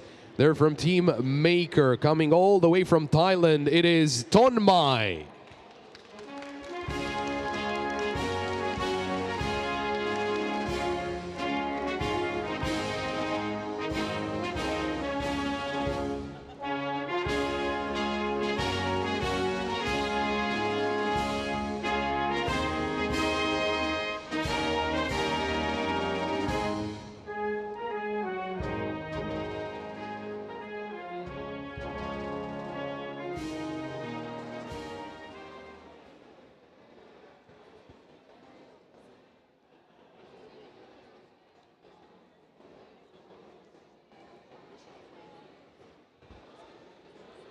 Let's hear once again one round of applause for the winners of Line Follower Kids.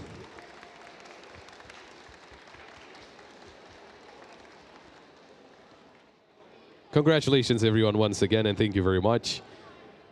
Well, that was Line Follower Kids. Obviously, we got another Line Follower discipline. You know, we got the kids division, now we got the, I guess, everyone division. And for Line Follower, starting off with third place. And I should have said this before. I'm sorry if I butcher anyone's name. Out of Colombia, from Team Barrera.ino, it is S3.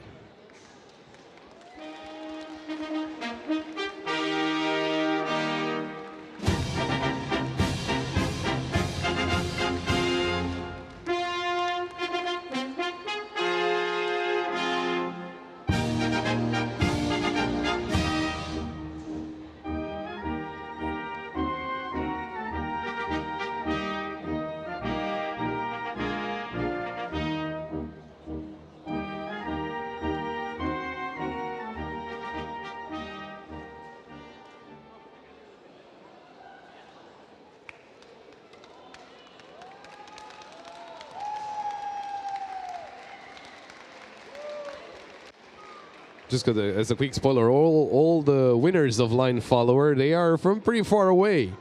Second place from Team Exotic, all the way from Mexico, it is Atlas 02.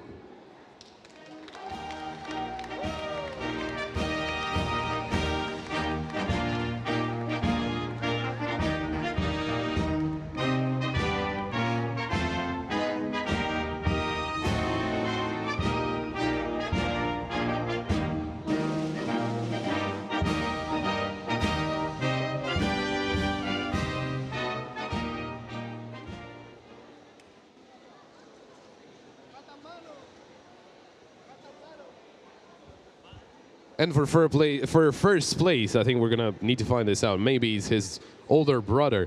It is also from Team Exotic, also from Mexico. It's Atlas 01.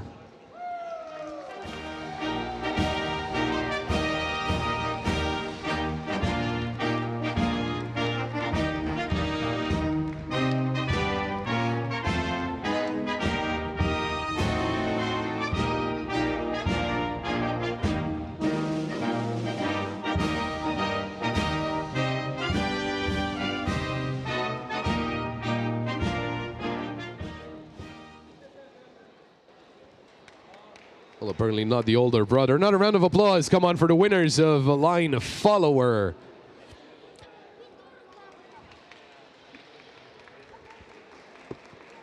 I can't really clap.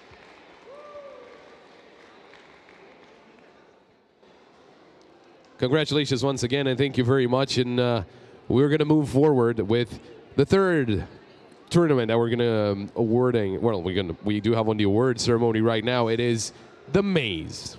We did get to see that grand final over on our stream.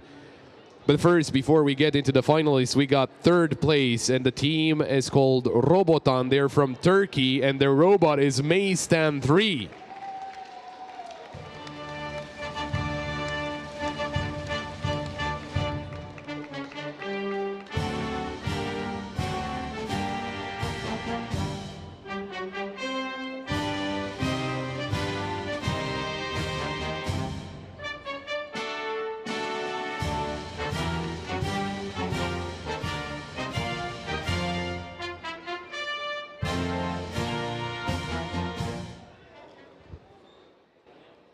Second place here for Maze. They're from right here. They're from Romania, from Team Sierra Robotics. It's Lăpușneanu.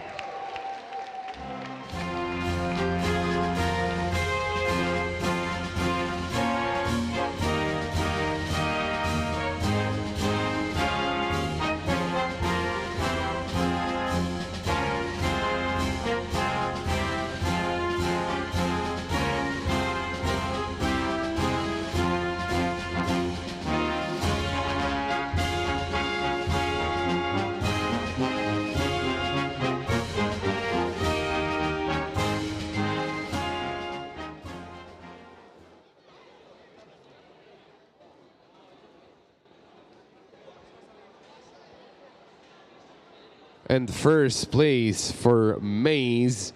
They are all the way from Spain, Team OP Robots, and the robot is Zorobot 3 Bellio.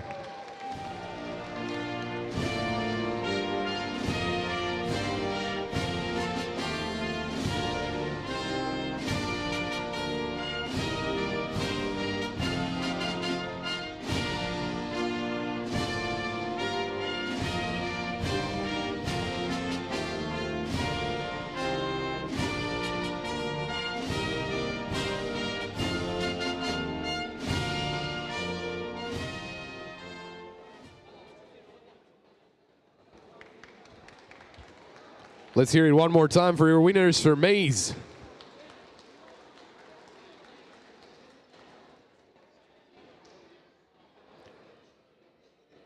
Congratulations, everyone, once again. And we've got one more discipline to talk you through here, and who's going to be walking away with the prizes. And the final tournament that actually ended today and is going to be, in the award ceremony today is Humanoid Robot Triathlon. Obviously, all the others are going to be in the ceremony award ceremony tomorrow.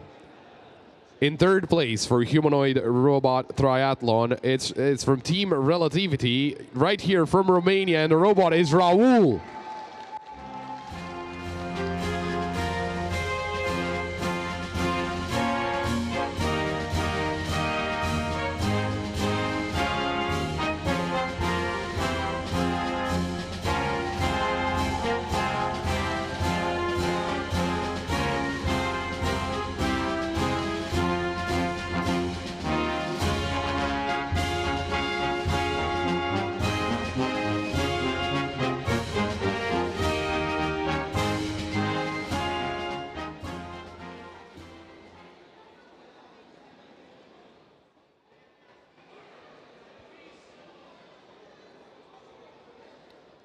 Second place, Team Systematic, also from Romania, with a robot called Nomad.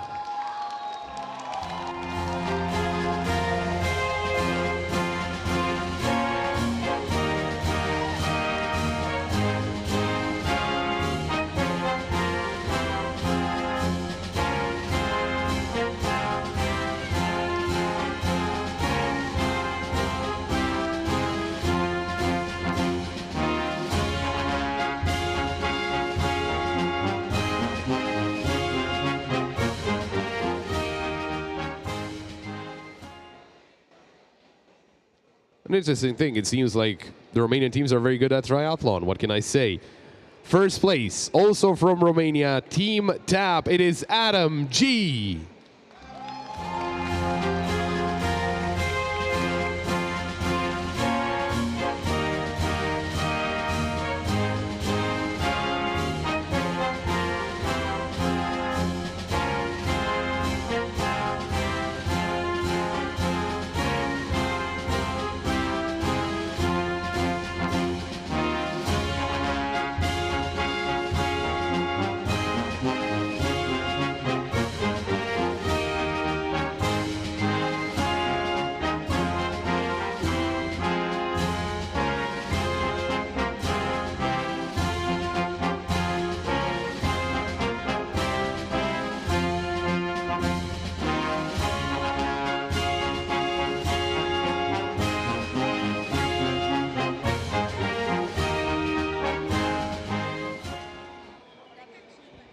Congratulations to everyone that has won here. Maybe you can hear another round of applause for everyone that has won so far.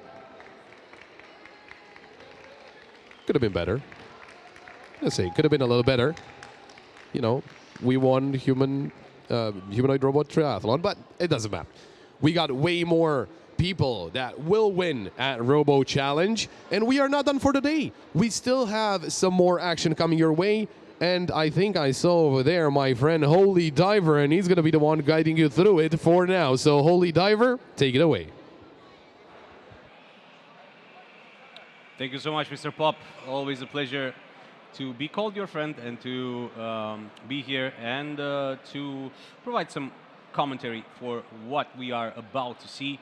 I think the only trial that is still left for today is the Mega Sumo. And there are still games to be played in the last group. So I cannot wait to get right into the action. Very good ceremony, by the way.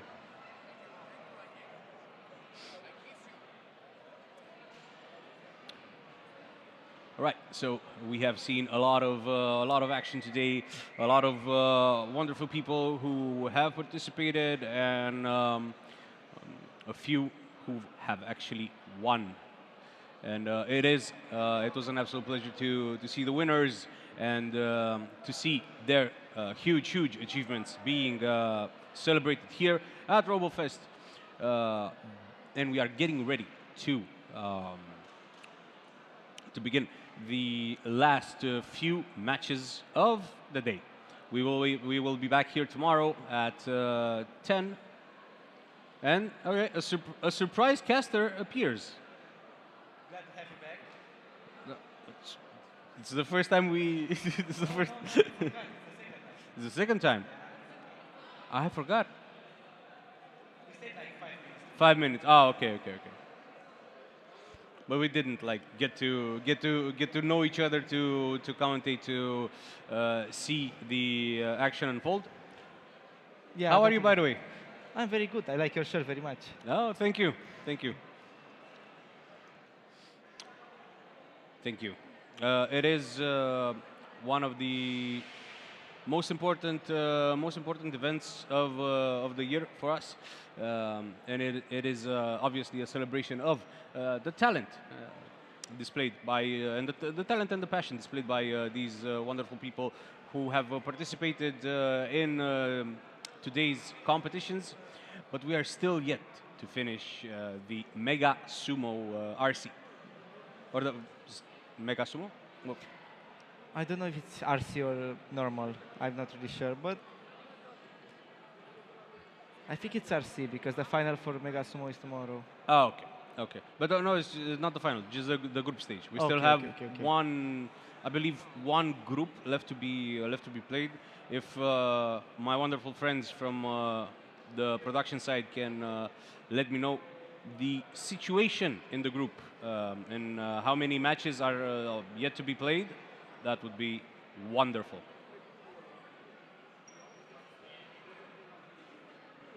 Or you could do it, yeah.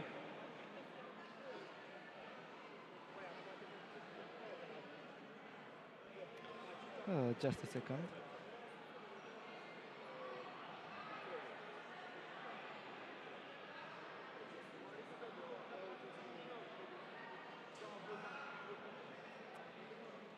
So, is this your first RoboFest? No, it's my second. Your second? My second Eurofest. I was a volunteer last year, Okay. and this year I tried. I said that it would be interesting to be a caster. Really? Yeah. Were you inspired by the performance of the casters last year?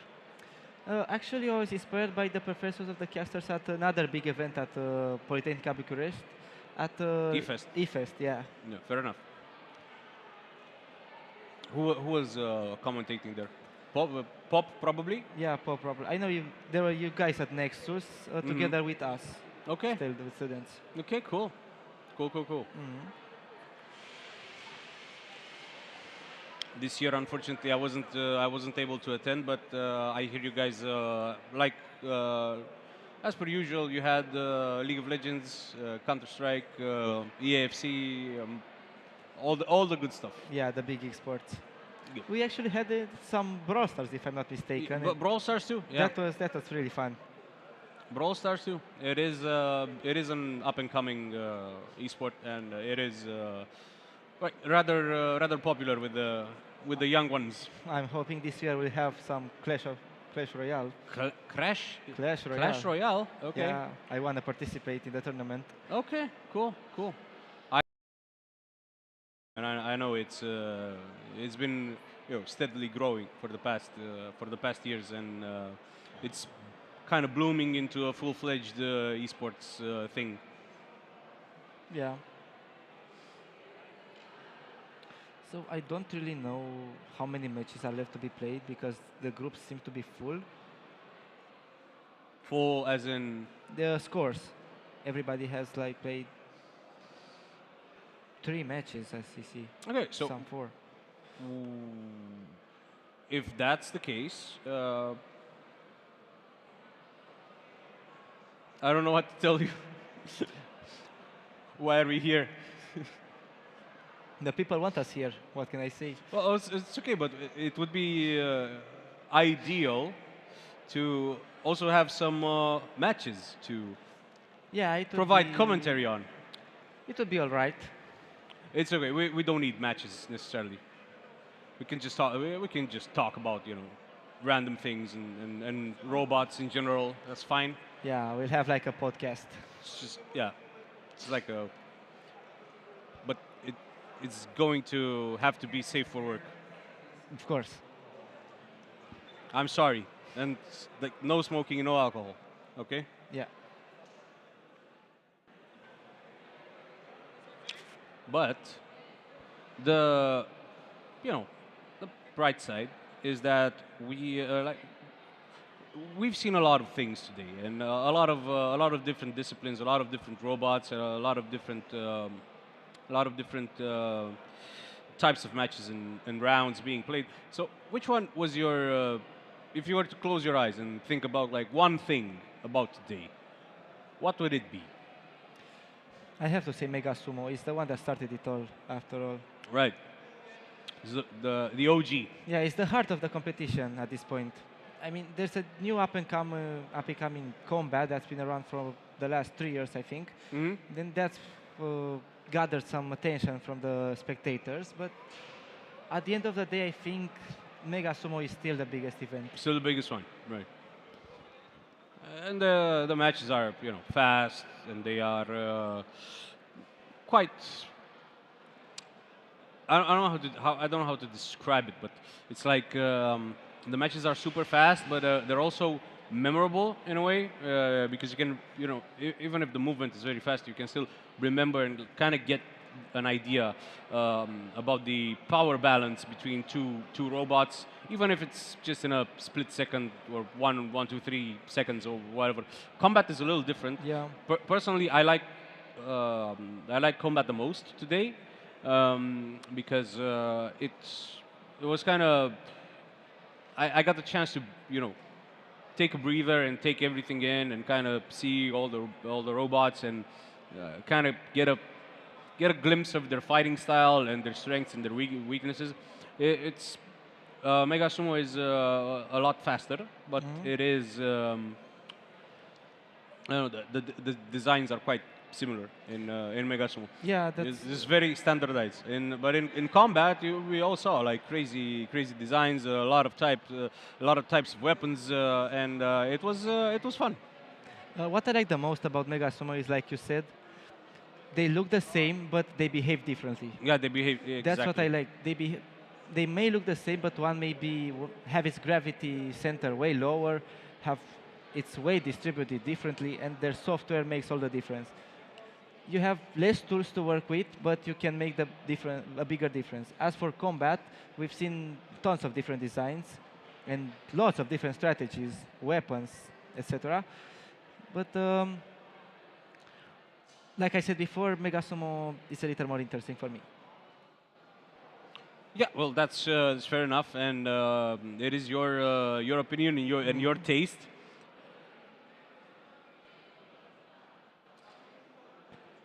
I like to see what the people think. Well, honestly, me too.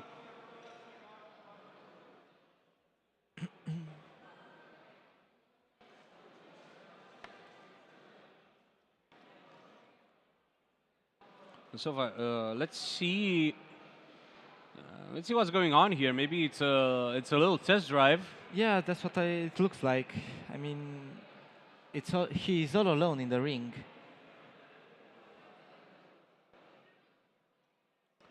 Well, right now there's not much movement going on, but I'm sure that there will be.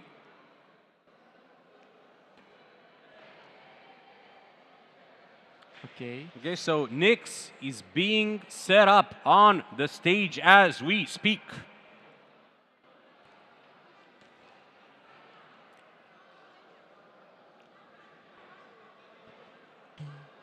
So white and orange is Nyx, and Deimos will be the opponent. Lithuania against Mexico in this very interesting and late round of the combat robot. We've seen Nyx win earlier. Let's see if it'll do the same against Deimos. Two corners of the world, two different philosophies in these robots. Yeah. One's and look at the raw attacking power of Deimos. Yeah, It's a great match. It is a great match, and it manages to knock out or knock up Nyx, and it does it again. Nyx had been having the advantage in the early game, but now it seems that Deimos has really replied in a big way. Okay, it's up in the air at this point. Still, Nyx has the I think Nyx has the advantage in full frontal confrontation. But when it comes to hits from the side, I think that Deimos takes the edge. But let's see, a relentless assault from Nyx as we speak. I'd say Nyx has the better weaponry. Those spikes make a difference. They launch Deimos up in the air. But Deimos is a very resilient robot. It's immune Yeah, to... quite resilient and quite sturdy so far. Yeah, it can be flipped over because it works both ways. Oh, we see the grinder, its blade has stopped working. That would prove to be a pretty big deal. Yeah, and I think oh, it's back up. It is, and they kind of they just knock each other up. They seem to be evenly matched right now. One of the better matches I've seen today. Nyx is going on the offensive. Let's see for how long can the Lithuanian robot keep this up.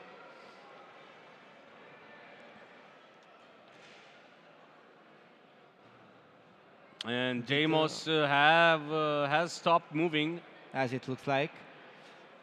And I think Nyx should be declared the winner of this round based on this. I don't think Deimos is able to. Yeah. Nyx takes it.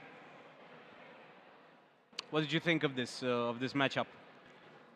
They seem to be pretty evenly matched. It was one of the longer matches we've seen today. But in the end, Nyx was the better prepared one.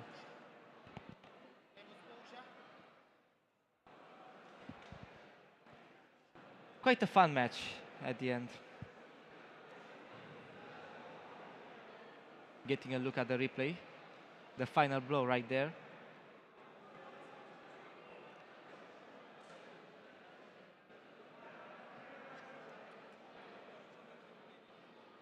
Well, yeah, quite an interesting and dynamic matchup between these two robots. We can see Nyx patched up.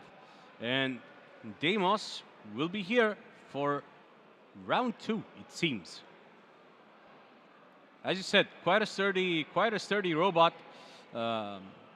Even if its front, I think, is a little bit scuffed or damaged at this point, I think it can still dish out a lot of damage. And its team is not going to go down without a fight. So the next match is between Junior and Carpinia? Caipirinha and Junior. Okay. It's going to be interesting. Both from Mexico, Both from Mexico, yeah. As I've seen, Mexico dominates the combat category. Yeah. Upira with a very strong showing at this tournament. Oh.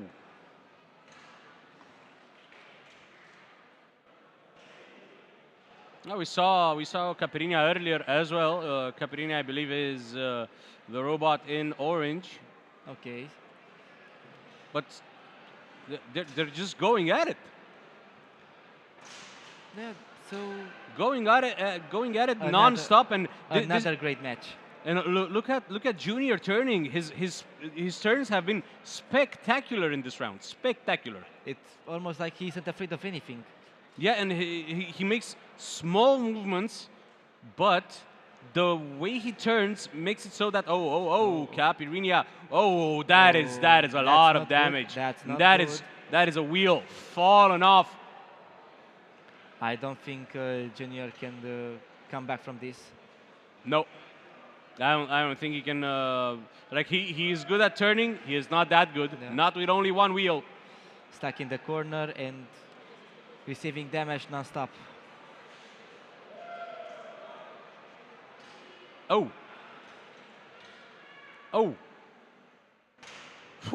amazing blow from Caipirinha. Just such a good hit there, and its opponent is quite unable to move at this point. It makes you wonder if maybe it would be a good idea for Caipirinha to take it a little easy.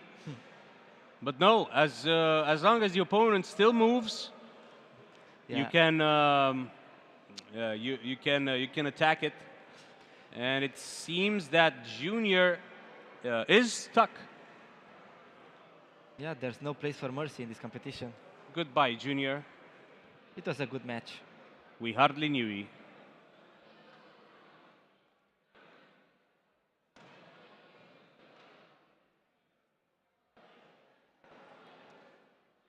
Well, that was certainly an interesting fight. Junior was in it for a while. There were a lot of moments where it was a very strong and offensive candidate for the winner position, but in the end, Caipirinha proved to be way too much to handle. I like the T-shirt designs. Yeah, they're very They're creative. very nice, yeah. Most of the teams had amazing T-shirts. Yeah, true. And the arena is being cleaned up because we are getting ready for the next round.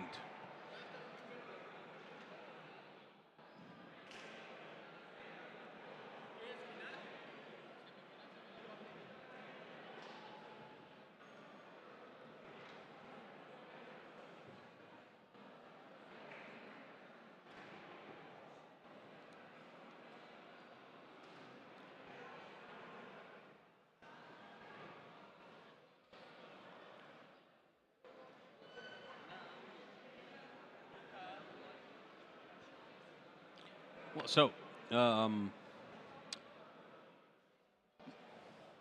Anytime now. anytime.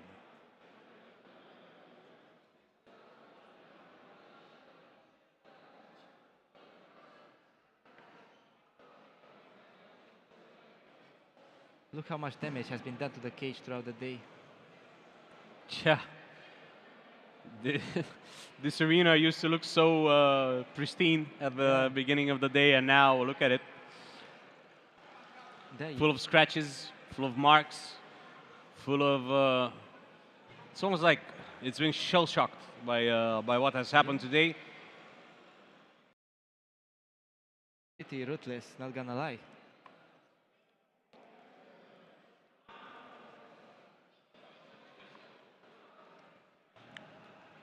We still have a few matches to go for today. But if they're going to be as well matched as the one that we just saw, I think we're going to be okay. We're going to be in They're gonna be very enjoyable. we're in safe hands.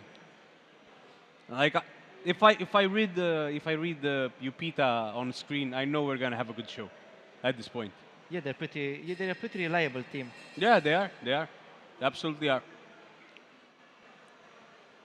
They absolutely are. And you said that this is your second year, right? Yeah. In RoboFest. Do you remember any teams from last year that maybe made an impression on you? So the teams from last year that I remember that made which I've taught the most and I've seen won the most games were Upita from Mexico Yeah. and Udan from Japan. And Udon from Japan. Yeah. Yeah, they were the top teams last year in their Upita in combat and Udan in And Udon sumo. in sumo. Yeah, from what I remember. Yeah. The team from I also remember the team from Turkey. They had a really strong showing last year as well. Sumozade, I believe. Yeah, I think so. Another team that had a really great standing was, if I'm not believing, Systematic, if I'm not mistaken, from Romania. Systematic, okay. Systematic from Okay. Romania. And another team that I remember is TechForge. TechForge. TechForge, another Romanian team. Another Romanian, yeah. They are they've been we've watched them all day as well, and they all had like really good showings. I'm hoping for more for tomorrow, but let's see what's going to happen because we still have a few matches to go in combat. Even though we're okay, now we see the robots being set up and interesting controller as well. If I'm not mistaken, is this Little Shredder? I think this is a little shredder, yeah. Another great robot that has done a lot of damage today. Yeah, yeah.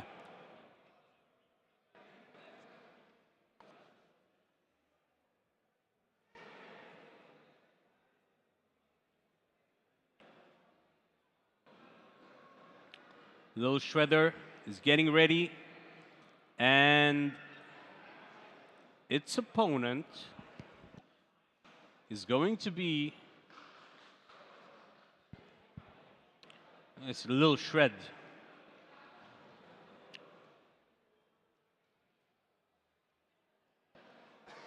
And let's see who the opponent is going to be for this round. Monster Smasher. Monster Smasher. Okay. Okay. It's quite fitting for Halloween as well. Yeah. But Little Shredder has been shredding left and right all day today. Let's see if Monster Smasher will have what it takes in order to end Little Shred's streak. Monster Smasher seems to be a little bit confused. Good on the turns and good at avoiding damage, but its center of gravity seems to be quite a lot higher than Little Shred's. And if Little Shred manages to get a full frontal hit, there's going to be problem. Yeah. There's going to be problems because I think Monster Smasher will flip. Little Shred seems to be a lot more sturdy as well.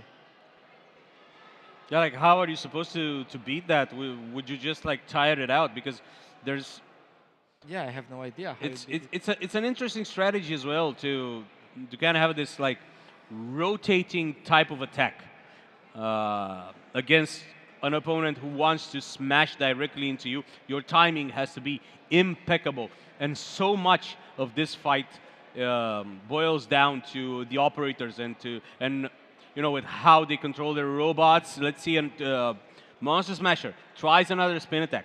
Little Shred is having none of it. Little Shred is just looking for an angle, finds the angle. And Monster Smasher seems to be in trouble here. Oh, and I believe that is game over. I don't think Monster Smasher has any way to attack.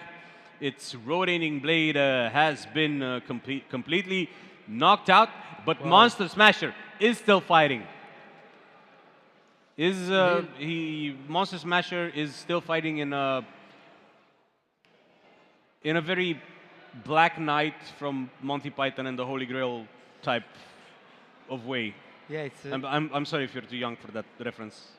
It's his last standing. Hell, I'm too young for that reference. Yeah, Just a flesh wound.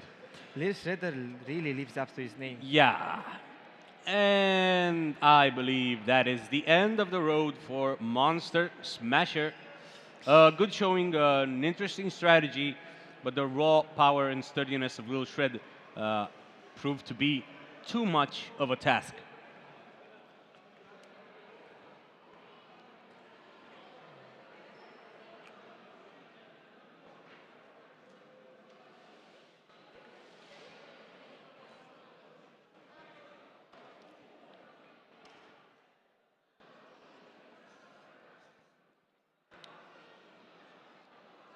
If you would build a robot for the combat challenge, would you do anything like different or cool with it, or would it be like very standard? I like to experiment a little bit. I mean, what's the fun if you don't experiment? But I don't know what to add. I've seen many different designs. I really like the arm with the saw blade. If you've seen those robots. Yeah. That attacks from above. Would you go for a vertical or a horizontal blade? I would like to go for a vertical blade, but from what I've seen, the horizontal ones are much more effective. Then you would have to use spin attacks as well. Yeah.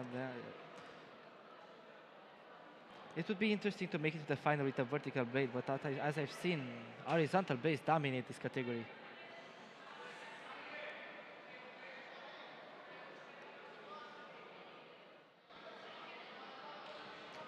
I'm not really sure why the point hasn't been awarded yet. Maybe there's still a bit of discussion going around because Monster Smasher maybe kept moving even towards the end. Yeah, who knows?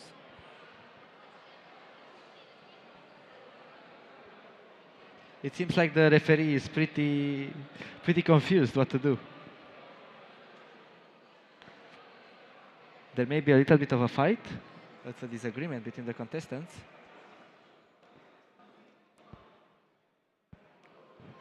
Okay, so there's things are heating up over there. As it seems, yeah. I don't know if I don't know exactly what the holdup is. Maybe it is exactly like in Monty Python and the Holy Grail. You know, it's like, all right, we'll call it a draw.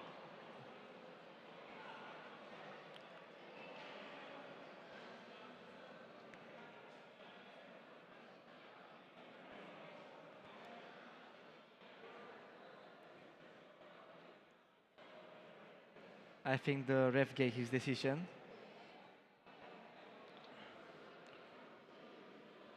And I wonder what his decision is. Because by all means, I think Lil Shred did a fantastic job in this round and is probably the deserved winner. Yeah, for sure. I'd give the win to Lil Shred too. Let's see. We are consulting VAR to see if there were any issues with that performance.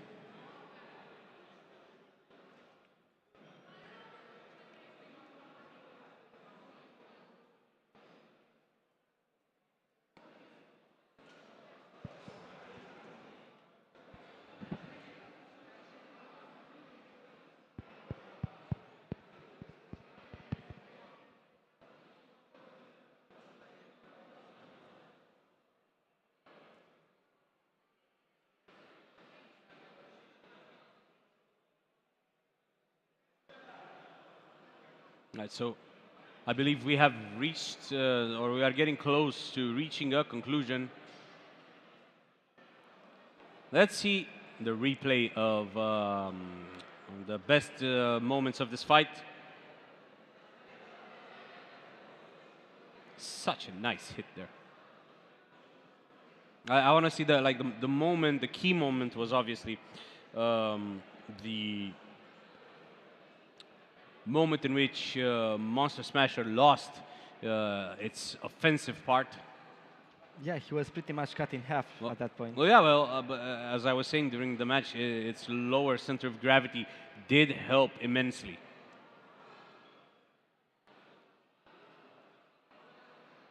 Immensely in this scenario, because like Monster Smasher's side attacks were, I mean, they were doing a little bit of damage, but not that much. He was landing hits, but these hits did not cause as much damage as he would have hoped. And when Lil Shred dealt damage, it really dealt damage. Yeah, Lil Shred has very fortified sides, and so Monster Smasher's lateral attacks didn't really work. So we're going to see that moment quite soon, I believe. The moment in which Monster Smasher loses its offensive capabilities. That was like a sign of things to come. And that is the moment. That is the moment when, for me at least, it was over. Yeah, like it is commendable that Monster Smasher did not go down without a fight. He kind of went out fighting, but at the end of the day, the damage done was too great to salvage anything from this encounter. So Lil Shred, a deserved winner in this case. Yeah, what can you do at that point? Nothing. Pack things up and go home. For sure. I mean, unless you have other challenges that you want to attend Yeah. or that you need to attend tomorrow. But other than that, yeah, this was a clear and decisive victory for Lil Shred.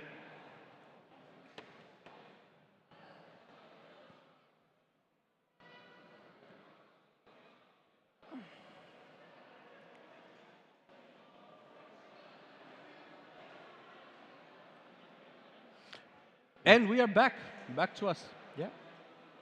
We are considerably less interesting than the robots, Of course. but yeah, we sometimes appear on the screen as well, and that's fine. No problem with that. It can't be all robots all the time. There needs to be at some point put on humans as well. Some little focus there. Put on humans. That is fine. That's fine by me. I'm a human. Please believe me. I'm not really sure, but I You're believe not it. really about you or about me. About you. You have to prove we are human. You Okay. Seem you seem a little. Do little you robot. have a Turing test we could do? Yeah. Okay. But uh, let's let's put a pin in that because The matches go on. the match has started and Lil Cougar is facing Hotline in a very interesting duel. It's Lithuania against Mexico. AR Jupiter against the Robotics Club. And oh my God, the parts have already started flying about.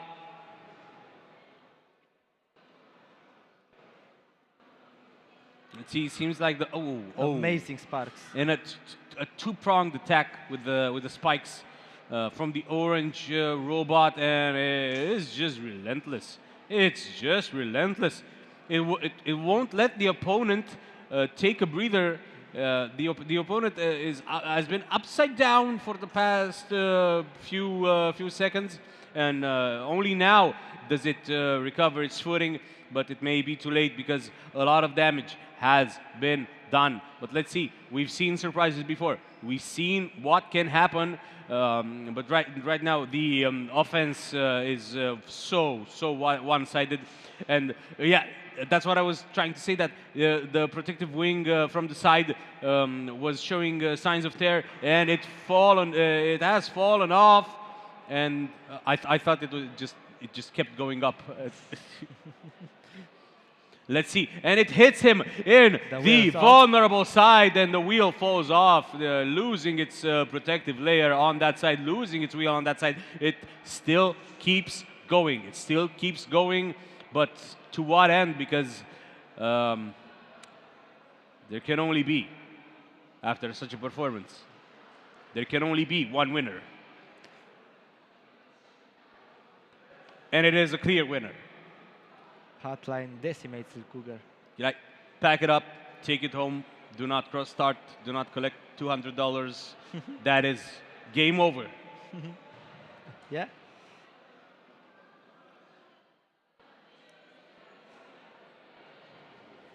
In such a strong performance. What a strong performance this was. Let's see it again, because it's been non-stop offense, non-stop attacks, and like a relentless drive into the opponent. And the shots have been lined up so well. The fact that it managed to like destroy the opponent's protective side shield and then lined up its attacks on that side in order to destroy the wheel has been insane. And this, again, this is as much down to the robot as it is to the operator, and it has to be said. Like, a robot does not operate like that on its own. This is, like, what we're seeing is pure talent, pure skill, pure dedication to the craft. It's been one of the most one-sided matches that I have ever seen, and one of the most decisive victories that I have seen. That's the be replicated. So almost like it almost had like a berserker approach, like filled with the bloodlust was the there. bloodlust. Yeah. Great shaman spell. Great reference. Well, let's see if we are going to see more bloodlust in the following matches. I believe we are on our way to like we are almost there to end the day. Just a little bit. Oh, I don't want it to end, but it's we've been here almost 12 hours now, and Yeah, I can't wait for tomorrow. exactly same time tomorrow. Exactly. Tune back in. Right. So I'm wondering, what are we going to see next? Because we've seen this fight has been amazing, and by far it has been my favorite fight from today. And it came so late in the day. That's the interesting part, because at this point there are no bad robots left in this trial. There's only like great contenders, title contenders, duking it out. And who knows? Like maybe the matchups themselves matter, the most. Because if your robot has certain weaknesses, but does not get matched up with robots that exploit them, then you're good. You're fine. You're golden. Yeah. The bracket is on your side. You can still you can go Exactly. all the way to the top. Exactly. The matchup is very important. Because, I don't know, maybe Monster Smasher would have performed way better against a different opponent other than Shred, but well, knows? that's how the matchup worked, and it's it is what it is. But we are moving forward. But before we move forward, there will be a service break for about 15 minutes, and we will be back with you.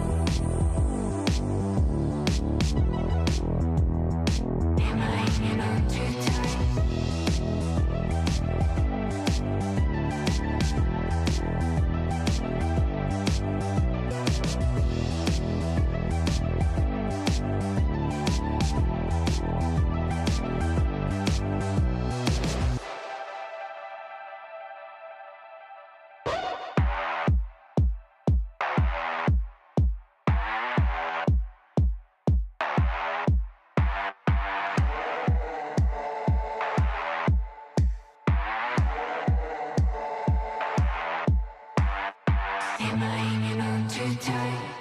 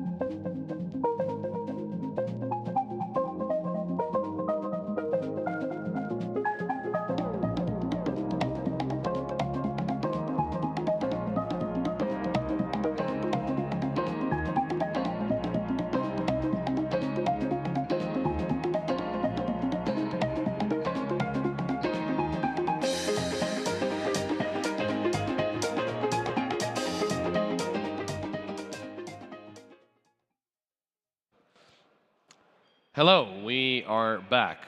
Oh, no, there we go. We do have some more matches. Lower bracket and grand final of combat. But the thing is, being the lower bracket, they do have to kind of repair their robots after everything. Yeah, you do have to get it just a little closer. Get the mic a little closer. Perfect. So we're gonna have to wait a little bit after each match so that they can repair the robot because the winner will play constantly. So. Oh, I think they might have difficulties if they wouldn't. I think it depends on if there's any significant damage happening. Just playing with the winners, I think they will be, because I think they're just a little up in the game, so maybe. Yeah, that's fair. And we've got Monster Smasher on one side, and that is it's a very good name for a robot that's about to partake in fights. And I think they already started. Oh, Oh, yes. they will. They will need some time for repairs. Well, this is a fun part of the Robochallenge, I think. Oh, That is. that's some skills. Hey, you know, maybe it's a dance. Maybe it's a taunt. Oh.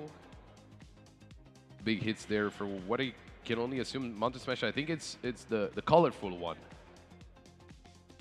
I think. I don't know. But they are great. Oh, that was aggressive. Oh, there may be a problem with the weapon. Never mind. The Oh, yes, it's okay. rotating element is still there. Oh. Some very aggressive plays for the black and red robot. Some very heavy hits as well.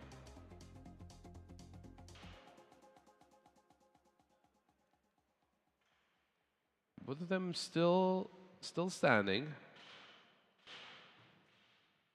Okay, so the colorful one is Monster Smasher. I would assume so. Yeah, Okay. if I remember correctly, I think he's that one, and Caipirinha is the black and red one. Yes.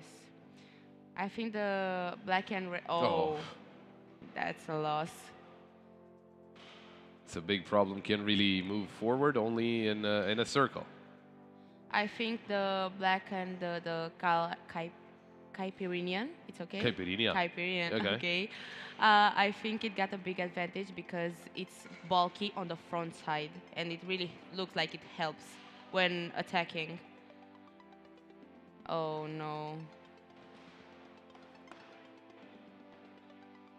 Well, technically, the rule is if it cannot move for 10 seconds, it loses. But he still had one of the wheels, so he could just go in a circle. Still playable, but still a big disadvantage right now, so. Okay. We've got a replay here. Remember what just happened, where whenever they hit each other, it was some pretty heavy hits.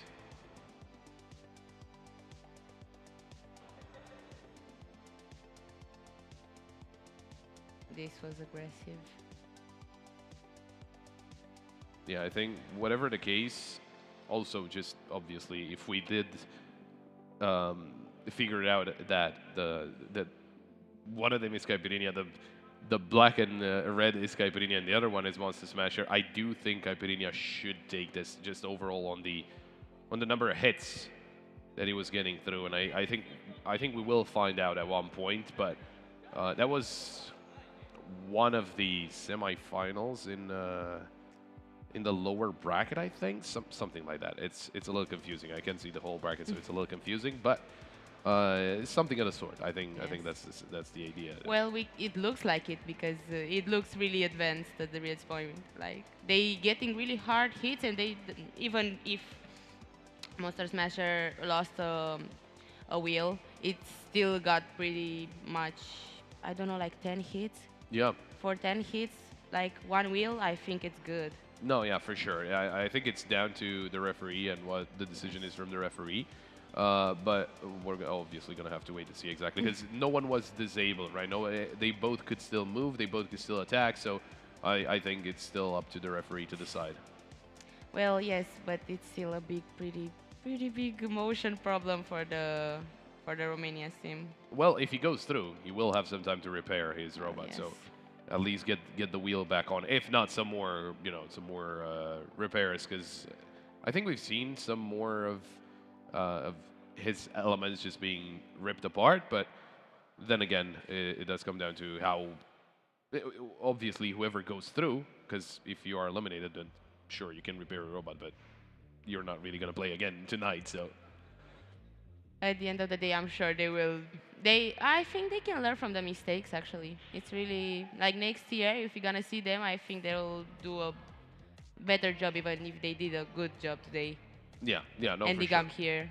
It's a really good thing. I think especially in combat, you will rethink your strategy if it doesn't work this year. I think it's because every team comes with something new each Yeah. year, so you just need to advance yourself. You cannot stay at the same level.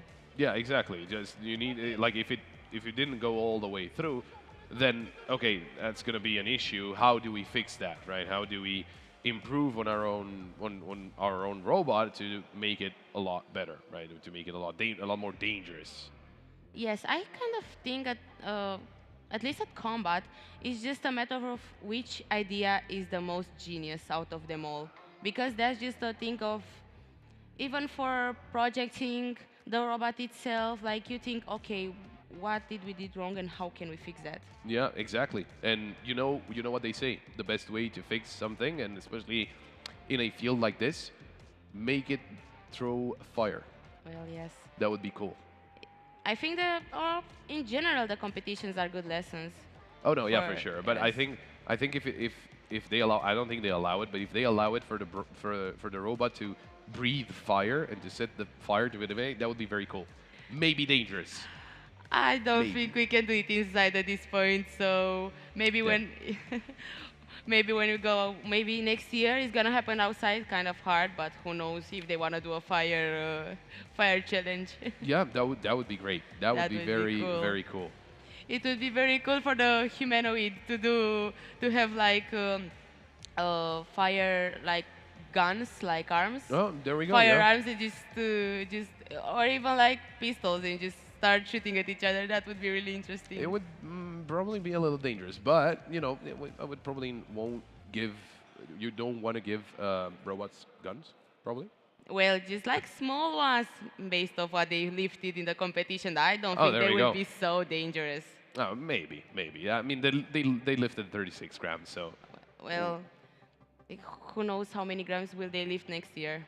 I Yeah. think that's gonna be a problem. Maybe we get to 72. Maybe double the amount of. I don't know what to say. It's kind of hard. I think that will be too hard. Maybe in 2 years. No, I mean 2 years. There we go. It's Oh, slowly getting up there. Yes. I'm very curious to see what something is happening. I don't know what. Okay. We got another game. Apparently, yeah. Apparently, it was a little different. So, Lil Shred taking down or taking on Hotline, which this is the upper bracket final, I think. Oh, that was a hit on the roof. Oh, it's Lil Shred taking on Hotline. Lil Shred. Luca was supporting Lil Shred.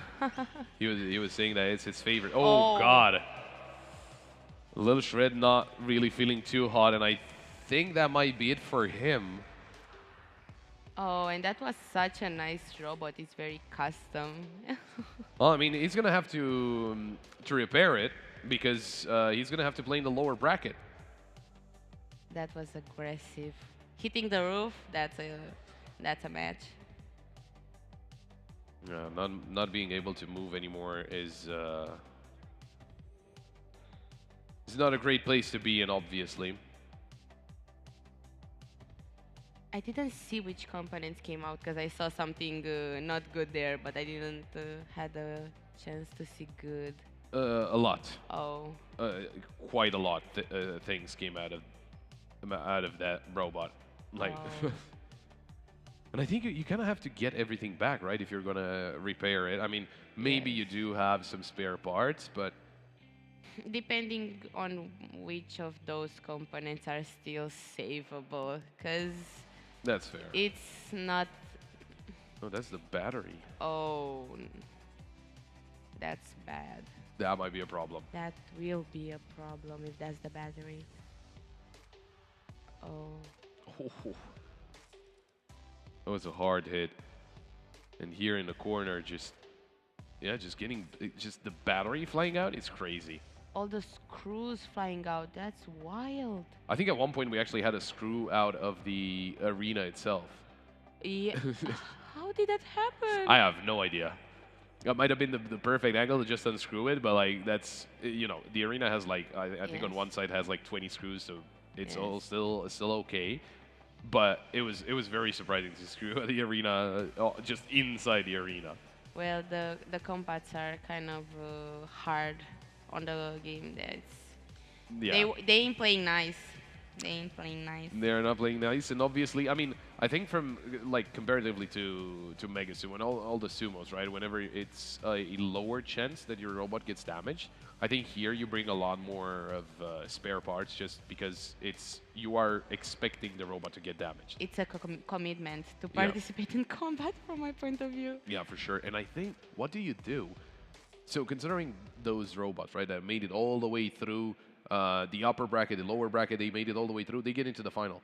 Do you have enough spare parts after all of those matches to replace everything? You kind of expect it. But I saw some huge suitcases full of components from the competitors, okay. so I think they came prepared. Yeah, I think they got like 2 extra robots. If they want to rebuild them, they got 2 more. Well, I think so, yes. It's kind of, I wonder how expensive it is at the end of the day, for combat at least, because you need to repair and repair and repair. I mean, I think it depends what materials you're using. I think it depends which of the parts of the robots are destroyed more. That's fair, but like if you're using like cheap metal and like plastic and all that, maybe it's gonna be a little bit cheaper.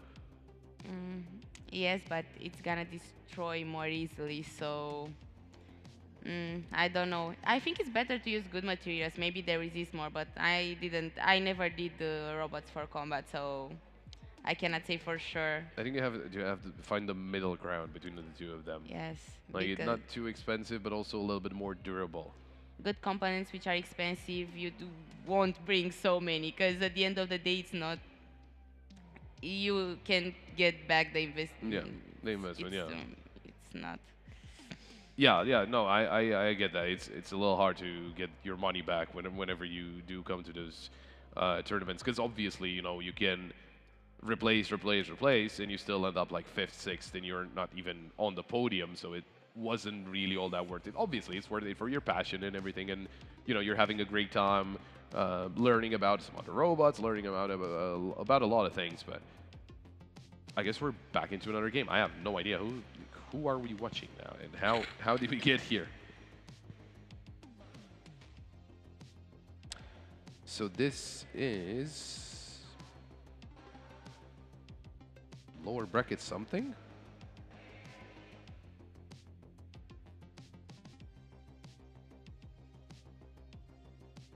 Caipirinha against Nyx, maybe? I don't know. They just tested the robot from. It looks like they just tasted, so they know it works.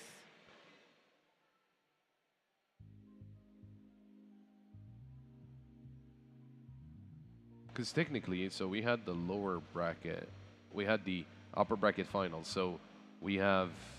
Who did just win? Anyway, the robot that won is in the grand final, is waiting for their opponent, and obviously all the other teams that do have to battle it out throughout the lower bracket.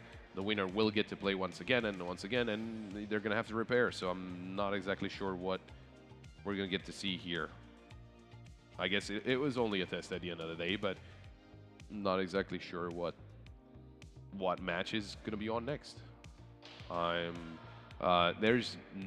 for now, it's not a match. It's going to be a break, and as soon as everyone is ready, we'll get back and we'll see some more action.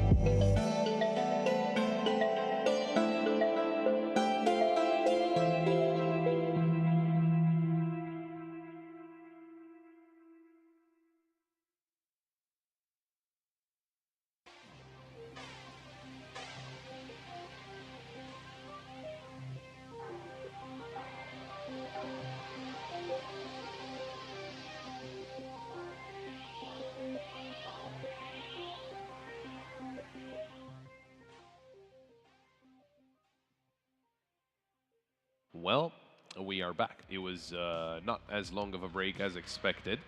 So we will get to see some more action from the combat field. And I think we are down to 2 matches. I think we've got, no, three. Okay.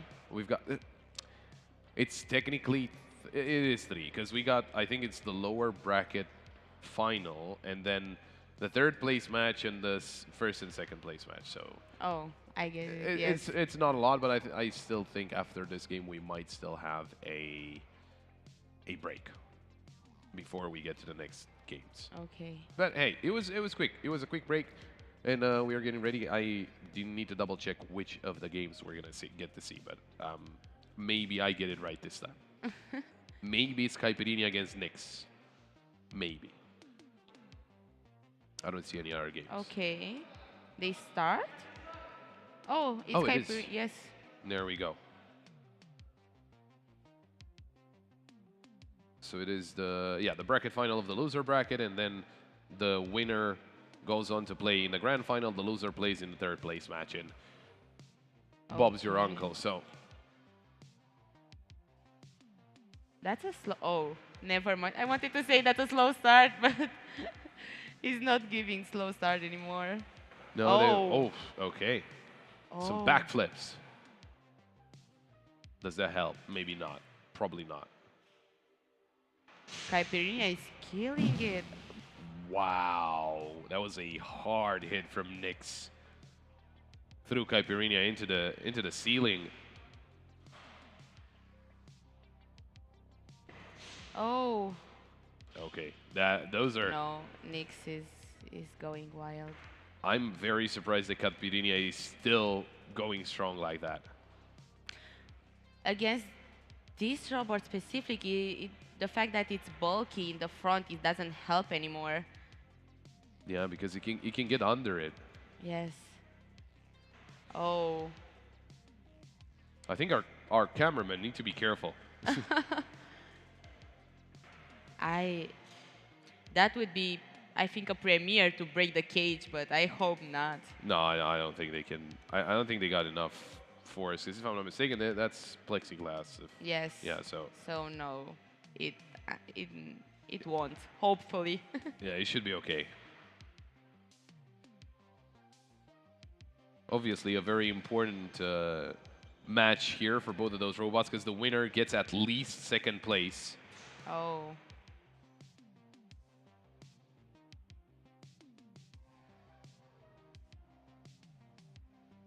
Oh, is something wrong with Nyx? No, he was just trying to line up.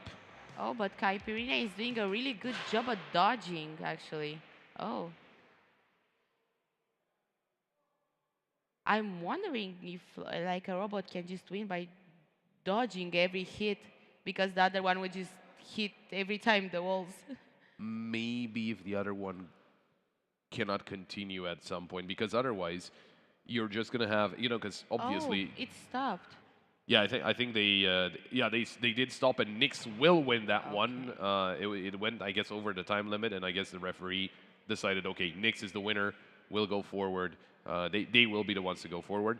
But I'm not exactly sure. I would assume that it's similar to sumo, where if you you get points for looking for the fight, right? For the will to fight, not for just running around. And if you're just running around, maybe you will be. I'm not exactly sure. Maybe it's In combat, because they are like going fast, and actually you can damage your robot if you just hit it every once in a while, just just constantly in bang the it on walls. the wall, Yes, yeah. and it's not good for the robot. So I don't know. I think because the only reason why I would think maybe that's not accurate is because they are remote controlled, right? So you could have a different strategy, whereas this one might not be working the same kind of thing, in the same kind of way as sumo, because sumo is autonomous, and if the robot is not actually looking with the software is not looking for a fight, then it might be a little bit of an issue. Yes. And it might not be the right way to go about it. Yes, I think it's different in combat, so I don't know. Okay, so maybe you can just dodge. Maybe you can just run around. Well, that's that's complicated from my point of view because you don't know what your opponent wants to do, so you Yeah. just dodging with a blindfold on. Yeah, I mean, it's the only thing. Like you know, you're probably going to be pretty predictable where you're going to dodge, and maybe your opponent can predict what you're going to do and still attack you, still land some hits on you. Not as many, but chances are they're still going to be able to damage you. So I guess it might be one of the strategies. If anyone heard us and wants to go for that, we'll take credit for it. But actually, it's your idea, so I want to be mentioned at the award. Sorry. there we go. Whenever you get up on the stage, they're gonna say thank you very much. We got a plan off of you, but yeah. So I guess we're waiting to see what kind of I guess repairs and everything, and after everything is repaired, we can get back into the games. Because technically, we only got the third place match and the first and second place match, obviously. And those are not interconnected. So whenever third place match finishes, we can start off the next one because they don't play in both of them. Yes. So if we do go to a break, if we do need to go to a break, that would be the last break before the last two matches of the day. Pretty big day here, pretty long day here at Robochallenge. But well, it's not the only one. We still have a day tomorrow, and we got so many things tomorrow. Tomorrow gonna be an interesting day also. So, and it's the last day.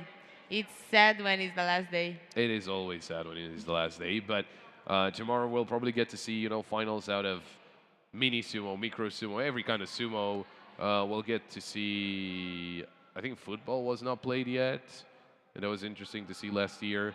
Obviously, combat, but not 1 pound, is going to be 3 pounds, which is going to be even more fun because they're bigger and beefier and maybe with fire. I don't know.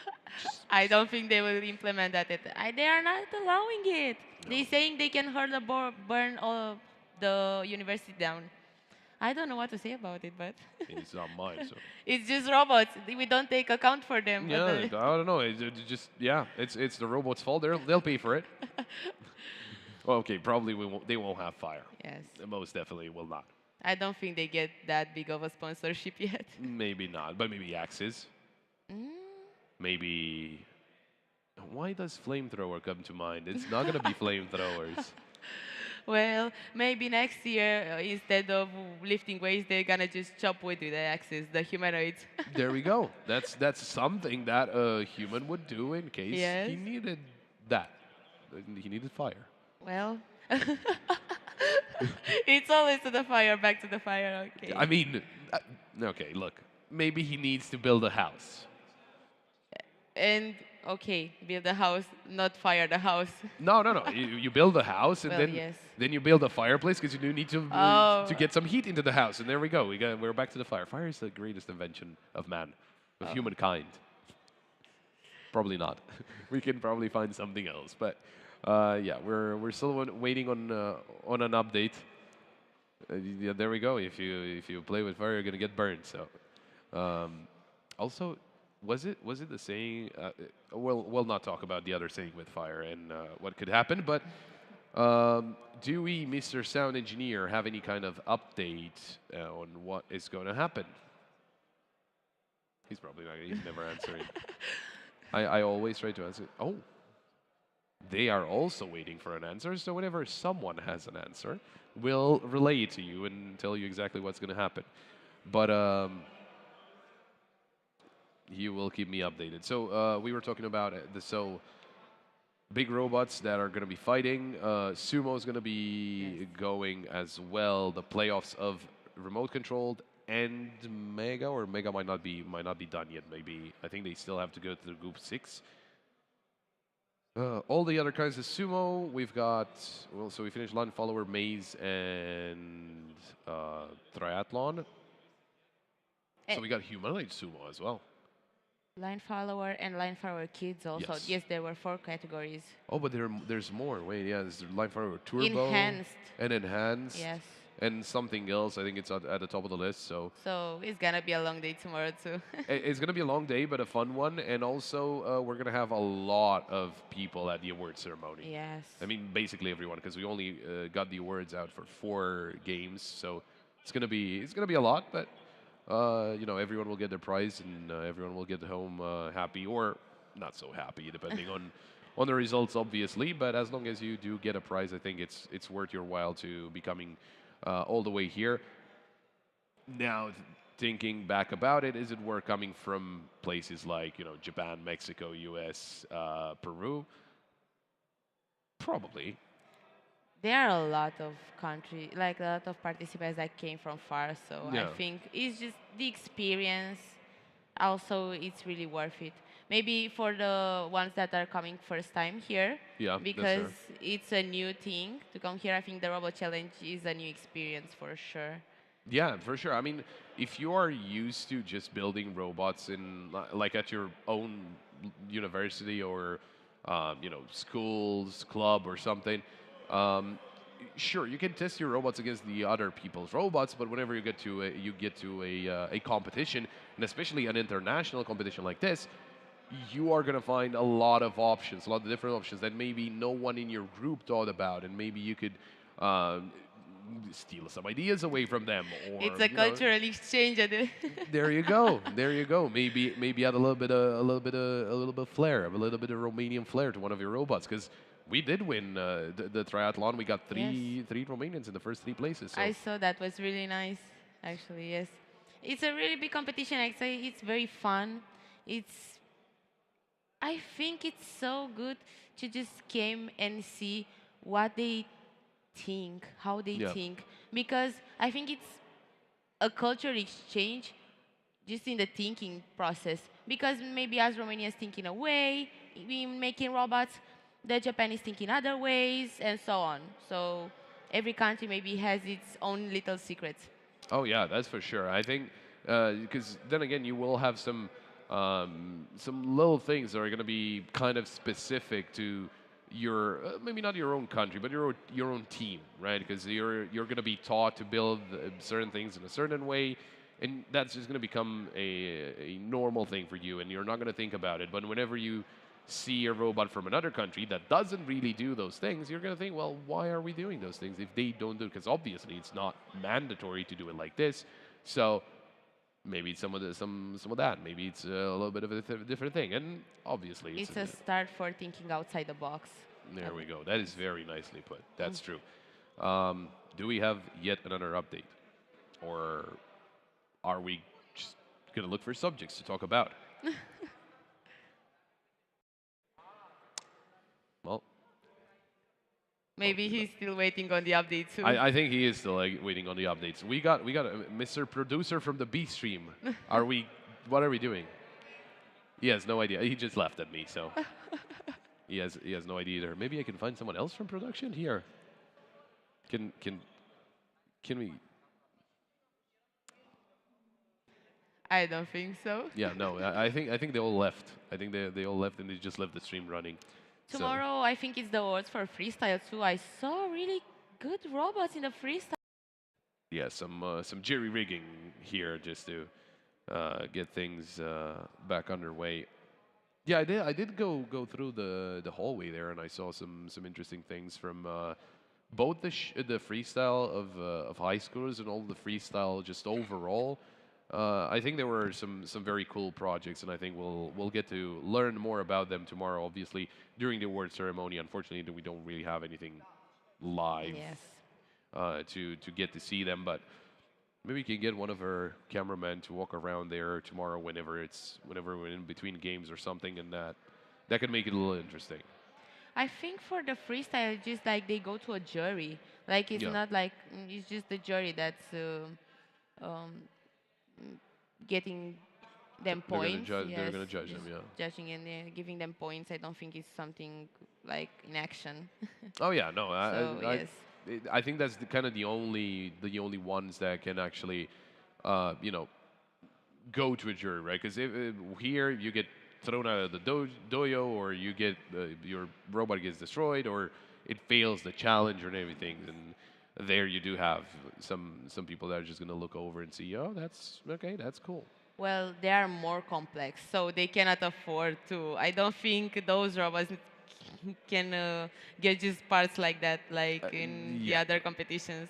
I've seen. I don't know if they're part of the freestyle showcase or if they were just from some other side, but there were a couple of robotic arms.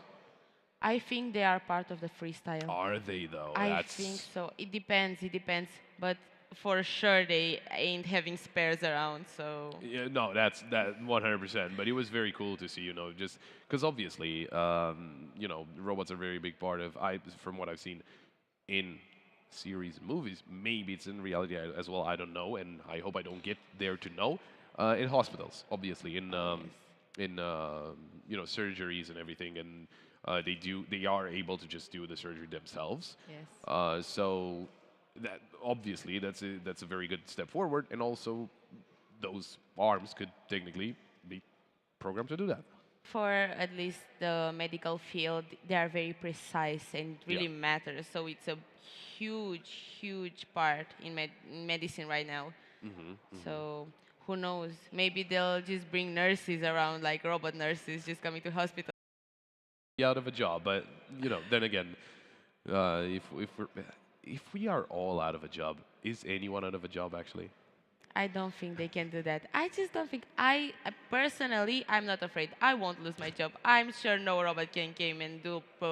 Maybe some parts actually, just Now you might be. some parts, but no, not all. Because like I will be programming robot. If I want, I can become a robot programmer. And who's gonna? I just program him. When you do all the things, you just auto destroy, and that's how we do the problem. That's fair. Yeah, that's how it should. They should have a kill switch somewhere. Who knows? Who knows? It's been made in so many movies. Exactly. The concept is just, but I don't think so. There's so many not only there's so many things that they get wrong in movies, but also whenever they do install a kill switch, it's just easy. You just go in the back and just turn a key, and that's it. You save the world. It's technology now. It's just to press a phone button, like kill switch. Yeah, there we go. Sorry for you, bud. Yeah, that's fair. Or if they take over and they're, well, hey, I was cool. I am all for fire breathing robots. Not on me though. No, it's gonna be alright. I think we'll be safe. Hopefully. This generation, like 20 years ago, they thought we'll have flying cars and just robots walking around everywhere, and it didn't happen. So I think for the next 20 years at least, we'll be good. I think we might actually have somewhat of a flying car, but not as they expected it to be. That's fair. Yeah, it's not even remotely close. There were some old cartoons that were just super into the future, like 100 years into the future, and they were like in space and all that. I think I don't remember. It was this cartoon that I grew up with, but it's not.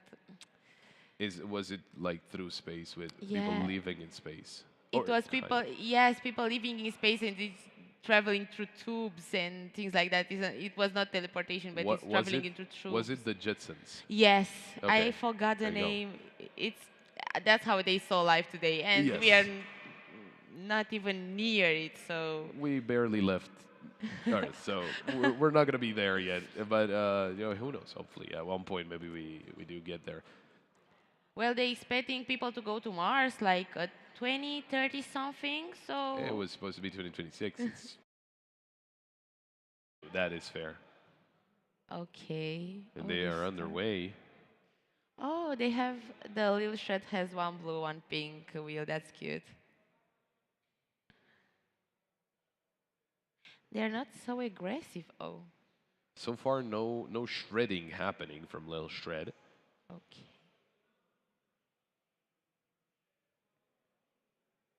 Caipirinha just wanting to make sure that they're not. Oh, That was a good angle to attack from. But who took more damage? It felt like Caipirinha took actually more damage. I think he was thrown in the back of the arena. I actually think so. I don't know if just because of the angle of the camera. Oh, okay. Some good hits by Lil Shred.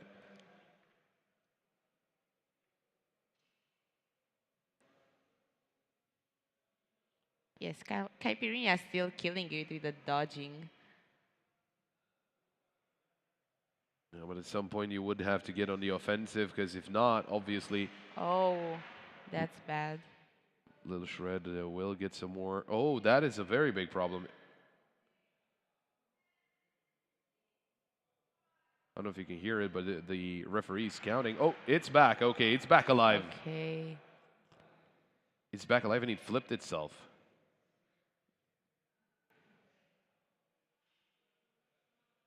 Oh, that's. I think a screw came off. Off of Caipirinha, yes. Well, that might be a problem.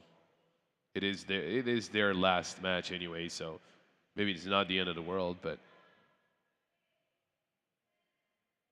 in the final countdown, the final 5 seconds of this match. Okay, it's over. It is over, but who is going to get third place? Okay. Waiting on the referee's decision.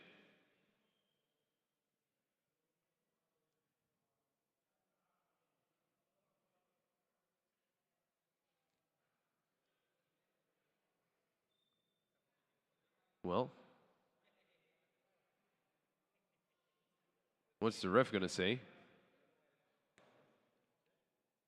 I think they're still weighing their options because Lil Shred was very aggressive, but Caipirinha was also was able to get Lil Shred to just stop for about 6 seconds, and I think that's also going to be, you know, something to take into account whenever you're trying to decide who is going to be winning this game. I think it was a pretty balanced match. Oh, okay. Oh, it's Caipirinha. Yes. So he will get himself third place. I think a little Shred, it cost them a little too much, the fact that he was unable to move. Yes. Well, I think that was a really big problem. And actually for like good 7 seconds, I think. Something like So that. it was close to a game over for him at that point.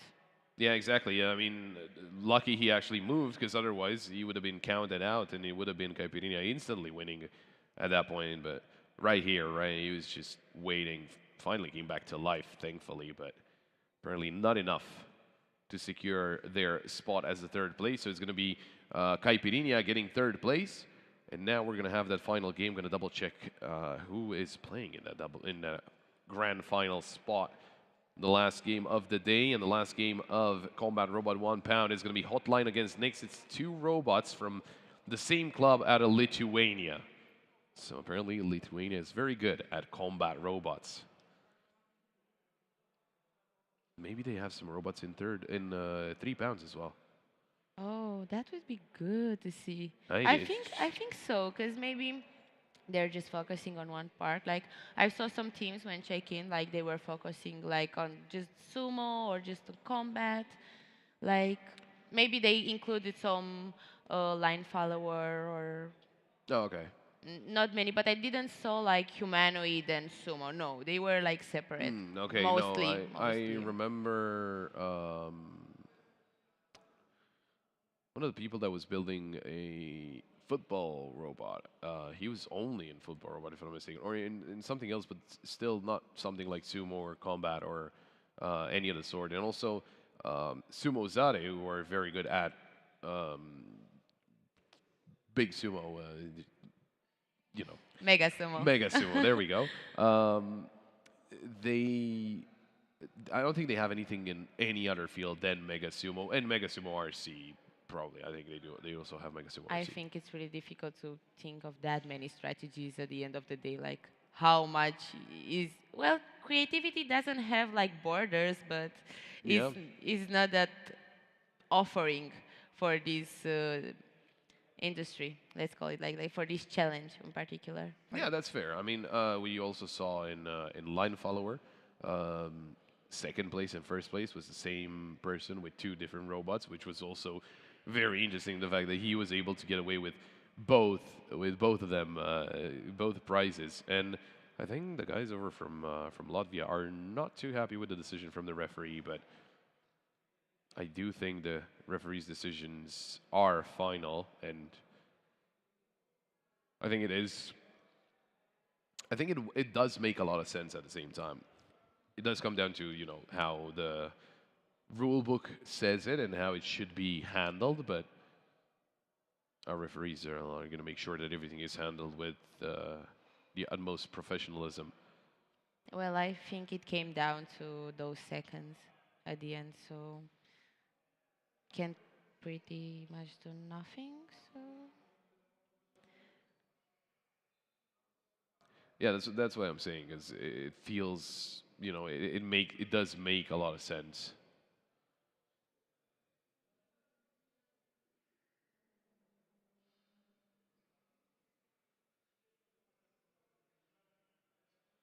yeah, seems like they are not happy at all. It would have been great if we could hear what they were talking about, but unfortunately we cannot. I'm really curious. They just seem so into it.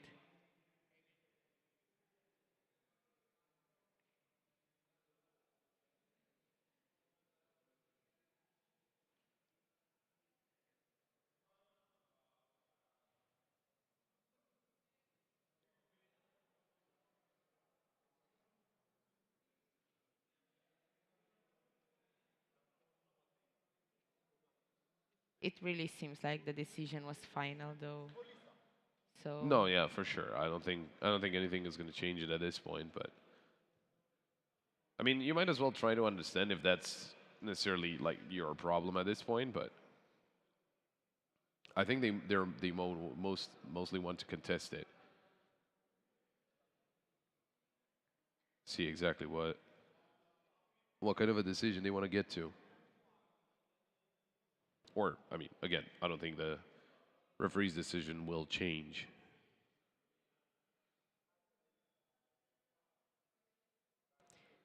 Might have been able to get well, to it an was for a agreement. play, so I get their disappointment. Yeah.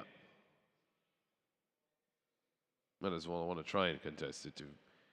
In the eventuality that he did make a mistake, maybe you could get away with third place. I don't think at this point, like the referees really know what they're doing. They had a lot of courses, so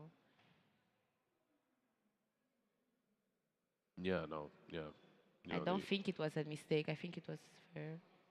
yeah, they got courses and all that. Oh, okay. They actually do. I was trying to be smart about it, but they actually did. The only kind of thing that I know is that some of the referees I've seen them before in the previous 2 years. So obviously, maybe at first they were not really all that knowledgeable about it, but now surely they know everything. Even the rules like changed a little. I think last year, because I went also to like a little course about Okay. it. So yes, and I think last year they did 3 out of 5 for sumo, but I don't know which sumo. And they Okay. changed like a little this year the game itself. So just like Some of the some, rules. yes, some of the rules, yes. So it's really important, like the referees attend the courses. Okay. Oh, okay. I was just trying to be smart. There we go. They actually did get some courses. Okay. We're getting information. One sec.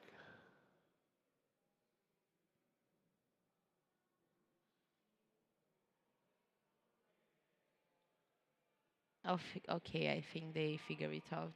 They did figure it out. It was obviously, I mean, losing in that kind of a spot, you're not too happy, and they were trying to understand why it happened, and well, as we said, the decisions are final, so it will be Caipirinha getting away with third place. Oh, the duct tape. Yeah, that's a lot of duct tape. It's a lot. It was a lifesaver, I think, for them. Maybe that was the difference maker. Okay, so this is the last round. It will be the grand final here for Combat Robot, and we've got Nyx and Hotline, and I think we just saw Nyx in on the screen there. I think that was Nyx that we remember that he was just throwing everyone Yes. into the roof, and he's here to deal a lot of damage to Hotline. See if they're able to take this one away. Well, I don't know I don't know who will win. Like at this point, I'm not really sure. I think Nyx is in the lower bracket for a reason. Hotline, I don't know if it was Hotline that played against Nyx. Maybe Hotline was better suited against other robots, and Nyx was just unlucky in some of those games. But at the same time, maybe it comes down to what kind of a strategy your robot has, right? It is maybe it's very good against all of the robots, but one, and that one you meet in the final, and that just destroys you because it's obviously Nyx was very good at getting under their opponent, just throwing them up, obviously with the rotating element, and if that is the same case for this fight, if Hotline is not able to stop Nyx from doing that, I don't see him in a very good spot right now. Well, it's also based on the luck because you never know which opponent you get and which strategy they are going for. Yeah. Because you can just lose for a bad luck, just a bad match with someone that really have all the points of your Weakness? weaknesses, Weak weaknesses. Weak points. Points of Yes, yes. points of weakness. There we It's go. There we go. Weaknesses. We got it. Don't worry. And you just have bad luck once, and that's it. You don't. Unfortunately, it is this thing because it's basically a best of one. I mean, you have to perform here. If your robot wins 9 out of 10 times, but this is that one time that it does lose, that's it. You don't get a redo. You don't get a rematch. And we are getting ready for this final game between Hotline and Nyx, both from, and I am very sorry if I butchered that name, Xiaolai Robotics Club. I probably did. I don't speak Lithuanian.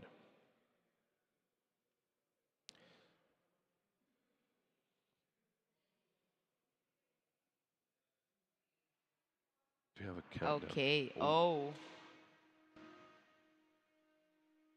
That is a very loud robot, and look at that. I think that's Hotline that's Yes. Oh. overpowering Nyx right now. I would not want to be hit by that. Oh my.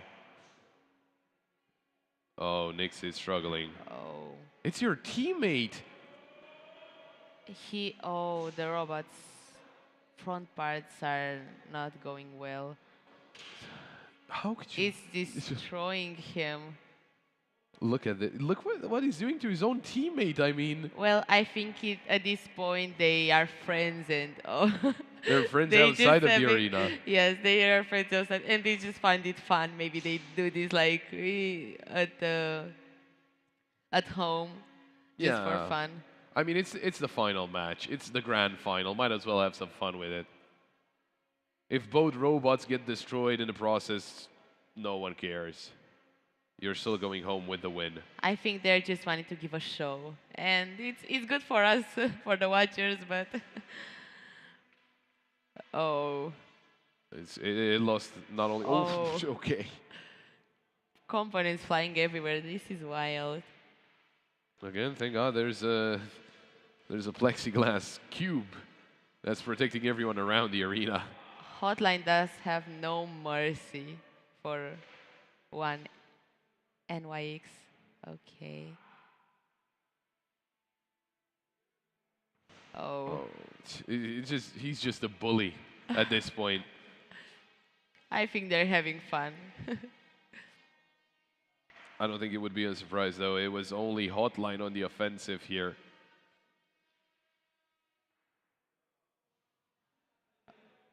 And that's it. That's going to be the end of the fight between the two of them. And I don't think it's going to be a surprise, but Hotline will take first place with Nyx in second place. Both of them obviously from the same robotics club. And they give us a show here. Look at that, the aftermath. Oh, yes. But I like that they ended up like in a hug. It Yeah. was kind of cute. There we go. They're friends off of the field, but enemies while they are right ahead from one another. Just making sure that nothing is wrong with it. I guess I don't know what would smelling a robot after a fight mean? Burning. Oh, Burning. we like that. We like that. Not the fire again. We had a robot at Sumo that was actually getting a lot of fumes out. Always happens. That's the aftermatch. Oh, where are we going? I wanted to see where we are going. Oh, we were going on an adventure. I think the adventures is over for the day. It might be over for today. We will have to get some confirmation from Yes. the guys at production to see exactly if we're ready to end it all for today. But today was a great day. It was a great first day here at Robochallenge. We got to see a lot of the action, and we'll get to see some more of the action tomorrow. As I said, we have sumos, and that was loud. Sumos. We have well, Mega Sumo, both normal and remote control. We've got all of the mini and micro and nano and mini kids and whatever sumos. We still have combat, but the bigger robots. We still got some line followers, football, and that's it. Humanoid sumo, and I probably forgot a couple. The humanoid sumo, I think that's maybe that was their first thought of sumo, humanoid sumo. Maybe that's why they started with, and they say, we need to make more aggressive because this is not like the sumo we know. It is a little slow on the side, Yes. a little bit of slower pace on humanoid sumo, but at the end of the day, maybe they changed it up a little bit, but. With that being said, that was all for today. We thank you so much for being here with us for Robochallenge. And we got a full day tomorrow, so make sure you keep tuning in to Robochallenge. But thank you, everyone, for watching. I was Paul, with me about a cast of wonderful people that were alongside me. And thank you very much. You came a little bit late, but thank you very much for being alongside me. And we'll see you all tomorrow. Until then, stay safe. Have a good one. Goodbye.